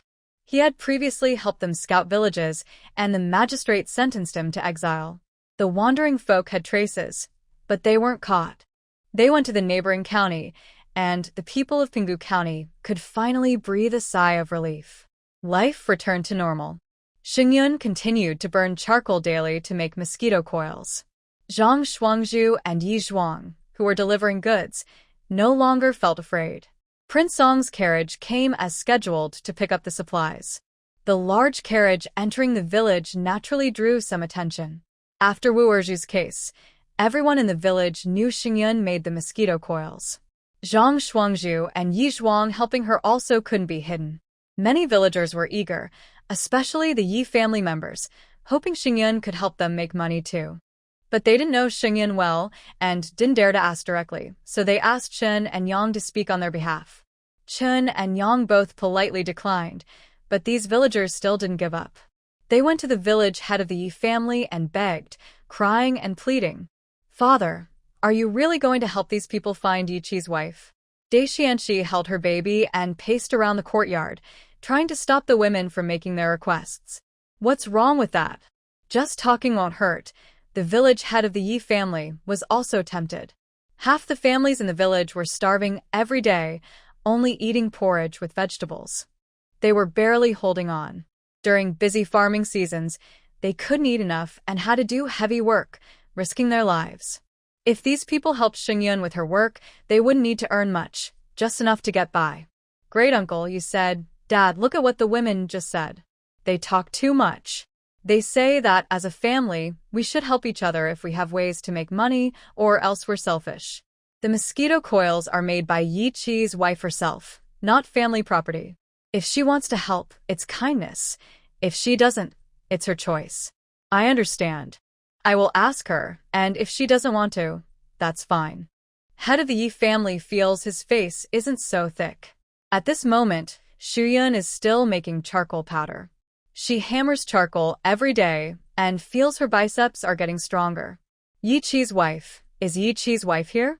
Hearing the head of the family's voice, Shuyun still has dark charcoal powder in her hands and can't open the door. She calls out to the yard, "Chang'an, open the door quickly. The head of the family is here." "Okay, mother." Chang'an finishes drying the mosquito coils, opens the door, and says, "Grandpa, please come in. My mother will be out soon." After that, Shuyun washes her hands, moves a chair, and comes out smiling. "Uncle, the head of the family is here. Please sit." Yi Chang'el brings water and sweetly says, "Grandpa, please have some water." "Thank you, Chang'el," the head of the family replies with a smile. He feels a bit nervous about this awkward situation and takes a sip from the bowl. He clicks his tongue and finds the water surprisingly cool. "Yi Qi's wife, what kind of water is this? It's so refreshing." Shuyun points to 2 mint plants under the courtyard wall and smiles. "I thought it was hot, so I boiled some mint leaves to drink to avoid heat stroke." The head of the family stands in front of the mint trees, looking curious. That's good stuff. I'll find some to boil water too. After working, it's much more comfortable to drink. Shuyan feels that the head of the family probably has something to talk to her about, but the mint distracts her. She reminds him, "Uncle, are you here to see me? Is there something you want to say?" Yes. The head of the family finally remembers the main matter, but feels shy to speak. He looks at the dried mosquito coils in the yard and asks, "Is this the popular mosquito coil sold in town?" Shuyan smiles and says yes. Her brief answer makes the head of the family unsure how to continue. He coughs lightly and, mustering courage, asks this. "Do you make so many every day? Are you busy?" Hearing this tone, Shuyan senses something is wrong. "Uncle, if you have something to say, just tell me directly." The head of the family also decides to be straightforward and says politely, "If you're too busy, I can ask the family to help." Shuyun's smile froze on her face. "Uncle Clan Leader, do you mean you want me to help the clan make money together?" "The clan members are all hoping you'll lend a hand," Clan Leader Yi said, blushing. "And what if I say I don't want to?" she asked. Shuyun knew that in ancient times, clans were tightly connected. A person's status was closely linked to their clan. Clan members shared both honor and shame. If someone in the clan became successful, they would help others. When someone faced difficulties, the clan would support them. It was all about mutual benefit. But she was not a saint. She had no obligation to save everyone. She was selfish. Her only priority was to ensure she and her children could survive the coming years of war with enough supplies. Only after that would she think about others. Clan Leader Yi didn't expect Shuyan to refuse so directly. He sighed and said, "I know I can't force you. Since you don't want to, forget it. Just pretend I never came." "Uncle Clan Leader, wait," Shuyan called him. "The mosquito incense doesn't need more people, but other businesses still do. I don't know if everyone is willing." She still had some cold yam seeds. Not planting them would be a waste. It was better to find someone to help plant them. When the time comes, she would pay fairly as a way to help the clan. Clan Leader Ye's dull eyes brightened again. "Yichi's wife, tell me more." "Well, the mosquito incense business is only seasonal, only sold in summer. When it gets cold, no one will buy it. I also have a winter business." Shuyun led Clan Leader Yi to the backyard, where the cold yams had already sprouted flower stalks. "What kind of crop is this?" Clan Leader Yi asked, looking at the green plants all around. "This is called cold yam." Shuyun repeated what she had told Yi Shouyang and others before. "Do you mean this cold yam can produce 10,000 jin per mu?" Clan Leader Ye's eyes widened in surprise. If it can be eaten as food, no one would go hungry. Shuyan understood what Clan Leader Yi was thinking. Like Yi Shouyang and others, he was amazed at the high yield of cold yams and wanted to eat them as staple food. "Uncle Clan Leader, this cold yam can't be used as a main dish. Its nutritional value is far below rice and flour. Eating it as a staple long-term would cause health problems. But it can be eaten as a vegetable or fruit. Although cool potatoes are rich in starch, sugar, protein, and various trace elements and vitamins, they cannot meet all the nutritional needs of the human body. Their nutrient content is relatively low, especially for essential amino acids and fatty acids. Additionally, cool potatoes contain anti-nutritional substances like oxalates and tannins. Eating them in excess may interfere with the body's absorption of minerals like iron and calcium. Over time, this could lead to malnutrition or serious deficiencies that cause illness. Therefore, even though cool potatoes can be part of the main diet, she cannot tell Chief Yi. If others find out, they might stop eating rice altogether and only eat cool potatoes, which could cause health problems. "That's really a pity," Chief Yi said sadly, lowering his head. "Uncle Chief, I still have some seeds that can plant about 6 acres. I don't like trouble, so I hope you can help me find honest and hardworking families." "Don't worry, I'll find diligent and reliable families for you." Chief Yi agreed quickly, already secretly choosing families. Since Shuyan wants to help her people sincerely, he wouldn't assign her to troublesome families. Anyone who came to him was excluded. Chief Yi acted fast and found 3 families that afternoon. All of them looked thin and pale, with honest smiles, and greeted her. Yi Qi's wife. After Chief Ye's introduction, she learned about the three families' situations. On the far left stood a tall, thin boy with a faint look of worry. His name was Yin Yo. He's 16 years old. A few years ago, his parents fell ill and died. Now, only his paralyzed grandmother and a 5-year-old sister remain at home. He is the main support of the family. In the middle was a short, middle-aged man named Yi Chong, about 1.6 meters tall. His wife, taller than him, was called Sister Gao. Their poverty was due to owning only 1 acre of land. They sold the rest to pay off debts for his younger brother. The brother died, but they still carry debts and are looking for work everywhere. The last family was a widow named Zhang Xinghua. Her husband died, and she refused to remarry. She has to farm and raise 2 young children, which is very difficult. The clan takes good care of her. Each of these people has their own hardships, but they are all honest and hardworking, never boastful. They work quietly every day to live peacefully. I have no other requests. As long as I can harvest 1,000 jin from each plot, I will be happy. Sweet potatoes are a high-yield crop, and it's possible to harvest over 1,500 jin per plot. I will pay 10 jin for one when I buy them. This price is the same as what Yi Shouyang and others are getting. All 3 families are short of money. When they hear this price, they are a bit stunned. 100 jin is only 100 won. They don't know how much work it takes to earn 100 won. Really? Asks the 16-year-old boy. Yes, and after digging up the sweet potatoes, they will be processed, and you will also get paid for your work. Yin Yo is even more excited. He is already thinking about what to buy with over 100 won for his family. Are there any conditions? Asks Gao Saw this time. She and her husband often work outside, and know that there are no free lunches in the world. The condition is that you cannot sell the fruits to others, and the seeds are lent to you. In the future, you must return all the seeds from the pods to me. They all nodded, thinking that Shiyun's demands are very reasonable. The seeds are originally given by her, so the fruits that grow from them won't be sold to others, and the seeds must be returned. If there are no problems, please sign your fingerprints on this document, says Shiyun. Yin Yo and the others look at the village chief Yi. The village chief understands and reads the contents of the document aloud. At the end, he reminds them, make sure you understand the terms. If you break them, you will have to compensate. This document was also signed by Yi Shouyang and the others at Shiyun's request. When they hear about compensation, they hesitate. Seeing this, Shiyun asks, is there any part you find difficult? Widow Zhang Xinghua speaks first, saying, what if I can't harvest 1,000 jin of sweet potatoes from my plot? We rely on the weather for farming. If this year's rain is scarce or too much, it will affect the yield. If I have to compensate for the shortfall, I can't afford it. Her family is really struggling, and she wishes she could split one into several. Shuyun smiles and says, Sister Xinghua, don't worry about that. If you can't produce the required amount, I won't ask for it. Also, if there are any problems with planting later, you can come to me anytime. I want to make sure I harvest enough sweet potatoes, or it will affect my future business. If there's a drought or flood or other force majeure, you won't have to compensate.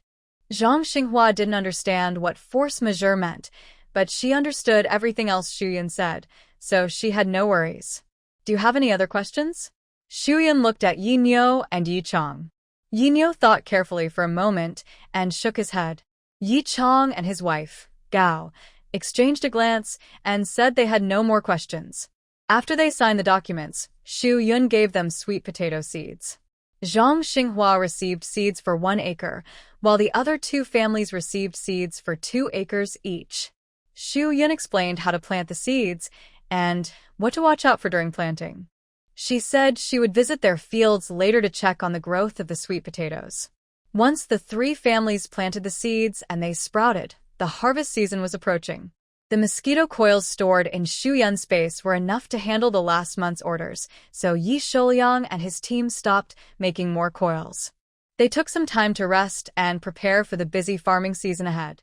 On this land, farmers use crop rotation between rice and wheat. This method makes good use of the land and helps prevent soil exhaustion and pests caused by planting the same crop repeatedly, which increases food production.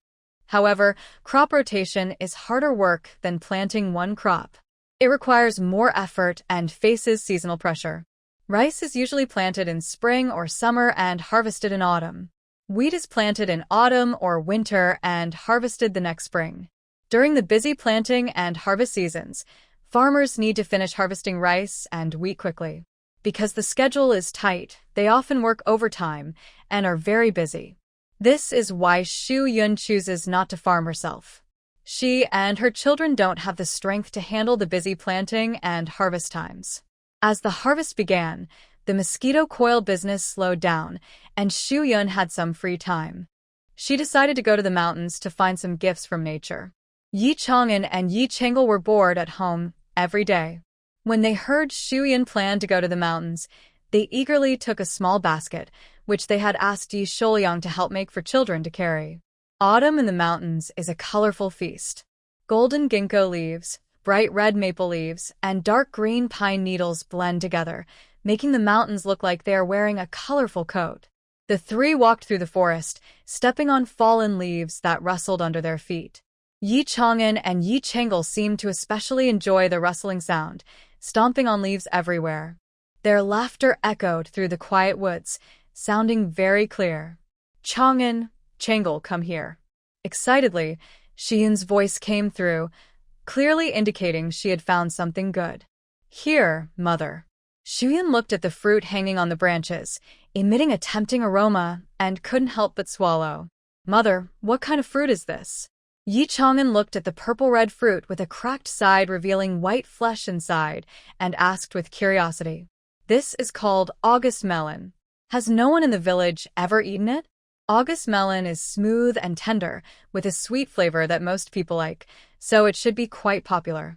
Yi Chang'an shook his head. Anyway, the trees in the village haven't grown any, and these strange-looking fruits, no one dares to eat them. If something goes wrong, it wouldn't be good.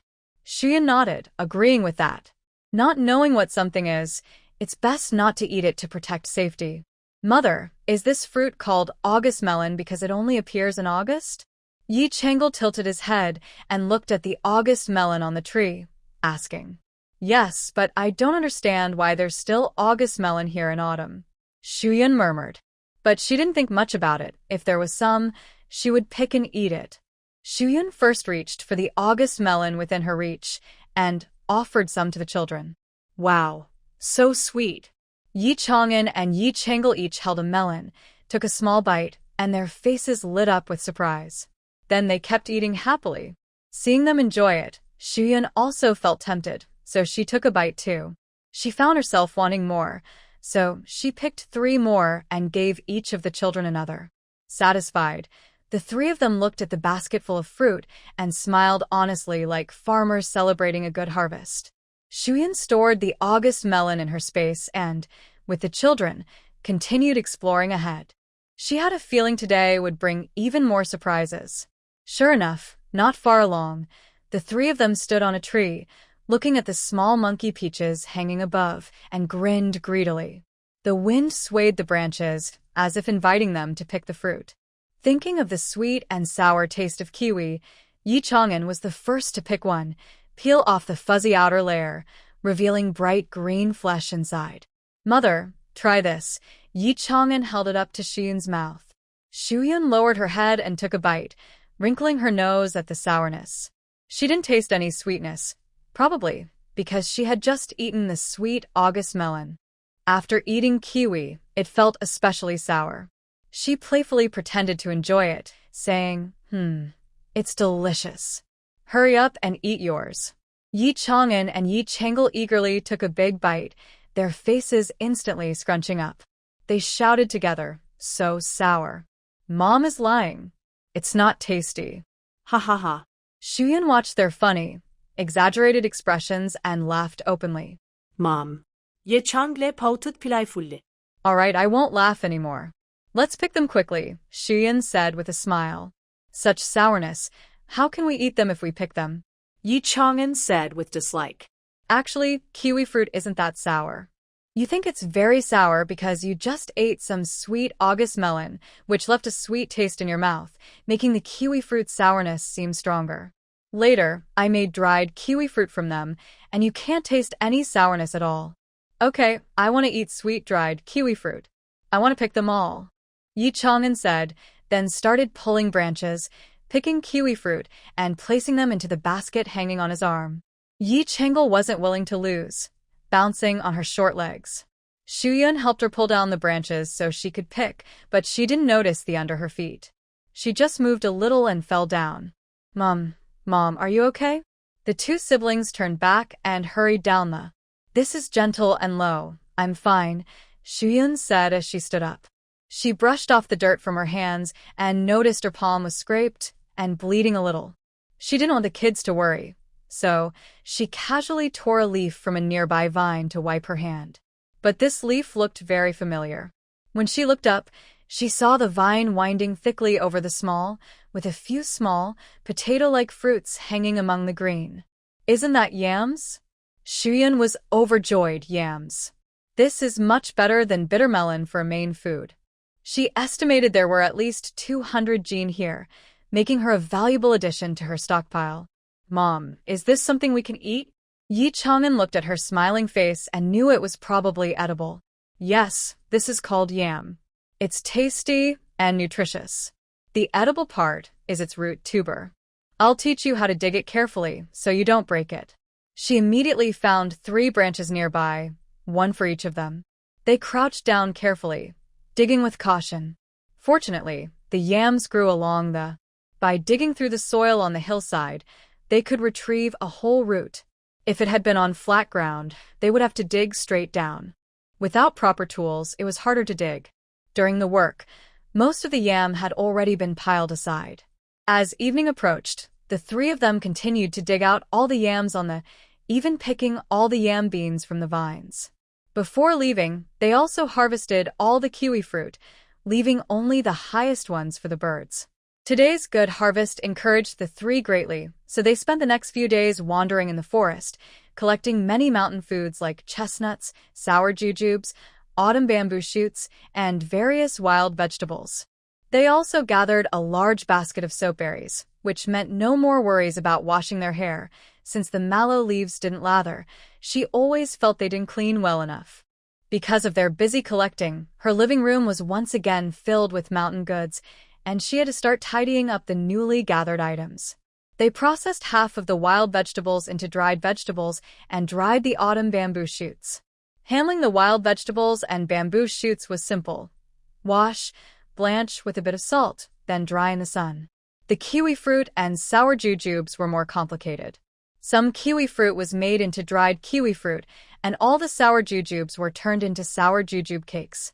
She asked Yi Chang'an and Yi Chang'an to wash the sour jujubes and steam them in a steamer, while she peeled each kiwi fruit and sliced it. After about 2 tea breaks, the sour jujubes were steamed and set aside to cool. During this time, she continued to peel the kiwi fruit. To remove the sour taste from the kiwi fruit, they needed to be soaked with plenty of sugar overnight. Yi Chang'an felt a bit sad seeing so much sugar needed. She placed the sugared kiwi fruit aside to process the next day. Then she and the children peeled the cooled sour jujubes, mashed the pulp with a stick into a sticky paste, and removed the pits. Mom, this looks like snot, Yi Chang'an said with some disgust.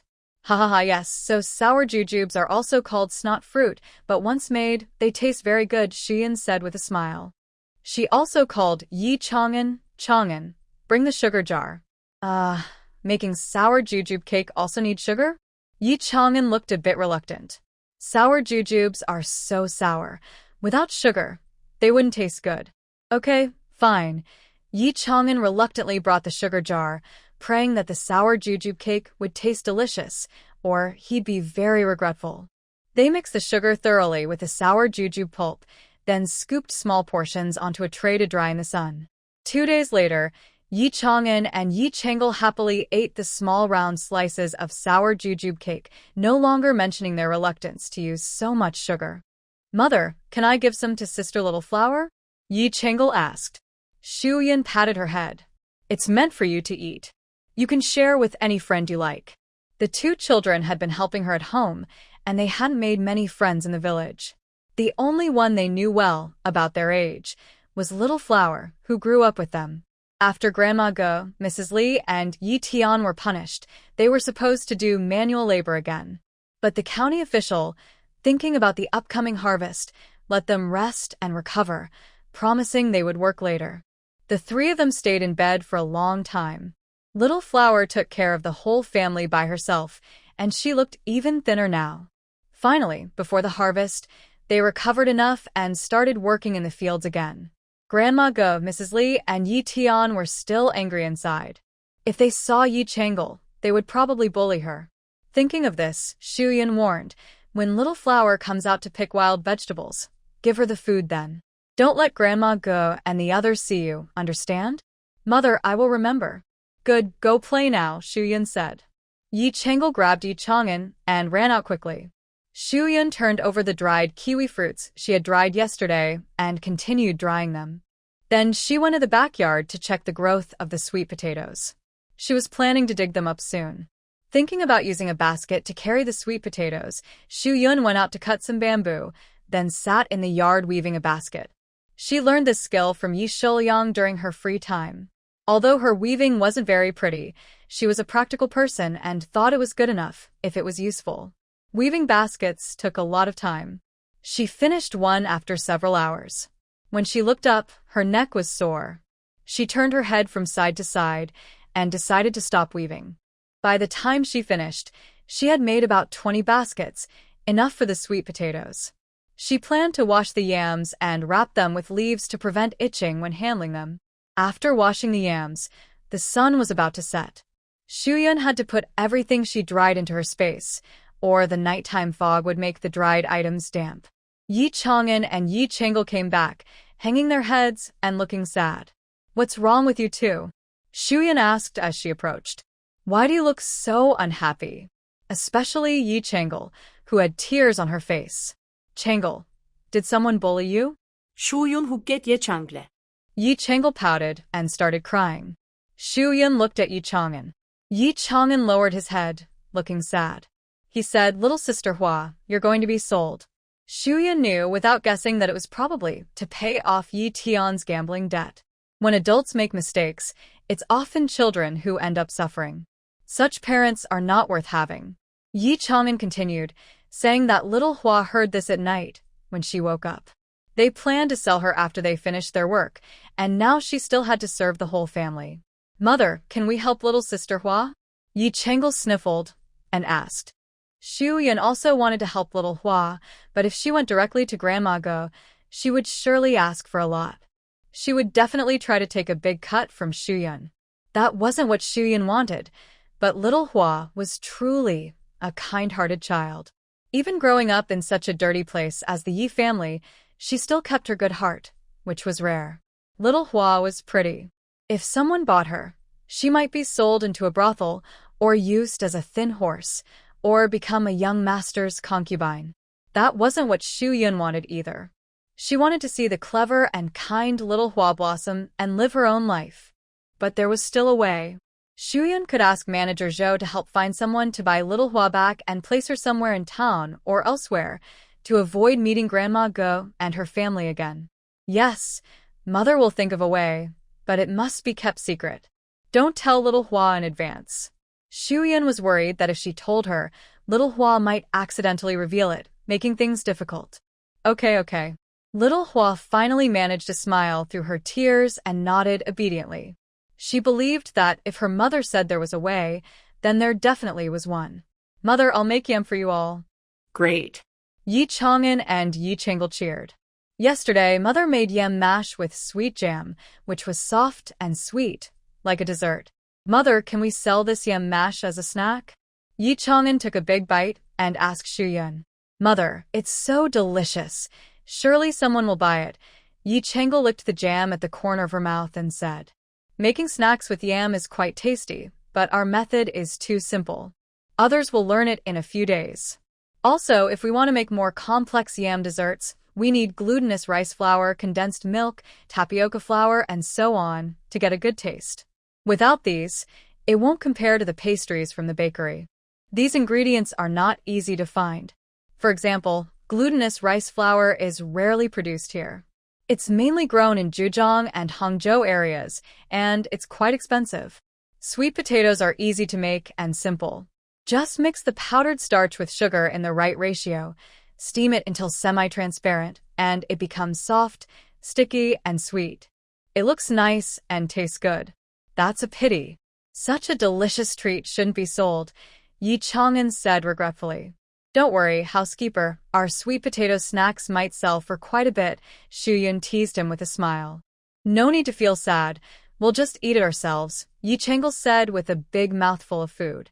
Yes, let's store some for ourselves to enjoy slowly, Xu Yun smiled, wiping the jam off her lips.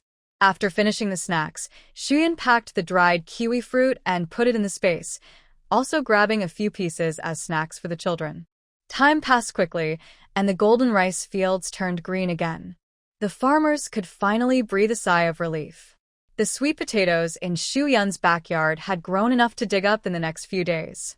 When they heard Xu Yun was going to dig sweet potatoes, several families who had received the seeds and Yizuchan came to help, curious to see what the sweet potatoes looked like and whether a small plot could yield 1,000 jin. Xu Yun didn't refuse their help. Since they came, everyone helped dig together. Before starting, Xu Yun explained some precautions. Sweet potatoes usually grow near the roots of the vines. First, gently loosen the soil around the sweet potato, digging along the vine until you can see the entire outline. Then, carefully dig out the sweet potato to avoid breaking it with too much force. Everyone nodded and remembered her instructions before beginning to dig.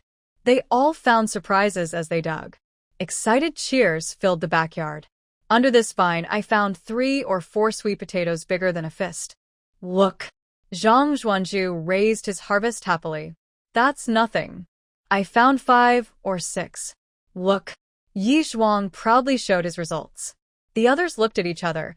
Each vine had at least 3 or 4 sweet potatoes. Yi Shouliang estimated that, based on this, the small plot could really produce over 1,000 jin.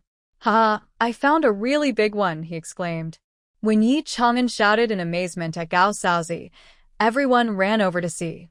He had dug up a sweet potato as big as 3 fists.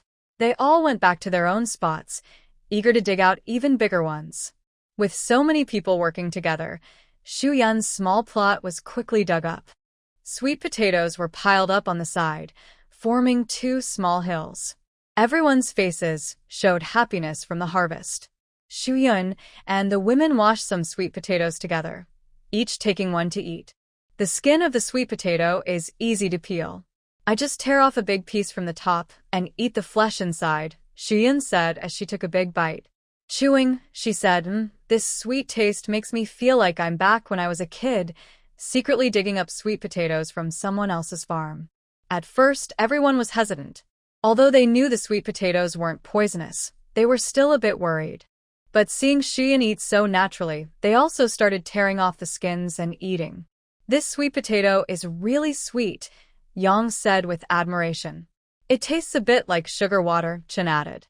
Her family had earned some money with Xu Yun, and during busy farming times, they bought sugar to dilute with water. After just a few bites of the sweet potato, she felt the taste was very familiar. That clear, sweet flavor was just like sugar water. Yes, it's sugar water, Chen said, and Leader Yi also remembered. Yi Qi's wife, can I buy some from you? I want to take some home for the children to try, Leader Yi asked. No need to buy, I'll give you some, Xu Yun said, pointing to the 2 small hills of sweet potatoes beside her. Today's harvest is definitely over 1,000 jin. Yi Shouliang waved his hand and said, yes, probably more, around 12 or 1,300 jin. Since there's so much, take some home for your family as a small gift, Xu Yun smiled. If it weren't for your help today, I don't know how long it would have taken to dig these up. Then I won't be polite, Yi Qi's wife, Leader Yi said. He knew how sweet the potatoes were, and he wanted to let his children taste them. But he also knew to keep the right measure. Since the host was being polite, he only took 2, cut them up so everyone could have a piece. The others thought the same, only taking 1 each. Leader Yi didn't grow sweet potatoes himself. They had their own fields, and in half a month, they would be ready for harvest. So they didn't take much. Yinyo walked at the back, watching everyone walk away before striding toward Yi Shuliang's house. "Shuliang uncle," he called as he reached the door. The door hadn't closed yet, and Yinyo didn't dare go in without permission, so he stood by the door and called out. "It's Nyo, huh? Come in quickly." "What's the matter?" Yi Shuliang asked. Yinyo looked at his leg, pursed his lips, and hesitated for a moment. Finally, he asked, "Shuliang uncle, that day when it rained heavily and you were harvesting the crops, how is your leg now?" Yi Shuliang looked down at his leg, feeling that Yinyo's question was strange, but he still answered, "It's fine." Because Yinyo's family farm was close to Yi Shuliang's, over time he noticed that on rainy days and in winter, Yi Shuliang never went to the fields. Sometimes he saw him walking with a limp. Later, he found out that Yi Shuliang had a strange illness in his leg. That day, during heavy rain, he saw Yi Shuliang running quickly in the field to harvest rice, which made him wonder which doctor had cured his leg. Yinyo also wanted to find a doctor to treat his grandmother's legs. "Can you tell me which doctor cured your leg?" Yinyo asked eagerly, clutching his clothes. Yi Shuliang realized that Yinyo wanted to cure his grandmother, but curing a paralyzed person was not easy. Over the years, whenever Yinyo had money, he secretly took his grandmother to see doctors. But the clinics in nearby towns couldn't cure her. Yi Shuliang didn't want to trouble Xu Yun, but he also didn't want such a caring and sensible boy to lose hope. Xu Yun was knowledgeable and resourceful. Maybe she had a way. He told the truth. "It was Xu's girl who treated me." "Xu's sister-in-law?" Yinyo was surprised. Ye Shuliang nodded. Xu's girl's grandfather is a wandering doctor who has seen many difficult cases. I owe her a lot for my paralysis. Otherwise, I'd have to ask others to help plant the winter wheat. Yi Shuliang had been soaking his feet with the secret recipe Xu Yun gave him for several months, even during the hot summer, without stopping. Later, he earned money with her and bought herbs according to her instructions. As a result, his leg never hurt again. Hearing this, Yinyo felt hopeful and wished he could rush to ask Xu Yun to treat his grandmother right now. Hey, little Nyo, Xu Yun is probably busy with her business now. Why not wait until after the harvest of the cool potatoes? By then, she'll have money, Yi Shuliang advised. Now that the potatoes were harvested, she was probably busy with her work. They had all benefited greatly from her, so they shouldn't delay her because of their own problems. Yinyo agreed, thinking the same. He had no money himself, couldn't even pay for consultation, so he decided to wait until after the cool potatoes were sold, then exchange the money with Xu Yun and ask her to treat his grandmother. After everyone left, Xu Yun rolled up her sleeves, ready to work hard. She planned to make the cool potato powder today. Recently, a large amount of prepared sweet potato paste was dug out, but there wasn't enough water in the household water tank. Xu Yun didn't want to make multiple trips to fetch water, nor did she want to go to the busy river in the village. So, she decided to store all the sweet potatoes in her space and took the children to the foot of the South Mountain. There, in the small creek where they had previously caught fish, she washed the sweet potatoes. But over 1,000 jin was too much. Even at nightfall, she couldn't finish washing them all. Eager to see if her method was correct, Xu Yun washed about 100 jin quickly and stopped. She then selected a few rough-surfaced large stones from the creek, cleaned them, and, together with her children, hurried back home. At home, she brought out a wooden basin, placed the stones inside, and took one sweet potato at a time to scrub on the stones. Gradually, a light layer of white crumbs formed in the basin. "Wow, Mother, you're so clever. I want to try too," said Yi Chang'an. Yi Chang'an and Yi Changle also brought wooden basins and stones, copying Xu Yun's method. "These stones really work well," they said. "It's just okay, enough to get by," Xu Yun replied, shaking her head. She thought about modern vegetable graters, which are much easier to use. In a few days, she planned to go to the town to buy a metal grater, or her hands would be ruined. After a whole afternoon, they finally ground all the sweet potatoes into crumbs. "Changle, help me get the white cloth from inside the house," Xu Yun asked. "Okay, Mother," Yi Changle replied. Yi Changle was very thoughtful. As it was getting dark, she voluntarily went to the kitchen. She busily prepared rice and washed vegetables, ready to cook on another stove. When she heard Shuyun call, she hurriedly wiped her hands, went inside to get the cloth, and handed it over before rushing back to the kitchen. Shuyun placed the cloth on a bamboo basket, then put the basket over the water tank. She poured the sweet potato paste into the cloth with some clean water to wash out the starch.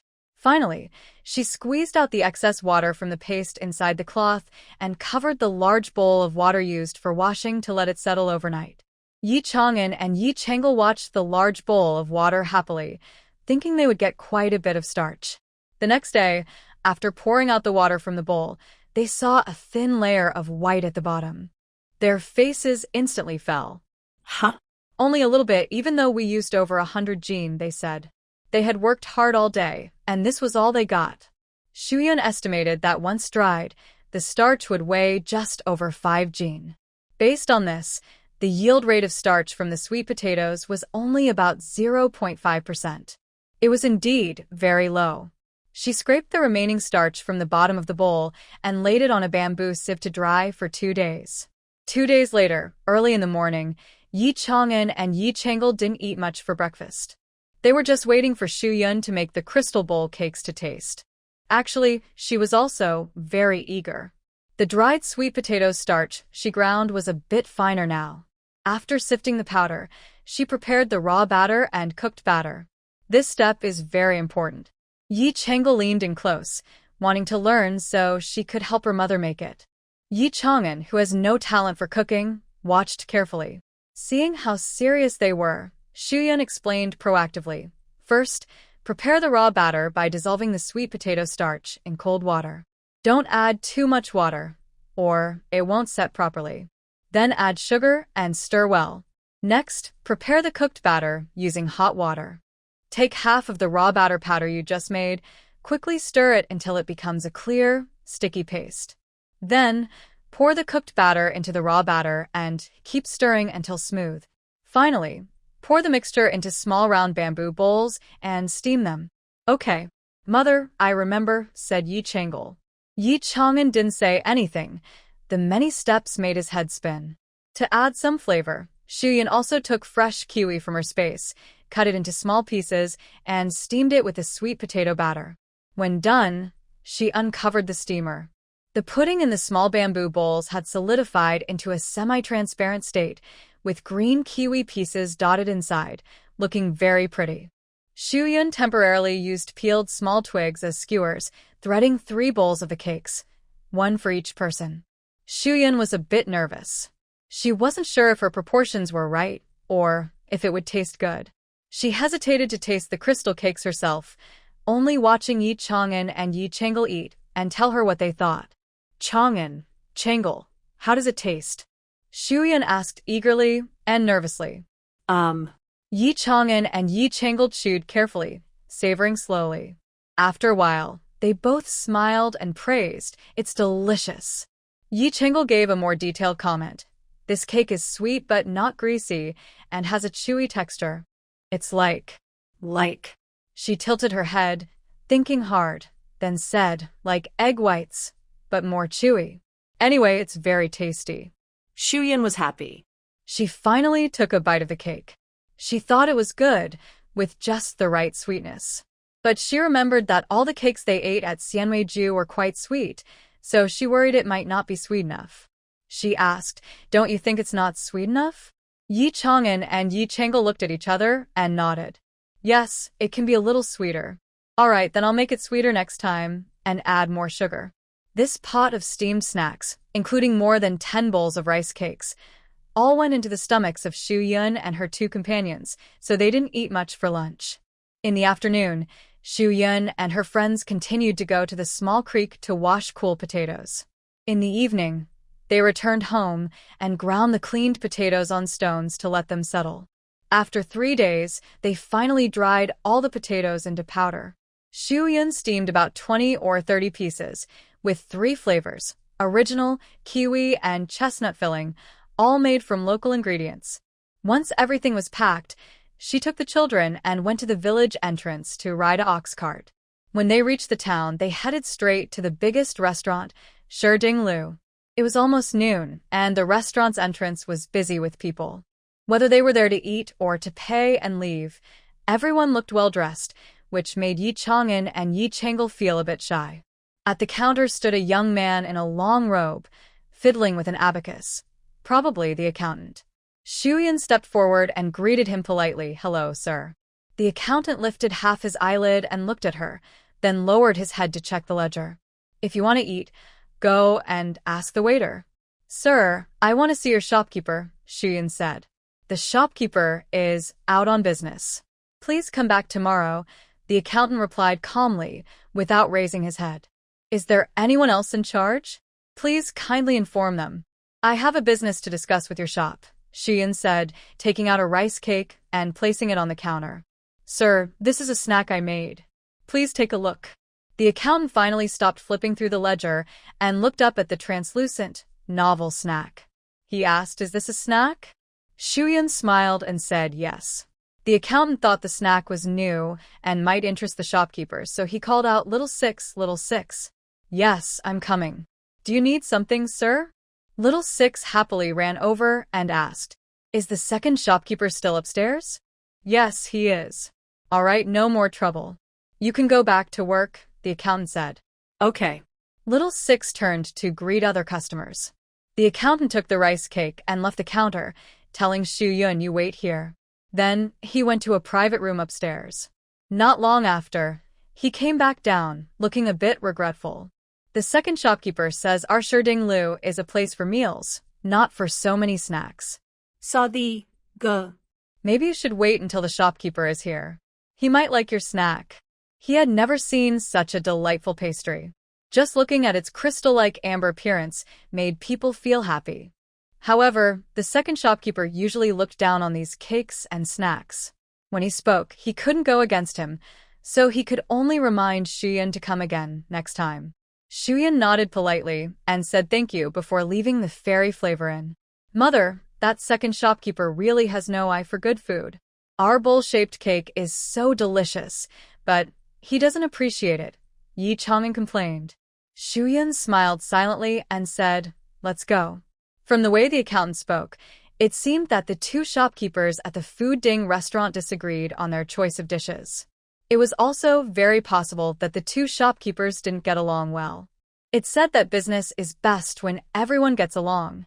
Not only should customers be treated kindly, but partners inside the business should also work peacefully. Only then can the business avoid many disputes and last a long time. After this experience, Shuyan didn't really want to cooperate with Food Ding restaurant anymore to avoid future trouble. She planned to visit Xianwei-ju in Luyang town tomorrow. After buying grain, Shuyan took the children to Jishir Hall. When she last came to settle the final payment, she happened to meet Dr. Zhou, who was not there today, so she came again to check. "Miss Shu, you're here," little Dongzi said happily when he saw her. The mosquito coil they sold previously was very popular, and their master even gave bonuses to the staff, all thanks to Shuyan. "Dr. Xiaodong, is Dr. Zhou here today?" Shuyan asked with a smile.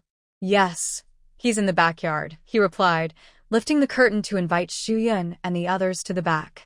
He then went into a small room in the backyard to call the resting Master Zhou. Dr. Zhou, who had just woken from his nap, tidied his appearance before coming out to greet them. "Miss Shu, you're here. Please sit down," Dr. Zhou said warmly. Shuyan also smiled and exchanged pleasantries. "It's been a while. How have you been lately, Dr. Zhou?" Yi Chang'an and Yi Chang'el also politely greeted, "Hello, Uncle Zhou." "Very well. Thanks to you all. Thanks to your help. My business has been very good lately. The last batch of incense sold out, and this year's turnover will be very impressive. I can now enjoy a peaceful new year." Dr. Zhou said happily, then called the accountant to settle the bill with Shuyan. At this moment, a small girl with delicate features, sleepy-eyed, leaned against the door frame and timidly called out, "Daddy." "Is this Dr. Zhou's child?" Shuyan asked with a smile.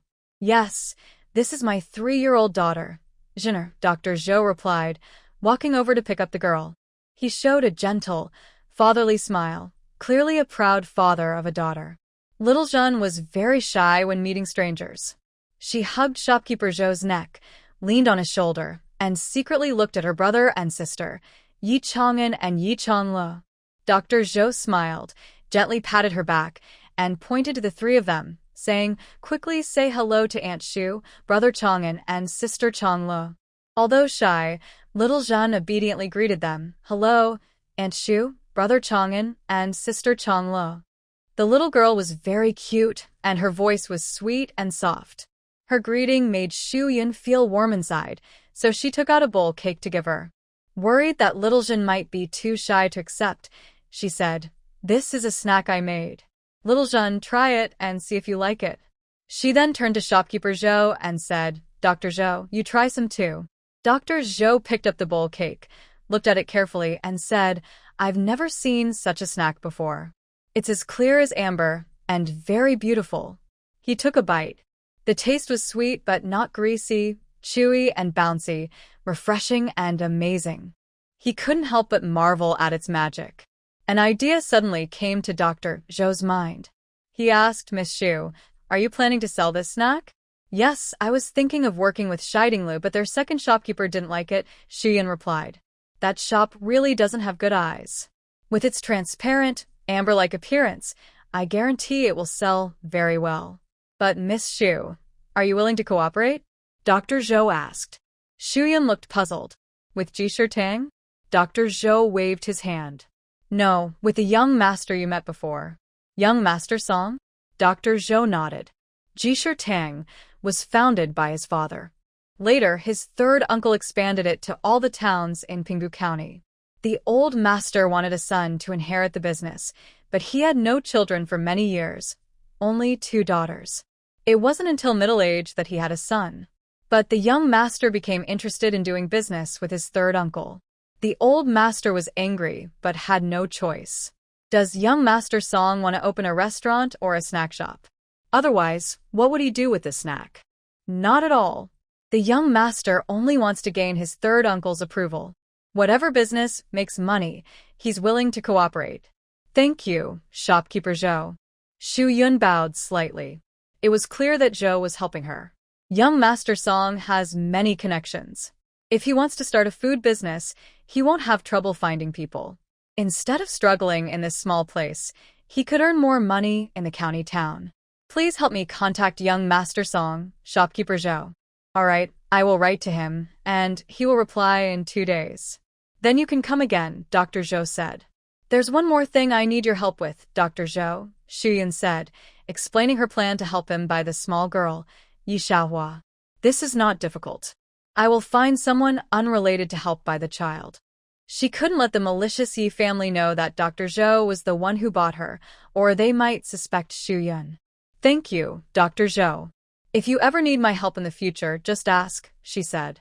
She already owed him a lot, and wanted to repay him as much as she could. She also promised to keep her word. If Dr. Zhou needed her help later, she would do her best, no matter how difficult. Dr. Zhou waved his hand. "Miss Shu, there's no need to thank me between friends." Although he said that, Shu Yun kept the kindness in her heart and looked forward to repaying him someday. After leaving Jisher Hall, she went to the iron shop and ordered 2 large versions of wire brushes similar to modern ones, paid a deposit, and arranged to pick them up in 2 days. It was already past 3 in the afternoon. Thinking she would need over an hour to return home, and worried about her stomach, she stopped at a new wonton stall to fill herself up. When a new food stall opens, they usually spend the most money to attract customers.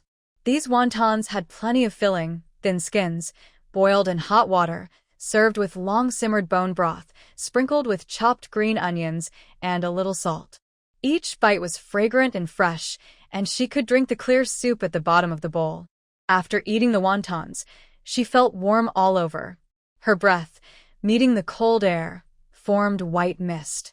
Only then did Shu Yun realize how cool the weather had become, and she prepared to sew winter clothes and blankets. Back home, she ate dinner, then boiled a large pot of water and took out 2 bath beads her children had bought her before, preparing to take a bath. Yi Chang'an and Yi Chang'le had originally wanted to secretly buy her the bath beads with their saved pocket money when they visited Luyang town on her birthday. But they had to leave quickly due to the refugee situation and didn't get a chance to shop. Later, after the refugee issue was resolved, they bought the beads when they went to settle accounts in town. They returned and told her, which moved her to tears. "Mom, I want to bathe with you," Changle said. "Okay," Shuyun replied, helping her find a clean inner garment. "Mom, help me find some clothes too. After you wash, I'll take my bath." Yi Chang'an usually didn't like to wash very often. He was content just wiping himself down because bathing used water and firewood, which was tiring. However, Shuyun loved cleanliness. Whenever he went out or did chores, he would wash himself afterward. Over time, he felt itchy and uncomfortable if he didn't wash for 3 days. Taking a nice bath helped him sleep better at night. The next morning, Shuyun held some cotton and cloth and went to see Mr. Ma for advice. The original owner wasn't very good at making quilts, so she once sewed a quilt with her birth mother, but her memory was fuzzy. Mrs. Ma was very patient in teaching, and Shuyun learned diligently. Time slowly passed by. 2 days later, Shuyun went to Jishir Hall again. Young Master Dong said he's busy with many things and invited the young lady to visit the county town. "If you agree, I can send you in a carriage so you won't get tired," said shopkeeper Zhou. "All right, I'll come early tomorrow." "Thank you, Dr. Zhou," Shuyun replied. She thought it was a good chance to explore the county town since last time she didn't have enough time. When she returned, she told Yi Chang'an and Yi Changle about the plan. For 2 children who had never traveled far, this was definitely exciting. The county town. In the village, only Wang Lijing had been there, and many people might never go in their lifetime. "Mom, tomorrow I want to wear new clothes and shoes," said Yi Changle. Since the last birthday, their new clothes and shoes had been kept carefully, as treasures. "Okay, tomorrow we'll tidy up and go to the town." Early the next morning, before dawn, the 3 of them got up early to wash and change into their new clothes. Yi Changle asked Shuyun to braid 2 small pigtails with pink cloth strips, while Yi Chang'an used a sky blue cloth to tie his hair. Shuyun also used a pink cloth, wrapping her hair into a side braid that hung over her chest, making her look gentle and lovely. After breakfast, Shuyun packed valuable items into her space and locked all the doors before leaving. When they arrived in the town and picked up the custom-made brushes, they headed to Jishir Hall. Dr. Zhou was already waiting at the door. He told the coachman to be careful in escorting them. The 3 of them then sat in the carriage heading to the county town. It took about 2 or 3 hours by carriage from Ping'an Town to the county town, over 5 hours in total. They spent the whole morning traveling. Luckily, Shuyun's base had snacks like chestnuts and dried kiwi, which kept them from being hungry. Otherwise, they would have been starving by the time they reached the town. In the late afternoon, they finally arrived at the county town. The 2 children were excited at first about riding in the carriage, but after 2 or 3 hours, they looked tired. Now, they were lively again. At this time, the tall city gate was still busy with people coming and going. Some were returning from business in the city, carrying baskets or backpacks, while others were pulling carriages, like Shuyun and her companions, waiting in line to pay and enter the city. Whether entering or leaving, the lines on both sides were very orderly. No one dared to cause trouble because a stern official with a sword was standing nearby, watching everyone carefully. This scene made Shuyun feel a little nervous. When the official collected their money and allowed them to enter, she finally relaxed. Once inside the city, Shuyun noticed the difference from Xiaozhen. The roads were wider and smoother, and people's clothes were more fancy. Unlike Ping'an Town, where you could see people wearing old, patched clothes just a few steps away, the shops here included banks, jewelry stores, and art studios, things not found in Ping'an Town. The coachman saw that the 3 of them were staring with wide eyes and asked, "Miss Shuyun, should we go straight to Jishir Hall? Or—" He didn't finish a sentence, but it seemed he was suggesting they could also look around and see some sights first. Shuyun thought that important matters came first, and it could wait to explore later. She said, "Please take us to Jishir Hall." The coachman lightly waved his whip, and the horses moved a little faster than before. Soon, they arrived at Jishir Hall. The coachman went ahead to inform the clerk, but the clerk looked worried and said, "Miss Shuyun, please wait a moment." The shopkeeper and young master have been called to the county office. What's going on? Shuyun asked. The clerk sighed and said, You might not know, but our county's wife has been very sick for 2 months. The county magistrate has called many famous doctors, but none could cure her. She's still in bed, and today her condition worsened again. The magistrate has called even more doctors. Shuyun frowned. Hearing this, it seemed her illness wasn't an emergency, but since many top doctors couldn't help, it must be a serious illness. Is her illness sudden, or has she had it for a long time? Shuyun asked. I don't know that, the clerk replied. Since it was already late in the day, she knew she wouldn't have time to go back. She decided to let the coachman go back to the town first. But the coachman remembered Dr. Zhou's words about ensuring their safety. He said, I have relatives in the city. I'll stay at their house tonight and come back tomorrow to pick you up. Shuyun nodded, thanked him, and followed the servant to sit nearby while waiting for Song Changyan to return. By evening, Song Changyan and his father, Dr. Song, came back looking tired. Shuyun quickly stepped forward to greet him. Young Master Song.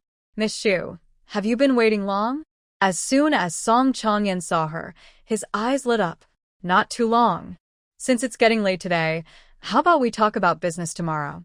Shuyun finally had her people back, and her and the children's stomachs were already growling with hunger.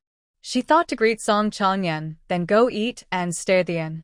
Song Changyan glanced at his gloomy-faced father in the backyard. If he went back now, he'd probably get scolded again. He thought for a moment and said, You've come all the way to the county town. I haven't properly hosted you yet. Come. I'll treat you to dinner at Changchun Tower.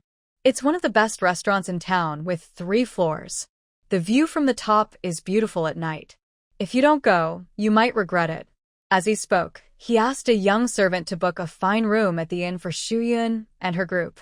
Song Changyan was so enthusiastic that before she could refuse, he had already pulled her into a carriage.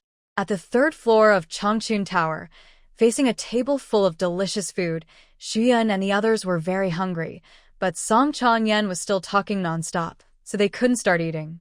Miss Shu, you don't know what kind of days I've had. My father forces me to learn medicine every day, but my dream is to do business. I spend every day struggling with pain. Today, my father even took me to see the county magistrate's wife. I don't understand medicine, but he made me brew medicine. The magistrate's wife kept vomiting after drinking it. My father blamed me for not brewing it right. Sigh, I really can't take it anymore. Song Changyan looked at Shuyun with a sad face, hoping for her response. Shuyun didn't want to comment on his family matters and simply replied, That's quite pitiful. Song Changyan suddenly leaned in closer. Right? Don't you think I'm pitiful too? Shuyun leaned back, twitched her mouth, and nodded. In her mind, she thought, why does this young master look so much like a naive son of a landlord? But Song Changyan's next words surprised her. If you think I'm pitiful, then can you give me a discount on this business? He asked shamelessly. Unfortunately, her 3rd uncle's investment was limited this time. Shuyun didn't expect him to turn the conversation so suddenly. She wanted to hear his idea first and asked, Young Master Song, how much profit do you want me to give up? When discussing this, Song Changyan became serious. I want to first see the pastries the young lady made. Dr. Zhou mentioned in his letter that they are heavenly and divine. I have been looking forward to this. All right. Considering that she needed to show Song Changyan the bowl-shaped cakes, Shuyun took a small basket when she left, covered with a cloth on top. When she took it out of the space, she also used the cloth to hide the contents.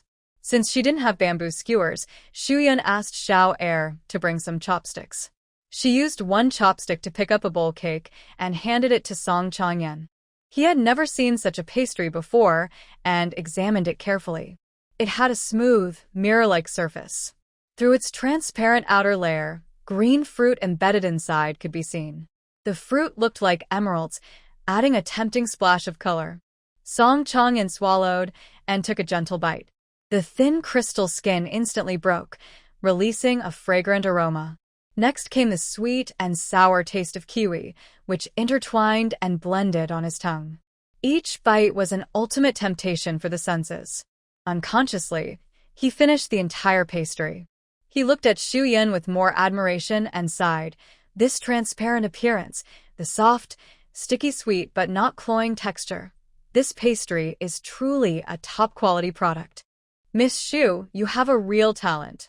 A gurgling sound came from Yi Changle's stomach. She was already hungry, and seeing Song Changyan perform a food show in front of her made her even hungrier. Only then did Song Changyan notice they hadn't started eating yet. They must have been waiting for him. He quickly said, "You must be hungry too. Come on, dig in." This sweet and sour fish is their signature dish, and there's also dompa pork. Worried they might feel shy, Song Changyan took the initiative to serve some dishes. Xu Yun and the others finally picked up their chopsticks and started eating. Though hungry, they restrained themselves from overeating and ate slowly and carefully.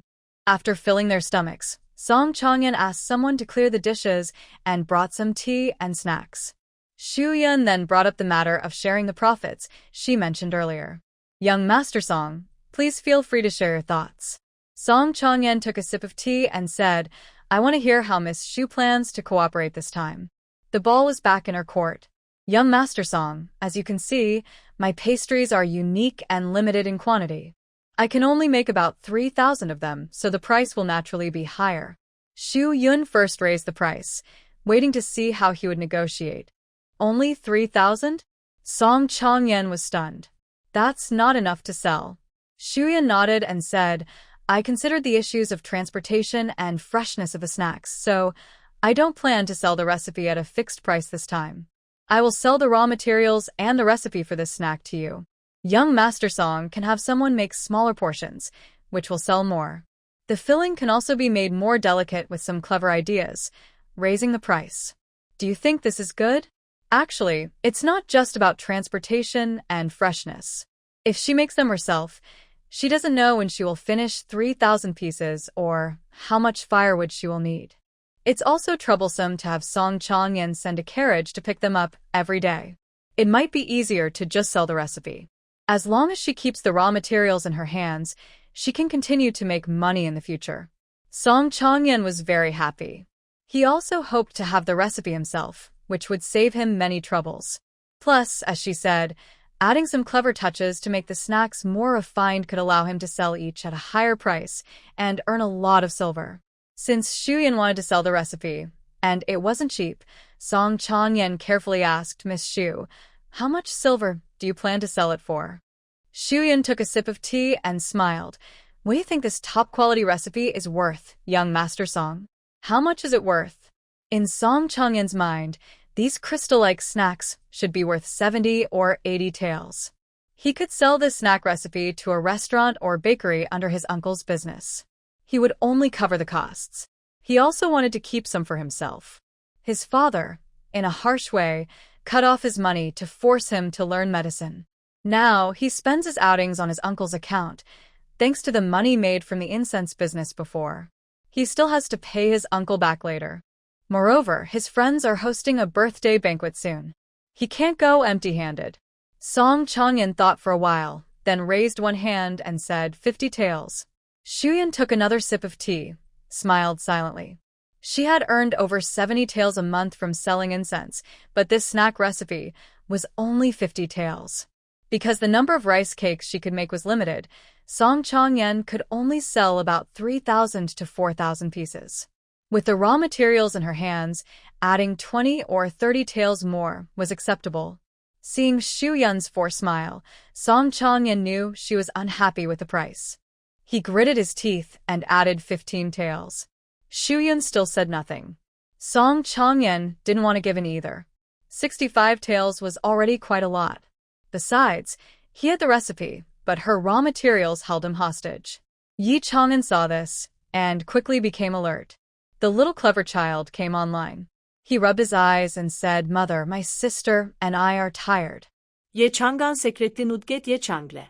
Yi Chang'e understood immediately, yawned, and leaned on Xian's lap, saying, "Mother, Chang'e is very tired. Chang'e wants to rest." Xu Yun patted their heads and secretly winked at them. These two children were getting smarter, and she liked them more and more. "Young Master Song, Shall we stop here for today and talk again tomorrow? Shuyan packed her things, ready to leave. Song Changyan was anxious. If they waited until tomorrow, the price might no longer be the same. There were many shops in the county town.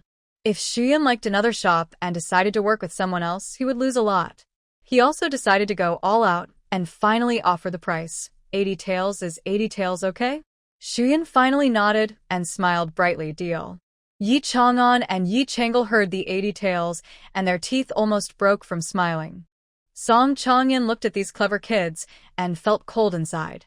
Had he been tricked? Once the price was agreed upon, they arranged to sign the contract at Song's house the next day. Shuyan asked again about fun and tasty shops in the county town, requesting Song Changyan's recommendations. She wanted to take the children out for a walk. After we sign the contract tomorrow, I'll take you out to play. I promise you'll have a great time and won't want to leave. When he said this, Song Changyan's spoiled and reckless vibe made Shuyan really want to refuse him. Before she could speak, Song Changyan suddenly looked downcast. Forget it, you can go by yourselves. My father will definitely go see the county magistrate's wife tomorrow, and I have to go with him. As a medical student who had watched her grandfather treat many patients since she was young, Shuyan naturally became more curious and caring about patients, what is often called a professional habit. If she encountered difficult or strange diseases, she would want to learn more. I heard that your respected father is a famous doctor. What strange illness does the county magistrate's wife have that even he can't cure? Song Changyan raised his hand to refill his tea and looked outside at the passing shadows, then whispered, "The county magistrate's wife has a mental illness. Ordinary medicine can't treat it. Mental illness?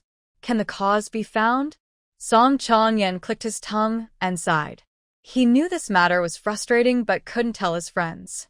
However, he trusted Shuyan's character and had heard from Dr. Zhou that she was quite skilled in medicine and could treat some difficult and mysterious illnesses. He told her that maybe he could cure the county magistrate's wife's illness, so her father wouldn't have to be overwhelmed by the pressure from the magistrate anymore. This isn't a secret matter. When the county magistrate's wife fell ill, it became known, and some of the magistrate's past privacy was also revealed. Only a few people know about it, so you must keep it secret. Shuyan listened and felt that knowing this might cause her trouble. She was reluctant to hear more but decided to continue because it concerned the magistrate's wife. It turned out that before marrying the magistrate's wife, he had been engaged to another woman. However, her family looked down on his poor background, so they broke off the engagement secretly. The magistrate then left town, and the woman had no choice but to marry someone else. But just 2 months ago, that woman heard that the magistrate was nearby. The old story had been buried in her heart for over 10 years. She wanted to clarify things and put the past to rest.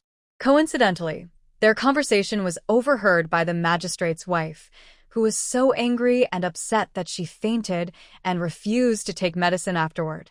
Song Changyan finished this long story in one breath, feeling parched, and drank all the tea in his cup.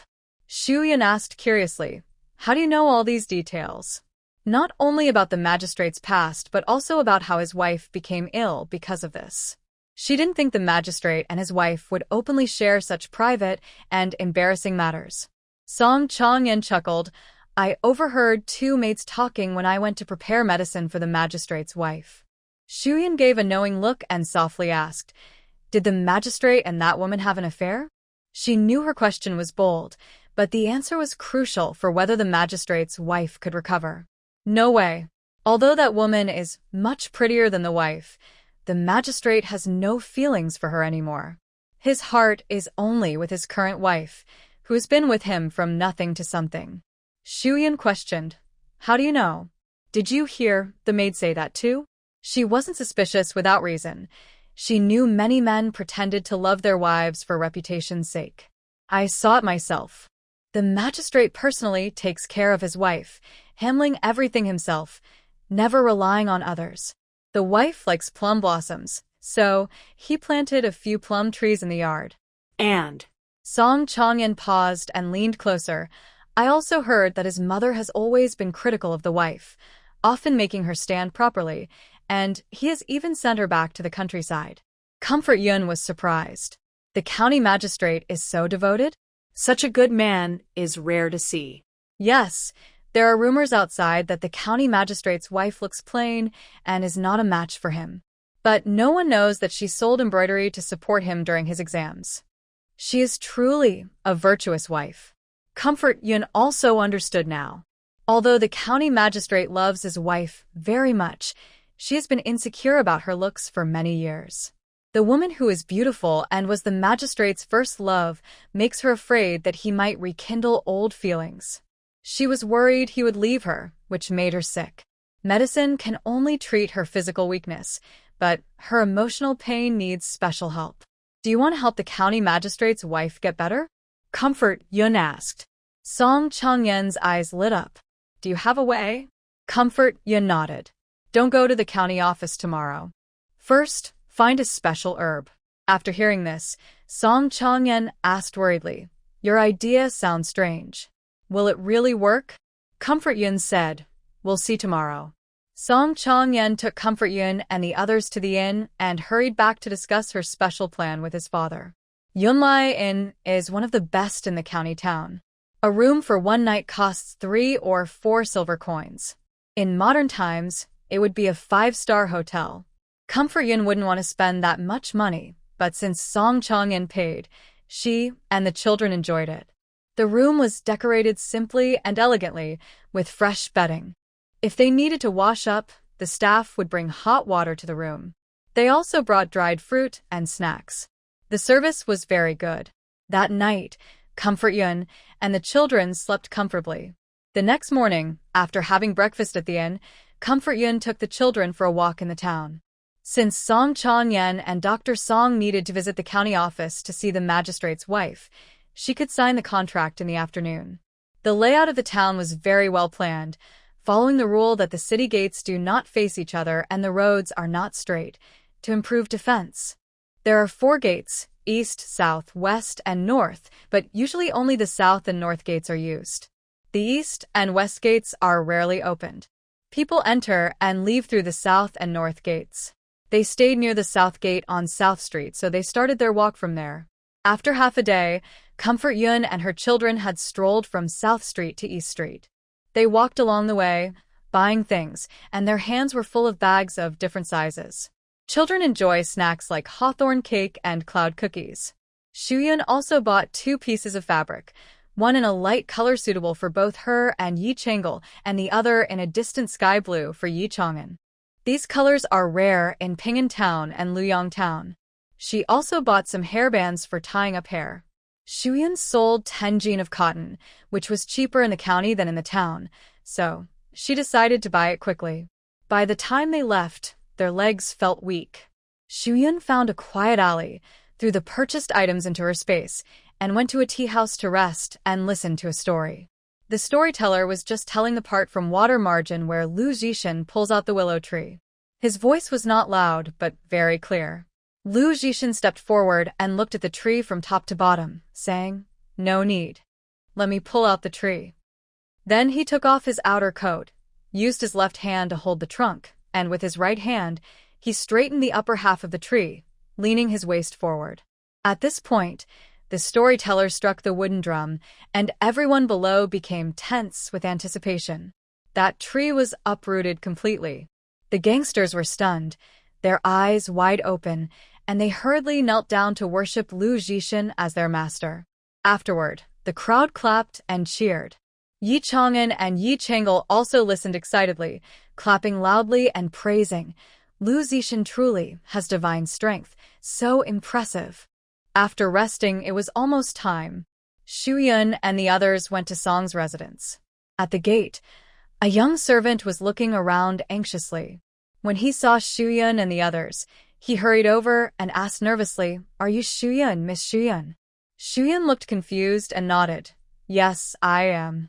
The county magistrate is looking for you. My young master is almost going crazy because he can't find you. He asked me to wait for you again. Miss Shuyun, please come quickly. The servant waved behind him, and a carriage arrived. They went to the back courtyard of the county office. Shuyun asked the servant to go to the Jishur Hall main shop and tell Dr. Zhou's coachman to go back first, as she would probably be delayed another day. Then she followed her maid. They were led to a house, where Song Chongyan came out with some medicine from the other side. It was clear he was again responsible for boiling medicine, as assigned by Dr. Song. Shuyan stepped forward and quietly asked him, "Young Master Song, what's going on? I heard from your servant that the county magistrate is looking for me. That's because of the idea you came up with." Shuyan didn't think her idea was problematic. If it truly was, then it wouldn't be her servant bringing her here, but officials coming to arrest her. But she didn't know the current situation, so she asked, "Is that idea not good?" "Absolutely amazing." Song Chongyan excitedly raised his voice unintentionally, causing passing maids to glance over. He then lowered his voice again. "You asked me yesterday to find a troupe to sing for the county magistrate's wife. I was nervous, but my father said we could try, so I convinced the magistrate to have the troupe perform The Wife Who Stays Loyal Through Hard Times." The magistrate's wife sat up from her bed immediately after hearing it and even ate a bowl of rice porridge. Truly remarkable. The story of The Wife Who Stays Loyal Through Hard Times tells of Song Hong's loyalty and devotion to his wife. After the death of Princess Huyang, sister to Emperor Guangwu of Han, she developed feelings for Song Hong and wished to marry him. When Emperor Guangwu learned of her feelings, he thought his sister was beautiful and a princess, but Song Hong's wife, Zheng, was older and less attractive in comparison. The emperor believed Song Hong would agree to the marriage, so he sent someone to propose it. However, Song Hong refused kindly, saying, "A true friend in hardship cannot be forgotten, and a wife who shares your life should not leave your side." This showed his loyalty and commitment to his wife. Later, Emperor Guangwu was deeply moved by Song Hong's integrity. Instead of blaming him, he valued him even more. From then on, the story of the wife who stays loyal through hard times became well known. "Hey, how did you come up with the idea of singing opera?" Song Chongyan asked curiously. Shuyan replied, "Illnesses have many types, and so do cures. When it's a physical illness, medicine is needed. But if the problem is in the heart, then other methods are required. The magistrate's wife has been worried about her looks for years, afraid her husband might prefer more beautiful women. She needs reassurance to overcome her low self-esteem, but she rarely goes out, so no one listens to her worries. Over time, she becomes increasingly troubled. This play, The Wife Who Stays Loyal Through Hard Times, helps her open up and reassures her of her husband's love.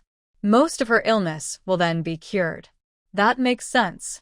Miss Shu, you truly are like a divine being." Song Chongyan admired her even more, praising her eloquently. In his heart, Shu Yun seemed like a fairy from heaven. She made incense, crafted beautiful sweets, and could cure illnesses that ordinary doctors couldn't. Shu Yun was amused by his praise. As she smiled, Song Chongyan stared at her, lost in thought.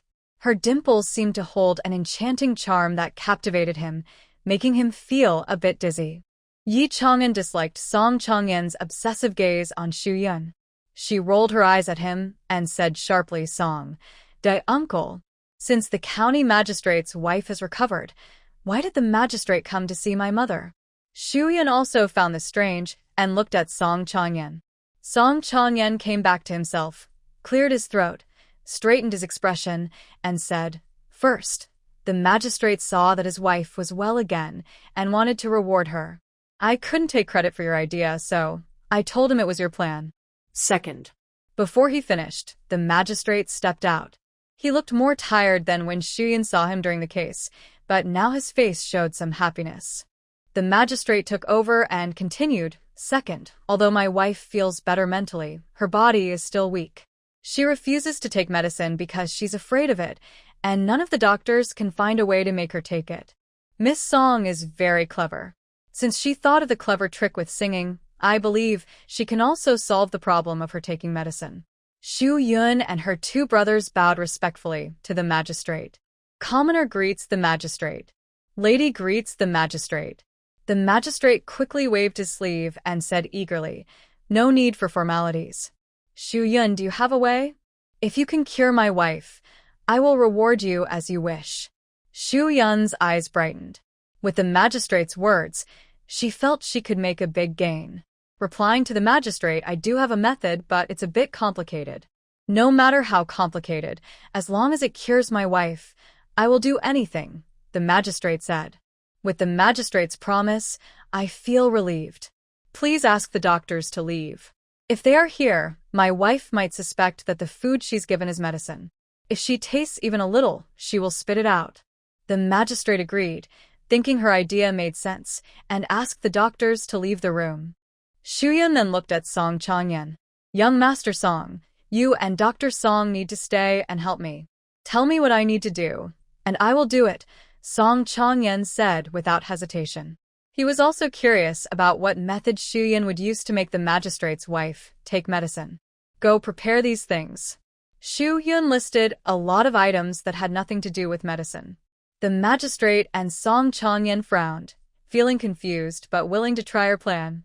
By evening, the magistrate's wife, Lu, who had only eaten a bowl of rice porridge that day, felt hungry and called her maid to get some porridge. The maid said, "Madam, wait a moment." The master said, "He would give you something new today." After saying this, the magistrate happily entered and said, "Madam, are you hungry? I ordered someone to make you an egg." Mrs. Lu's suspicion, egg? The county magistrate waved his hand and shouted outside the door, "Bring it in." A sculpture of a yellow ox was carried in by 4 young servants. "Didn't you say you wanted to eat an egg?" Mrs. Lu asked with curiosity. The magistrate looked around the sculpture from different angles, seeming puzzled. He then noticed a small hammer next to the ox and happily picked it up. "Madam, don't worry, I will find you an egg to eat right away." He smashed the sculpture with a single, looked inside, and excitedly shouted, "Madam, there's something inside." Mrs. Lu also became interested and asked, "What is it?" The magistrate clumsily brought out a large plate of roasted whole lamb. "Madam, it's lamb, but no egg." "Don't worry, I will keep looking." He searched inside the ox sculpture for a while but found nothing else. Feeling frustrated, Mrs. Lu suggested, "Husband, I see the lamb's belly is round. Maybe the egg is inside." "Yes. You're so clever, madam." The magistrate laughed loudly, tore open the lamb's belly, and instead of an egg, he found a roasted chicken wrapped in lotus leaves. "Why is it a chicken and a hen at that?" The magistrate scratched his head, then suddenly had an idea. Hens lay eggs. He opened the hen, and inside was a clear egg. "Madam, it's an egg." Mrs. Lu also smiled and said, "Eating an egg isn't easy." The magistrate picked up the egg with chopsticks, looked at her affectionately, and said, "Since you've gone through so much trouble, madam, you must finish eating this egg." Mrs. Lu lowered her head with a sweet smile, took the egg, and ate it bit by bit. Outside, Song Changyan exclaimed, "Mrs. Lu really finished it all, didn't spit or—" "But I still have a question." Xu said, "Young Master Song, please go ahead. You asked my father to refine all the medicine into one egg, so when Madam eats it, she'll get better. But the egg must have the medicine smell. How did she manage to swallow it? Didn't you ask Dr. Song?" Xu told Dr. Song about putting the medicine into the egg. He immediately understood and praised Xu as a remarkable person. "I asked," Song Changyan said with a shrug. "He made a sour face and told me to figure it out myself." Xu covered her mouth and smiled, saying, "Madam didn't dislike the medicine's smell, but its shape. She has been ill for a long time. Drinking soups and taking many pills had little effect, so over time she naturally became repulsed and felt like vomiting when she saw them." Song Changyan took the fan hanging at his waist and tapped it. "Oh, I see. So, you want a certain look to ease her suspicions." Xu nodded. "Yes." "Hey, why not just cook the chicken eggs with medicine? Why go through all that trouble with fancy tricks, sheep wrapping chicken, chicken wrapping eggs? It's so complicated, and then you want the county magistrate himself to do it." Song Changyan looked confused again. "Well, it's to make everything seem natural. If the county magistrate's wife suddenly eats an egg, she'll find it strange. If she detects the medicine, she won't eat it. But with these tricks, sheep wrapping chicken, chicken wrapping eggs, it's like magic, and it distracts her. She'll lose her suspicion. Also, the medicinal eggs are cooked in chicken soup, which masks the taste a bit. As soon as her attention shifts, she can eat it. And why should the county magistrate personally find the eggs? Shu Yun spoke softly, stepping a bit away from the magistrate's wife's room. It's all to let the magistrate show his affection. The wife will realize how much he cares for her, which gives her some confidence to resist her insecurities. It also helps gradually remove her doubts about the magistrate. TSK, I said I'm not cut out to be a doctor. I thought my father's daily work of making medicine and giving injections was already troublesome, but convincing patients to take medicine is even harder. Miss Shu, you're really amazing. Song Changyan couldn't remember how many times he had praised Shu Yun. He looked at her with admiration, but also felt something he couldn't quite describe. That look again. The man named Song is just a flirt.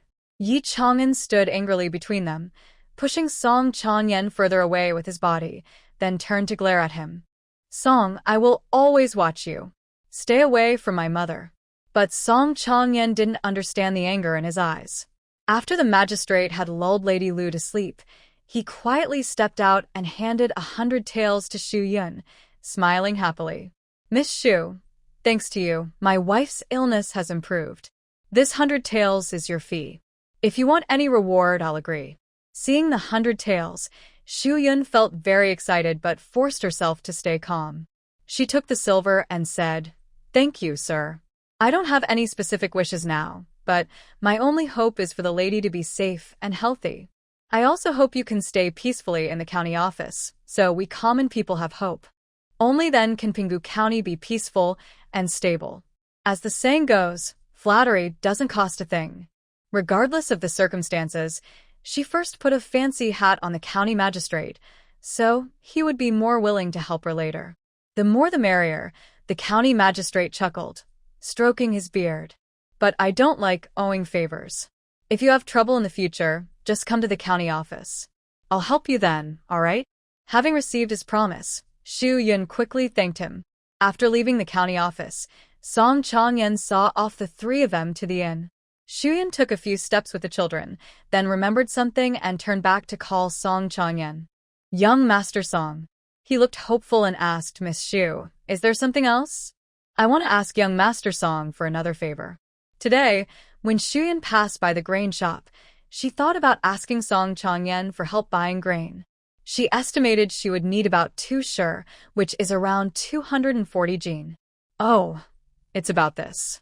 Song Changyan muttered softly, sounding a bit disappointed. His voice was so quiet that Shu Yun couldn't hear clearly, so she asked, Young Master Song, what did you say? Nothing much. It's a simple matter, he replied, glancing at Shu Yun's thin figure and the 2 small children beside her. With so much grain, can you carry it all? Or I can buy it directly and hire a cart to deliver it to your home. Shu Yun quickly waved her hand. She didn't want to carry such a large amount of grain through the village. No need, no need. Yesterday, I met a neighbor on the street. They have a bullock cart that can help me bring it back. Just ask the shopkeeper to help move it to your back door. My neighbor will come to carry it. You don't need to be so polite with me. No, really, I don't want to trouble you. Besides, I've already arranged with them. Shu Yun firmly refused. All right, as you wish. Song Changyan sighed inwardly, feeling a bit down when he saw her politeness. Shu Yun smiled and said, Thank you very much, young Master Song. You've had a long day today, so go home early and rest. Hearing this, Song Changyan did feel a bit tired. He called his servant to bring the horse-drawn cart and bade farewell to Shu Yun. Shu Yun and the children were also quite tired today. After washing up, they fell asleep as soon as they touched their pillows and slept soundly until dawn. The next day, Shu Yun and the children arrived first at Song's residence. The Song residence was a 3-entry courtyard. The servant led Shu Yun to the outer courtyard's flower hall, where she signed the contract she hadn't had time to sign yesterday. She paid a deposit of 20 taels, and the remaining 60 taels would be paid once she received all the cooled sweet potato starch. Then Shuyan carried her 50 jin of cooled sweet potato starch and followed Song Changyan to his third uncle's pastry shop. There, she taught a pastry lady how to make bowl cakes. The pastry lady learned quickly and even made several different flower-shaped models, making them look more delicate. Song Changyan reluctantly said goodbye to Shuyan as he needed to attend a friend's birthday banquet. He promised to come back, but Shuyan knew she would leave once he returned. Later, the three of them were led by a servant from the Song household to the back garden gate, waiting for the grain shop to deliver the food. When the grain arrived, Yi Chang'an used his old trick, asking the gatekeeper to take him to the restroom. Meanwhile, Shuyan took the opportunity to store the grain in the storage space when no one was around. Knowing from experience that riding a carriage back would take over 5 hours, she decided to feed the children first. Walking along a street full of food stalls, they heard a distant shout, "Meat pot, hot and steaming, warming your body and stomach." Along with the shout, there was the smell of white smoke drifting from the shop and the rich aroma of meat, which captivated their sight, hearing, and sense of smell. "Chang'an, Changle, shall we eat at that meat pot shop?" Yes. Yi Chang'an and Yi Changle nodded eagerly, already tempted by the delicious smell. The shop assistant, noticing their hesitation at the door, approached with a cheerful smile. "Miss, would you like to come in and take a look? Our meat pots are among the best in the county. Our chef's knife skills are superb. The meat is sliced thin like white paper used by students. Then, it's briefly cooked in boiling broth, dipped in our secret sauce. It's amazing." The assistant's persuasive words made their already empty stomachs rumble. "All right, one hot pot, please," Shuyan said, feeling a bit excited by the assistant's enthusiasm. She led the children inside and found a seat. "One more hot pot." The assistant called out loudly and efficiently to the kitchen. Soon, he brought a small charcoal stove to the table and placed a clay pot on top. The soup inside was not milky white bone broth, but a light brown, probably a secret recipe from the shop. "We'll serve 3 plates of meat first. If that's not enough, we'll add more," the assistant said, bringing thin slices of meat and 3 bowls of dipping sauce. Shuyan looked at the meat and realized it was pork, not the tender rabbit meat she expected. But Jing had long been popular for eating pork, which not only grows large, but also doesn't have a strong smell. "Are there any vegetables?" she asked. She wasn't used to eating only meat and wanted some greens to change the taste. "There are only cabbage, radish, and lettuce," the waiter replied. "Those are just cabbage, carrots, and lettuce." "All right, that will do." The vegetables arrived, and the waiter stepped back. The soup was boiling. Worried that the hot coals might burn the children, she started cooking the meat herself. They waited patiently to eat. She first cooked a plate of meat and shared it with the children. "Delicious, mother," Yi Changle said happily. Shuyan took a bite of the plain meat without any sauce. It was very thin, and even a big piece didn't feel greasy. The pepper in the broth was fragrant, but not too strong. She also tasted some meat dipped in sauce, which had a different flavor. She could roughly identify most of the ingredients in the sauce: salt, pepper, vinegar, soy sauce, green onions, and garlic. There was probably a secret ingredient, the shop's special recipe. The 3 of them didn't have big appetites. After eating 5 plates of meat and some vegetables and drinking 2 bowls of soup, they couldn't eat any more. "Waiter, the bill please." Coming right up, 200 coins, Mississippi Yi Chang'an and Yi Changle looked a bit surprised. Shuyan also thought it was a bit expensive, but the food was good, so it was worth it. Later, she planned to make her own hot pot at home to warm up during winter. Thinking of that, she bought a large clay pot and a charcoal stove to prepare for winter cooking. After lingering for most of the day and nearing noon, Shuyan took the children and hired a carriage to go home. When they arrived at Ping'an town, they switched to a ox cart, and it was dark by the time they reached home. As soon as they opened the door, the chickens in the coop flapped their wings and chirped loudly. After traveling outside for 3 days, they were almost starving. Shuyan quickly prepared chicken feed and fed them. All 3 were exhausted. They ate some snacks bought in town to fill their stomachs, washed up briefly, and then went straight to bed, falling into a deep sleep. Yi Sholiang had heard the noise of their return yesterday and came early in the morning. "Shu girl, you're back," he said with concern and happiness. Before leaving, Shuyun asked Yi Shouyang and Ma Shi to help watch the house so that Granny Ge and others wouldn't sneak in and steal her chickens. She had expected to return the next day, but the matter with the county lady caused a delay of one more day. This worried Yi Shouyang and Ma Shi greatly. They were afraid that the three of them might encounter danger and lose their lives. Because their son, daughter-in-law, and grandchildren did not return home at the agreed time, they were unfortunately taken by bandits. So the elderly couple decided to wait one more day. If Shuyun still didn't come back, they would go to report it. "Hey, Uncle Shouyang, have you had breakfast?" Shuyun greeted with a smile. Yi Shouyang felt reassured and waved his hand, saying, "I've already eaten. Seeing you all return safely makes me feel at ease. I have a lot to do today, just watering the wheat several times. It's not raining today." As he spoke, Yi Shouyang, with farmers, muttered a curse at the sky and walked away with his hands behind his back. No rain? Shuyun carefully thought back. Apart from the rain during rice harvest, it seemed like it hadn't rained again. Is a drought coming? It is now late autumn. In the original story, does the drought gradually start from now? Shuyun can't remember clearly. She has already stored about 700 to 800 jin of grains and 200 to 300 jin of flour in her space. There are also enough wild vegetables, wild fruits, yams, and dried goods to fill an entire room. She and the children are eating sparingly, so it wouldn't be a problem to last 2 or 3 years. But she wants to be more cautious and hopes to stock enough food for 5 or 6 years. So, she cleared a part of the backyard where sweet potatoes were planted and prepared to plant all kinds of vegetables. By next summer, the backyard could harvest 3 crops of vegetables. After finishing this, Shuyun and the children went to the mountains to gather mountain produce. She wished she had 8 arms to bring everything home. First, she went to the creek and filled all 5 or 6 large jars in her space with water. If a drought comes, water will be very important. She also needs to buy a few more large wooden buckets, preferably the kind used for bathing, to ensure she has enough drinking water later. Shuyun was used to walking south towards the mountain foot where the creek was. Besides picking mushrooms, digging yams, and finding a large jujube tree, she also found a big jujube tree. "Mom, it's a jujube tree."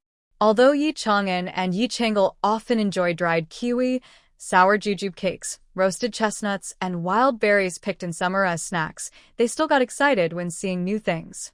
Shuyun was also excited. These jujubes can be boiled into jujube syrup, which is very sweet without added sugar, and soaking them in water makes a sweet drink that also replenishes sugar. Wait, I'll find a long stick to pick them. She couldn't reach the top, but unfortunately, she couldn't climb trees. If she could, she would pick all the jujubes from the top. After picking the jujubes, she also gathered some wild chives, water celery, and wild spinach that grow in spring and autumn. Both shepherd's purse and water celery can be used to make dumplings. They taste delicious. Let's pick more of them. Hearing Shuyun say this, the 2 siblings knew they would have dumplings again tonight. An hour passed, and they had picked all the wild vegetables in the area. As they moved forward, Shuyun found some yam and dug up 50 jin, about 25 kilograms. They had nearly finished digging the mountain goods from the eastern side. Shuyun then looked toward the west. When they reached the narrow canyon she had passed earlier, she saw a lively, plump wild chicken. Mom, there's a chicken." Yi Chang'an tugged at Shuyun's clothes, whispering excitedly. He moved carefully, afraid to scare the chicken that was pecking nearby. It was the first time he saw a colorful feathered wild chicken. It was so beautiful that he wanted to catch it. Shuyun also felt determined.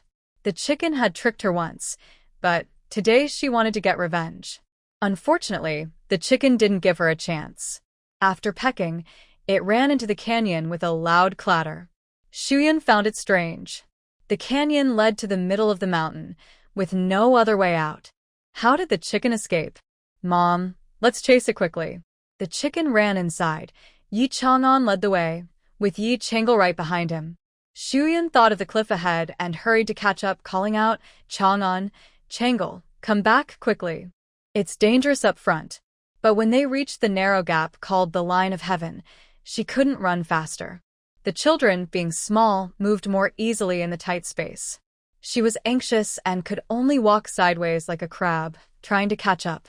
When Shuyan finally reached the edge of the cliff, she saw the two children looking down at something below. Chang'an, Changle, I'm so worried. I told you to stay with me and not run around.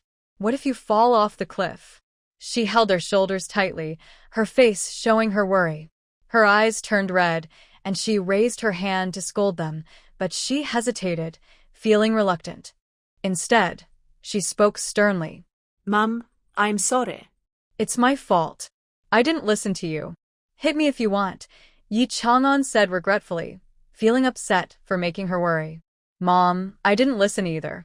Hit me too, Yi Changle said, hugging Shu Yun's waist with guilt. All right, scolding you takes effort. I'll just punish you by not giving you snacks for 5 days, Shu Yun decided. Really? Okay, the children said, disappointed at losing snacks for 5 days, but feeling it was fair since they caused their mother to worry. Let's go home now, Shu Yun said. Mother, look, there's a cave over there. The chicken just flew into it. Where? I don't see any cave. Su Yun looked around carefully. Mother, you need to squat down and look. The cave is blocked by trees growing on the cliff. Su Yun squatted down to look. The cave was cleverly hidden, blocked by 2 trees growing on the cliff. If you didn't look carefully, you wouldn't see it. Yi Chang'an looked disappointed.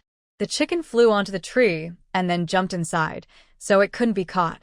The mountain isn't straight, but it's a bit steep. Even with a rope, it's dangerous. So, they decided to let the fat chicken go. If they can't catch it, it's fine. They have 7 or 8 chickens at home. Let's go back and make dumplings to eat. Yay! When the children heard about eating dumplings tonight, they immediately stopped caring about the chicken and happily followed Su Yun home. Su Yun didn't expect that this hidden cave would soon save their lives. But that's another story. For now, let's focus on the present. Su Yun spent about 5 or 6 days gathering mountain supplies. Her space's other room was also full. She calculated that Yi Shuliang's family could dig up the sweet potatoes they planted. She gathered everyone at her house. First, you need to pick the seeds out of the pods on the vines and bring them to me for weighing. She based her calculation on the seeds she collected from her own land, knowing how many seeds a plot could produce. It was unlikely they could hide them. After digging up the sweet potatoes, you need to wash them thoroughly and weigh them. I will pay 10 jin per coin, as we agreed before. If you want to keep some for yourselves, that's fine too. After she finished speaking, everyone nodded without objection. Next, they began digging the sweet potatoes intensively. According to the contract between Su Yun and Song Changyan, the sweet potato flour was to be collected on the day of the beginning of winter.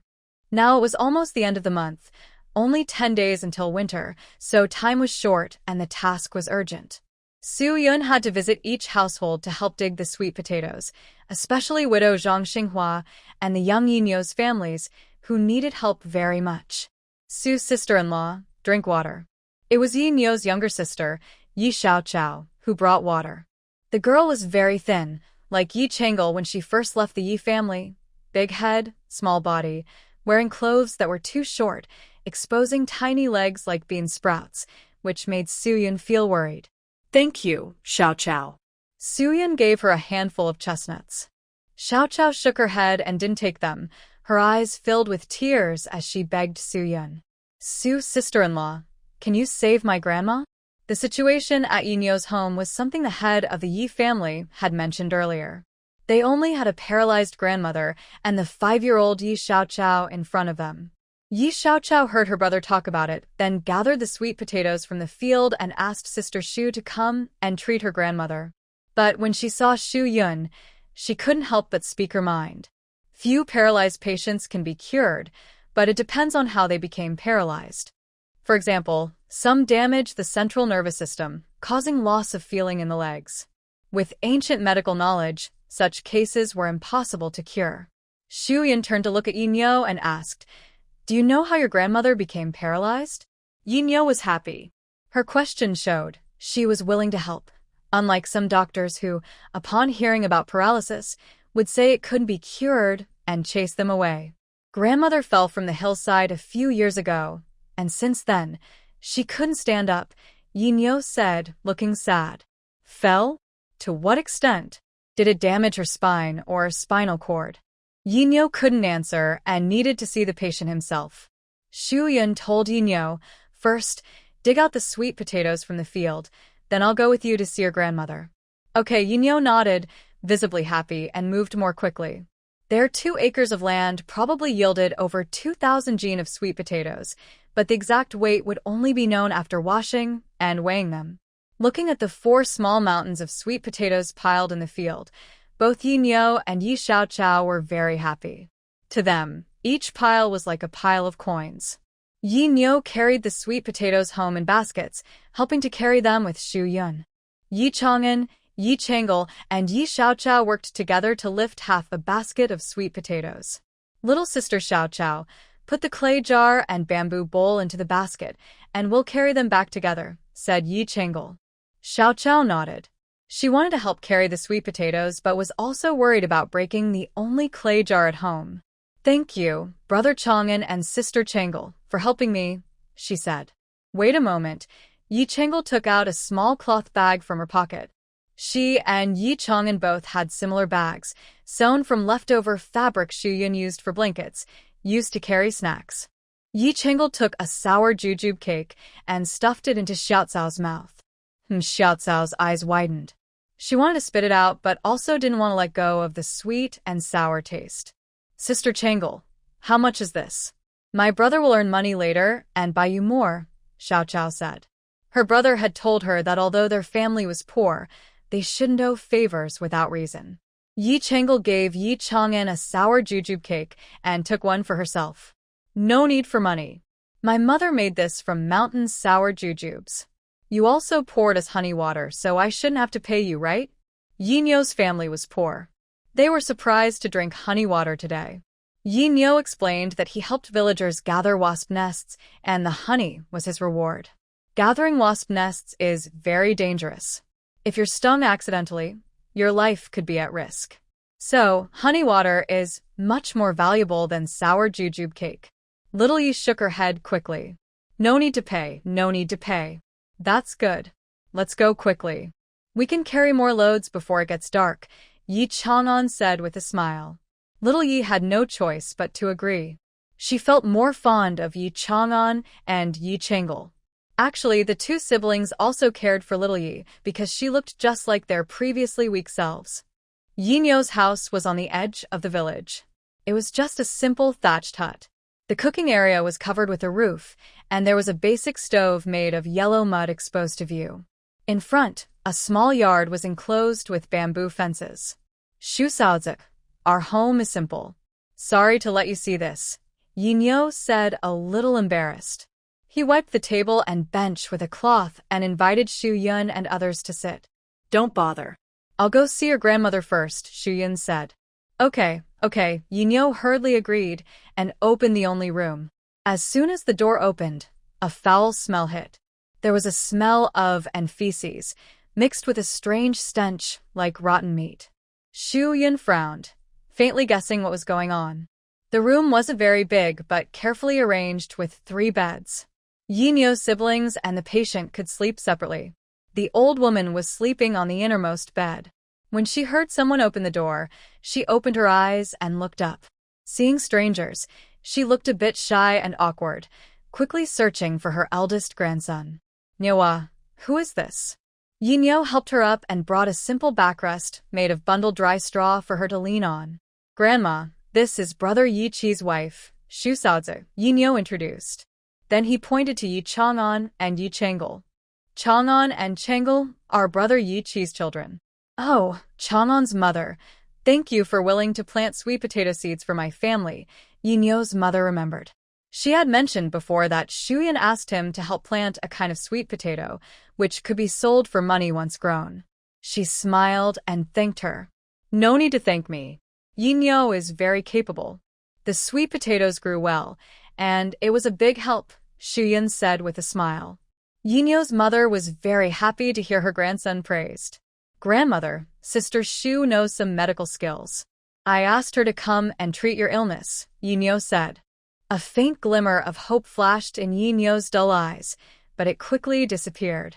She sighed, shook her head, and said, "Thank you for your kindness, Chang'an lady, but my illness is very serious. Many doctors couldn't cure me. I no longer expect to get better, so please don't trouble yourself." Since her fall, she had been confined to this small bed, relying on her grandchildren for food, drink, and daily needs. If it weren't for her eldest grandson insisting on treating her, she would have preferred to die to avoid being a burden. Over the years, she had seen many doctors and spent a lot of silver, but her legs still couldn't be cured. She had long given up hope of walking again. Now, she just wanted to live each day and see her eldest grandson marry and have children before she died. Then she would have no regrets. Xu Yun felt sad seeing Yinyo's hopelessness, but she couldn't promise to cure her either. Xu Yun was not an orthopedic expert. Her medical skills were average.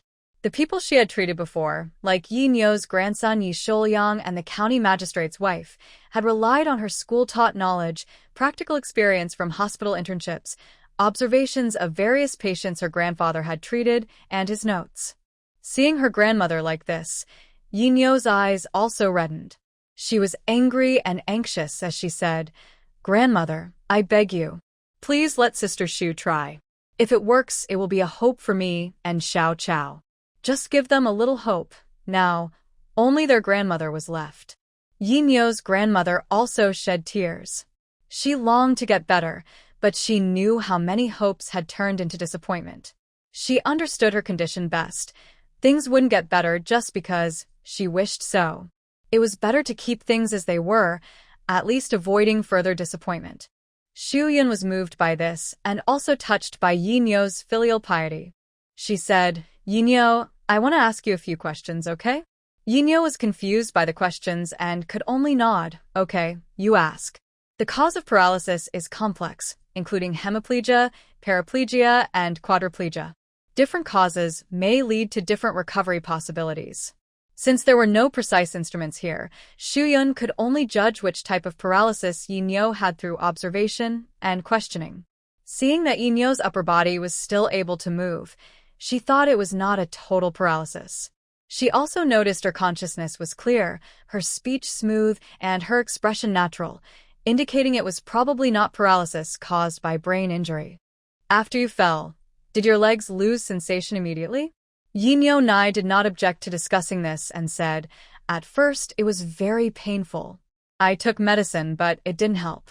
After a while, I couldn't move, and I gradually lost feeling in my legs." "Did your back ever hurt?" Yinyo Nai moved his back slightly. "No, that never happened." Xu Yun nodded. Not having spinal cord damage was good news. If the spinal cord had been injured and not treated in time, and so much time had passed, it would have been impossible to cure. There were also issues with eating, drinking, and bathroom use.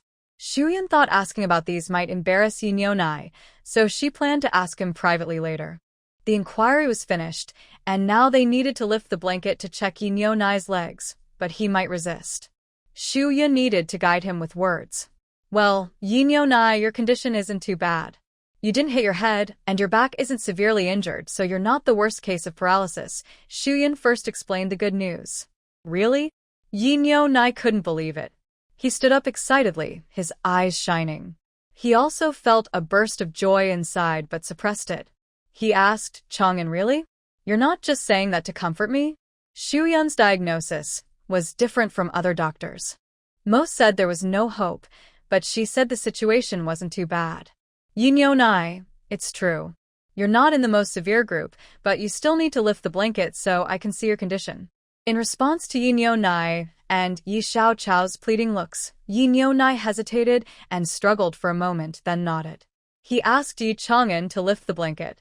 When the blanket was lifted, the foul smell of rotten flesh grew stronger. Xu Yun frowned. This was not a good sign. Yinyo Nai had bed sores on his legs, ankles, and heels. Xu Yun asked, "Yinyo Nai, do you also have bed sores on your hips and tailbone?" To help him understand, Xu Yun pointed to his hips and buttocks, using Yi Chang'an as a model. "Yes, I do. But I have no feeling, and these sores keep coming back. When they heal, they break out again. I didn't pay much attention. This won't do, Xu Yun said, pointing to his ankles. Look, there are blisters here, and some areas are infected with pus. Your hips are probably worse. She then asked Yi Chang'an and Yi Nai to leave and asked Yi Changlo and Yi Xiao Chao to help. She instructed them to cut open Yi Nai's pants. Sure enough, because of the rotten flesh, the smell was even worse. Yi Milk doesn't understand what pressure sores are, but seeing Xu Yun's tightly furrowed brow, it seems quite serious. She couldn't help feeling nervous. Xu Yun helped her cover the quilt again and called Yi Nyo in front of the grandparents and grandchildren, saying, Yi Milk's pressure sore is very serious. She needs to see a doctor immediately. Ah, Can't we just wait and see? These sores will heal on their own after a while, Yi Milk said, worried about the cost. No, your sore shows signs of infection and tissue death. If not treated, it could cause a high fever and the flesh might fall off. Your bones could be exposed, which is dangerous. To treat your leg, the sore must be healed first, Xu Yun said seriously. After speaking, she took out 200 coins from her pocket and handed them to Yi Milk. This is the money from the sweet potato crop you grew. I'll give you 200 coins first. If there's extra after weighing, I'll give it to you later. Take this money quickly to see a doctor to treat your grandmother's sore. It's best to go to Dr. Zhou at Jishir Hall. Go tomorrow. Shu Xiao. Yi Milk wanted to thank her, but her throat was choked with emotion and she couldn't speak. She wiped her tears and wanted to kneel before Xu Yun. Fortunately, Xu Sa came to see her grandmother's leg.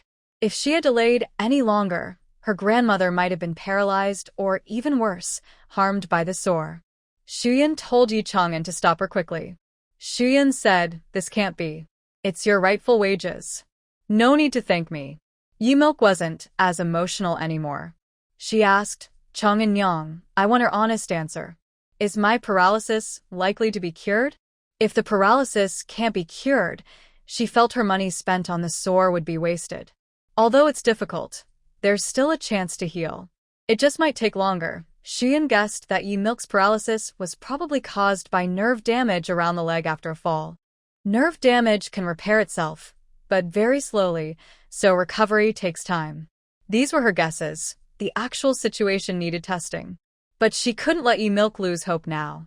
She could only give a positive answer, even if she couldn't be completely sure. Even if the treatment ultimately failed, giving her hope to keep living was good enough. Yi Milk felt hopeful and longed to stand again in the future. She firmly said, All right, I'll try. Hearing her grandmother finally regain hope and agree to treatment, Yi Milk was even more grateful to Xu Yun. Xu Sa, I have only one thing to say. If you ever need my help, Yi Milk, will never refuse. He must have done good deeds in his past life to meet someone as kind as Sister Xu. All right, hurry up and bring back the remaining sweet potatoes from the field, so they don't get taken, said Xu Yun. Okay, Yi Nyo replied with a big smile, working even harder as if he had endless strength. After helping Yi Nyo's family move the sweet potatoes, Xu Yun went to Zhang Xinghua's field. Unexpectedly, she saw a stranger. The man was tall, about 25 or older, with a square face and dark skin. He moved quickly and was very strong, digging up all the sweet potatoes on the vine with one shovel. Who are you? Why are you in Sister Xinghua's field? Xu Yun shouted loudly. The man turned around and saw Xu Yun and the others. His body stiffened suddenly, his face turned red, and he fidgeted nervously, unable to speak clearly, stammering. Seeing how nervous he was and how he couldn't speak properly, Xu Yun found him more suspicious. She thought about asking Chang'an to find someone in the village, but before she could, Zhang Xinghua hurried over. Xu girl, why are you here? Zhang Xinghua glanced at the confused man in the field and awkwardly greeted her. Xinghua sister, I saw him digging up your sweet potatoes as soon as I arrived. Do you know him? Xu Yun pointed at the man and asked. Zhang Xinghua looked at the man and blushed. He's Brother Shi. I was too busy, and he's helping me dig sweet potatoes. Seeing Zhang Xinghua's red face and the man's affectionate eyes, Xu Yun realized something was going on. Zhang Xinghua's husband had died 3 years ago, so having a new partner was normal. Oh, I just came to see if you needed help. Since someone is helping you, I'll go now, Shuyan said, not wanting to disturb their date. Wait, Shu girl. Zhang Xinghua stopped her and looked at Yi Chang'an and Yi Chengle. I have something to tell you. Shuyan stepped a few steps away with the two brothers and said, Go ahead. Shu girl, can you keep Brother Shi's matter a secret? Zhang Xinghua begged. Brother Shi and I are innocent. We've never done anything inappropriate. But rumors are scary, and I don't want to ruin his reputation. Xinghua sister, don't worry. I didn't see anything today, Shuyan said, with a smile to comfort her. She had seen online bullying before. Spit can be deadly, and besides, it wasn't her problem. Thank you, Sister Shu. Zhang Xinghua sighed in relief and said. Shuyan waved her hand and led the children away, reminding them not to tell anyone about today's events. 2 days later, to weigh the 6 families' harvests fairly, Shu Yun went to Leader Yi to borrow a large scale. But she couldn't operate it alone. This big scale was much longer than a normal balance and had a heavier weight at the back. When weighing items, 2 other people had to lift the scale with a bamboo pole and hang the items on it. Only a few men took turns to do the weighing, working from noon until late afternoon. Yi Shuliang's family harvested 1,350 jin, earning 130 coins. Yi Zhuang and Zhang Zhuangju's families each harvested 1,200 jin, earning 120 coins each. Yi Zheng's family harvested 2,160 jin, earning 260 coins. Zhang Xinghua's family harvested 1,100 jin, earning 110 coins. Finally, Yinyo's family harvested 2,220 jin. Since Shuyan had given him 200 coins earlier, she added 22 more coins to make up the amount. Looking at the 22 coins in his hand, Yinyo felt worried. Yesterday, he spent 150 coins on medicine and treatment for his grandmother.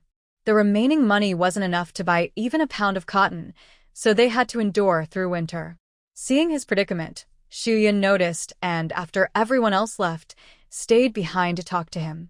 She said, Yinyo, I want to ask you to help me with some work for about 7 or 8 days. I will pay you 50 coins a day. Is that okay? 50 coins? Yinyo was surprised.